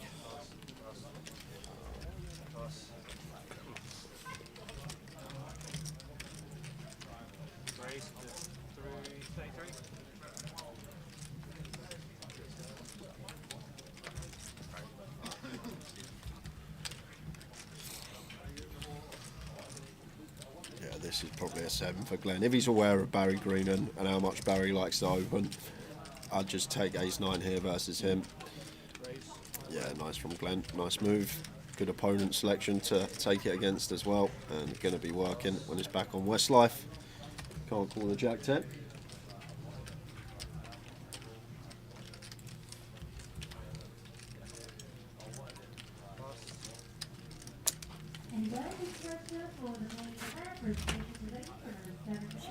Said it. He just said it.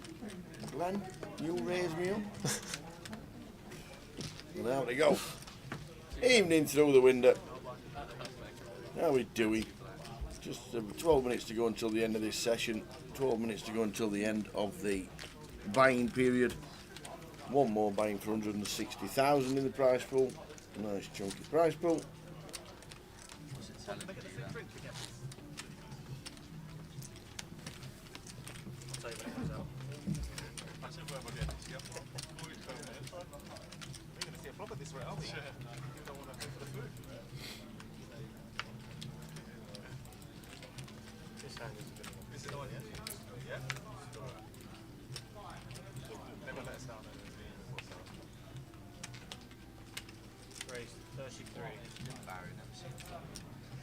An upgrade this time for Barry. Ace 10.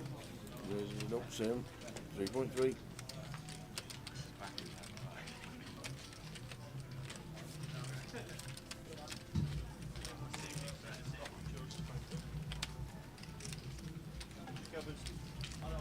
He's having for Abdul. He will fold it in the small, then it will be on Shan in the big line. And just going to be a fold Jack 3 off into the muck. I can't. On an out of table, I'd do it in a heartbeat. Table change at the break. Just a 15-minute break. We'll go back at 7:05. Should have just pushed both your cards forward, told us to pick one, high for you, low for him.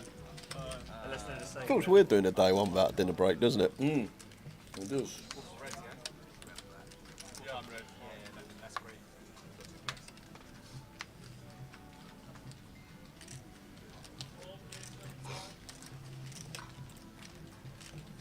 Hey, Chef again. Now working with 17. Should see open here, tower. Slightly too many to be shoving. We want action from our hand. We want someone to play back at us, perhaps.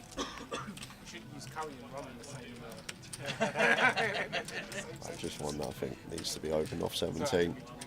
Get value from worse. And like long mount, if we shove in the big, he's not going to call hands like ace-5 suited, king-queen off, these type of hands. But if we open, he will shove them.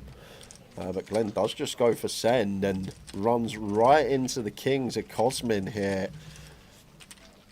And after grinding that short stack for ages, getting his double up, now going to need to find a 3-outer when we go post. Cosmin just going to be calling, just tanking, acting like he's got a decision. Calls all in for 26k. He will lose Abdul. We will lose Shan. I haven't seen an ace guy in the muck yet. Over to Longmount. 10-6 of hearts, we'll lose him. So all aces live tower here for Glenn Gaines. Here we go, come on Glenn. And you've got a Another famous double up. you've got a famous saying. It's happened already today. Kings against ace rag. Here comes the ace of hearts. Wouldn't call ace jack ace rag, but well, no. If you're up against kings with an ace, you have a chance of hitting the flop, and it happens a lot more than it should. it does hit the flop. It's a jack this time. Additional 2 outs for Glenn. So he's still hunting for an ace or jack. 3 of spades won't do it. No, unfortunately not. Cosmin. Yes, the double. And then giving me down to 1.5 if the stacks are correct. Look Been correct. on point all week, to be fair.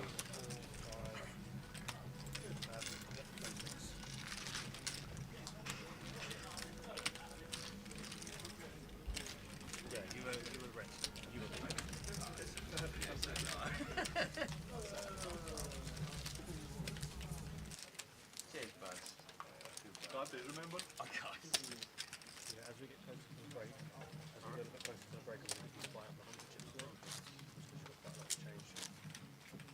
And then we'll chip race and get these bad boys in. I don't know, but they will come over and let you know if you are.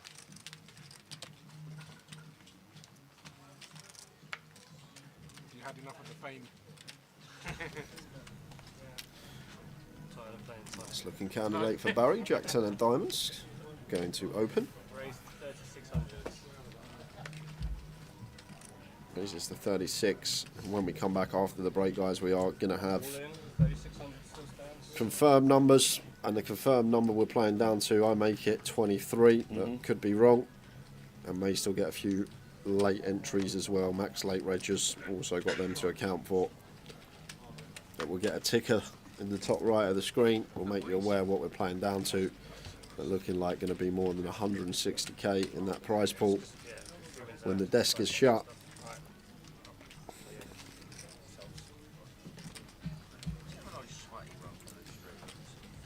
Glenn actually with the best hand. I've already burnt, guys, so going all the way. Best of luck both of you. Well, that's a fun one. 9-9 king brings in the flush draw, any queen of diamonds about. Or the 8 of diamonds. Well, it's not over yet. Not yet. King 9 or 8 can still be found for Glenn. It's the biggest brick you've ever seen, the 2 of spades. Unlucky Glenn. Yeah, couldn't really get himself going after that cold deck against Longmount, and it happens sometimes. Callers are a part of the game. You'll be on just as many on the right side as the wrong side if you're playing a lot of poker. We lose Glenn Gaines 5 minutes before the next break.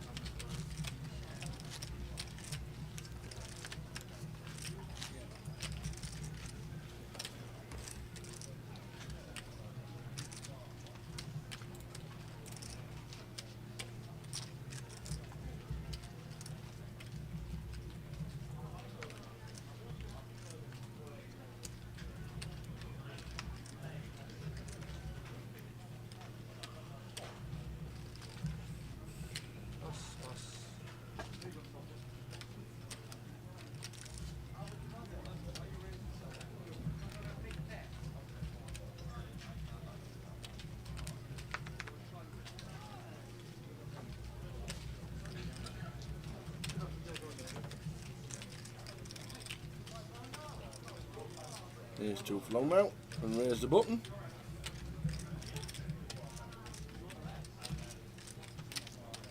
Which he does. Raised 3,600.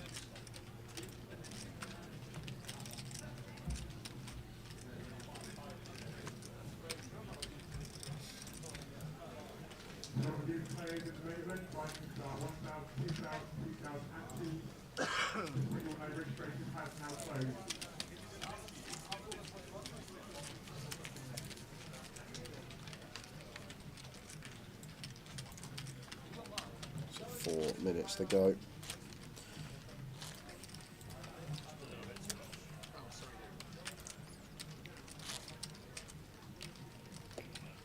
A few more late entries, 342 we're up to total now, so looking like 24 probably going to be getting paid here today.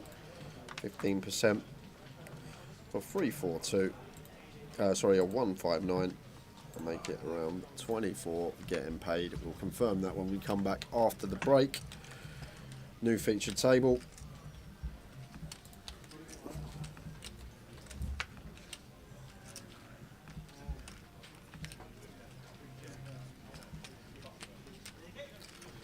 King 9 for Phil on the button. One that should open when folded to. 3,200. Thinks at 32. Barry's in the small blind with a Jack 8 offsuit. Wants to get involved, does the old Westlife. Check in the dark.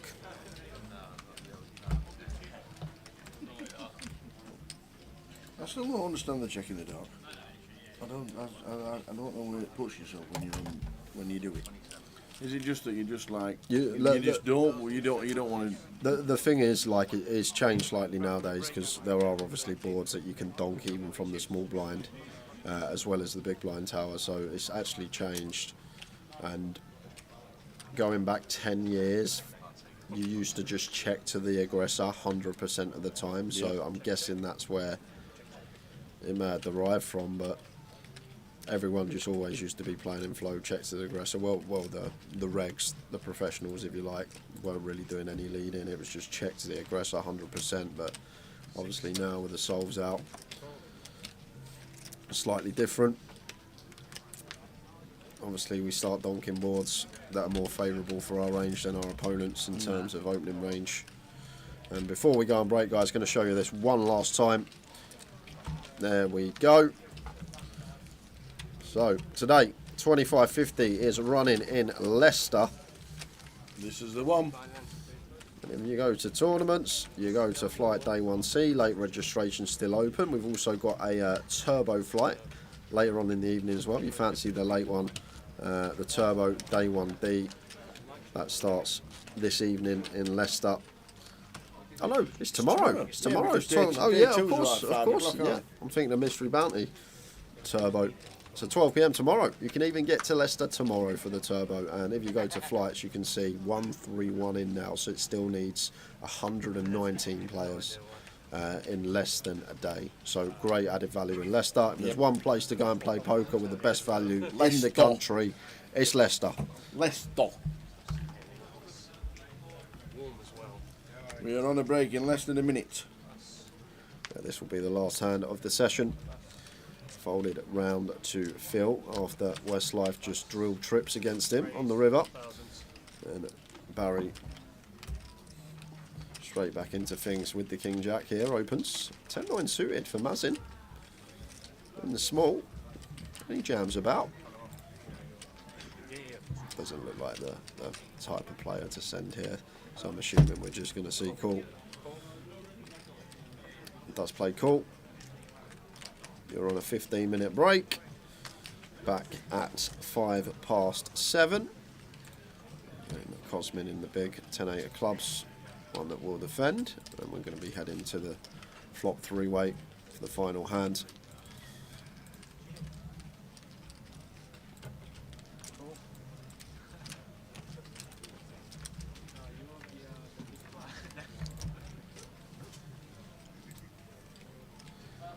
Give the money to Westlife. Check, check. C-bet, fold, fold. 15-minute break. Back at 7:05. Sounds good to me. We are going to see you in 15 minutes, guys. There's no way this one goes to the turn. There's the fold from Mazin, and here will come the fold from Cosmin. We will see you in 15 minutes, guys. Back at 7:05. New featured table with a certain Terry Jordan coming in on a fresh bullet. So fresh 30k, and we will see you in 15. It's the minimum raise. But if your opponent is raising to 3.5 big blinds, then it becomes a fold because you're getting a worse price. You should also 3-bet less often against the larger raise size, as you will be up against a stronger range of hands in that situation. Defending your big blind and stack sizes. How deep you're playing plays a big factor in how widely you'll defend your big blind. Suited hands, like 9-2 suited, have decent implied odds at 30 to 60 big blind stack depths for when they make a flush and end up getting paid by 2 pairs. However, when you're below 15 big blinds, the implied odds just aren't there. This makes the worst suited hands not worth defending in many situations. There also comes a tipping point at very deep stacks, where the worst suited hands actually begin to have reverse implied odds. This is because if your flush gets into a situation where 200 big blinds are going into the middle, your opponent will often have your flush dominated. They won't be paying you off with 2 pairs and the like as they would be when stacks are shallower. Defending your big blind and ICM. ICM, or the independent chip model, is an important concept in tournament poker. Without going into too much detail, the model demonstrates how important survivability is in tournament poker.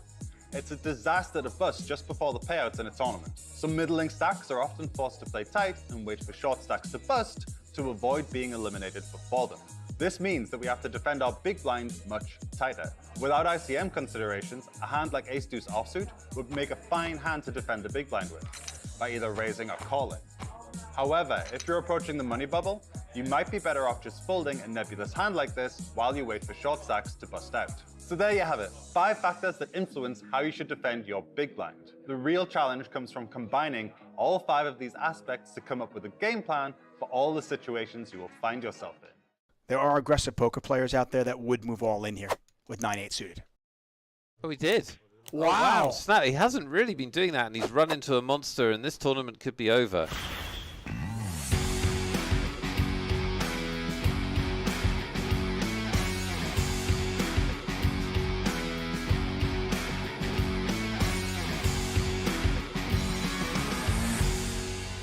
Our short stack has picked up ace-king. Yep. This is an incredible situation for them. Exactly what they're thinking about. They've just got more interesting. But Duarte already folded queens. Oh, but this time he's going to move all in. Alonso with the short stack, and he's all in. 5-4-4. Maybe he just knew the 10s were going to hold this time, and the 8 queens would not. Well, let's see if he's right. Running 4s will also win it for Alonso. That's the cool way to win it.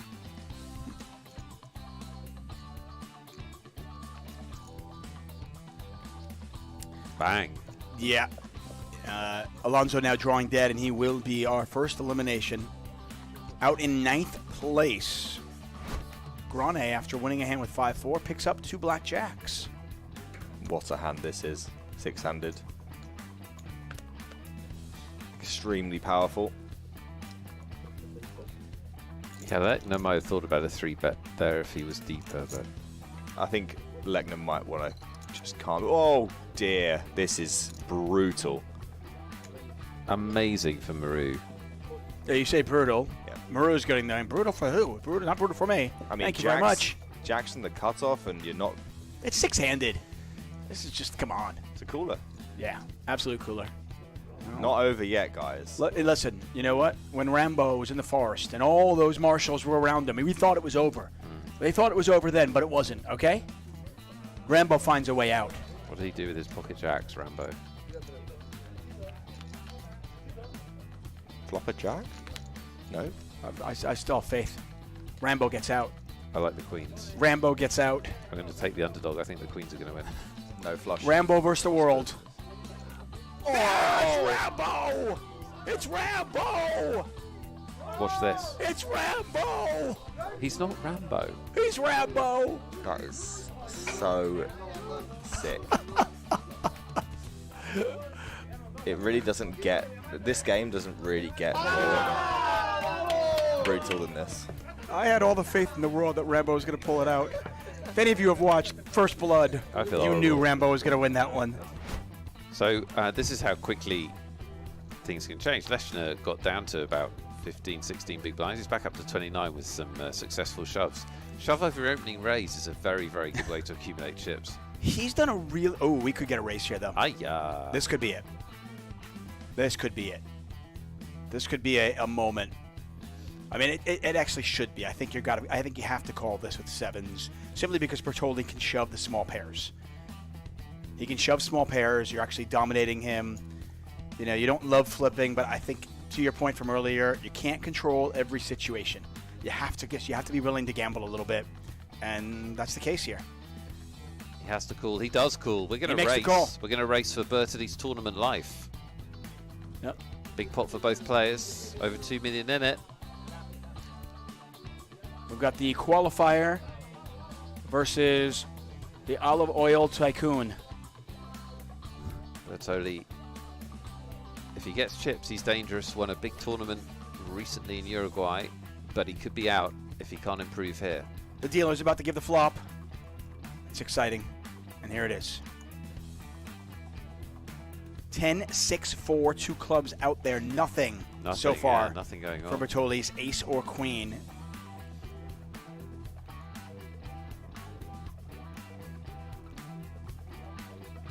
Oh, look at that. Felt level camera. Down to just 5 outs. And you can see him in the top right corner of your screen. An ace or a queen. It's the Jack of Hearts. Saw some paint there, but it's the wrong paint for Bertolli and the right paint for Lechner. And Bertolli is out. Grane is in trouble here. Oh, wow. Rambo is in trouble. Yep. Does Rambo get out of this? Does Rambo get out of this one? Larilla is, he's a tough customer. Really good post-flop, so this is where he excels. I see. Rambo needs some ammo, says Fun Times. He's absolutely right. Does the Grenader have one more grenade in his pocket? If he doesn't, we're playing heads-up poker.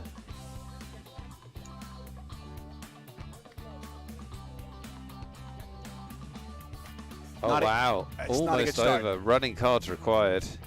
Yeah, even Rambo might struggle to get out of this one.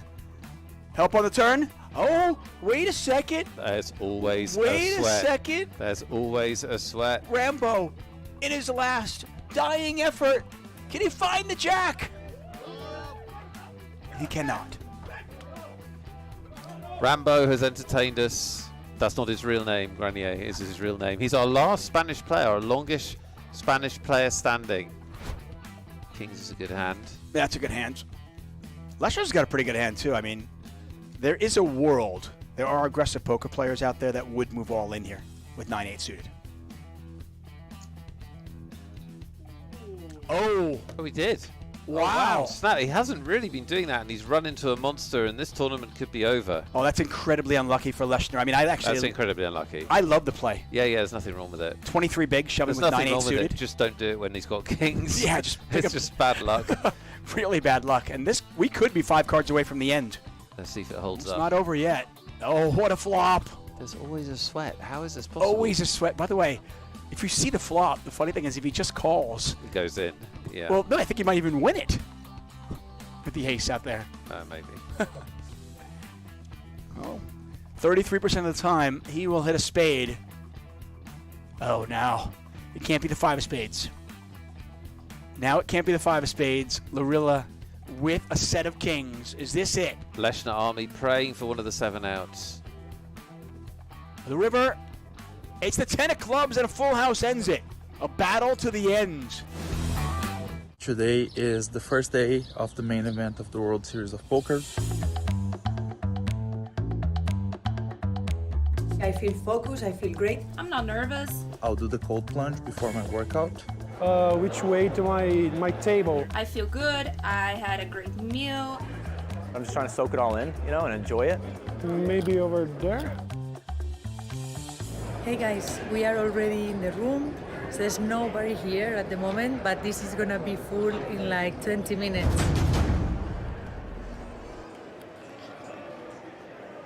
Let's see. Yes, horseshoe silver. That way. That way. Table 625. When the day actually came and I was walking towards the main event, I had to look for my table for quite a while because it is so huge. It was so many people. When I sat down, I was pretty nervous, but also really excited at the same time. Let's go, this is for all the marbles. I think it's just the allure of the main event. It's the hype around it. It's how publicized it is. Anxious is a good way to describe it. I mean, I've done this for 15 years, but this is a different animal. My initial table wasn't that friendly. Hoodies, sunglasses, professionals, no talking, no smiling. I was hopeful that that wasn't going to be the vibe the whole time. I've been playing the main event for, I think this is my 4th or 5th time. At the beginning I would be very nervous, and also when I would bust I would be very upset. Now with a better mindset and more experience, it's just my job. I play tournaments for a living, so I'm just showing up to this one. Business as usual. Well, I played the main event before, but because I did so well in the previous times I played it, I was a bit pressure, like I really want to make it better than the other days, but you just play and try to play your hands the best way possible and be focused and try to make it. I feel ready, excited about this. Hopefully I make good decisions, hopefully I run good, and whatever happens, happens. Poker players, poker fans, welcome to the main event. How's everyone doing? I wish you all the good fortune that I've had, all the run good that I've had, all the luck that I've had. So everyone, shuffle up and deal. My table draw was difficult, especially for day 1. I had many good players, I think only 2 recreational players. On my left, I had Nick Schulman, and he's a great player. Yeah, it was a very unlucky draw. I sit down, and they announce, you know, the shuffle up and deal. I get the big blind. I think I made some like corny joke about so unlucky, whatever it was, just to see how loose my table was, to see how friendly everybody was. Didn't get a great reaction, but whatever.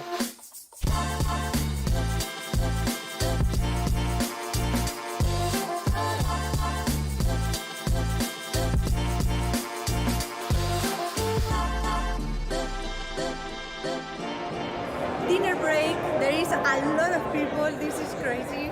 I'm currently with 102,000 chips, so doing pretty good. First 4 hours of playing, I didn't win any pots. That got me pretty nervous. I was thinking to myself, no, this is not happening, man. Then I actually had a set of 8s, which is iconic because I had 888. That's when I won my first pot. It wasn't a big pot, but I felt like, okay, so now let's get this going. First level was very bad. I lost half of my stack already, but I'm going back to second level and just play my game, make good decisions. I just want to keep fighting, so let's go. I managed to get back to starting stack again from 70 to 100. And I was feeling like the chip leader because my start was so brutal. And then things started going south again. Well, my day one was a roller coaster. I lost a lot of chips, then it was back to starting stack, then it was down again, back and forth the whole day. Then I changed tables on the last level of the night, got in good with all my remaining chips, and lost. It's the first time I bust on day one. Of course, I made mistakes, but in the most important parts was just like, yeah, things didn't go that well. I had expectations, and when we have expectations and we don't meet them, we kind of feel frustrated. After playing good poker, making good decisions, busting the main event on day one, it doesn't affect me too much. If you focus on the things you can control, I think you get at least more resistant to this kind of stuff. Losing, busting tournaments, having losing sessions and streaks are part of the game. You gotta keep your expectations low. You need to hope for the best, but you shouldn't be dreaming with the bracelet yet.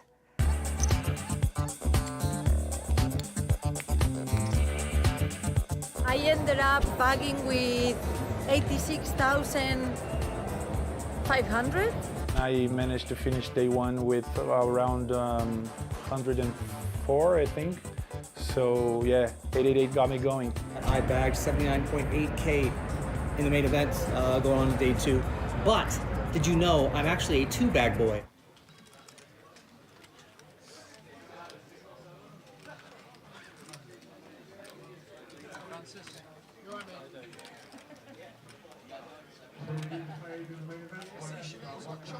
Yes. How much you got? I'm not sure. I've not asked them. It's actually about like 200 or something.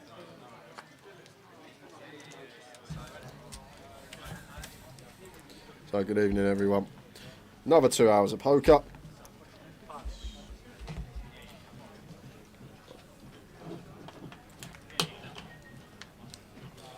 So better get the iPad ready because I'm assuming we're going to have some bust outs.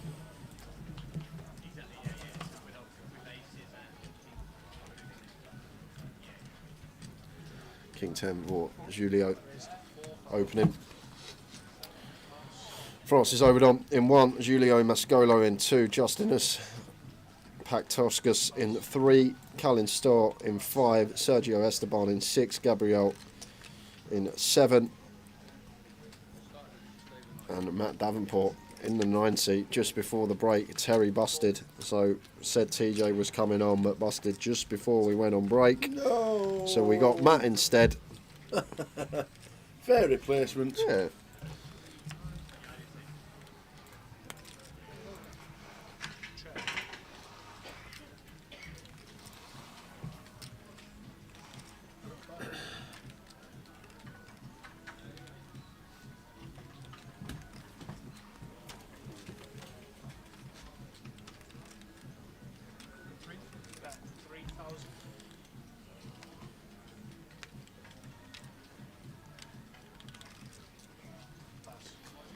Just a C-bet and fold. So Kaelin, 177 bigs.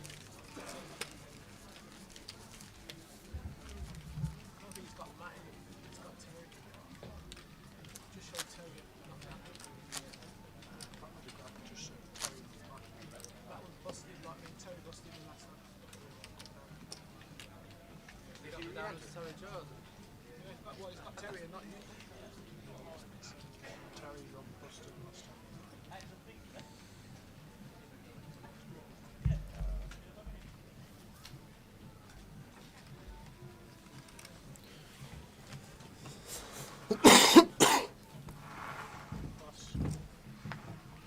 Kings for Julio. Back-to-back opens, this time with the goods. Take your top right, 65 out of 159 for today, and we're getting down to 24. Did they play hand found at 25? Yes. Yeah. Should do.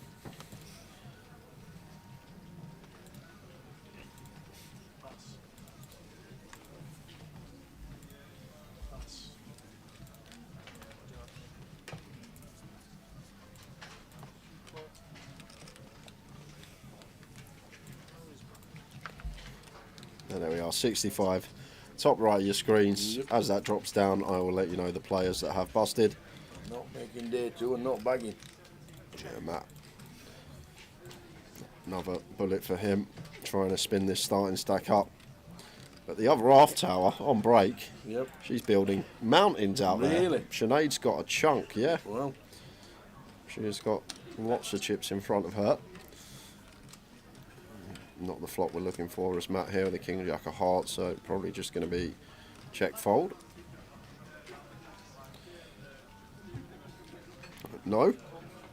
Matt is going to take the nice price with the two overcards and try and connect.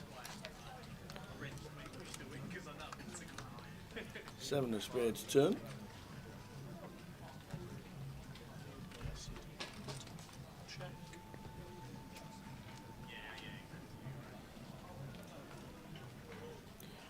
Yeah, and Julio going to want to just get this in over 2 streets, I guess, tower. We're going to go for check back. 5-6 does get there. Matt will have some 3x from the big, but off his stack depth shouldn't really be defending any offsuit 3x. It's only going to be the suited variety, probably like Jack 3 plus, maybe like 3-4 and 3-5 in there as well. Now Julio, clear as day value bet.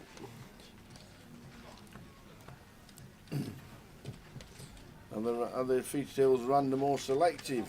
Beginning of the day is always a random draw as it pulled off by the computer, and then we try and look for big stacks and players we think would be good to entertain. You've got Francis and Matt. Did have Terry. Did have TJ, which would have been fireworks. Have Arsenal scored yet? No. Still 1-1? Yep. Are you kidding me? No. Where you on it? Lumps. Good lad. It's the day saver tower. It is a day saver. It's the day saver.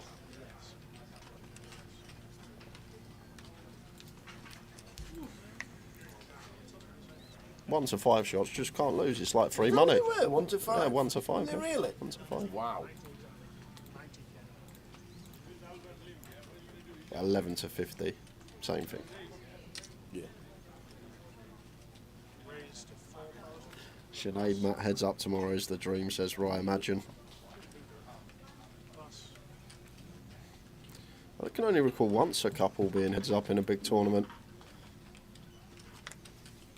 I think it was the WPT in Brazil, or maybe South America somewhere, when Maria Lampropoulos, when she used to be with Ivan Luca, they got Who? Maria Lampropoulos. Lampropoulos? Is it Lampropoulos? I don't know. It's you must know Maria. She's one of the best. Like, yes, she's just one of the best poker players. Is that the lady that won in Nottingham? Yes, when Katie was on the final table. Katie was on the FT. That's the one tower. Yep. And everybody just called her Maria L. Short and sweet stint on the feature. Oh. Literally just sat down here, and as soon as he sits down, folds a hand, off you go, off you pop. Sorry mate, we don't like your hat, off you go. Don't go that way. Just pull out left. Oh, wrong seat. Ah. There we go. We do like your hat. Look at that, look at him, he just gets to the table, tries to sneak in on the button, no one's going to notice. I don't want to be under the gun next sound, I want to be button. Sheesh.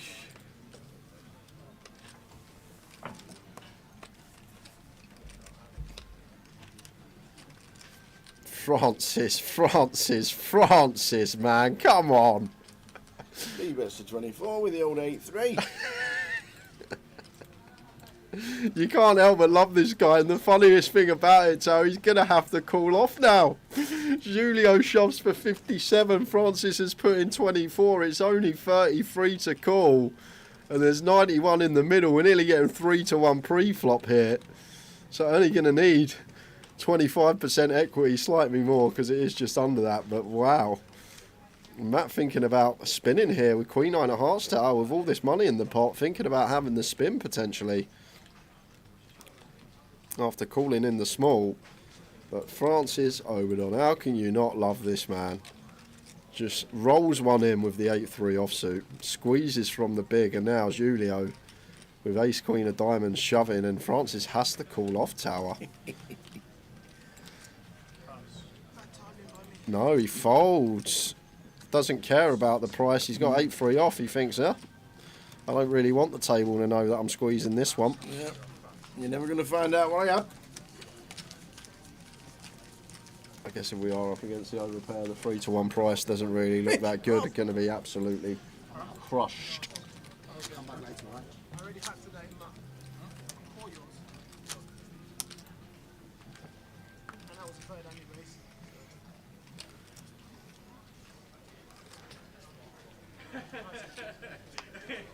Before you were so keen to tell me about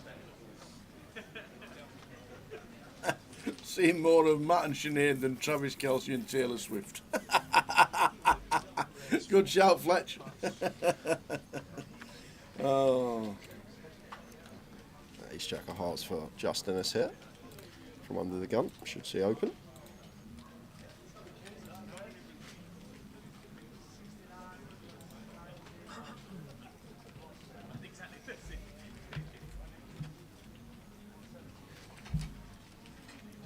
No. Raise 11.25.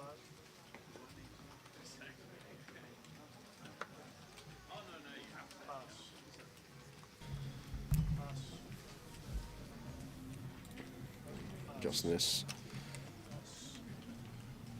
opening from gun, just waiting for action to catch up because there's been a free bet and we're still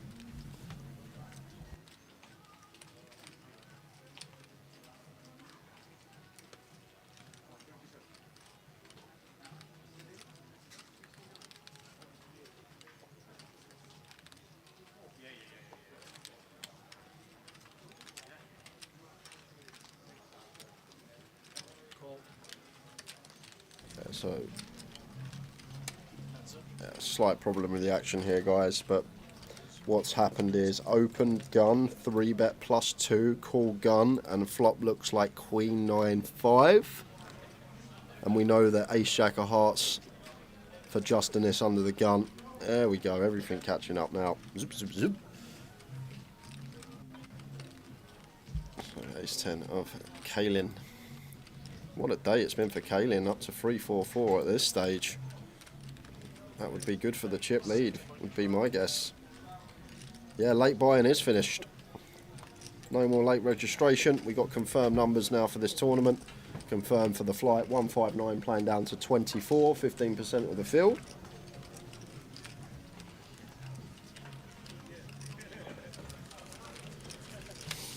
And the turbo starting very soon. 2-1, typical Arsenal, says the Harrow Arrow. There you go. Never in doubt, is it?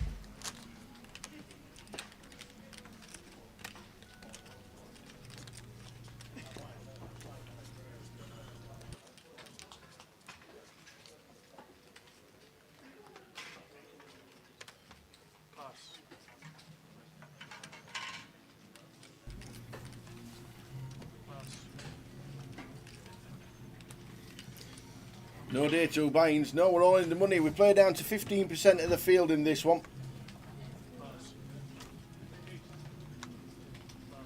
The main events play down to 15%.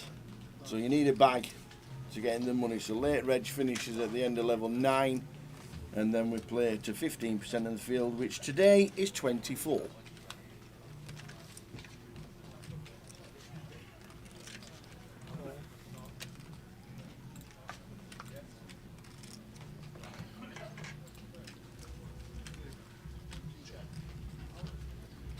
Blind and blind between Julio and Justinus. Julio completes, Justinus checks option. King 5 off, one we can use. We get aggressive with, but while we raise it premium, we can just check and flop trips. Yeah, check from Julio. And Justinus here with the King 5. It's going to get a little bit trappy. He goes for check behind, playing it a bit deceptively, hoping for Julio to catch a piece on the turn. Queen of clubs, Julio should just be checking now. Jack high one that wants to get to showdown blind on blind, but Justinus should now be firing with the King 5, trying to get some value.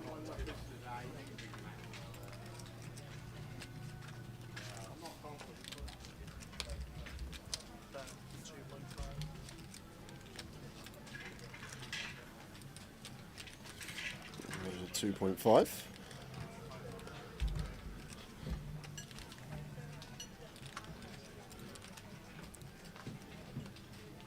See call once here, tower from Julio. It's fairly close. Jack high does go with fold, facing just north of a BB.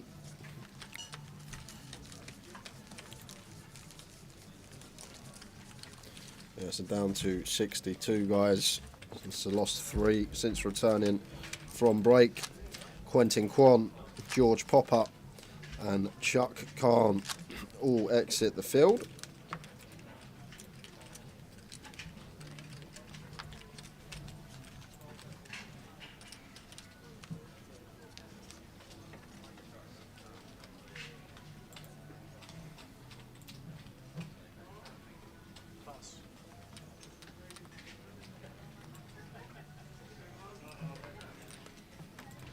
It's 3 off for Sergio. He will fold. Gabriel will do the same.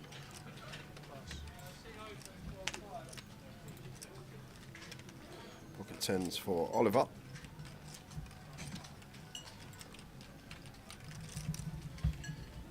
He will open. He will. Yep, there is a turbo. Yeah, the turbo's a side event. It's not a turbo leg of this. Yep. This is the final buy-in. Day 2 tomorrow. The turbo is a 1-day event.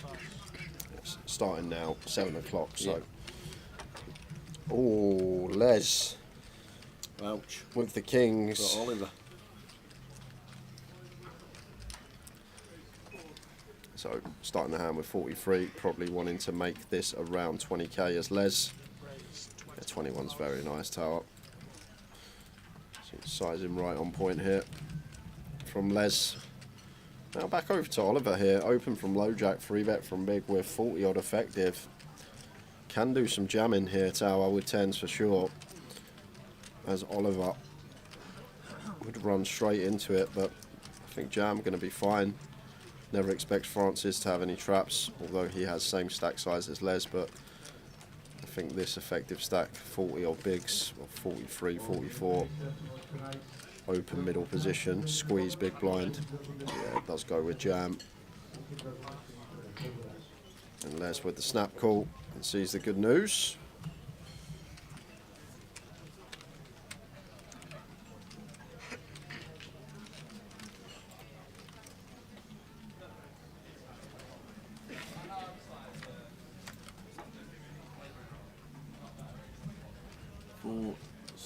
Jack. Just need to fade a 10.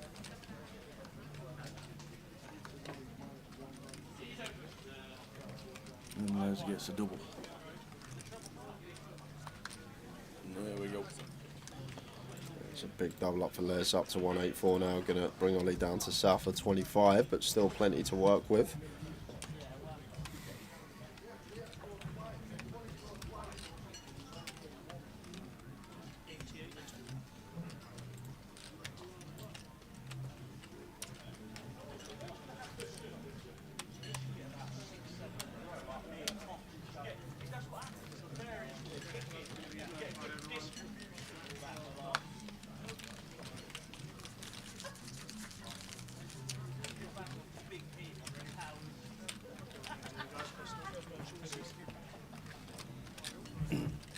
Ring of the dealers, please.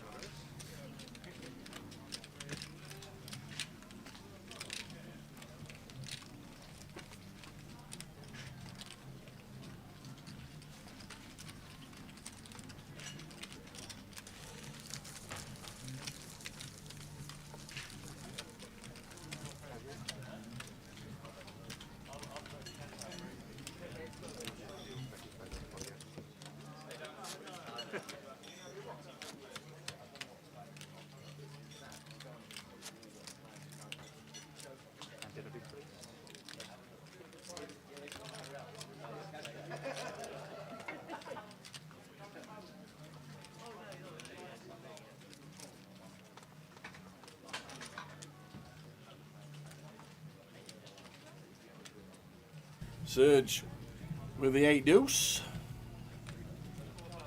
Please get out of the way. Gabriel with King 10.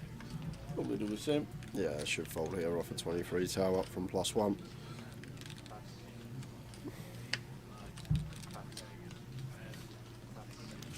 Four 3 hearts for Oliver. He will fold.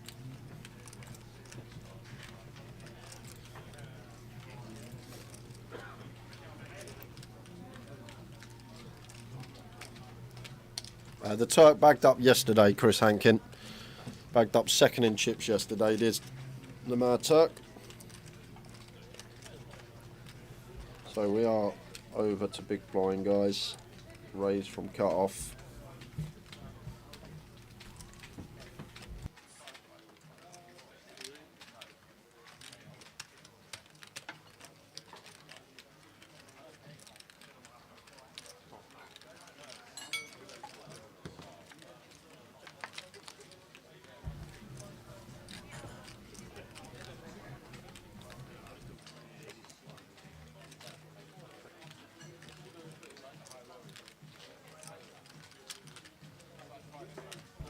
Queen 9 flop, Queen 8-4.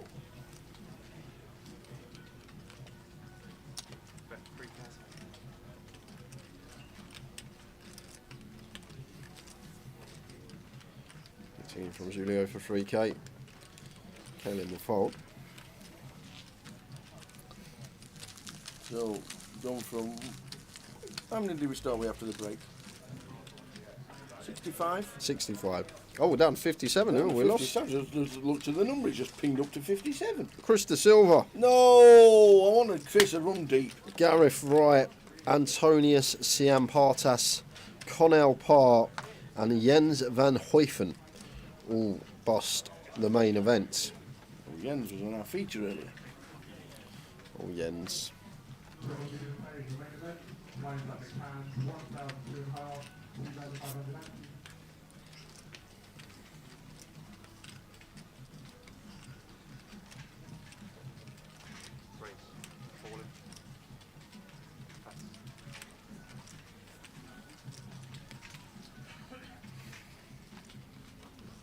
So the Davenport is in. Justinas with the same hand. Yeah, Matt's shoving range here from gun. 8 bigs, closer to 9, but going to be pretty wide when the blinds are just coming through here, Tower. Should have every suited ace in the deck, some suited kings, but he'll be happy to just get that one through. Absolutely.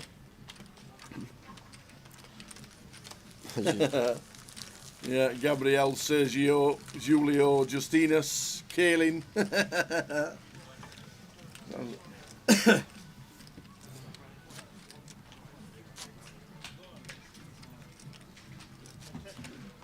Nearly 350 runners today, 159. 350 runners in total, 159 today, down to 57, playing to 24.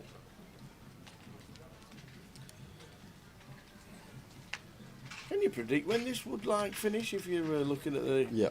Can you? Is it just as easy to do like I reckon level 13, level 14 this will be done today. It seems like today there's been a lot more bust outs in quicker fashion than the other flights. May have something to do with people firing multiple bullets and more people playing this flight, but I think this will be done level 13, level 14, that sort of cusp, Tower. So this session, break, come back, play an hour, done. I'm going to go with that. Level 13 is 2,000, 4,000. We finished at 15.3, we finished at 2.5, 5. That seems to be around about where it goes. We finished the one in the middle, 2-4 today. It could well on, you never know. Blinds are 1-2 at the minute.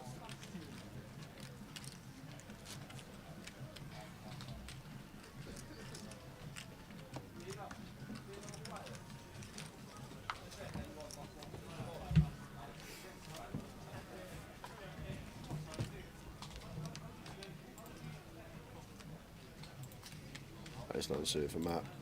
Off of 11, can open off of 11 here, tower. Could just make this 4K as Matt.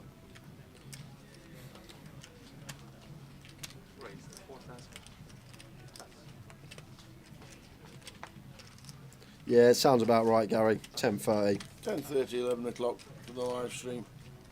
And down to 24. We will have a bubble, as Jay says.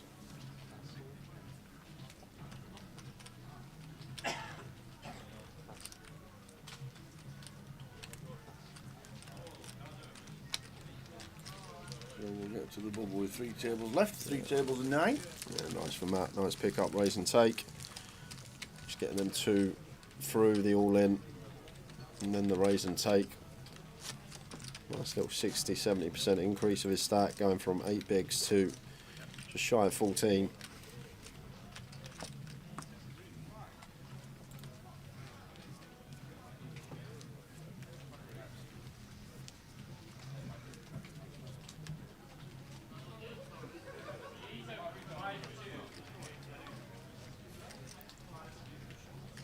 Ace Jack for Julio.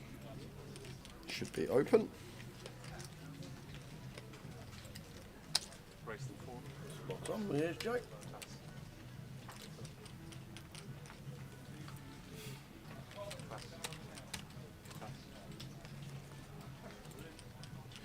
King 5-0 for Gabriel. Can't do much off of 20. Just folds. Oliver does the same. Over to Matt in the big. Ace 9 off in the big blind. Let's see if Floppy says.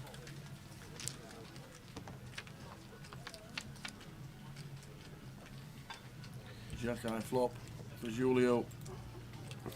Lovely one to see.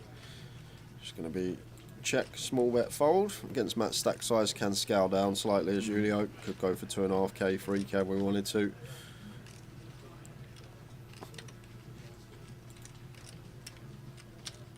Yeah, does scale down, goes for quarter, 2.5k into 11. Matt with ace 9. Saw him float the King Jack against the small size earlier, and once again going to float the ace 9 here, drawing to 1% equity. Only way out of this 10-8. Queen of Diamonds turn. That will get a check mark for Julio. And I like small again here as Julio and just shove river, because not going to be too much Queen X out there for Matt once he check calls flop. Just going to make that assumption. Get some value from some Jack X, get some value from some 7X non-believers. Jack X and 7X of diamonds are both a thing as well, so they will be in there for Matt. I think it just want to bet here as Julio, small size, get another street from a worse Jack, get a street potentially from a 7. Yeah, 5k is nice, does the trick. Sergio 8 bigs, Matt 9 bigs, needing help. It's all about survival now. Need to bag to make day 2. If you put chips in a bag at the end of the night, you made the money. What if you take chips out of a bag? You take chips out of a bag. Once you've sealed it, you can't do anything with it. Nothing. Well, usually at the end of the night, when my takeaway comes, I'm taking the chips out of the bag, Tower. That's usually the end of my day. I can't see you ordering on a night time. It's silly o'clock. I'm not like... Not like you used to be. Not like I used to be.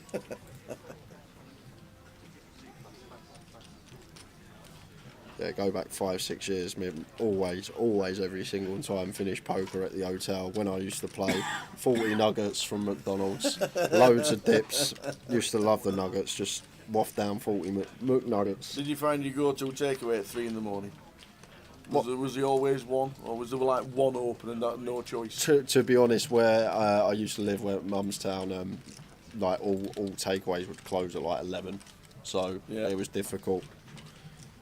But there was a rely on mum's cooking. But there was a 24-hour McDonald's 10 minutes up the road, which is always all right. And Francis with the aces here, and we're going to see a big pot here, Tower. Well, we're going to be going post in 3-bet coup. This should be 3-bet from Francis, and Kaylin always needs to continue this one at this stack depth. 45 effective, Jack 10 suited. Just way too good of a prospect to let go. A nice size choice from Francis, just shy of 4x, and I'm Kaylin here with our stack. Won't get me tossing this one into the muck with position, I'll tell you that. And he's doing exactly that. We're going to see a flop.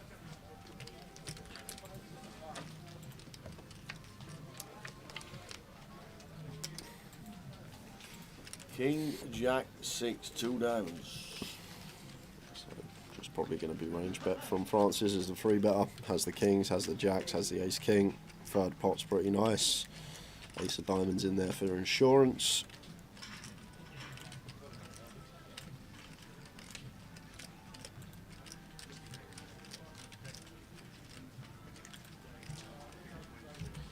I'm going to go for the big bet here.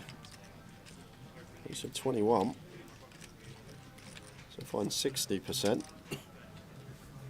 And Kaylin with the middle pair has caught a piece, but board that is going to be all over the 3-bet range of Francis. But saying that, man, this is saying that, Tower, this is the man that squeezed 8-3 off from the big blind earlier on, and it's probably caught up on stream now. It's probably been at least 20 minutes since it happened, so I don't know if Kaylin has that information getting fed to him.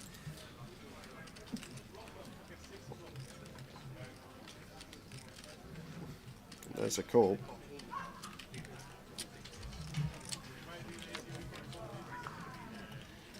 Queen of diamonds on turn.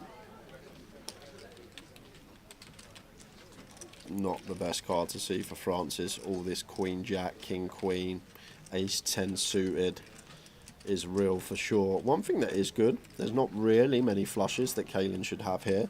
He should have 10-9 of diamonds, 8-9 of diamonds, and maybe 7-8 of diamonds from our perspective as Francis with ace of diamonds in hand. So very scarce combos of flushes. So more worried about the turn 2 pairs, these type of holdings as Francis. And once we get the check back from Kaylin, just going to have to value bet here, Tower. Target some king 10 suited, target some queen ace queen, target some queen 10 suited. So it does go with jam as Francis. 55. Like the way he's played this one, but doubt we're going to get called from this particular holding of Kaylin. Does choose to get out of the way. Where we're trying to log into MRA, it says it won't let me log in. I'll put myself on the cash list. What club? I've got my app open right now. Let me just see if I can open it. I'm logged in.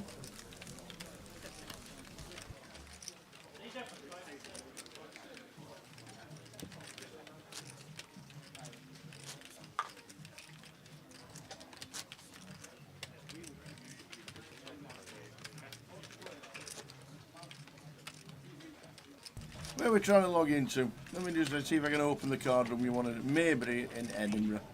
Scroll to the bottom. The Maybury, 305 miles away. The Maybury. Hold'em, waiting is 1, and it says join waiting list. I can find it. Obviously it's on for me. It just says task cancelled. Can you just open it up, see if we can get yourself on the waiting list? I'll wait for this. And then I'll go and get yourself a taxi.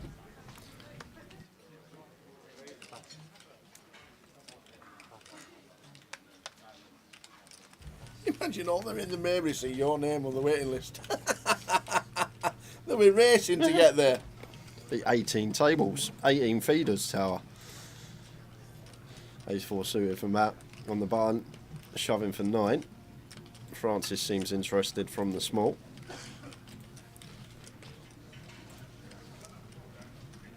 We're down to 52, and we'll run you through the bust outs after this hand. Will Matt get the jam through for 9 over to Julio, who will fold. So just a quick rundown of names that have exited. We've lost Maz Bako, Sam Perry, Cosmin Pinescu, Abdul Kadir, RR GDPR, Rob the Ras, and that brings us up to now There are. Probably put the mockers on Rob, haven't I? You've done it, Tower. You have done it. So I'm going to show you the app after this hand, guys. I'm just going to sign myself back in. Evening, Roy. The Sci-4. I wonder what Roy's coming to say, Tower. What could it be? How's the DK going this week, Roy? I hope you are well, young man. How's he pick them so well in the golf? They're always there. They may not always win or get a place, but they're always there. Great shout with Zalatoris, Roy. Well, it looks like the app is struggling across the estate for joining the waiting list. So we'll see if we can do it live on air.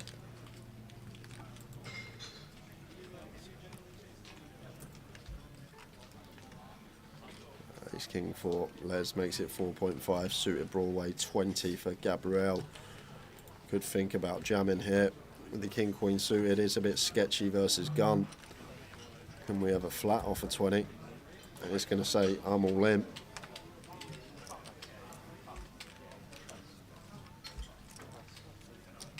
Going to be getting snapped off.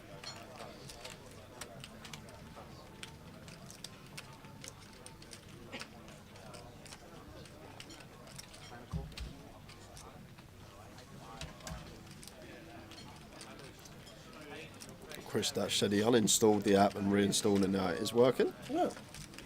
And Gabriel going to need to find a queen here to stay alive. Gabriel Catalin all in and at risk.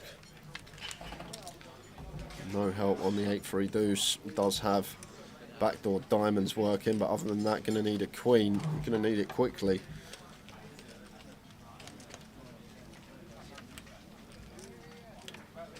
And that is a turn we want to see. Pick up a lot more outs. Diamonds working now.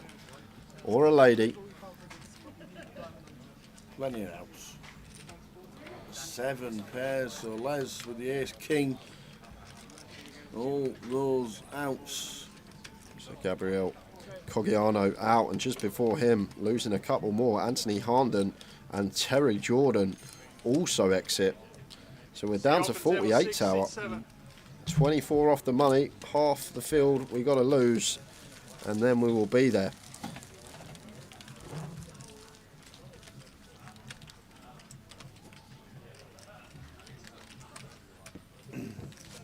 I must be one of the lucky ones because I've just joined the waiting list for Edinburgh's cash games. Yeah, unfortunately, guys, I can't log into the app at the moment. Yeah.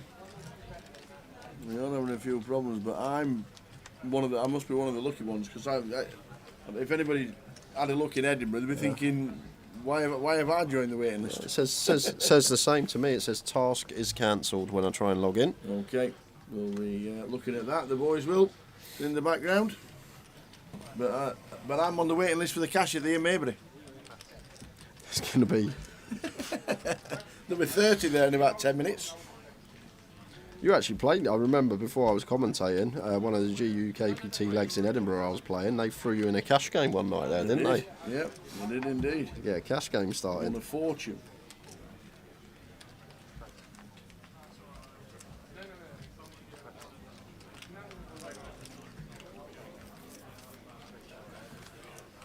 Francis raises to 4.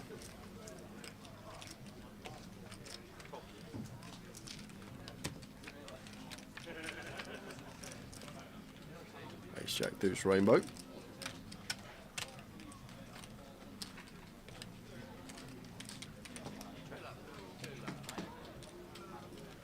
Let's see, bet from Francis, hand over. Nothing Les can do with this one.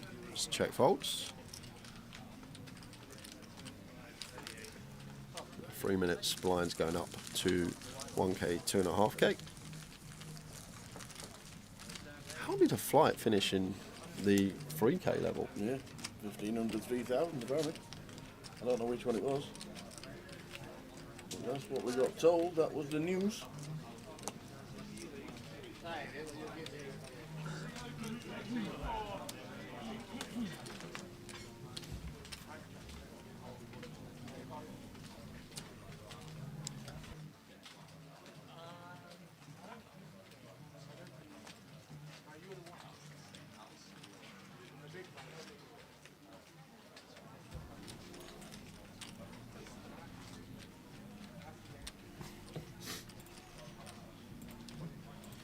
Sergio, ace-4, sends for 8.5.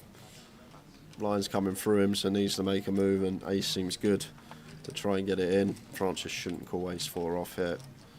But we know Francis can be unpredictable. Does get out of the way though, and all the way around to the big. Be great for Sergio to just get this through, and does just get it through.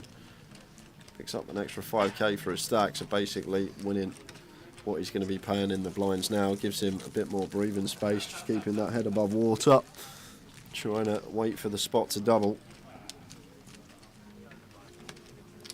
So 48 remain.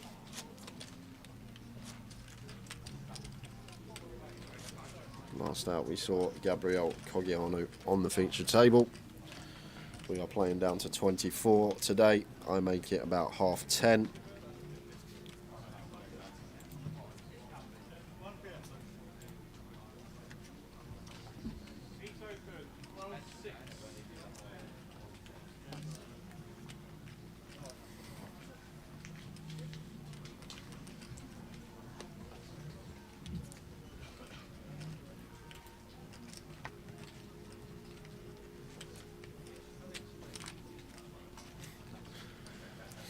Over to Les on the button. 8 deuce suited. Shouldn't be opening this one tower, especially with one covering stack on our left and a reshove stack in the big blind. Like, yeah, we're on the button, we get to open wide, but this is a little misstep here from Les. It may still work, but trying to look at things from long term. Sergio's got a reshove stack in the big. Gets to defend wider when he's this shallow, and we've actually got a bigger stack covering us on the left, so 8 deuce suited, just way too wide. Pretty reckless open, but it's going to work on this occasion. Well, it may not. Sergio does have a 7, so he may choose to go with it. He has caught a piece and only got 15k in his stack, so he may just check shove here, tower, especially versus button opening range as well, which is supposed to be so wide, but is just going to check fold with his bottom pair after catching a piece there. As Sergio, Les does take one down after opening 8 deuce on the button. Obviously get to open widest from that position, but can't just open any 2. Still need to fold the old spanners when we get dealt them. Check the app, Dennis. Give it a refresh. See if I'm on the waiting list in Edinburgh. Aaron blinds up. 1k, 2.5k. The blinds are up, baby.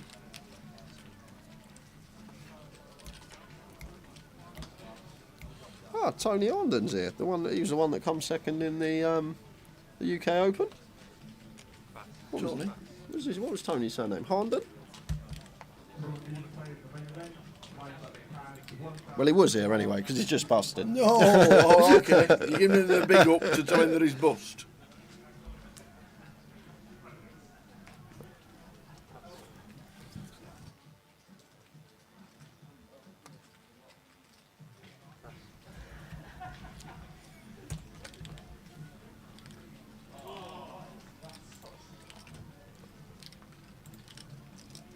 It weren't him.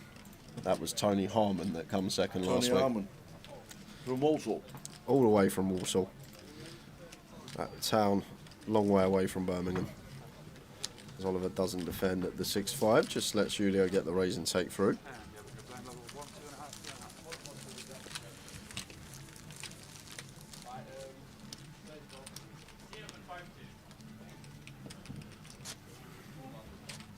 Who was it that was saying Matt just sits there all the time with his glasses on top of his head? They never move from his head. When he's got to look at the food menu, the glasses come down. And then straight back on top of his head. Someone saying that yesterday. They never move from the top of his head. He never puts them on. But he just put them on there to read the menu. But Francis pocket 9s under the gun. Should be opening.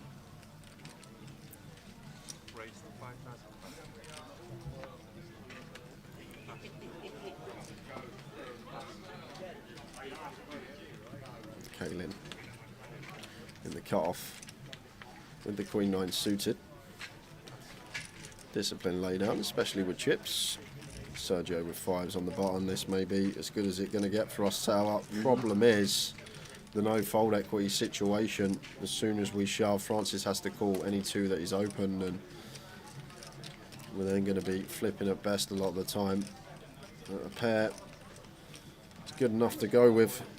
And Sergio does get it in the middle.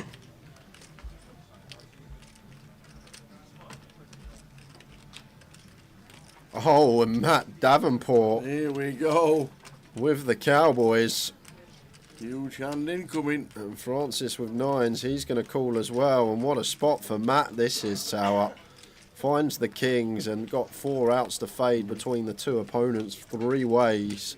Gary McGaffney, did you know? Are you in Luton? Said Matt making a move soon. I bet Matt texted him. You want to spoil stream? I know. I'll text you. I'll text you. I mean, I'm all in with pocket kings in 2 hands' time.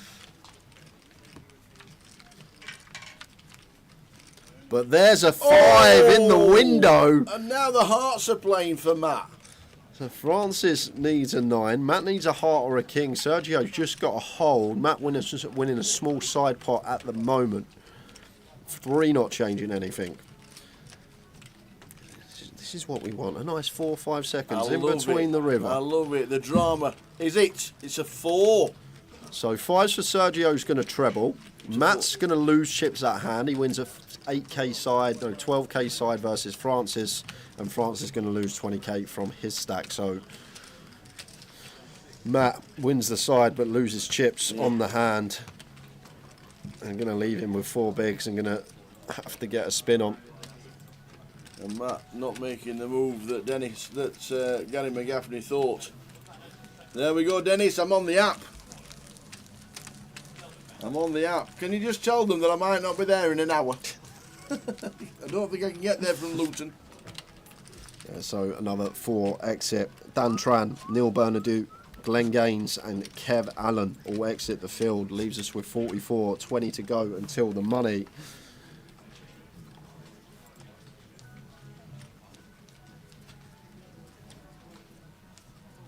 Can you get here within 2 hours? Says Dennis. Yeah, unfortunately, the app's working for some and not for the others. To be honest, I think Barrington Nicholas is playing the turbo. You could take his jet. Yeah, that's true. Yeah, ask Barrington. Barrington, can you come here, please? Barrington.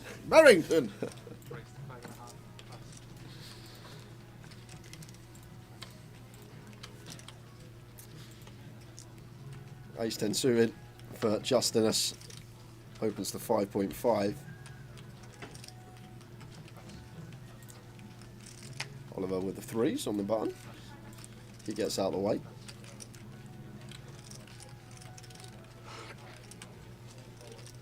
A7 off for Francis in the big. Chooses to defend.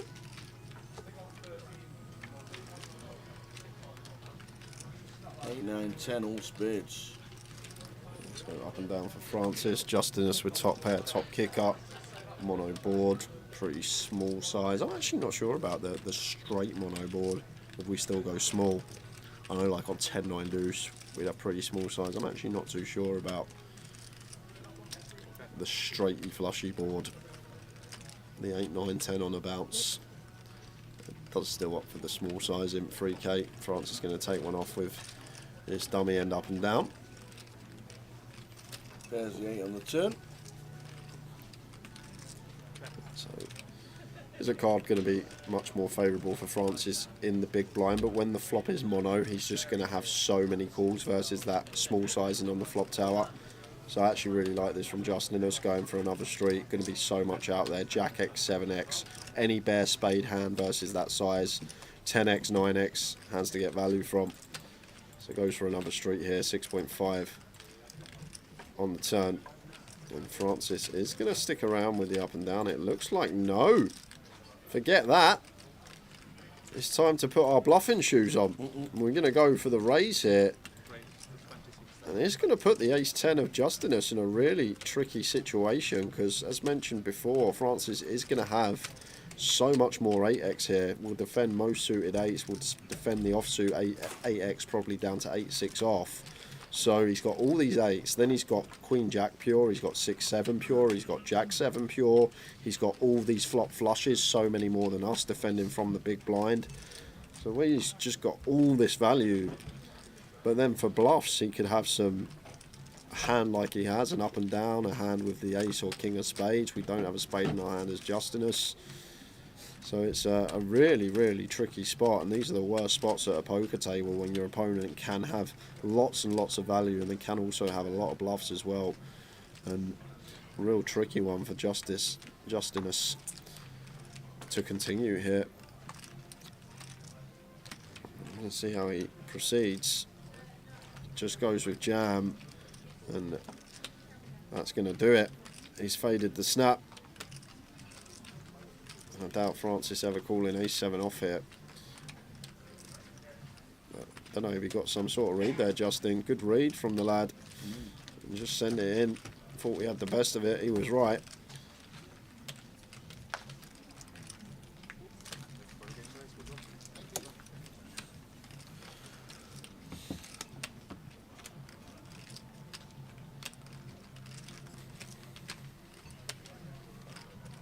Here he comes.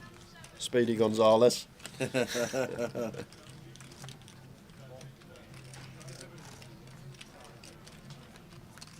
Who was Speedy Gonzalez? Because I just always used to get called it as a kid when I was doing anything very slow. Cartoon character. That's what my mum always used to say.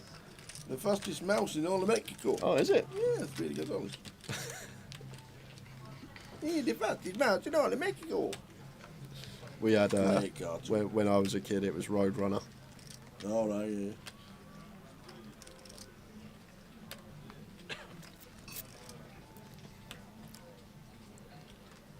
Ace Queen for Justinus. So going to get involved again. Very next hand opens to 5.5. Ace Jack for Les. And seat number 4. Yeah, I said this earlier. Ace Jack off, facing gun open from +1 specifically. Difficult one to navigate, but does go for free bet. I think going to be fine.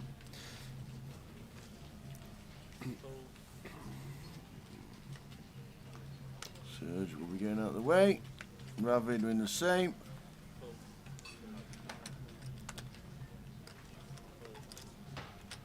Well, Matt with 5s. Yeah.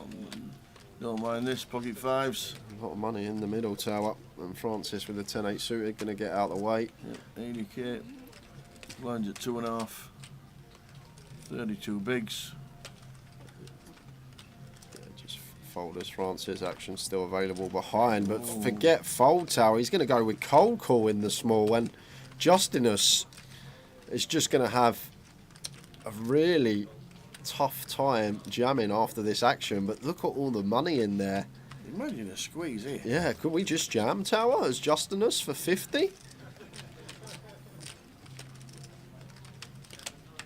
Les obviously repping a very strong hand once he elects the free bet or under the gun open. It looks like it's going to be a call from Justinus. Counting out the call, which makes sense. Getting that price, it's going to play call. We're going 4-way in a free bet pot. Matt all in with 5s and actually winning at the moment. If we can get a low board, it could be a quadruple up for Matt. I'll just get to 5. That's not it. Ace, 9, king. But look at the flop for Francis. He's got the flush draw. And Les flopping top pair. Jack kick up. And Justinus has got him pipped. Yeah, so going to be C-bet Les. Call Francis, I guess, tower. Doubt Francis going to jam here because it's an ace-high board, and Les with Matt all in firing into this one's pretty clear that he's going to have ace-queen, ace-jack, so maybe some ace-x bluffs pre, so just have to call as Francis as he does. And now Justinus. What are we doing getting 6-1 on a call with nut pair, nut kick up? We'll be aware that Les can have ace-king here, he can have pocket kings, but combos drastically reduced with our hand and the board. So Justinus counting out the call. It's a call. Matt's just sat there thinking, I ain't in front. There's no way these 5s are good. 8 of clubs turn does now give Francis a pair to go with his flush draw. 109k in the middle, and just announces I'm all in. And this is actually a grim spot for Justinus now, Tao, because we're sandwiched. We're sandwiched in the middle. Les is still uncapped. Les can still have ace king. He can still have kings. He can still have pocket nines. He can still have all these hands lurking in the bushes behind. So this is actually a really, really grim spot for Justinus. We're getting 3-1, but Les is our worry. He's a big, big worry. He 3-bet our gun open from +1. He bet the ace high board into 2 opponents when there is a player all in. And this is actually a really disgusting spot for Justinus here, Tower. It's actually grim because of Les behind us and the hands that he's actually repping for value once he 3-bets pre and bets this flop 3-way into a side. But the thing is, when we got an ace in our hand and there's an ace and a king on the board, there's only actually 6 combos of ace king left and there's only 3 of kings, so there's 9 combos total. He's announced all in, yeah, and now the ace jack gets out of the way. Now Les can make an easy fold, so Justinus went with it, went with a gamble that Les weren't waking up with ace king, kings behind, and on its way to winning a big one here. Tower, big deep breath for the man, big river coming up. Matt can hit the 5 of diamonds. And Francis can hit a 10, 8 or hearts. The river is a 4 of clubs, so we're going to lose Matt Davenport and Francis Oberdon in the same hand, and a 200k pot for Justinus in seat number 3. Yeah, and that's going to take us down to 40 players. 40? Because just before we lost Brandon Shields and Rich Ashby, 2 big names on outer table. Brandon Shields, Chuff Deep, and then losing Francis and Matt, taking us to 40. Wow.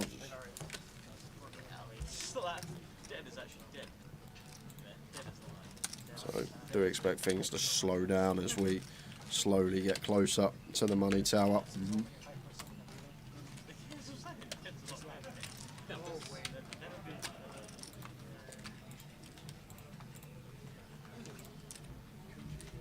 24 is when we stop for the day.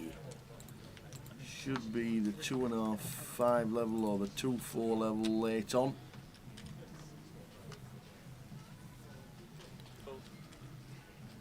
Kaylin with King Jack from +1. Been very quiet, Kaylin. He come to the table with all these chips, thought he might be the type that was getting after it, but seems fairly solid. Does open here.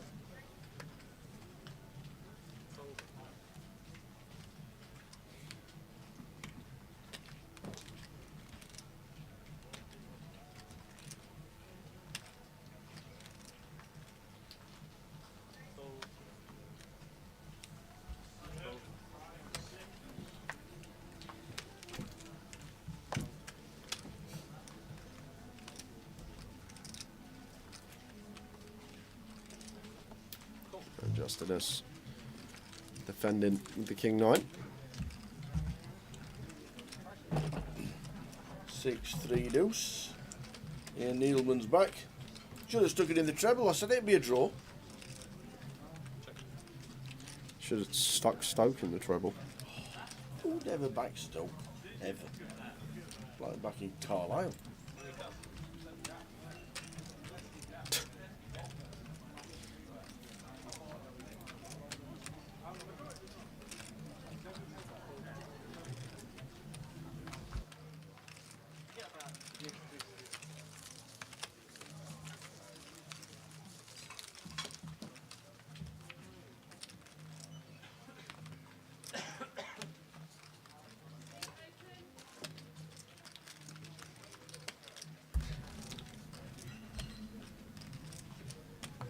I think it was a bad day for a lot of us, Ian.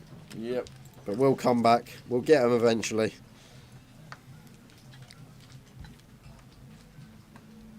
I want to just have one post like Feraldo put up last week. We got them, boys.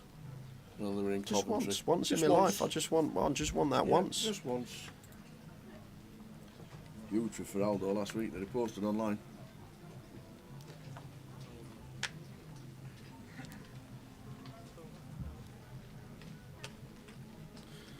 Julio, beautiful sight to see when you're on the button. No one ever giving you credit for a hand, but the boot's going to be getting involved here as the number drops down to 39. Just lost Jordan Lee from the field.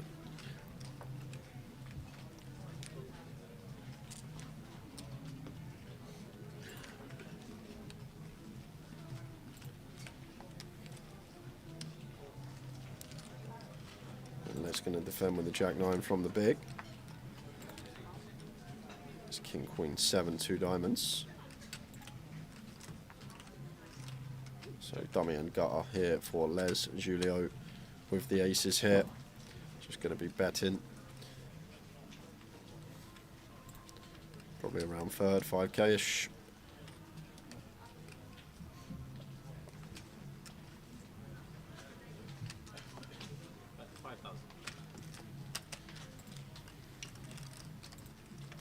And Cassandra comes to the table.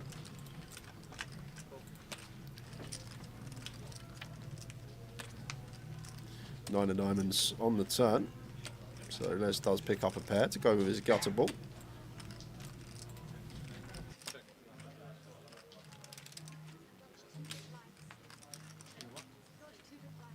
Dodged, very nice. Yeah. You moved twice. What, since we broke? Yeah. That's sick. Pretty sick. That's pretty sick. So what, 2 since we broke? That's sick. That is sick. So flush does complete here as Julio. Maybe thinking about checking back and going for some value on river, but big blind going to have a whole host in there still to get value from. King X, Queen X, some hands that pick up a gut shot to go with their pair, some hands that pick up a flush draw to go with their pair. This does go for the second street hit. Fires for 17, sizing up.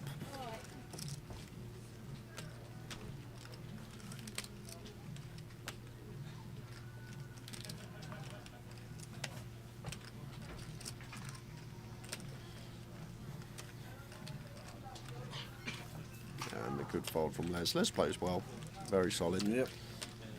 Goliath champ. I think it's like 2012. Second Goliath, Les Fenton. Is that Kevin Webster in scene number 5? That's awful. Well, 35 years ago. Another one exits. Ben Miller out in 39. So down in 38. They're dropping quickly. On that note, I'm going to go for a T run. 14. We will be on a hand for hand when we get to 25. 3 tables will be. 3 tables will be the bubble. 25 will be the bubble. We stop at 24.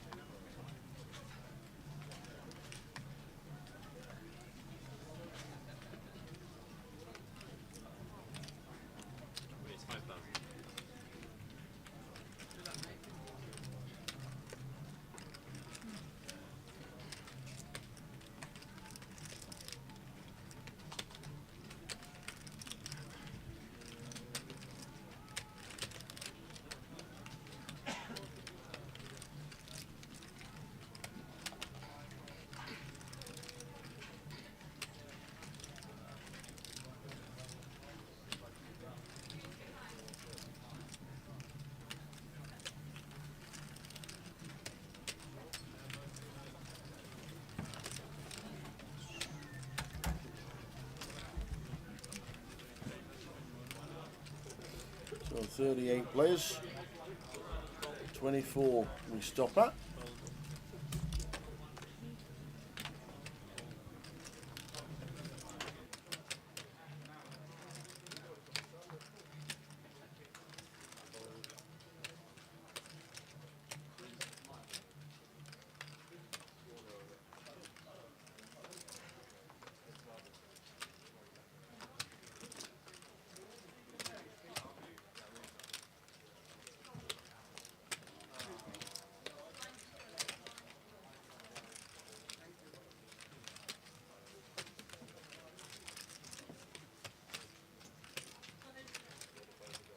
Ravi with a king 9.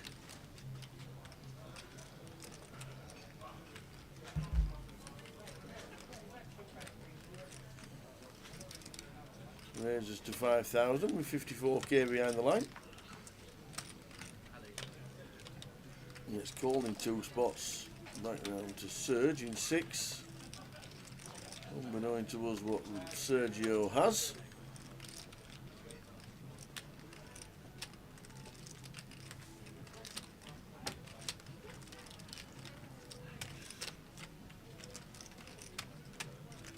All of it. Ravi snap folds.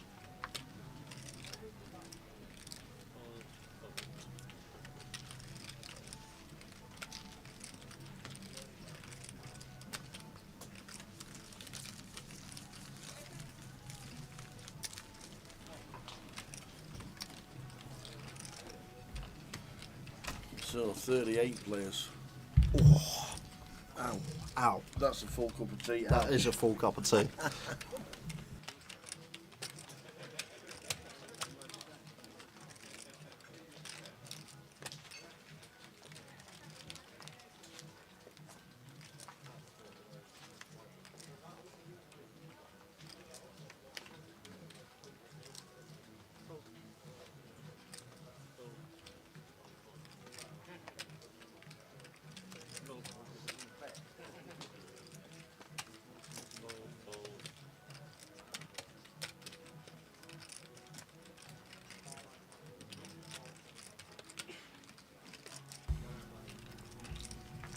So 38.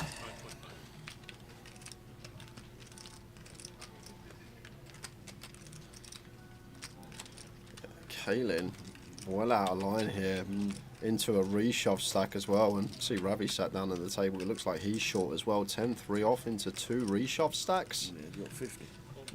Ravi. Yeah, this is well out of line from Kaylin. Does have the chips, I get it, but shouldn't open it even if there weren't 2 reshove stacks, but even more reason not to when we are up against 2 stacks in the blinds that can just shove over our open. And there we go, Ravi straight away in, and this is why we just choose to fold these spanners on the button, especially with a couple of stacks that have got perfect stack sizes to move in. Yep. Obviously should be on to the next, which it is.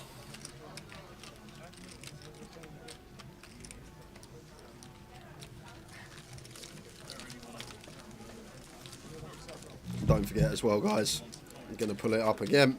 Yep. Because it needs, it's probably one of the best value I've seen in a long time. Yep, they don't happen very often. Leicester 25.50, 50k guarantee. At the moment, there's 144 in. It needs 106 runners to hit that guarantee, with this flight nearly finishing and then 1 turbo flight tomorrow. So if you can get there tomorrow, the turbo flight starting at 12, 2 people in already. Yeah. This is the one to play. It can be great value in Leicester for the 25.50. Value Town. Fingers crossed for a good turnout in Leicester tomorrow. And H10 for Kaylin. This is one we obviously do open.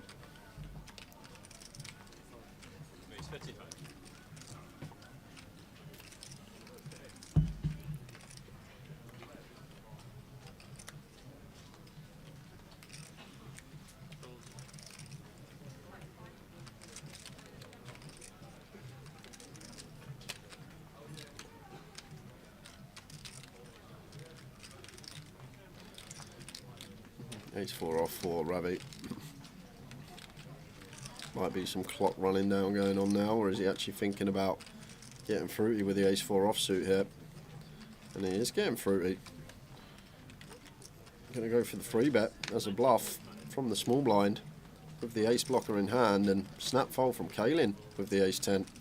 Doesn't want anything to do with it. Ravi chipping up uncontested, straight up to 75. Lines are 1-2. 11 minutes of this level to go. And then take us into level 12.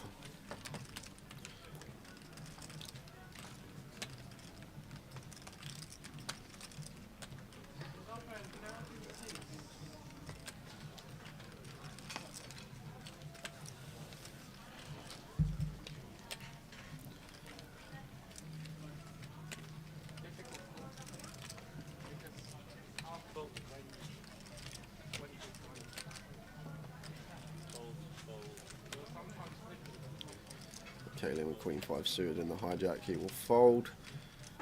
Over to Sergio in the cutoff. King 3 offsuit, nothing we can do. Ravi, same for him on the button, can't do anything with trash. Blind on blind, Ollie should have a fair amount of jams here, and this one qualifies. Ace deuce off, should be moving in for 13.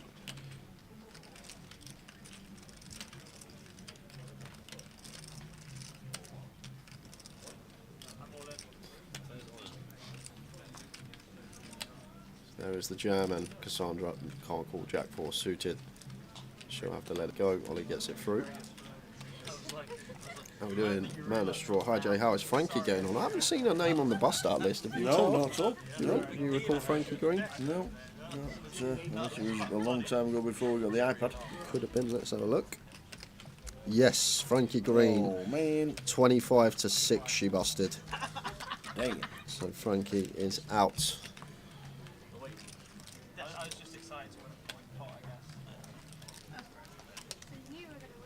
Oh!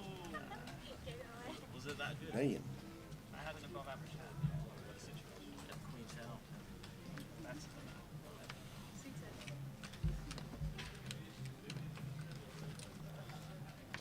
Justinus with the ladies. Makes it 5.5.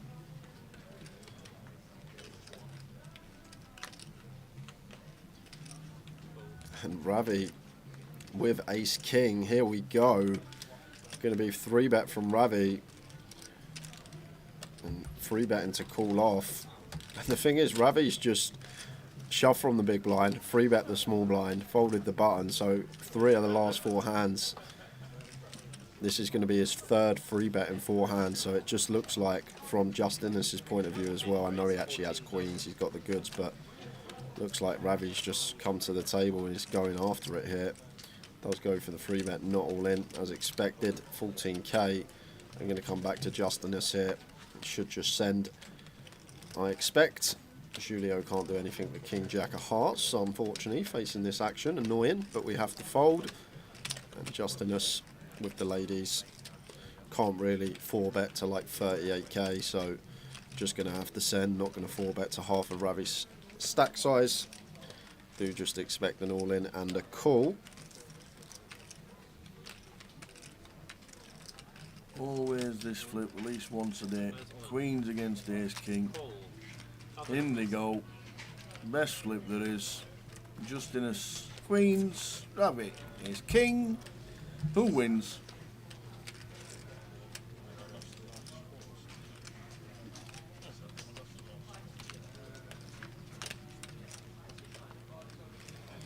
Ten, 9, 3, clean for Justinus. Looking bleak for Ravi. And with the deuce of spades down, leaves him with 6 outs. Needs an ace or a king. Yep. Oh, it is 888. Luton is done. And he's at 8 of diamonds, so we do lose. Ravi Sheth, out he goes. Grabs his coat, grabs his phone, grabs his glasses. Yeah, Ravi actually busted in 35th. 35th? Just before him, we lost Nicholas Lee, Michael O'Farrell, the Mad Professor. Oh, yeah. And Westlife, Barry Greenan. Oh, Barry Greenan. He Look at them chips from Dover. Where's she get them from? Just turns up with a bucket full of chips. Sinead the Grenade. Trying to go out with a boom.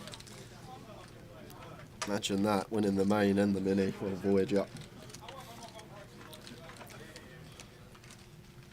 I think Matt's jumped in the turbo as well, so imagine if Sinead went and won this, Matt won the turbo, and they take home 66% of trophies for the week in one car, imagine. TJ Jr. comes over to the feature. Seat open 6. Rennie was on the feature earlier, yes. Feature's still in.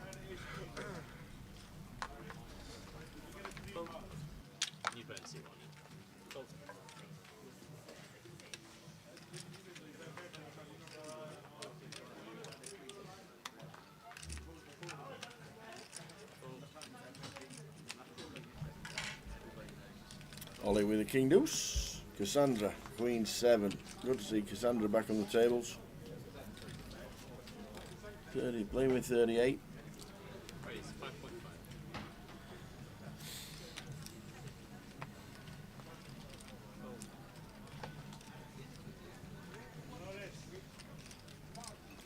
I'm going to get this one through. Cassandra should be raise and take.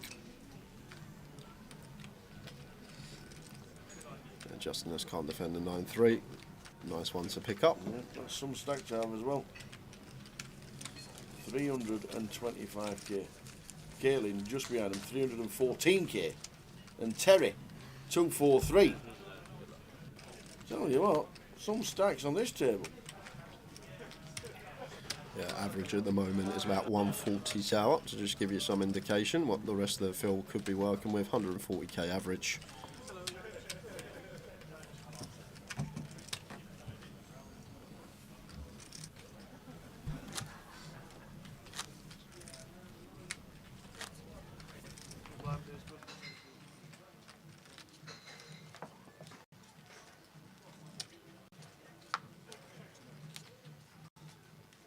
Yeah, Ace King. Everybody loves it. Everybody hates it, don't they? The Ace King.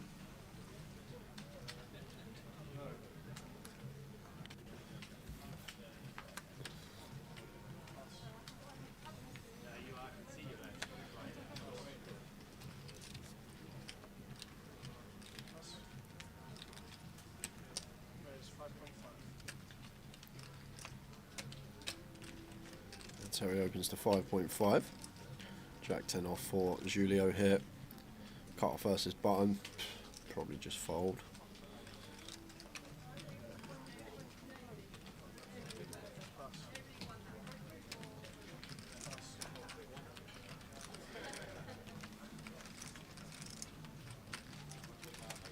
What was it? You old timers call it a drawing hand, don't you, Ace King? Drawing hand. The drawing hand. Drawing to top pair. Speaking of top pair, Les finds it on 10-5 deuce rainbow. And Terry goes for small c-bet just north of third. Closer to 40%. 10-6 of clubs here for Les. Always continuing. Do just expect call.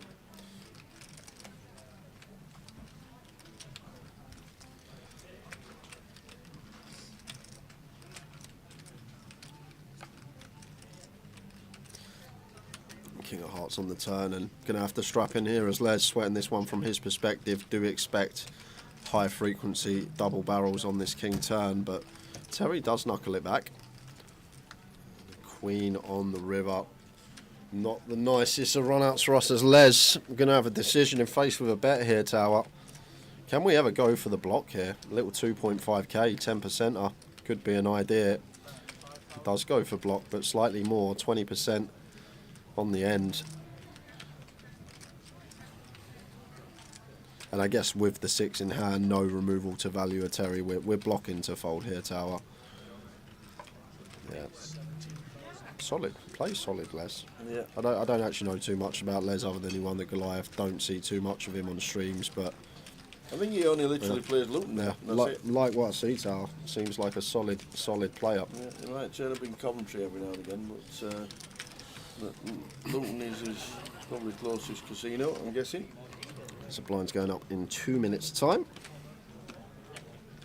Do expect things to slow down drastically as we get closer and closer to the money. 24 paid, 35 left now. Yeah. Won't hit it this session, but do expect when we come back after the next break, that will be the session that the bubble goes, and we will finish up for today about 10:30.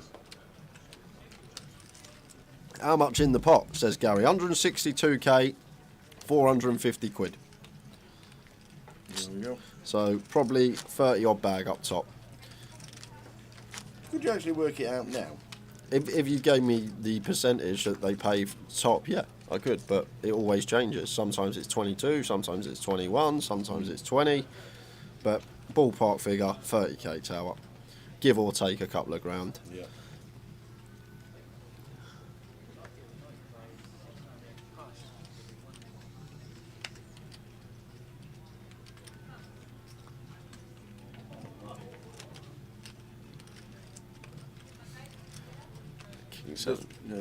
Because we know 24 are going to go in through tomorrow, so that's 53 total. So there'll be 53 players coming back for tomorrow's day 2. It's quick maths. Thanks. Start calling you Big Shat. Man's not hot. Did you watch him? No. Did you go away and watch Big No. Shaq? You didn't. That was your one job for me. No. I said in Coventry, if you do one thing in your 2 days off, you listen to Man's Not Hot by Big Shaq. But to be fair, I came to 53, right? I did have the app open for 15 minutes. Between 10:30 and 11, we reckon it's going to finish.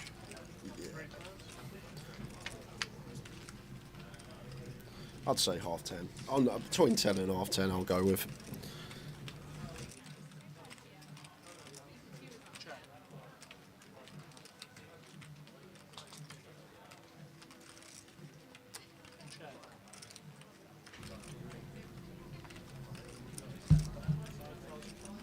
But you never know, Gary. This is poker. Could have an influx of bust outs. Could have an influx of double ups. Exactly right. No one busting. Loads of people busting. It's just one of those games when you don't know sometimes, but you can just give an average guess of whenabouts.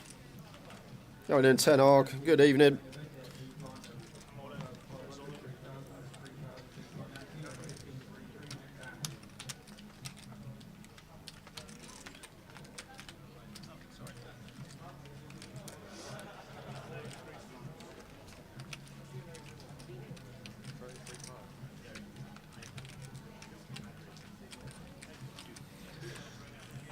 Hello, still listening to Alan Jones. We're walking in the air. So Oliver goes for the check shove here with a pair of 7s and Terry with just the 3. Course. So Ollie with a lovely little value jam here, getting called by a 3. And Terry going to need a 5 or a 3 to send Ollie home. But Oliver, 3/4 of the time, will be doubling up and back to just shy of 90k.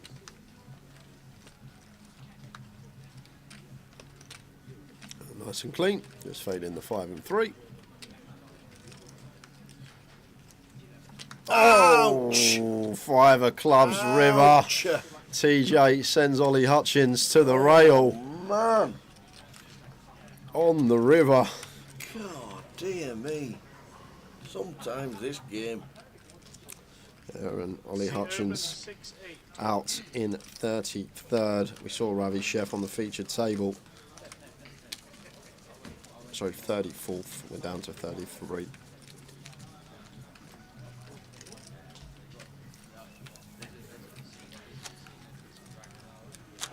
I'm still listening to Aled Jones. Best cover of Father and Song, Aled Jones. I'll stick with it. Super turnout today, Craig. Will anybody be bigger chips than yourself? 515,000 was it?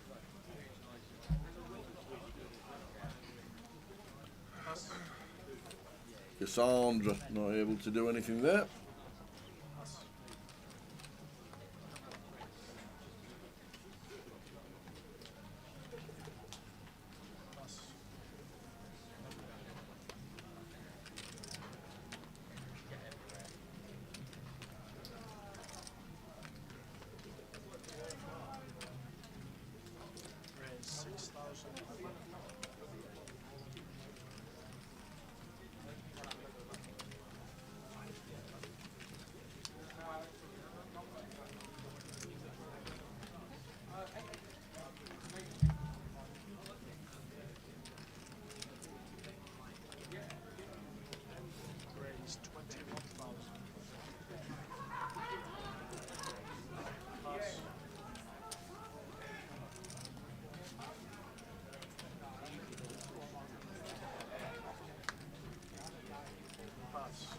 Les in 4, 3 bets to 21.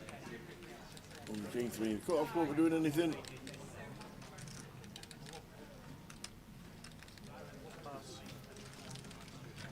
Yeah, short race and justice.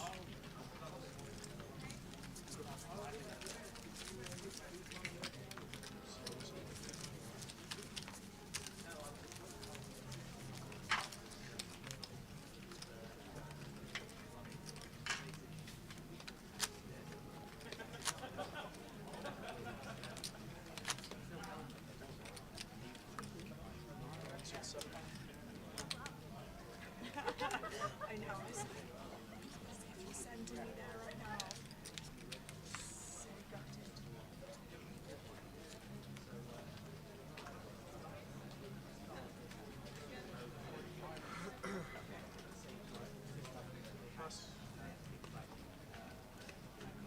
Well, all of a sudden we're down to 33. Yep, we lost Ollie. What was it, Ollie? Yep. You lost out. I thought we were still on 35. Nope, 33.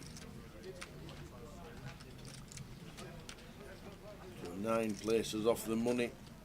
Blinds going up to 1,500, 3,000. Next level, very shortly. As Sophie comes to the table and says, "I'm all in. Have some of them," she says. Teddy's going to call this. 10-9 suited. Going to be calling for sure.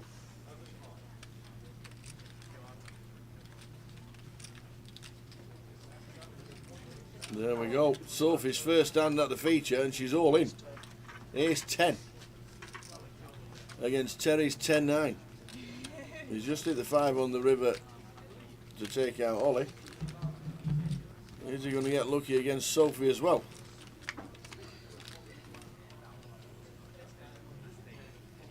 Eight, 9, Jack. Well, they're both flopping up and down it.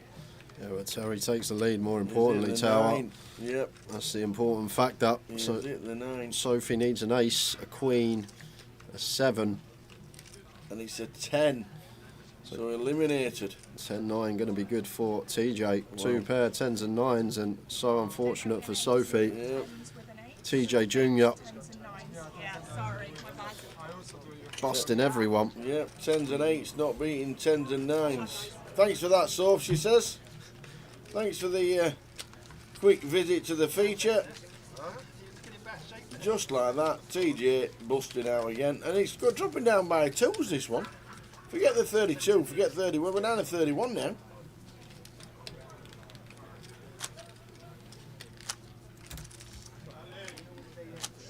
Sophie busting out.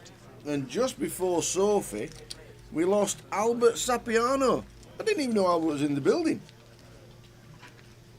But Jay tells me that Albert had chunks. He had chunks, he had a lot. When you just saw me there, come back from the tee With run, the tees. And now Albert, when I went through there to get the tees, not on the way back, but I remember going through to get the tees, and he had 2 columns of yellows, Tower.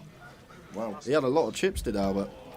So I don't know who's got them, but I know Alex Montgomery was on that table. Oh, so wow, he could have chunks then.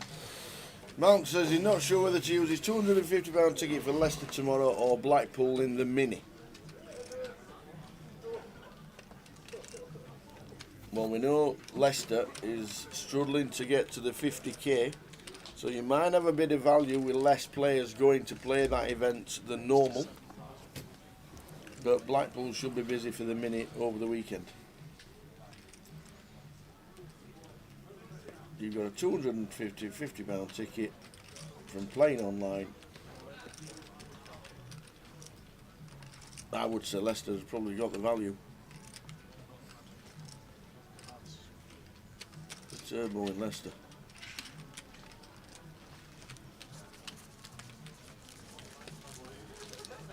Last out, Sophie Stubbs.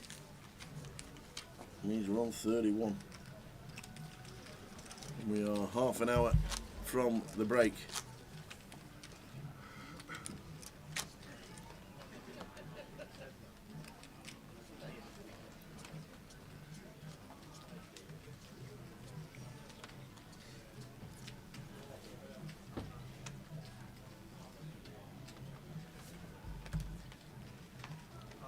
blinds 15-3 now. This was the level that we stopped at on one of the earlier flights, which means 15-3 is coming back tomorrow with however minutes are left in that one.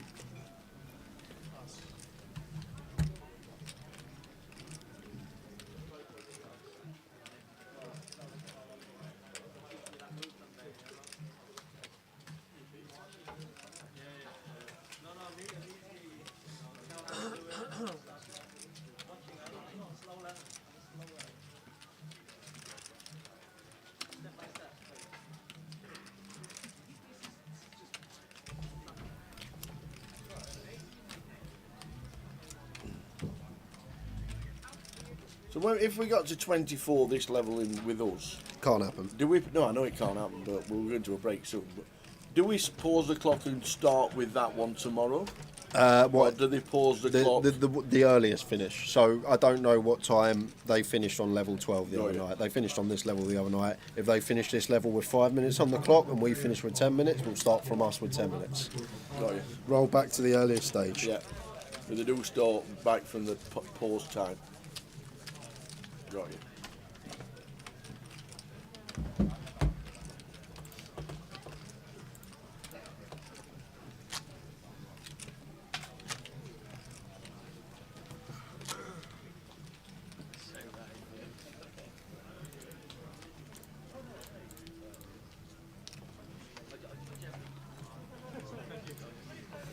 Two hearts first break on those 2 hearts.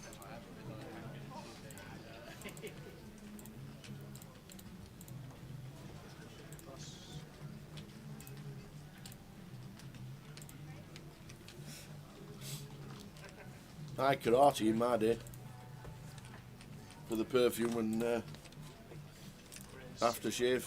Always got a bottle of high karate for Christmas in the 80s. Was upset if we didn't get one.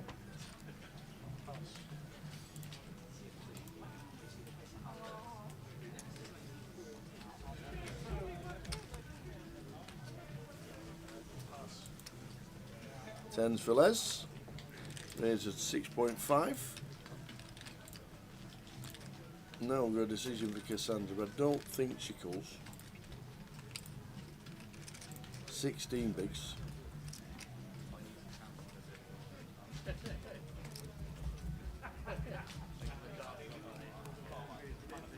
Oh, she is. Oh, she does. Does make the call.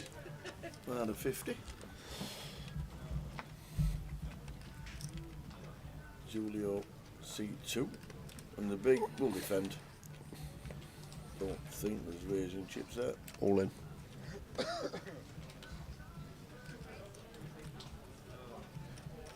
think this is a solver jam, but I don't think maybe this close to the money. With our stack, we just play call tower. But I think in the solves, they love these suited Broadway squeezes from the big for like 30.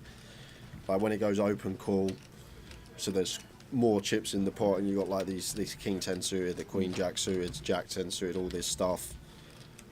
The old robots love just saying, I'm all in.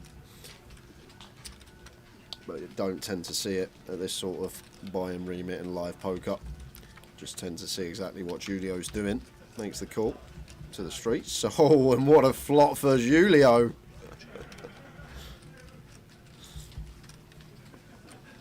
What a flop. That's why we just call.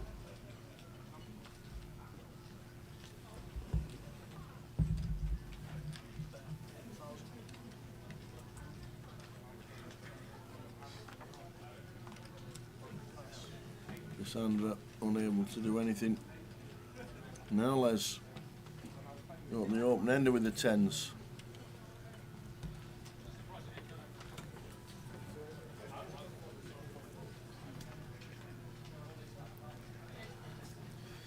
Just call, keep range wide. Absolutely, just call, don't do anything else. I guess it's one that we do unblock a hell of a lot of stuff tower. All the sets, all the 2 pairs, unblocking top pair. So maybe we can raise actually with the King 10 suited here. Just unblocking all the hands that we want to continue versus us. Raising, definitely raising. Flicking this one back.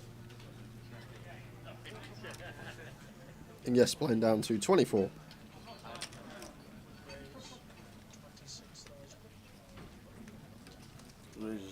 26. And let's just always call in tens in position here, Tower, with our up and down to go along with it.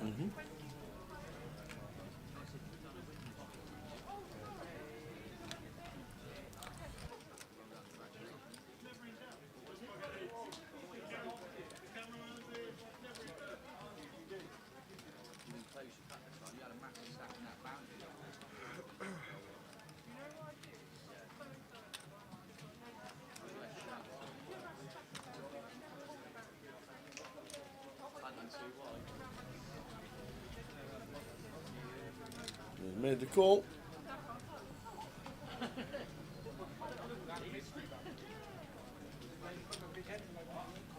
No, you would never jam here, Gary. No.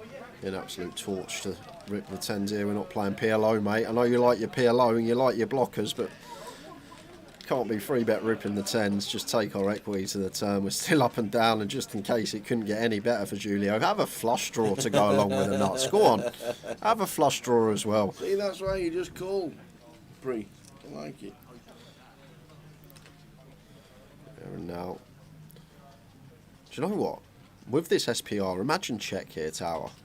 Because we get to shove river anyway, and maybe just make it look like that we're at it on the flop and we have one of these bluffs that's just shutting down, and with the insurance of diamonds, could we have a knuckle here for a bit of deception? Make it look like that we were at it on the flop, or we've raised like a one pair queen X and now we're shutting down. I guess we got the action killers that could roll off against stuff like ace, king, king, queen. Potential not to get paid. And now we pick up the flush draw. Is there ever a world that we could check this with this SPR? That does just go with check. Let's go, Julio. Love this. I think this is really creative from Julio. Just trying to make it look like that he's had a bluff, he's given up. Now just shutting down. And will Les take the bait with the tens? Try and blast him off a queen or a jack. Well, doubt a jack ever raises. And Les just going to take a freebie. 4 pairs. Yeah, and now we get to jam anyway as Julio Tower. I think that's a very creative check on the turn with this SPR, just recognising situation. And also, it's very important, as we say, checking back some top pair, having some top pairs in your check back range. You also need strong hands when you check raise from the big blind and check turn. Like, you can't just check raise your bluffs and check turn as your give ups. You're also going to need some checks on the turn with your strong hands as well. Because if people are aware that you check raise flop and you always give up with a check on the turn, it's always a give up. They can just relentlessly fire any two and it be profitable. So it's important to have some strong holdings in here when we do check raise the flop and go for the check on the turn, but does go for it on the river. Snap fold from Les. Doesn't get sticky.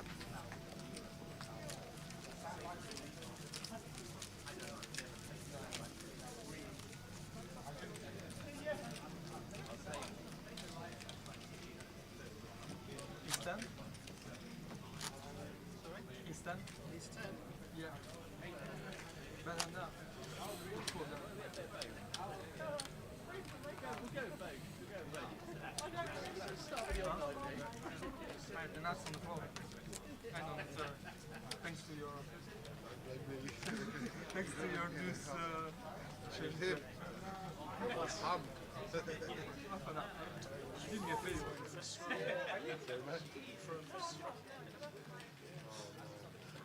Sergio with the aces.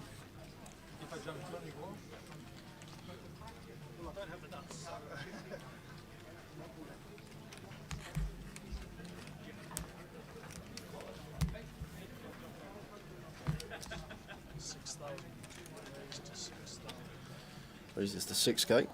Sandra out there. The Queen 7 suited.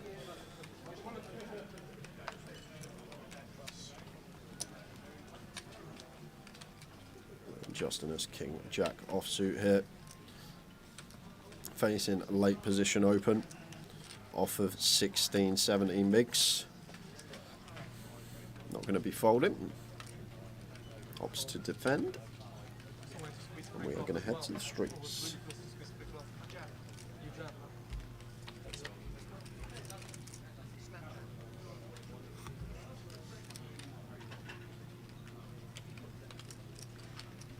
It's Jack 10-5, 2 clubs.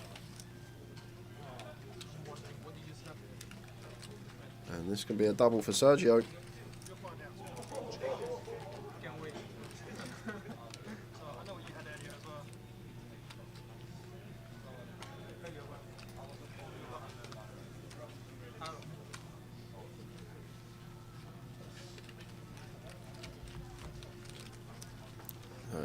Probably going to see bet third at the stack depth.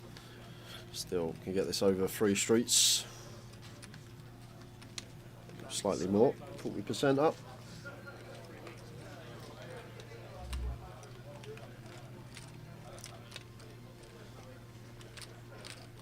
And Justinus against this short stack may just choose to check jam here with top pair. Has a look at the stack of Sergio. And does just set him in. Sergio will be calling off. Snappity snap. Yep. Snappity snap.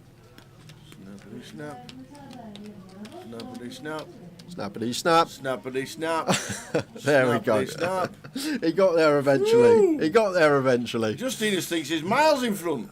He's like, whoa. Where aren't they, he says. You got aces? That's what I had. Oh, dear. You got your information. How are we doing, Pontimus? Good morning to you.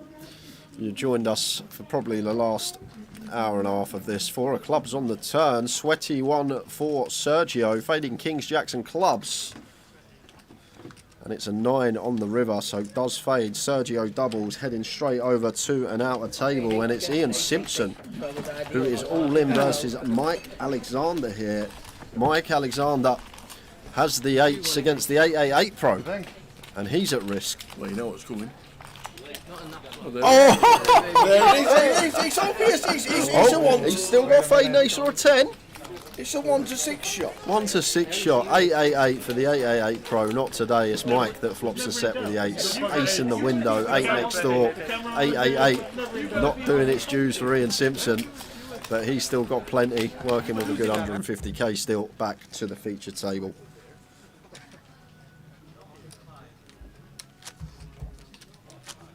Eight's everywhere, man.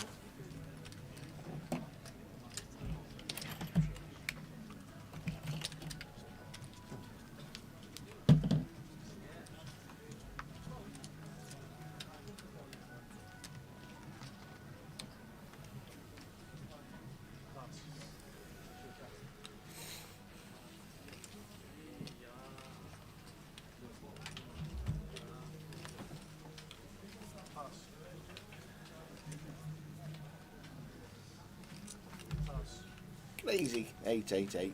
What's that about? Raise to 6,000. Pass. Pass. 5s for Terry. Opens to 6k. So just under 20 minutes. Going to be heading out on break. Queen 2-9. Les flops best.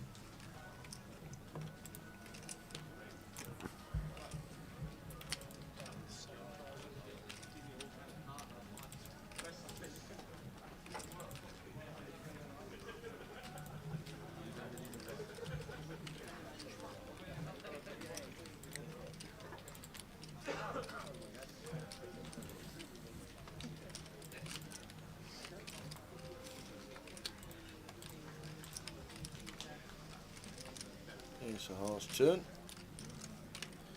Yeah, decide now as Terry. Do we just want to try and get to showdown, or do we want to triple it off with the 5s here? 5 of hearts, 5 of clubs. If we fire here on the turn, got to have the idea of tripling in mind versus big blind. So it is going for the second barrel here. On this ace turn, going to be good for our range. Looks like just shy of 50%. 13k. Now Les in a tricky one with his 9 here. One thing I will say that you expect the Queen X to check this turn. So once Terry does fire, maybe we start eradicating some 1 pair Queen X and Now just condensed that ace or better for value. Very good instincts from Les. Does call once. And TJ Jr. just finds the set on the river. That's got to feel good, that has. The 5 of diamonds pings off. Now going to be going on the value hunt. Was probably thinking about a triple barrel bluff, and now we get to value bet instead.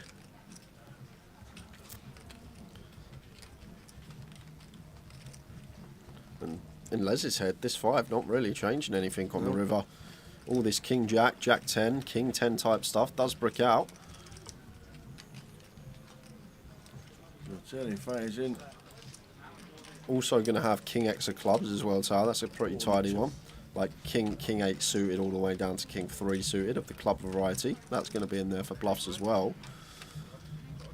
And, I think it's better to call here as Les with 9-7. Just a card that shouldn't have any interaction with Terry's bluffs, whereas the king, removal to king jack, removal to king 10.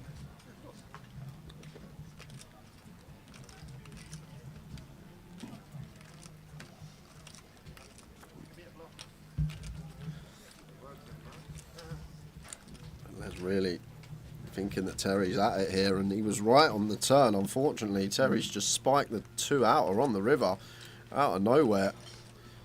Well, that's for 42, trying to get paid. And I think the interesting fact that Les probably expects Queen X after betting flop to check turn when this ace rolls off, so we'll still have all this ace X here, but opening from cut off with chips, going to have a lot of hands in here. Like maybe even opening stuff like jack 8 suited, jack 7 suited, 7-8 suited, this type of stuff, but Les does come to the correct decision and lets it go.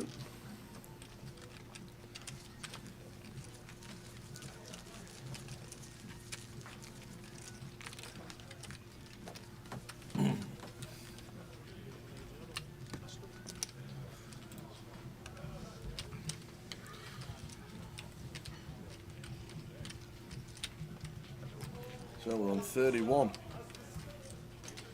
24, get the money. Break after this level. No sound?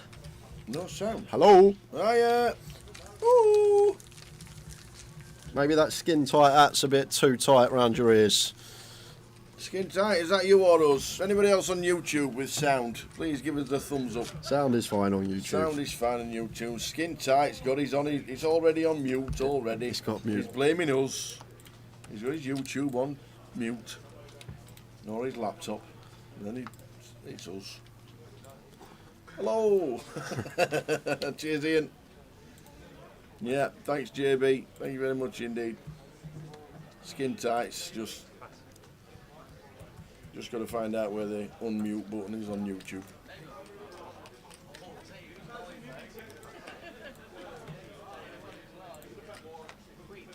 Jay's mic has a twang to it. What's he talking about? Why are you laughing? Yeah, geezer. I don't even sound like that. Oi. Yeah. Yeah, yeah. I'm from Hertfordshire, Tal. You are. From the Hertfordshire Golf Club, please. Thank you.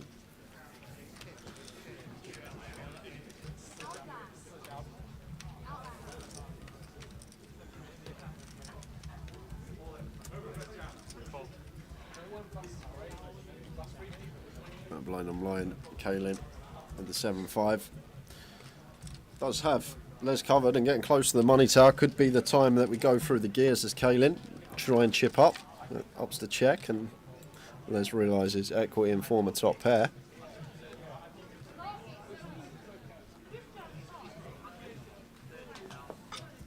Just going to fire out and bottom pair for Kaylin. Should be calling.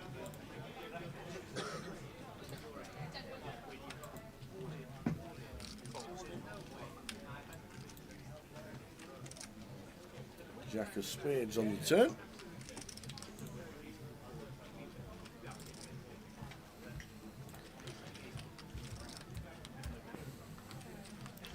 I'm going to go for another street here as Les with the top pair, target some 9s, target some 5s. 8k into 15. Just north of half and Kaylin now picking up dummy and gutter to go with the bottom pair. As you continue.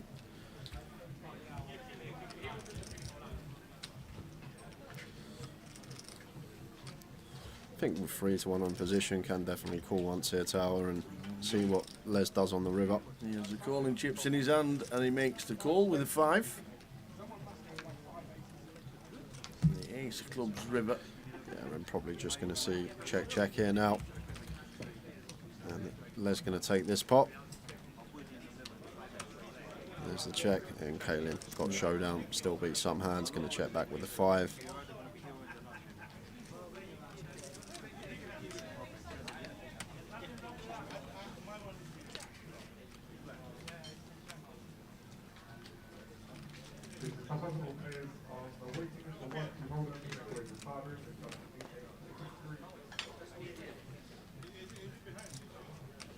Does check, so Les going to take this one and it's straight over to and out a table, guys.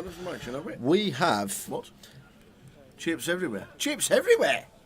So what's happening here? We've got a 4-way all in, and it's Phil Baker, Alex Skeggs, Yuzu Yin, and Shang Jian. Alex Skeggs and Yuzu Yin both with ace king. Phil Baker's got queens, and Shang Jiang has got aces. Oh, what a setup this is! 4-way all in. Who set this deck? Wow. So basically, the ace kings are dead on that board, and just fading a queen for the lot.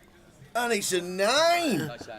What? 4-way all in. A ridiculous setup. Ace king, queens and aces, and Shan Jiang having all 3 players covered was the man with the boots. Wow. And he is going to scoop a huge one. And I'd be smiling too, Tower. No, you're not kidding. Flipping heck, what a hand. 4-way all in, and it survives. Oh, aces, ace, king, queens. So that takes us down to 28, just like that. So we're 4 off. You couldn't make it up. Wow. I'd love to see the action. What a hand. And the ace is in the big blind, says Rye. He was indeed. Wow.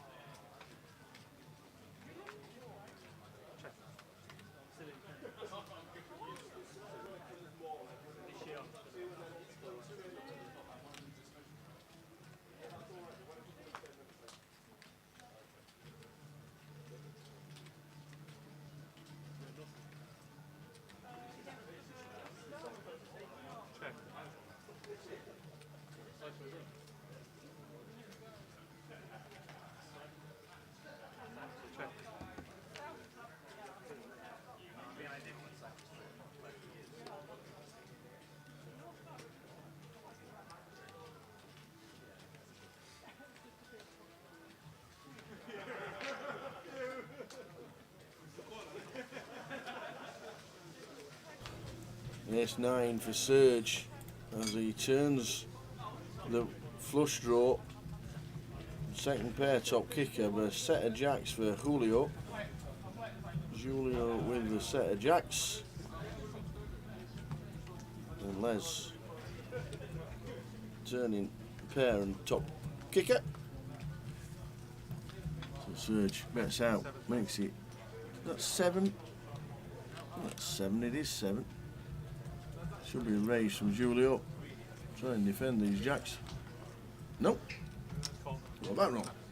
Yeah, going to be a lot of flushes from the big here tower, and we'll keep some bluffs in of opponent, keep ourselves wide as well, and get the dream of Dream Rivers.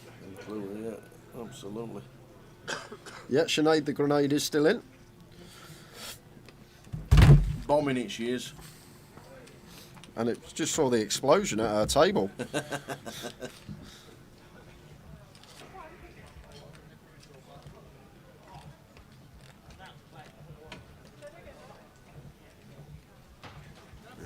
Sergio going for what he thinks is value. Going to be some bad news incoming.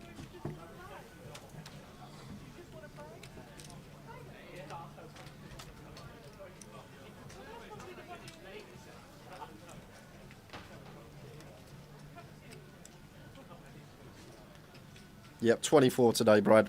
We are playing down 2. So Julio just sets Sergio in now on this deuce river. You got to remember, Sergio checked flop as the pre-flop opener. Checked it over to the in-position player, so this one will get the cogs turning for Sergio for sure, because just thinking about a hand from a hand reading perspective, don't really expect Sergio to be checking back too many strong hands while checking as the pre-flop aggressor. Where does his value range start from? Could he shove queens with a heart or kings aces with a heart for this size, or is his value basically going to be queen 10, heart draws and boats?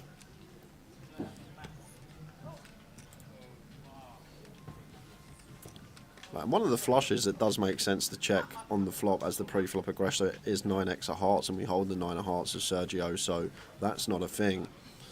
But really mulling over this one here, Tower.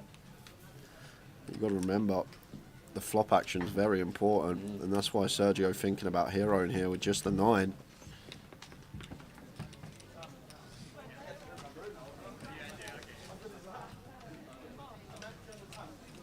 It is all in to call.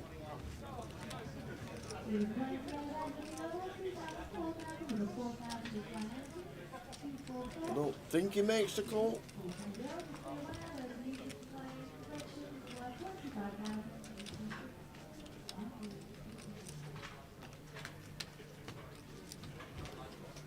Sergio, yeah, it's only 28 bigs.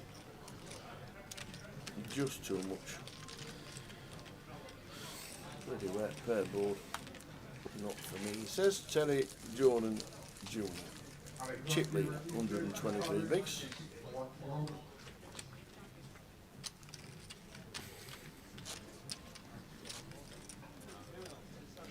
Surely, Dan Silver says, surely he can't call, not for his tournament life. No. Where's Barney Boatman when you need him?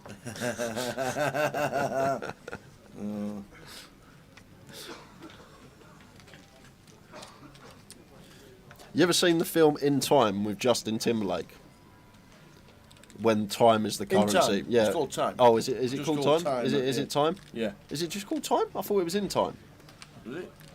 Well, I just thought it was called You- Time. Yeah. I know what you mean. Yeah, I've seen the you, film. you know the scene when he's playing a poker game and he's got like 10 seconds left to live and he pings the gut shot on the river against top set. Yeah, it could be called In Time. Or That would be actual decision when it's for your actual life. No payouts yet. Probably tomorrow when we get the payouts and all the structures. Tomorrow before we start. We know there's 53 coming back. Did I say?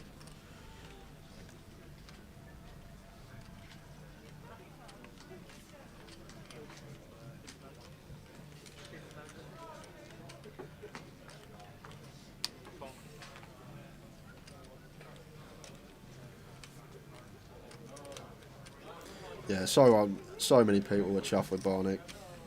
Yes. A great winner, wasn't it? I think people's champ for sure. I think everyone watching that final table was rooting for him, other than people that were friends, family, the others that were playing it out. Cassandra in the big here, King 10 offsuit. Oh, we got a very tidy. Can we just jam here, Cassandra? Use our image. Been very tight. There's all this dead money in here, and we've just got to get through Justinus, who's got chips and should be opening fairly wide. What a move. Yep, got it. Found it. Love this. There's only really Justinus that Just with all this dead money in there, Tal, you never expect Les or Kaylin. They've never really got a hand that can call because they just 3-bet pre. Yep. This close to the money. Therefore, we've just got to get through one player. And now we've got the additive of 2 dead calls in there, an extra 4 big blinds to pick up. And got a bit of removal with the king in hand and the 10 in hand blocking 10s as well, which would call us. So, very tidy jam this from Cassandra. And not sure if it's going to work though. Oh, it is. The King Jack of Spades of Justinus does let it go. And Kaylin not going to be calling off the Queen 10 of Diamonds. No, got away with one there, Cassandra. Yeah, very nice work from Cassandra.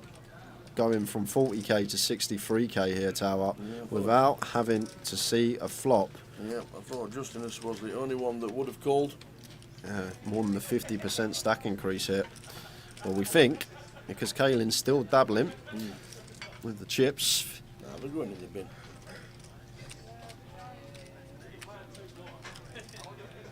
Yeah, nice move, Cassandra. Got away with one there. Right near the money, 3 off the money. They're big ones to pick up, Tower. Just keep that head above water. Now got so much more wiggle room with 21. I'm sure there's going to be stacks across the field that have less than her anyway. 27 left. Yeah, that's good because we just lost Vishal Danak. Vishal Danak out in 28th, and this is going to be the last hand of the session, guys, and it will be the last break of the day. Just a quick 15 minutes, and then we will probably be back for no more than an hour, as we only have to lose 3 players, and then there is close up shop for today.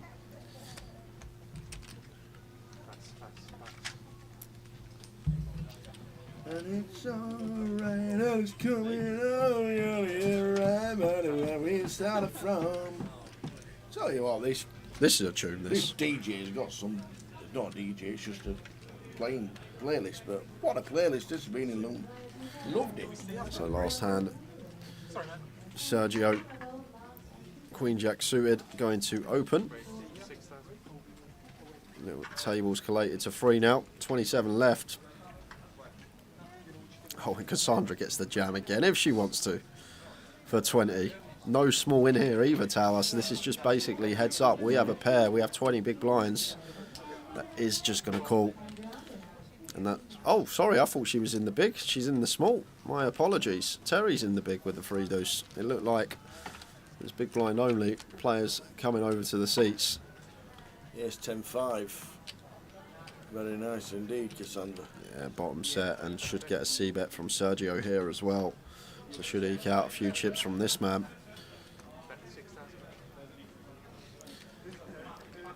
And a lot of the time we do just want to flat our sets, Tower, but this is one that can start raising straight off the bat. Unblocking the top pair. Ace-X going to be out there for Sergio as the opener here. And we can also plausibly represent some bluffs in the form of spades. Stuff like 3-4 of hearts, potential. Actually, we don't have that in the small. I keep thinking she's in the big blind.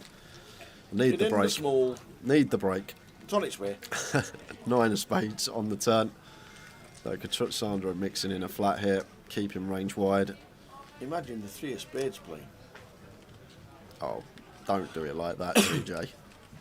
Do not do it like that. Oh, TJ, you got some ideas. Up and down now for Sergio. Terry Jr. going for 6k. Tiny sizing choice here from Terry. And when we get this price, even with 3 spades on board, Sergio not going anywhere. Back over to Cassandra, up 51k in the pot. What's your jump? Or is it just a little bit too... Terry's supposed to, like when he leads here, he's supposed to have flushes. That's a nice card. That is a very nice card. I'm probably going to go check, check, check now, Tower, because Sergio not going to bluff. Terry can still have flushes. I doubt Terry is going to bluff on this river when Sergio can still have ace-X. Or is Terry really thinking about repping this flush and just saying, I'm all in, having both players covered?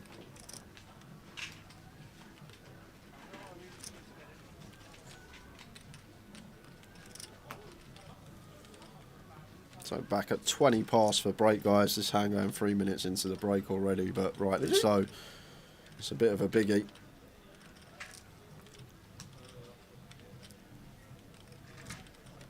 Yeah, we come back at 10-2. So yeah, must be, there we go. See, Yeah, 3 3 minutes minutes in into the the break. break, you're absolutely spot on. Yes, it does go check, check, check. Terry shuts down, and we will see you in 12 minutes, guys. Be the final break of the day. Back at 20 past. See you then. Gonna eat the sandwich? Because that's what winners do. 100k in a dream. We'll see how Saturday goes.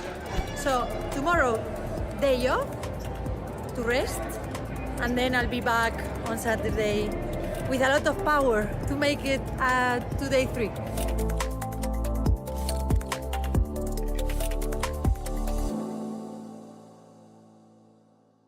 Mystery bounty tournaments are a new sensation that combine the best of bounty tournaments with the surprise factor of not knowing the bounties ahead of time. This exciting new format is a lot of fun to play, but there are a few things you need to know if you want to maximize your chances of a big payday. I am Vivian Saliba, Poker Pro and 888 Poker Ambassador. Here are 5 tips to help you adjust to mystery bounty tournaments. Preserve your stack. Stack preservation is very important in mystery bounty tournaments. The prize pool is divided in two, with half going to the general prize pool and the other half to the bounties. For this reason, having a wealthy stack when the bounties kick in can generate a lot of value. You might want to approach some spots in a more conservative way, when close to the bounty stage, in order to preserve your stack. A big stack lets you cover most of the other players, and with that comes the chance to eliminate them and win the mystery bounty prize. You may also want to avoid battling other big stacks and don't make marginally profitable plays that can compromise a big chunk of your chips. You can also exclude the bottom of your range when calling all-ins or even jamming yourself. Categorize your opponents. Being able to categorize your opponents is key in mystery bounty tournaments. 80-Day Poker has an extensive mystery bounty tournaments offering every single day. After playing many of these, I realized that most players in these tournaments will play very aggressively and looser than in other traditional tournaments, probably because they want to build a big stack. I recommend that you bet bigger and more often with your value hands than you normally would. If you're seeing that your opponents are playing very loose, you're going to want to bluff a little bit less often. Focus on making chips with your big hands. Adjust to different stages of the tournament. Understanding the stages of mystery bounty tournaments is key to doing well in them. You have to adjust or you will struggle to really succeed. Once the bounties kick in, your fold equity will be smaller as players are incentivized to call all-ins in order to win a bounty. You will often see players calling you down with hands they never would in other tournaments. For this reason, I would go all-in with a tighter range than I usually would in traditional tournaments. Cut out some suited connectors and instead give priority to high cards and pairs. Pay attention to the remaining bounties.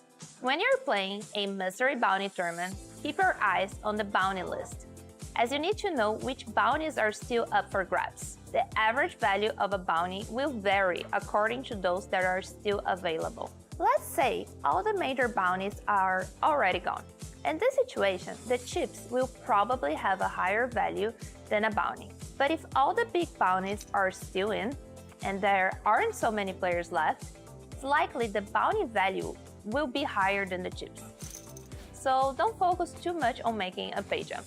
Knowing which has more value, the bounty or the chips in play, will help you adjust and aim for the biggest payday. Don't forget about the prize pool.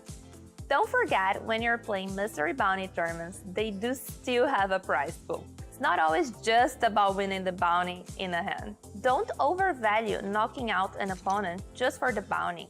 I've seen so many blunders from people compromising their entire stack just to win a bounty and forgetting about the general prize pool.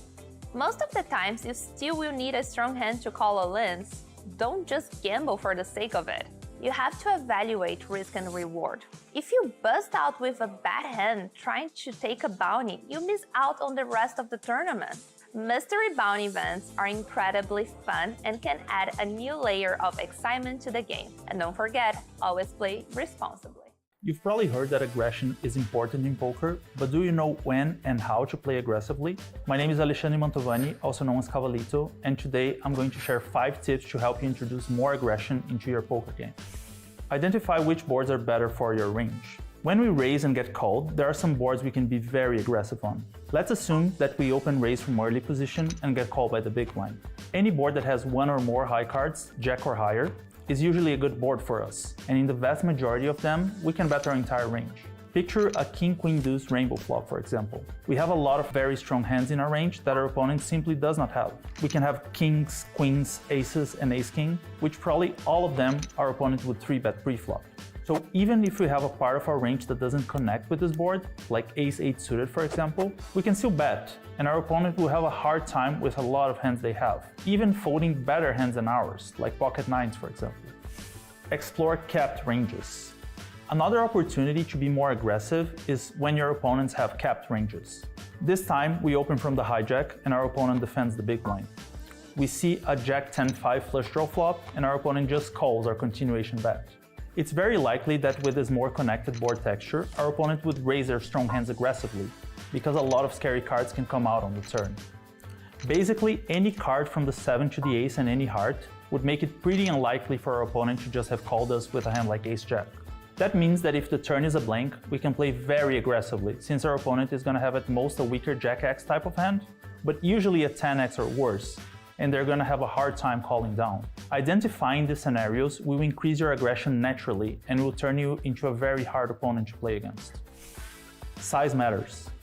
Being smart about the size of our bets is another way to add aggression to your poker game, as your bet sizes will have a direct impact on your opponent's continuing range. If you're playing against the big blind on a 9-5-3 flop and you bet one big blind, your opponent is going to continue with any piece of the board. On the other hand, if you bet full pot with this texture, our opponent is definitely going to fold most of their 3x, 5x, and weak straight draws. Your bet sizing will also have a big impact on how the hand is going to be played on future streets. If you bet one big blind on the flop and the turn is a 3, you should be somewhat careful because your opponent is going to have this card in their range more often. However, if you bet full pot on the flop and the turn is a 3, you can keep betting your best hands for value and be less concerned that your opponent has hit that card. Think about which part of the range you're targeting. With all of the poker training software out there these days, sometimes people forget that poker is a game of people and logic, and sound logic sometimes gets very similar results as software does. Let's go back to Jack-10-5 flush draw. Turn 6, river king, and we have a hand like king-queen suited. We know our opponent has gotten to the river with a weak jack most of the time, so we can still extract value from these hands with a not so large bet, like half pot. In the same context, we are going to have some bluffs like queen-8 suited, and some value hands like ace-queen or queen-9, and these hands benefit from very large bets. Queen-8 to make the opponent fold their weak jack-x, and ace-queen, queen-9 to make the opponent call with king-queen or king-10 that they might have connected. Knowing which part of your opponent's range you are targeting will help you choose when to turn up the aggression. Know when to shut down. Even though the video is about aggression, it is important to remember that sometimes you have to just shut down. Aggression increases your profitability when now executed in the right spots, but sometimes we just have to shut down or we're going to lose a big chunk of this profitability. On the previous 9-5-3 board scenarios, we bet pot and get called. Turn 8, we bet again and get called again. Then the river pairs the 9. This is a scenario that we have to be very selective about both our value hands and our bluffs. By betting twice on this board, our opponent's range gets to the river as mostly 9x or better. So not value betting a hand like pocket 10s and shutting down sometimes with our bluffs like ace-deuce is important. As you can see, there are plenty of opportunities for you to introduce more aggression to your game. Study these spots and see for yourself what impact being more aggressive can have on your profitability. Which spots do you struggle with being more aggressive? Let us know in the comments below. One of the most common situations you'll encounter in poker tournaments is defending your big blind. Both folding too much and playing back in the wrong situations can be a big leak of chips. There are a lot of factors that come into how you proceed. I'm Ian Simpson, Poker Pro and 888 Poker Ambassador, and these 5 tips will help you navigate when and how to defend your big blind. Defending your big blind and position. Like so much in poker, position is key when defending your big blind. If your opponent opens from early position, they've done so with up to 8 players left to act after them. Their range, therefore, is stronger than if someone raised your big blind from late position. Against an under-the-gun raiser, you defend your big blind less often than you do against a button raiser. You'll need a stronger hand to go up against your opponent's stronger range. A hand like 10-7 offsuit looks like a decent hand to defend your big blind with, but I would only do so against someone in late position and not against an under-the-gun raiser. It just doesn't have enough equity against an early position's more robust range. Defending your big blind by raising. Defending your big blind doesn't mean just calling, it means 3-betting too. The later the position your opponent raised from, the more you should be 3-betting, both as bluffs and for value. The earlier the position of your opponent, the tighter their range has to be because they've got so many players left to act after them. You'll be 3-betting less against an early position raiser since you're against a stronger set of hands.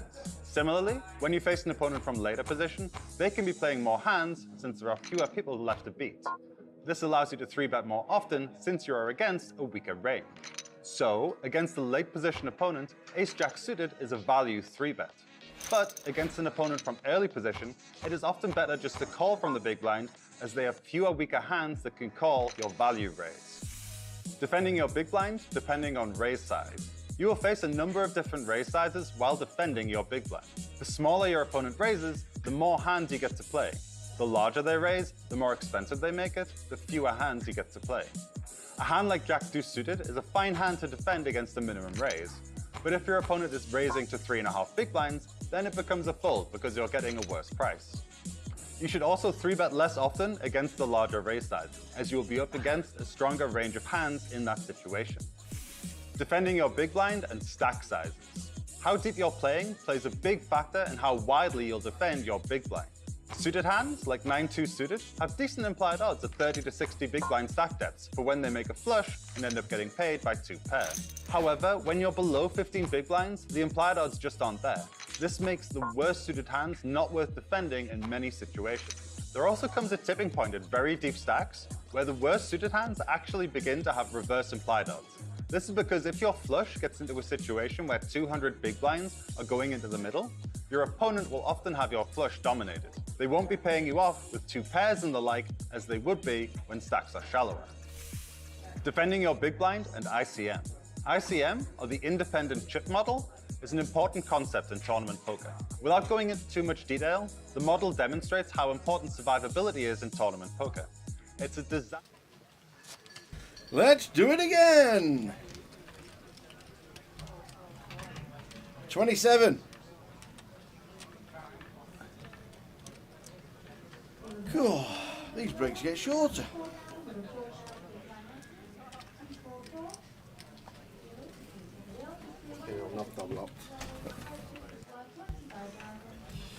Here we go. 27. Doo-doo-doo. Let's do it again. Blinds are in. 2-4. Is this the level? We need to lose 3. We need to lose 3. So here we go. This should be the level, but you never know when we get hand for hand. When we get to 25, how long it ever takes.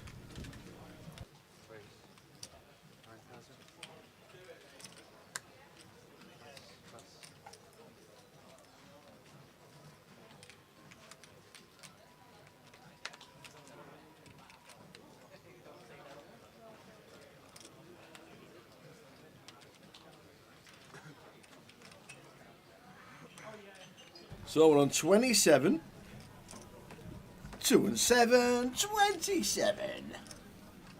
And we're stopping when we get to 24. Whenever that will be. Any action on our tables, we'll, on the outer tables, we'll obviously see it and show it.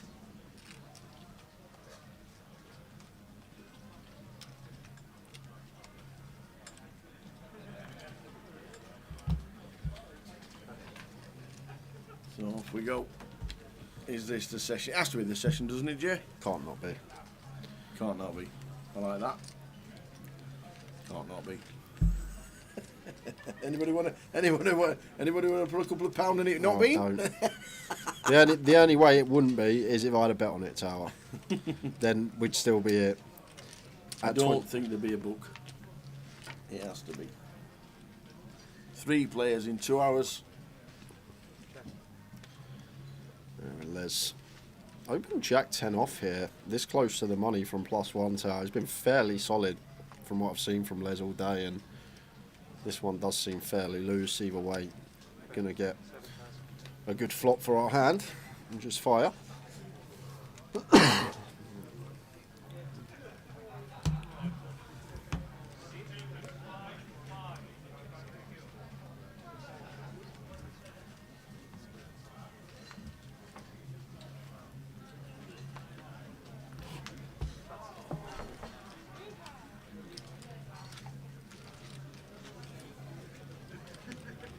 We've got 2 Sergios.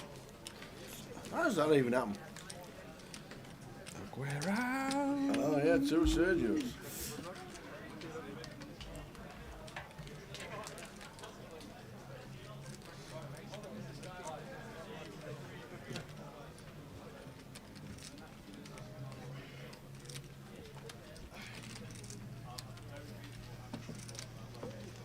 I don't know how we have got 2 Sergios, Tower. Because I know that's Terry in 1, I know that's Julio in 2, I know that's Justinus in 3, I know that's Les in 4, Yeah. I know that's Kaelin in 5, I know it's Sergio in 6, there's the Sergio, I know it's Longmao in 7, it's Anthony in 8, and Cassandra in 9. So the fact we got 2 Sergios on the name list, it means that someone is down. I'm guessing Anthony, as he just come to the table as Sergio. and we will get that changed as soon as possible. And one gone straight away on and out of table. Nicholas Forbes, first hand back after the break on table 5, exits down to 26. One more, and it will be hand for hand time.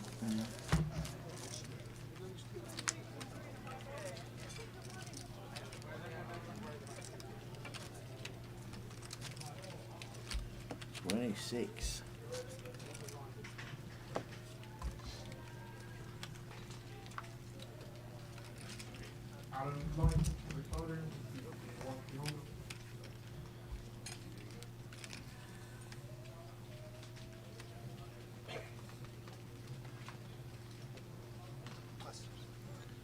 Les, former champ of the Goliath. Hard one to win. Very hard, no matter how many runners it was and how much it's increased in the last 12 years. One of the hardest. Bowie Effect was actually saying to me that it's easier to win the WSOP main event than it is the Goliath. That's what Andy Wilson said to me. Really? Yeah, he said that he'd have more chance winning the WSOP main event than he would have winning the Goliath. Is that because he'd expect everybody to be I get upper level with a Bane? And a 2 hour clock is massive as well. You've got all day. Yeah.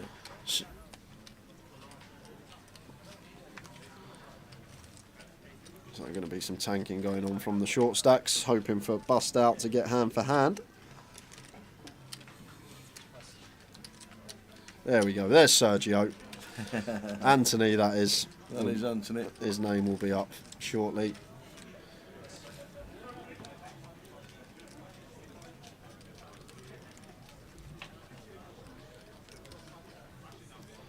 Ace-8 suited for Terry with one of the bigger stacks. Great opportunity for him to make chips on the bubble. Opens button. Raises to 12.5. Justin as King 6 offsuit from the big one that we could potentially use here, Tower. But we're this close to the money, maybe we're not supposed to. Terry having the cover and stack, but post bubble 2 hours ago at that stack depth. Actually, maybe 60 is too deep. Want to be like around the 30-40 mark. Raise and take from TJ Jr.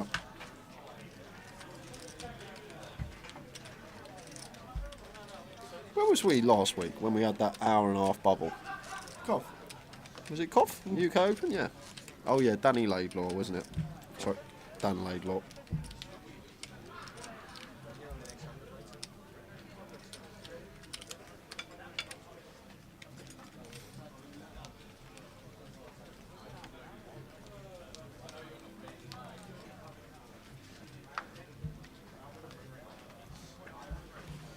The blinds get rolled back to the earliest finish point across all flights, Brad. So we're coming back at 1503 as yesterday's evening flight finished at 1503K.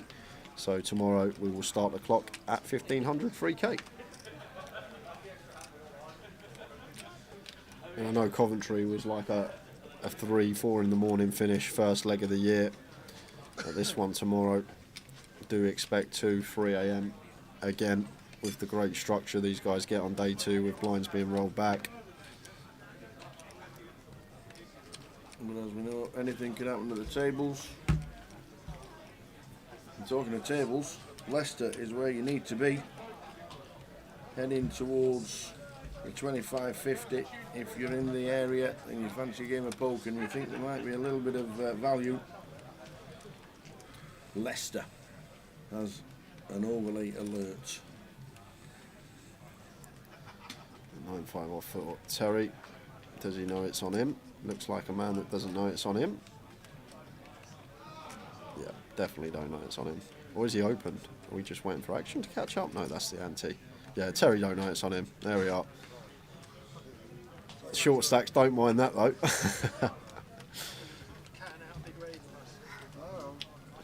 7-4 off for Justin is here.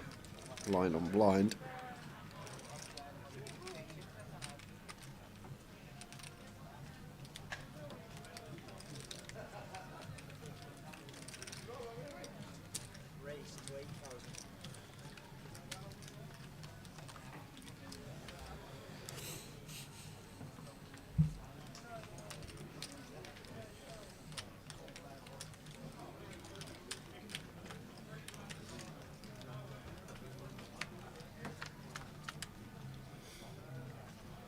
King high flop, king 10-6. Les flops way best.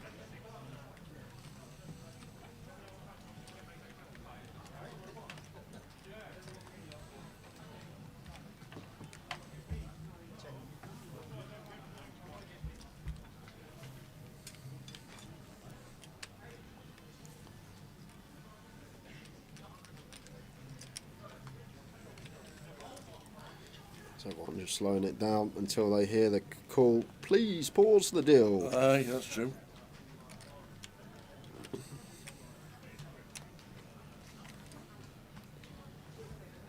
That's just going to take that one with his top pair. Little stab for 9k.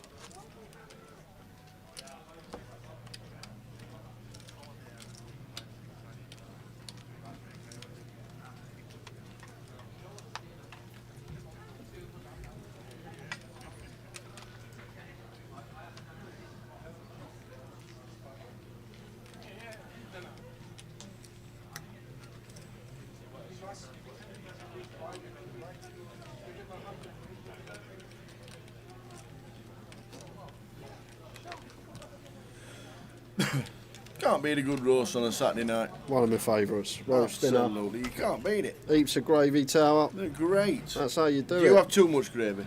I do. I'm one of them that it's basically a soup.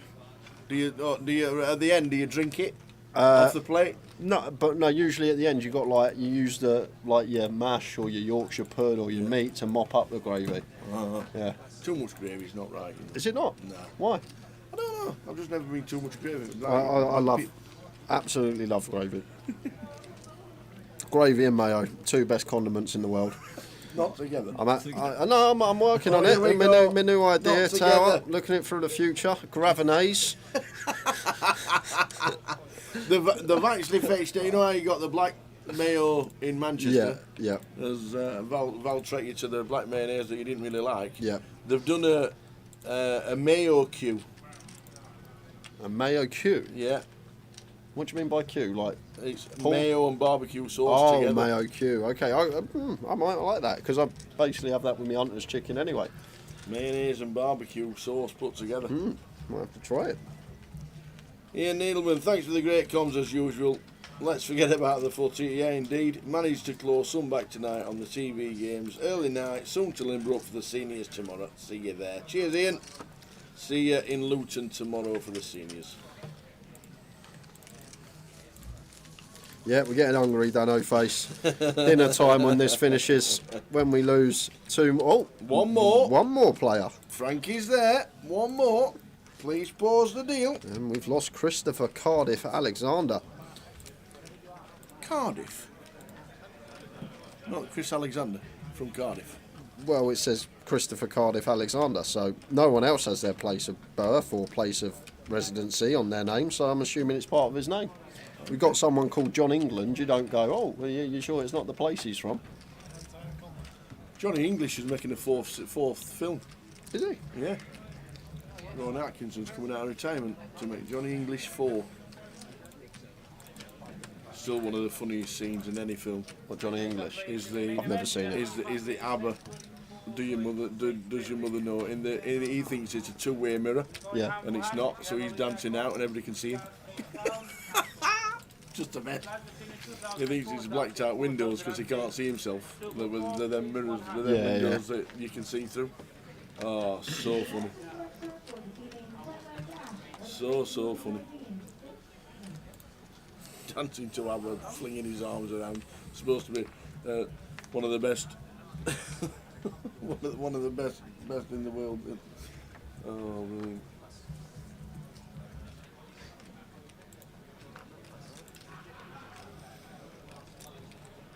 Yep, 9:30. Hasn't finished yet, Gary. We're hand for hand. This could be. We don't think it will. Jay said between 9 and 10, and it's looking might be exactly that. But we are hand for hand for bagging up for chips for day 2, and if you bag, you're getting the money. What was the min cash for this last leg? I can't remember. I can't even remember. 8 deuce 3. Sergio off his short stack does flop a wheel draw here. Not too much we can really be doing with Sergio trying to get on the right side of that bubble. Assuming it's just going to be C-bet from Terry. And off our stack size. Doubt we're going to peel with a gut shot, but Terry goes for the check behind here. Can your hearts turn? And we should be seeing the lead continue from Terry on this turn tower, so probably going to be end of hand. Check bet fold.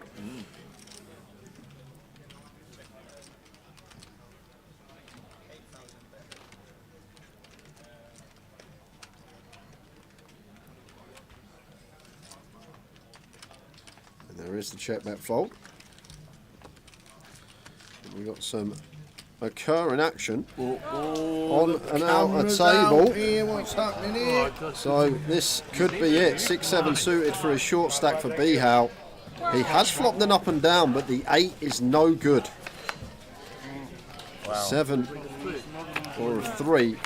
Oh, he's gone the backdoor 7 route. Running 7? Are you sure, Bihal? Talk about getting there the hard way. Running 7. And Mazin thought he'd burst the bubble, but running 7s for Bihal keeps it going. That is filth. We've seen some hands on the outers today, Tower, when we panned over there. What a grim run out. We think we're in the money. Everyone's about to stand up and cheer, and running 7s. Ugh. Oh, ouch, ouch, ouch. Running 7, man. Just ill.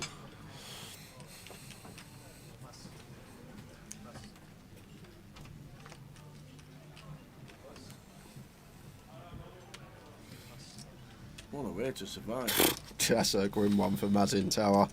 To be fair, Mazin still had like 80k. If he plays that right, he should get on the right side of the money bubble. Bihal was only short, but keeps himself alive.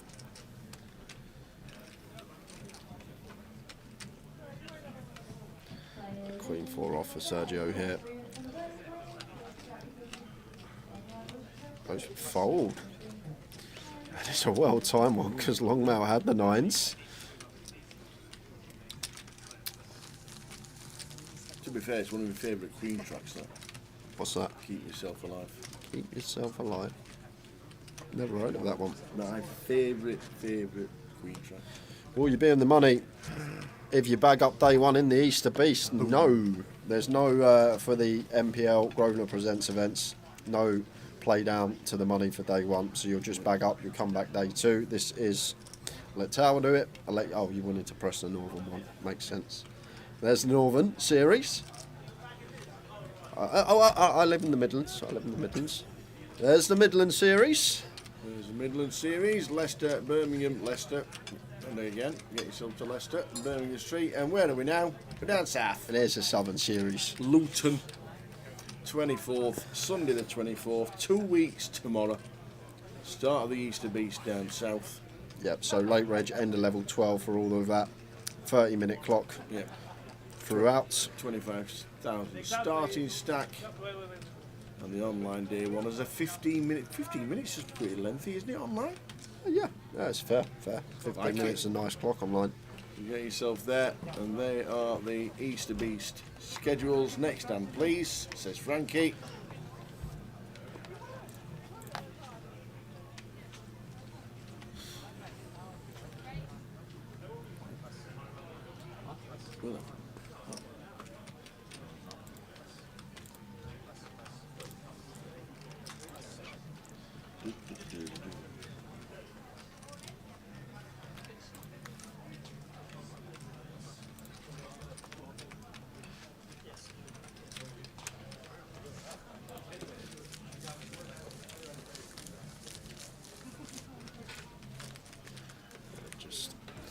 No action that hand.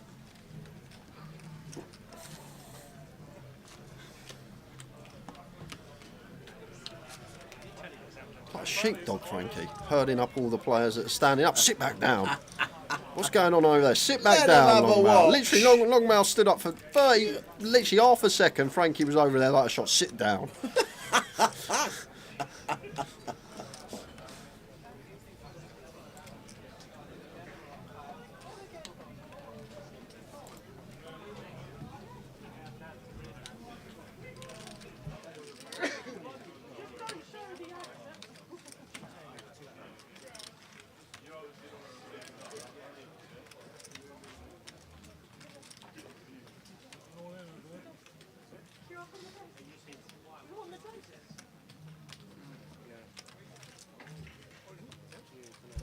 So, what's happening on the outer table? Uh-oh, what's happening? What's happening?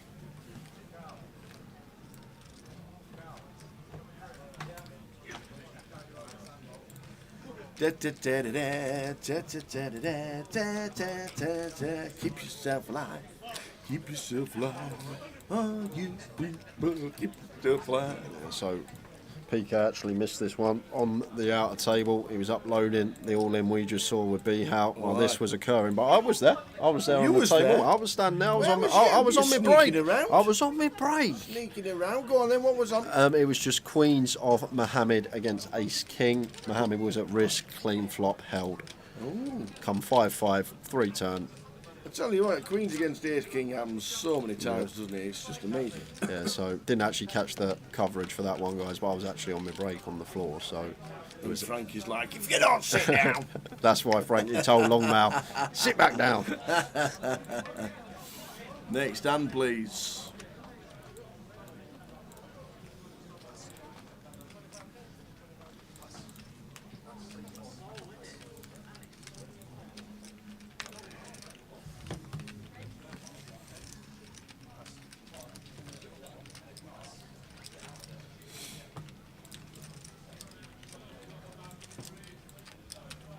Get to be aggressive here as Anthony.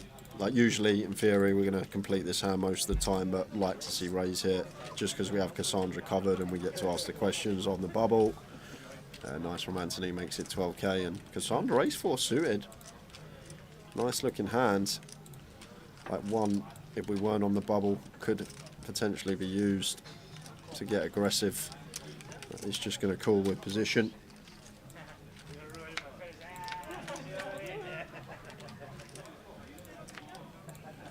Nothing going on there for Cassandra. Bottom pair for Anthony. Could just be a stab from Anthony. Hand over. Does go for the 5k stab just north of the BB. And usually could call once here as Cassandra with ace high. She's still going to call. I just thought this close to the bubble, we're just going to sort of overfold, take a much tighter approach. But do like the call post bubble or an hour ago. Just blind on blind ace high. Can still definitely be the best of it. Haven't seen much of Cassandra on the feature, but seems to know her stuff and does a lot of good things. So now I'm just going to check back, and the 5 is going to be good for Anthony.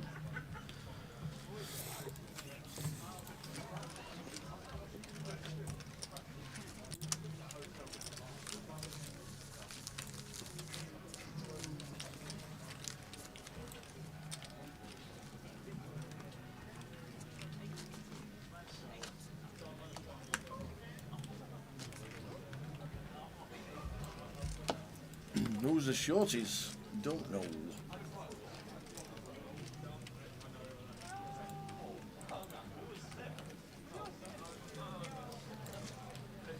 DP man, she has to check there. She's just got to take showdown. She's got ace high blind on blind. Be a mistake to bet there as Cassandra on the river. Have to check. Check turn good. Check river good. Call flop fine. Thought she might fold flop because we're on the bubble, but just looking at the hand, not the situation of the tournament. I think she's actually played it as good as she can do. Off we go again. Is this the hand where everybody gets a bag? Apart from one, yeah. Poor one person. The payout structure will be with us tomorrow.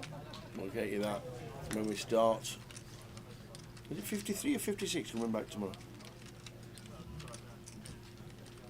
24. Yeah, and 6. 30. I think it's 11 and a 12. 53. I think. 53. 53 for day 2 at the blinds at 1,500, 3,000. Just going to have to walk the chip leader as Cassandra. No, she's going to complete. She wants to battle the girl on the bubble. She's not afraid. Because Terry's meant to abuse here from the big, but Terry not raising it up with the 8-4 suited.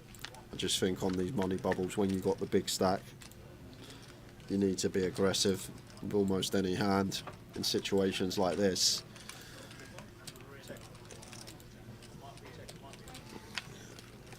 So check, check. Jack of clubs on the turn. Yeah, so Cassandra picks up and down. Now going to start leading for a BB, and we'll get Terry off the 2 live cards.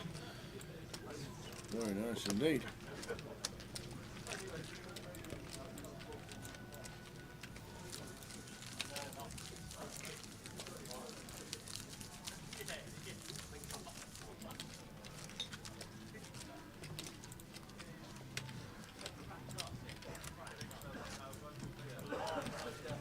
Yeah, we're not floating to bluff later streets, DP man.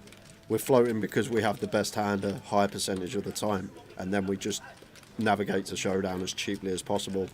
And it's as simple as that. When you're that high up showdown, blind on blind, you don't want to start bluffing.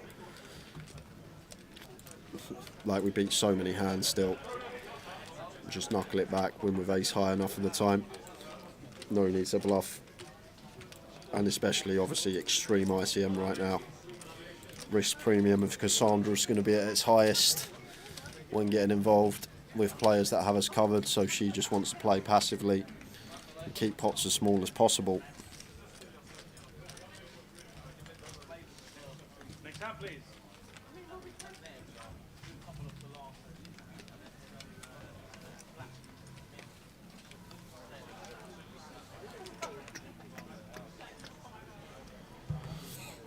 Deal one more hand. Indeed. Next hand, please. I can't do that, mate. Don't worry about that. Ace Queen for killing.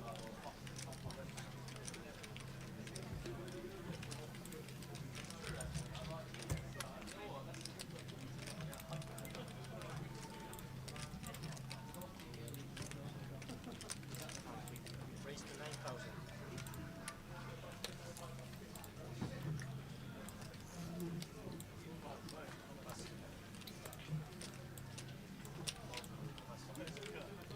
Kaylin, ace queen suited, opens from +2. Just going to be raise and take. There we go, no action on our table.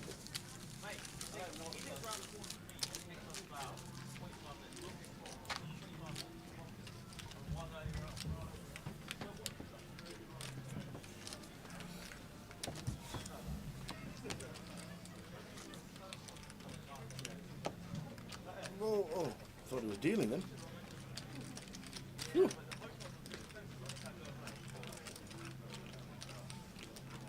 So waiting for the outer tables to finish. And if it happens this hand, you'll get to see it. Next hand, please. Next hand, please. Thank you. Thinking, when's this going to be done?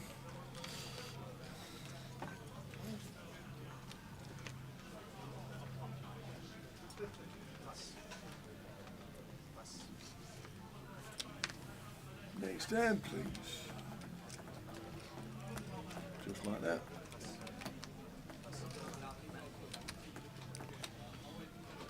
So far, been 2 all-in and calls on the bubble, both doubling up. Yep. We only got the C1, but 2 all-in and calls thus far. And Julio, A6 off here. Once again, not really wanting to tangle with covering stacks. It's just going to go with complete. And post-flop, the idea is just to keep pot small as possible, unless we have a monster. 10-7 off 4 just in us. Going to check.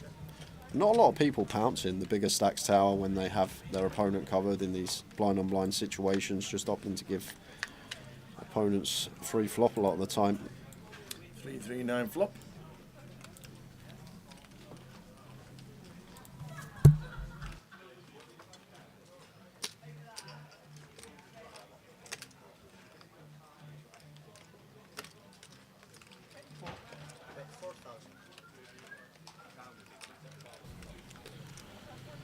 933. Julio bets 4K. Should be end of hand. And indeed it is.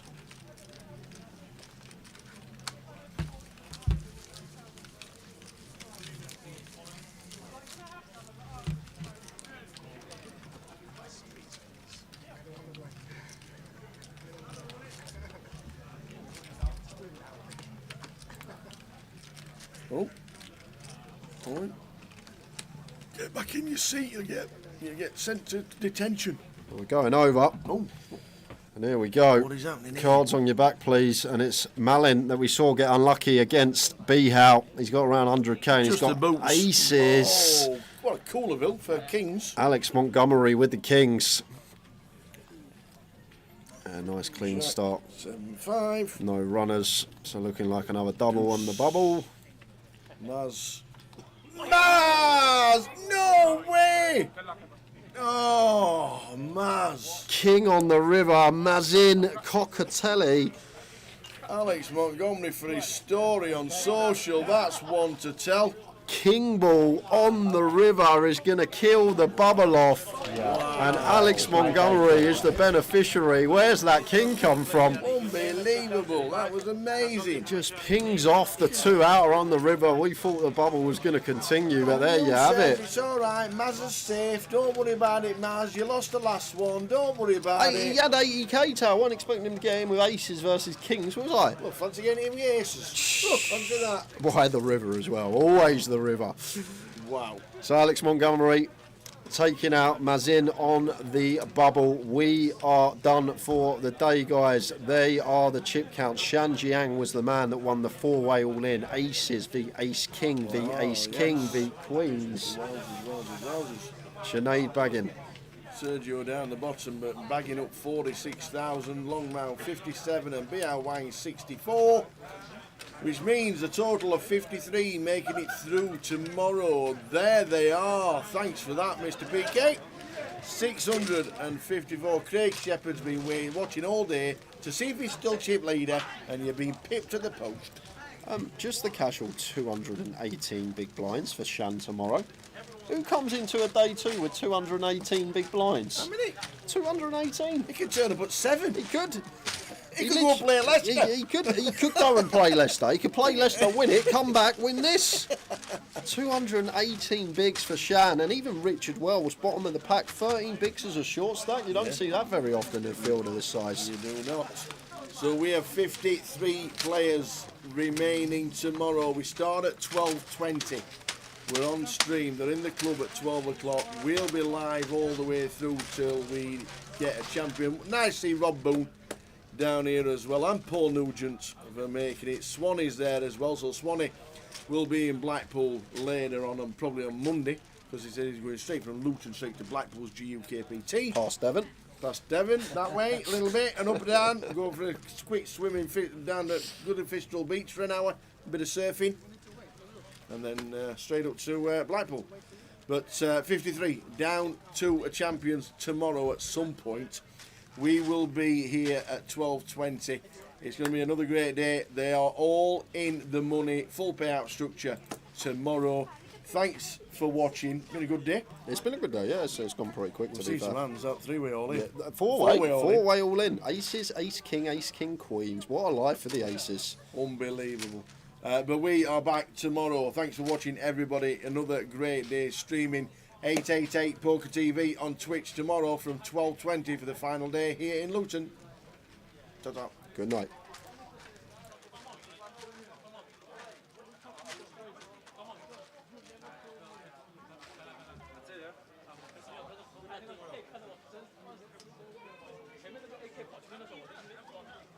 O'clock.